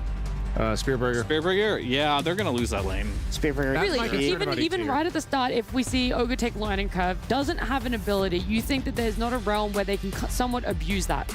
No. No. All right, the answer's as simple as that. We'll see if the game is as simple as that, as we are heading on into it. Game number 2 with Cap and SVG. As awesome as it would be, we are going to see a regular Ebb Morphling coming out from Ame, but everything else is pretty interesting in this game. Instead of Extreme doing the innovating here, we're going to have a core Elder Titan, and I'm here with an Elder Titan expert. Man, always played support, but he carried it his own way when playing ET. What do you think about 3-position Elder Titan? Yeah, I carried my team straight to some quick losses. That is about the only thing I carried, but it's fun. I'll say that. 3-position ET is fun. It's exciting. I like to watch it. Will it work here? 30 seconds to battle. My gut read is probably not. Well, but hey, let's find out. That is the cool part, is this Morphling matchup, I mean, it is really one-sided. Like, if you can ever get on top of him, start hitting him, you have some debuff immunity potentially somewhere in that mid-game with either BKB or Ags, then it is a real problem for the agility Morphling here. Yeah, can we just explain for... I feel like we're just automatically accepting everybody knows why Elder Titan counters Morphling. You remove all his armor. There you go. Morphling is all base armor, and Elder Titan can remove every bit of it. I mean, you can go AC on Morphling. It's pretty ham. Okay. I would love to see that. The thing is, I don't think XG, WBG are all in on the Morphling carrying the game. Like, you have Shadow Fiend here, you have Brewmaster, you have a Bloodlust that you can put on all of these big right clickers, you have a Shaker that can pick up the team fight. Even if Ame goes in and maybe kills one hero and has some other impact, like, I think that's good enough for them to win a team fight down the road. So yeah, maybe your Elder Titan really shuts him down, but I think that ET also has to do more on top of that to really make this pick work here. Okay. Well, I mean, isn't it similar situation with SF? It's not a hero that's going to build a whole lot of bonus armor either, right? So if he can get on top of either one of those heroes, he's going to be quite the nuisance. Potentially. He also has a bunch of spell damage to play with. Like, if you throw the Spirit out early in the fight and you get a charge through, you get a crash landing Avatos, throw out some Macro Pyre. I can see the ET synergy being pretty nice with that as well. It's just a lot of question marks, and the item buildup on offlane Elder Titan is always the big question. Like, how much do you invest in early items versus trying to get an Ags or a BKB and have that guaranteed teamfight impact with the right clicks? It really depends on how good your early laning phase is. Hopefully, Quest can figure that part out, as this safe lane should be fine for them. You're looking at Jakiro Weaver versus a double melee lane for XG here. Kind of a tough lane to get out of, honestly. I could see XXS or Xingqiu maybe going down once or twice in this lane. If you can get like a good bug on them with some dual breath going through. I feel like it's one where they're either going to guaranteed get a kill or two, or Extreme Gamer are going to be playing so passively that they just don't get very much fun. I feel like either way, you're losing the lane. You can pull it back with the fissure blocks, which is what we've seen. Yeah. You can also go and pull ways of your own. You're going to get small camp blocks here off Xingqiu guaranteed. So XXS should get XP on this lane. How much CS he'll get? Probably not as much as he would want, but again, you're a Brewmaster, so you can live without it. Early charging rotation from the side, an early rotation from Omar, and they need the Fissure to save XM. Tree toss is not enough, but Omar might be able to get the final swing, and he does. It's enough damage. They get first blood. The extra slow. Piling up there, and that is a really nice rotation. Exactly what you want versus SF. Shut him down early and shut him down hard. Put him in a position where you have to go into these mid-game fights from behind, and we've seen Spirit Breaker just manhandle Shadow Fiend over the course of this tournament. So he's becoming a signature hero for XM. But outside of the Bloodlust, he doesn't have a lot to kind of protect him. It can be a greedy lineup from XG. All of their cores won a lot here. And that's going to be concerning if it's not Spirit Breaker, then it's the Tiny. And if it's not Tiny, it's the core Elder Titan. And if it's not the core Elder Titan, it's Weaver. They have 4 different heroes that can all get on top of SF with no saves available. The chain stomp potential is very high in this lineup. Stomp, Avalanche, Charge Through, Ice Path. The second you get hit by something, you're just getting beat up. You're going to see a big right click from Malik, but Ame will survive and spending a little more on regen than maybe he wants, but he is getting through this laning phase, at least the early levels, pretty well. So far, Quest should be happy about how this is going, though, as they got that early gank on the SF, and both side lanes are mostly free farming here. Looking for that bug kill. Bug on both of them. Yep. So they'll get the kill on XXS, and Jin-Q is going to be forced to walk away. I feel like that was inevitable. Yeah. Just way too many easy ways to burn resources on the lane with the double range versus double melee and set something like that up. So TA2000 is going to be mega farm this game. He's absolutely free farming, kills on top of it. He's a weaver. He can make early rotations. He can fight early. He can have a lot more impact. At the 4 minute, they're just giving no water runes to this SF. XM committed. No love whatsoever, only punishment. Jin-Q comes in looking for a Fissure, but he can't block them all off. He hits a beautiful enchant totem that hits on 3, and he'll be able to run down to Callis, but it does not undo what has been done. XM dies again. That's the most you can do there if you're Jin-Q. No way to save your SF on the dive. Too much early magic damage. Will be double water room into Noob's bottle as well, so full resource refill on this Tiny. Taking a level advantage here, taking a net worth advantage. A lot of pressure going into this mid lane. And Ogre is not the best 5 at helping respond to that either. No. Kind of has to babysit the morph early and then kind of a static laner. If you get kills on lane, you get a fast boots, you can make those rotations, you can fight around mid, but without it, you're too slow, and okay, Mark kind of gives up a freebie there. Yeah. Though the 2v1 we saw when the gank was happening through the Spirit Breaker, the 2v1 oftentimes seems totally fine for Malik. As long as he has that extra spirit damage, which gives him extra movement speed, which gives him extra attack speed. That's one thing, this Facet. We've seen the momentum really go to work. DY thought he could challenge that? Wrong. Aggressive waveform from Ame kind of baits his 5 in. Oh, it gets the job done with the double spirit. Gotta respect that momentum on the lane. Finding a little something on his own in the 1-on-2. And if that momentum Facet is good for the support Elder Titan, it's only going to get better for core Elder Titan, right? Because normally you think about it with the Spirit coming back and giving you the movement speed, but what if you actually have items that are also giving you movement speed? Then you're just kind of getting some insane value on Elder Titan, which made me wonder, the panel talked about, you know, the Ags Mask of Madness build. I do wonder how effective Mask of Madness is for this hero. XM just gets dumpstered, man. This poor guy is just getting run down by 3 heroes 3 times in 6 minutes. This is just not fair whatsoever, and Malik is winning the 1v2. Is he going to kill both of them? Ame? He's going to have to morph into strength. Okay, Spirit's out, so there goes all of Malik's damage, but they are completely underestimating this core Elder Titan. They're getting run over in this early game. No way around it. Their early rotations have really abused the Shadow Fiend, and Malik just straight up winning the 1-on-2 Giga Chad style. This tier 1 is gone with the catapult timing.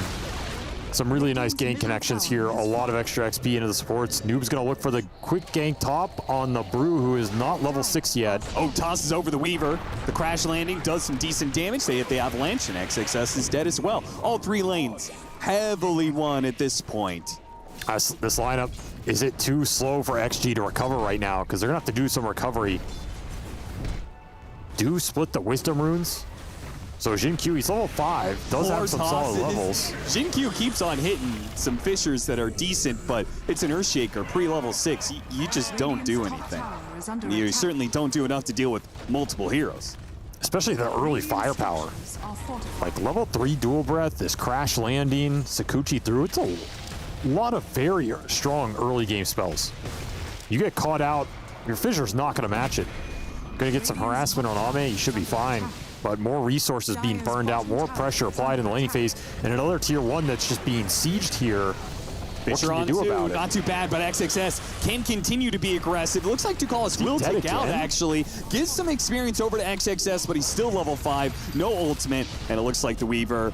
Shukuchi doesn't want to go for it, doesn't have his ultimate. Is he gonna die? Fissure to finish him off? Wait a minute. Extreme somehow bait Quest into going too deep. Noob is gonna try and get the toss over crash landing kill on XXS. That's not good enough, and he'll die to XM. XM getting some much needed revenge for what happened in the mid lane.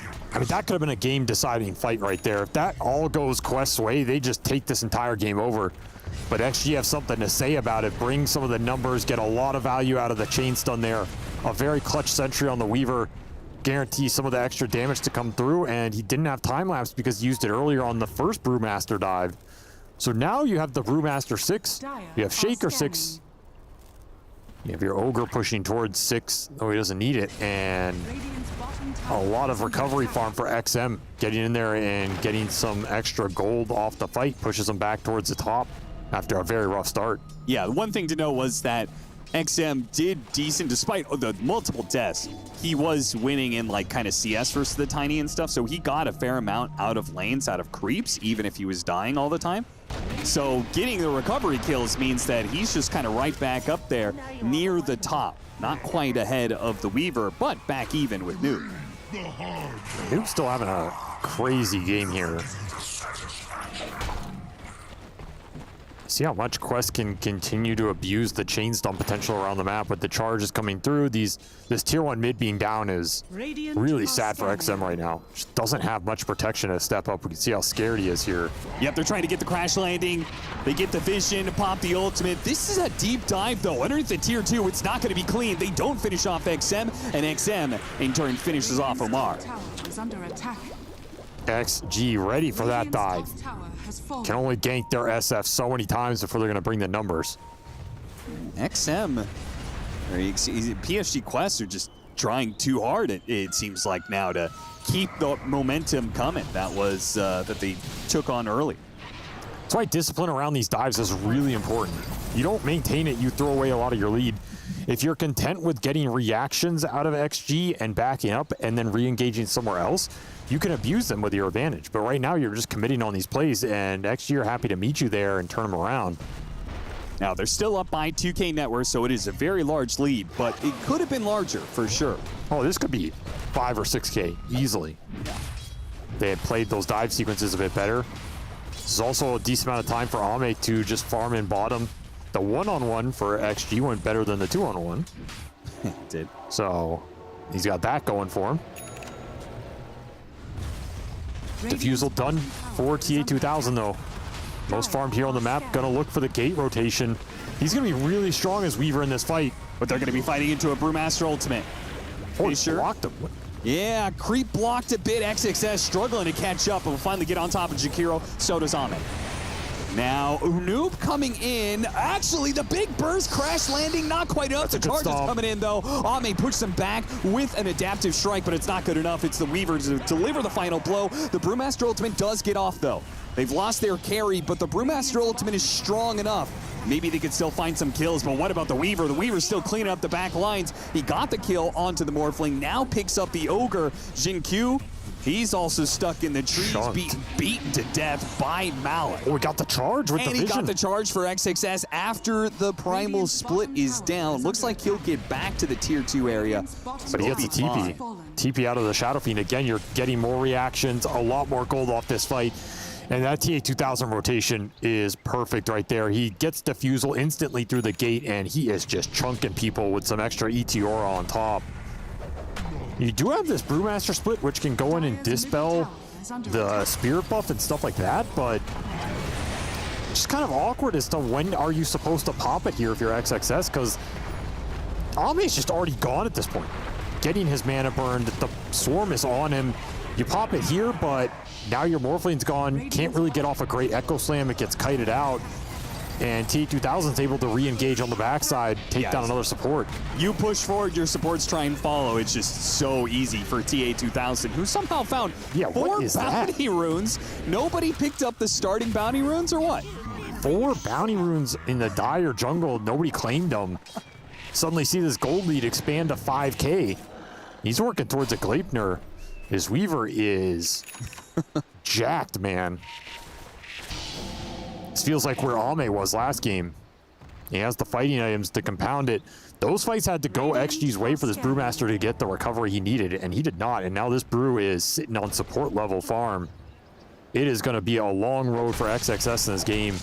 Going to go the Vessel first to try and contribute more in these early team fights, but I worry about his levels. Where do you find this level 12 on the Brew that you need sooner rather than later in this game. As 14 minutes, you're looking for the next Wisdom Rune spawn. This tier 1 is dead. Quest can make an aggressive play on Ame if they can catch him.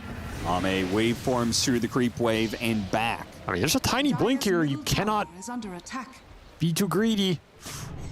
Oh, they're going to spot him. They've got a ward on him. There's no way they don't see him here. They see the opportunity to jump into the tier 2. It's not quite enough. It was really close. But they fall shy of the damage by probably less than 100 there. I mean, you got to linger here for this Wisdom Rune fight. Is this a rune XG WBG can afford to give up? XM marches forward. Nice Fisher. Hits on 3. Omar trying to charge out of there. Immediately stopped by the Fire Blast. And PSG Quest, they do not try and take the engagement. Just sacrifice Omar. And again, you got to have discipline on these dives because XG are reacting to them. So you can be content with the TPs there, pushing the rest of the map, and then look for a play. Still gaining a decent advantage, and this Ags is going to come out fast for Malik here. He is... this is about as good as an ET game gets. Yeah. I mean, this guy's going to be untouchable in team fights. The best you could do is like Fisher block him off or something. Yeah, you can... Or you can like Tornado Toss Purge him if he doesn't have the debuff immunity on him. Yeah, that's true. You could, like when the Spirit comes back, does it dispel off the Tornado? I don't know. I think if you toss him... I actually don't... I don't think it dispels at all. I think it just gives you that magic immunity or whatever, but it won't dispel off the Tornado in the first place. That's a weird interaction. Yeah. Might look for it. I think it's still worth tossing him if you ever get it, no matter what. For sure. Either way, Malik's going to be 8 minutes faster. Menace. 8 minutes faster. Was there another Core Elder Titan in this tournament? Or in this patch? Must have been this patch. Could have just been a really fast support Ags. I mean, that would be really fast, but... Yeah.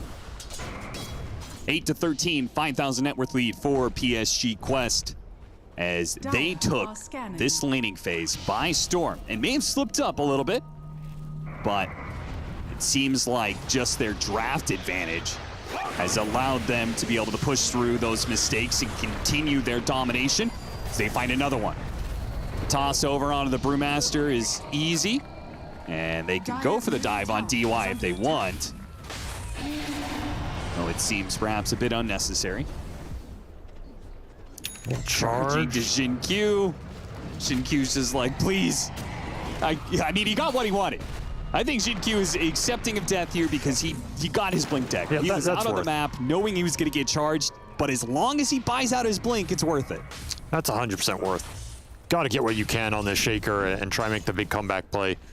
Did find a decent amount of farm on this Shadow Fiend. XM stabilizing his game, working towards that BKB would be a huge item for XG WBG to rally around here. Still a little ways off. Got to remember, you're going to get more Bloodlust points as this game goes on as well. It's going to buff up all this core net worth.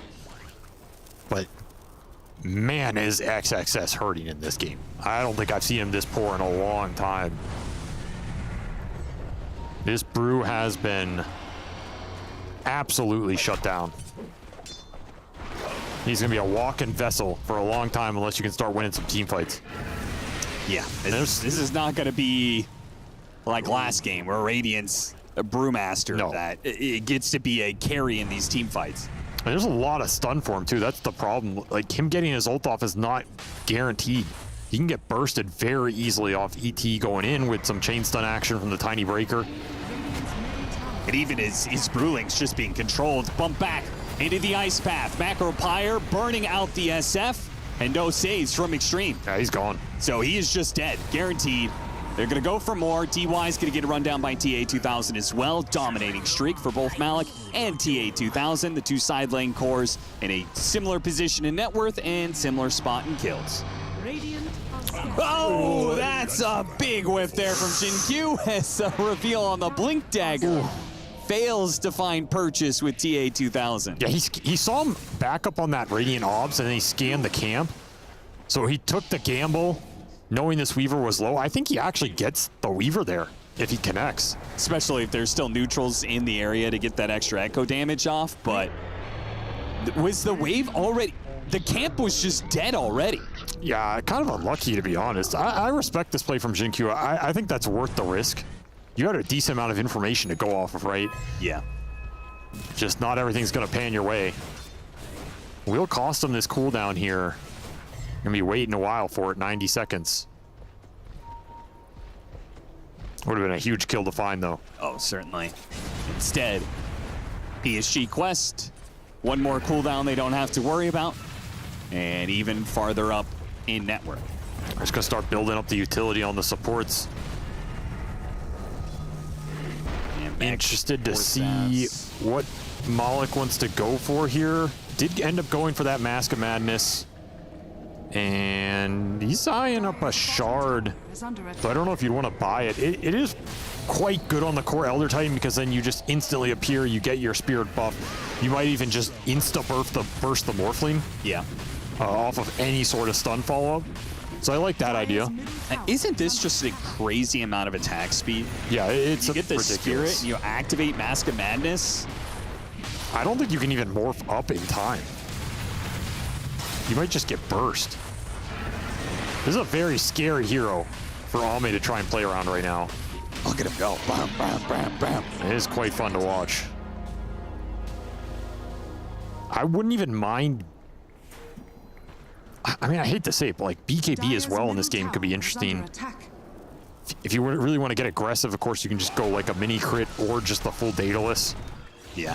AC, even more minus armor. I think very early on he had Manta queued up on the hero, which I thought was kind of interesting because Yasha obviously is another big boost in movement speed.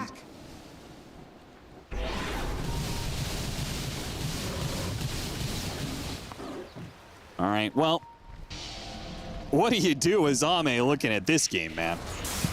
Gotta buy a BKB at some point. Yeah, he's going, he was thinking about Lincolns, now he's going, okay, I need a Butterfly, man. Butterfly is also quite strong here. Another way to kind of bypass the armor reduction from the ET. If he can't hit you, it doesn't matter. Sure. I mean, he has to contend with both a Weaver and an Elder Titan. He just waved in. But he just jumps in at half HP to kill a creep wave and gets one shot. Goodbye. Quest will go for more, of course, because the carry's dead. Now the big team fighter's also going to die. XXS die in a shallow grave right next to Ame. And here's your building taker. Look at Malik go. The stapler.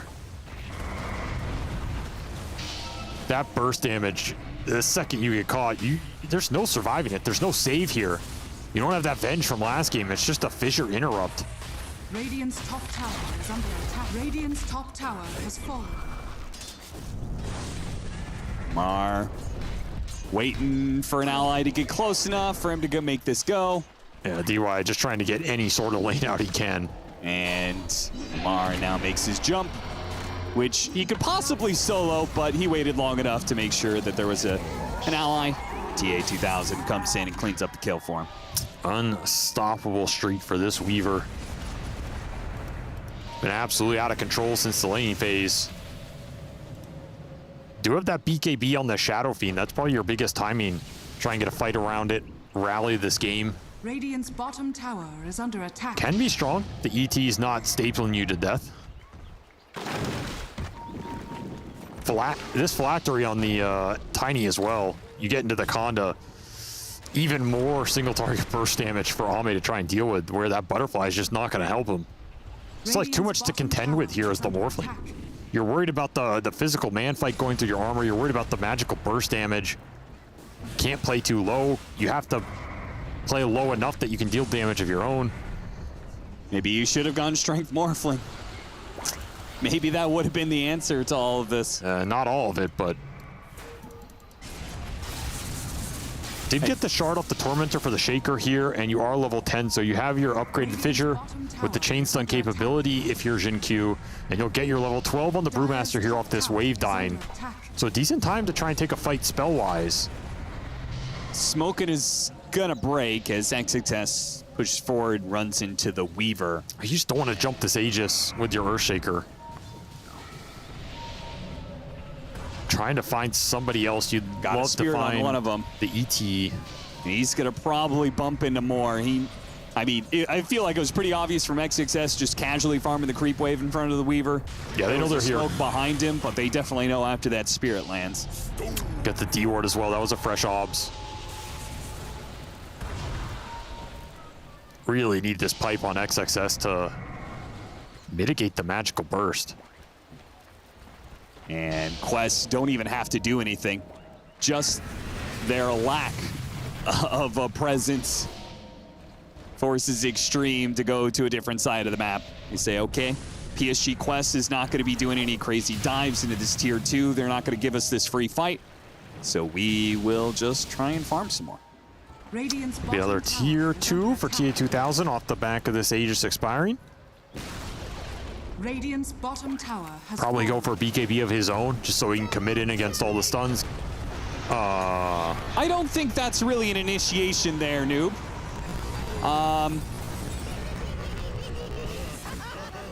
Radiant's bottom tower is under attack.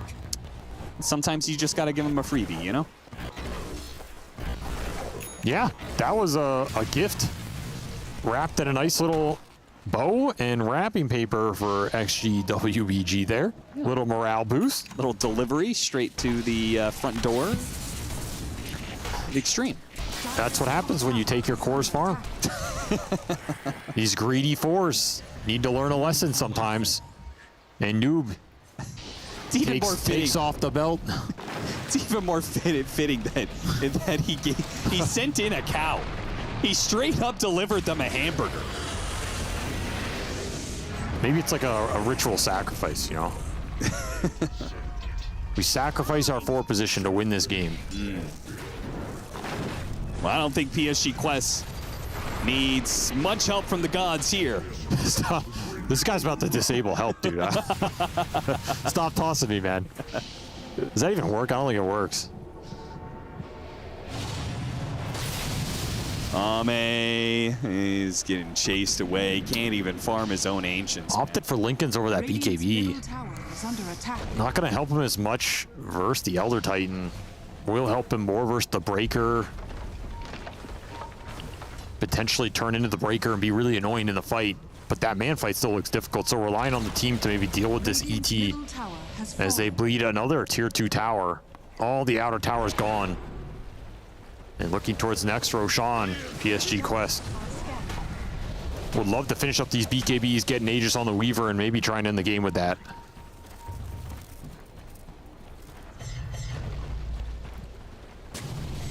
Well, PSG Quest, this has got to feel like a great game 2 to play after losing game 1. Full control of the game from the get-go. Malik winning his 1v2, diving XM freely. And anytime Extreme try and step outside of their base, they're getting threatened, if not outright killed. A dominant performance so far for PSG Quest, but can they close it out? We've seen plenty of games thrown away on the high ground. Yeah, you still have this big Shadow Fiend who can get in there, Requiem someone down, take another with him. Blink BKB and Yule's all up for XM. Gotta look for this guy in the fight. Especially if you can land an Echo Slam chain stun on 1 or 2 heroes and then Blink and Requiem on top of that. Easy numbers advantage. Radiant's bottom tower is under attack. Dire's top tower is under attack. Does Extreme contest this, Roshan? It is possible, yeah. I think you need the jump. Oh, they're just gonna run into the Weaver. TA 2000 keeps on running into smokes and has not been punished once for it. I mean, Jinq would have echoed him there if he could have gone in range. Yeah, if he doesn't, target. it's a BKB Weaver, so you better just pull the trigger and pray it works.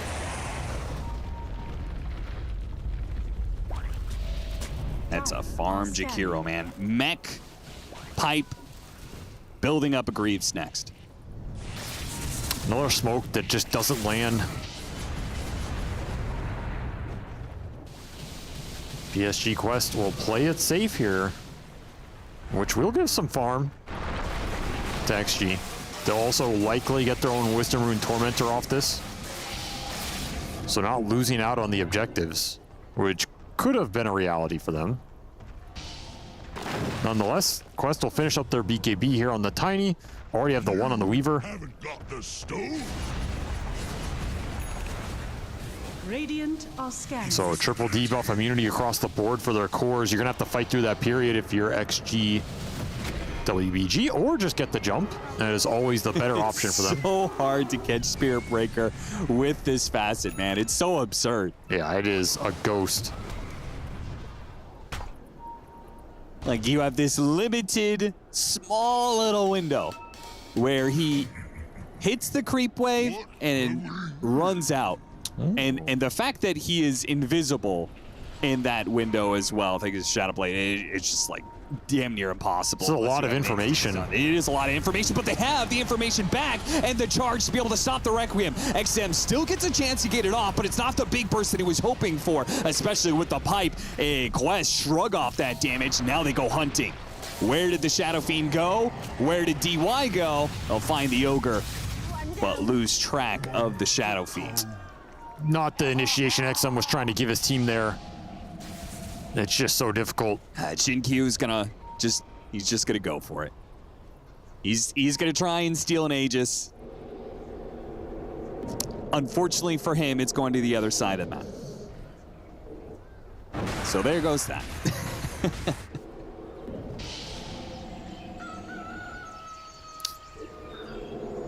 Very few openings in this game. HP continues to build here for Quest. Heroes are just getting tankier and tankier, man. Yeah, that Requiem was pretty depressing. Sometimes the problem with this hero, if you don't gain that momentum, it's... You know, SF is not one of these heroes that often fights well from even net worth. He wants to be ahead. Yeah. Unless you have really good burst targets, but... Again, we see these heroes tanking up. This Scotty is almost done for TA2000. You have the pipe on the Jakiro. All of these heroes are 3,000-4,000 effective HP for this spell damage. This Requiem is just not getting the job done anymore. This Echo Slam might not be getting the job done anymore. You're going to need a bigger and bigger one as this game goes on. He's going to look for it here. It's going to be a huge play from Jinkyu. He's sneaking in with the Shadow Blade. Oh, boy. Can he blindly... Wait, did they see him off this entry? Oh, they know he's here. They know he's here. He jumps into the pit. Too early. Of course, the timing is too early. He couldn't possibly know any other way.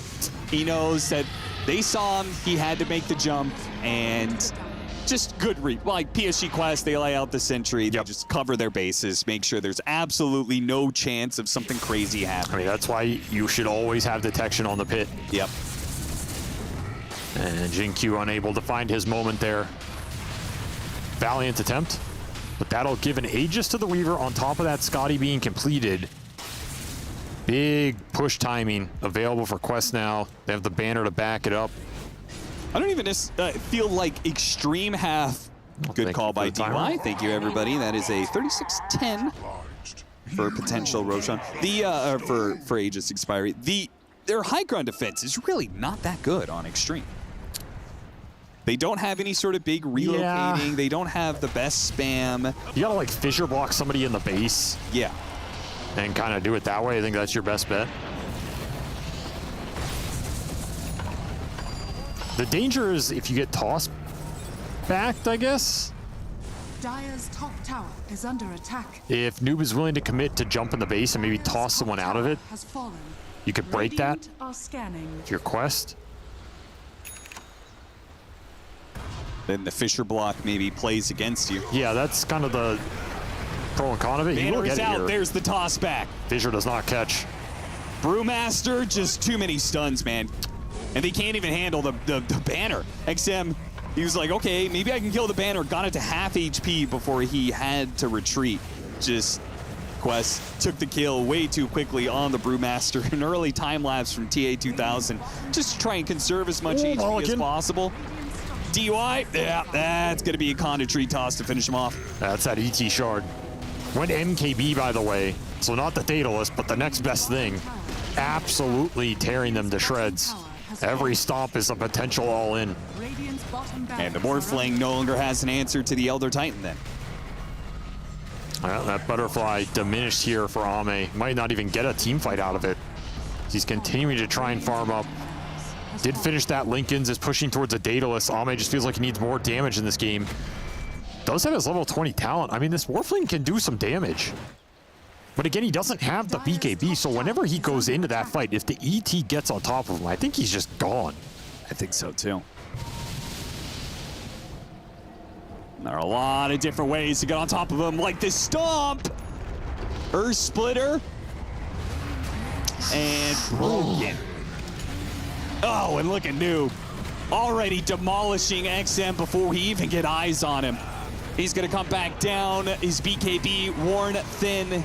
He'll die there, a buyback from Ame, but the Primal Split is not setting Ame up to come in with a second life and do anything about it. XXS forced to go back into his full form.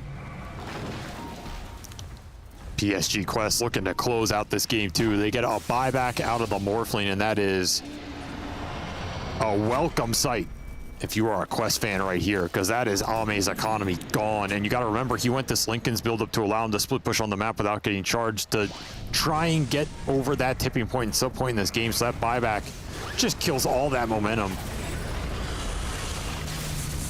Now you're just praying that Quest will slip up on the high ground push here. Yep, look for the tossbacks with Noob if you really want to play aggressive, or just let the Weaver siege with the Aegis. Or look for more objectives and farm. 35-minute Wisdom Rune. Yeah, Wisdom Rune. Surprised they didn't keep it going. They had a minute left on the Aegis with the SF dead. I think there was some room to operate with there. Like, you can just put the ET Spirit in and look for a tossback. It's pretty reliable. And if you kill this Morphling, this game is just over. Dire are scanning. Maybe they're just savoring their victory here. With MKB coming in for the Weaver. That'll be the last step from PSG Quest to completely counter this butterfly pickup of the Morphling. Trying to use the last 30 seconds here. Go for it again. See if Extreme are going to be... a little toss tower damage, okay. Are they going to try and take the fight off the Aegis that's just about to expire, or will the buildings be given away for free? Some tossed illusions still finish them off. This is one way to siege a base. It's all this advantage for PSG Quest, and they still show they can cheese it a little bit too. This is so cheesy, actually. What is this? This is maybe the dirtiest way to take a Rax I've seen in a long time. It really is. Up there with Centaur Retaliate. They get it.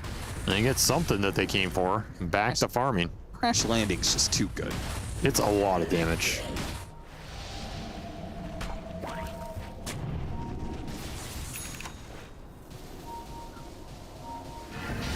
Another foray out of the base here. They find the Weaver. Finally got the Echo Slam initiation with the Requiem to follow it up. They do manage to one-shot the Weaver. Extreme Gaming showing they still have some life left in them. They put together the pieces Big streak. To get a pick off. 2,000 gold in their pocket. It's the kill they've been looking for all game. The only question is it too late? It's going to give you a lot of breathing room here. It can accumulate some farm, but not going to stop Quest from looking for stuff.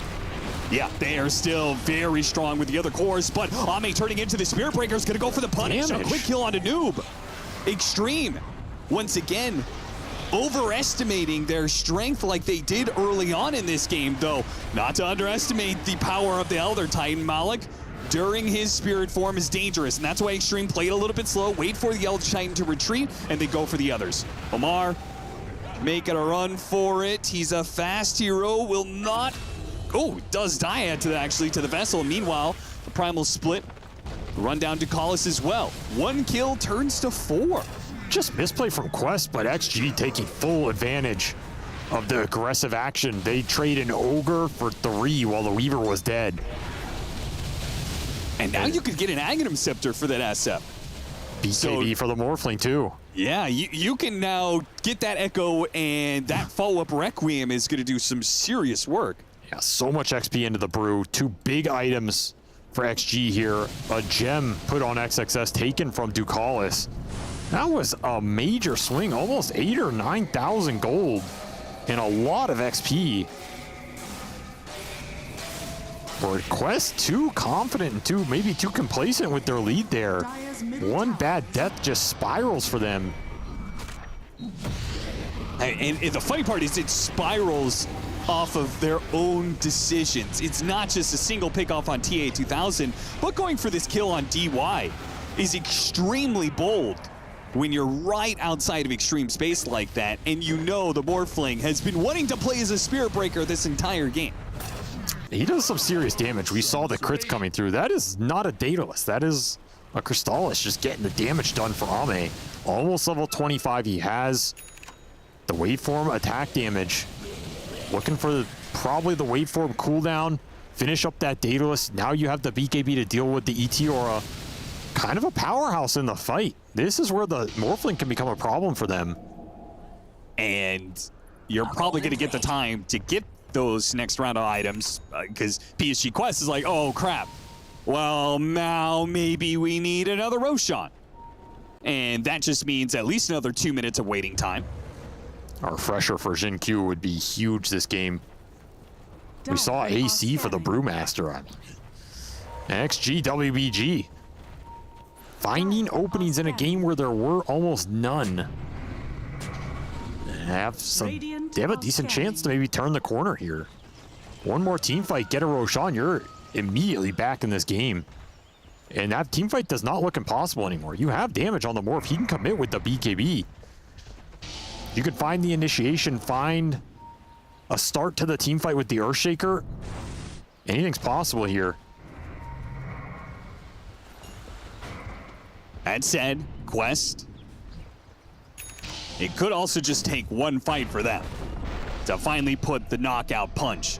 Oh, that's the extreme. a solid charge on his Q is a really good one, but he doesn't really have much of a team to follow him up here. He's going in deep, and his team can't get there immediately. The Gleipnir to follow up with the Earth Splitter on top of it. Looks like they can get this kill without Extreme stopping it. Did commit a decent amount here with double BKB. Oh, and the Primal Split's going to get used without catching anything. All he does is throw a stun at TA2000, a defensive toss away from Noob, just to make sure that everybody from Quest gets away. The Primal Split and a kill on an Earthshaker. That's going to give PSG Quest very good control for the Roshan fight. Ame did get the breaker steal, so he charges out top lane. Going to be pretty fast from him. And rejoin the team, and that'll finish up his Daedalus. Going to buy out for it. So close to 25 as well. 30 seconds left, and Roshan's going to spawn. Extreme, probably assuming they have to forfeit it. It's a late enough Roshan that they could contest if they wanted to, but you just have no information about if Quest's doing it right now, how low it is. Noob, this feels unnecessary. You know? It's a little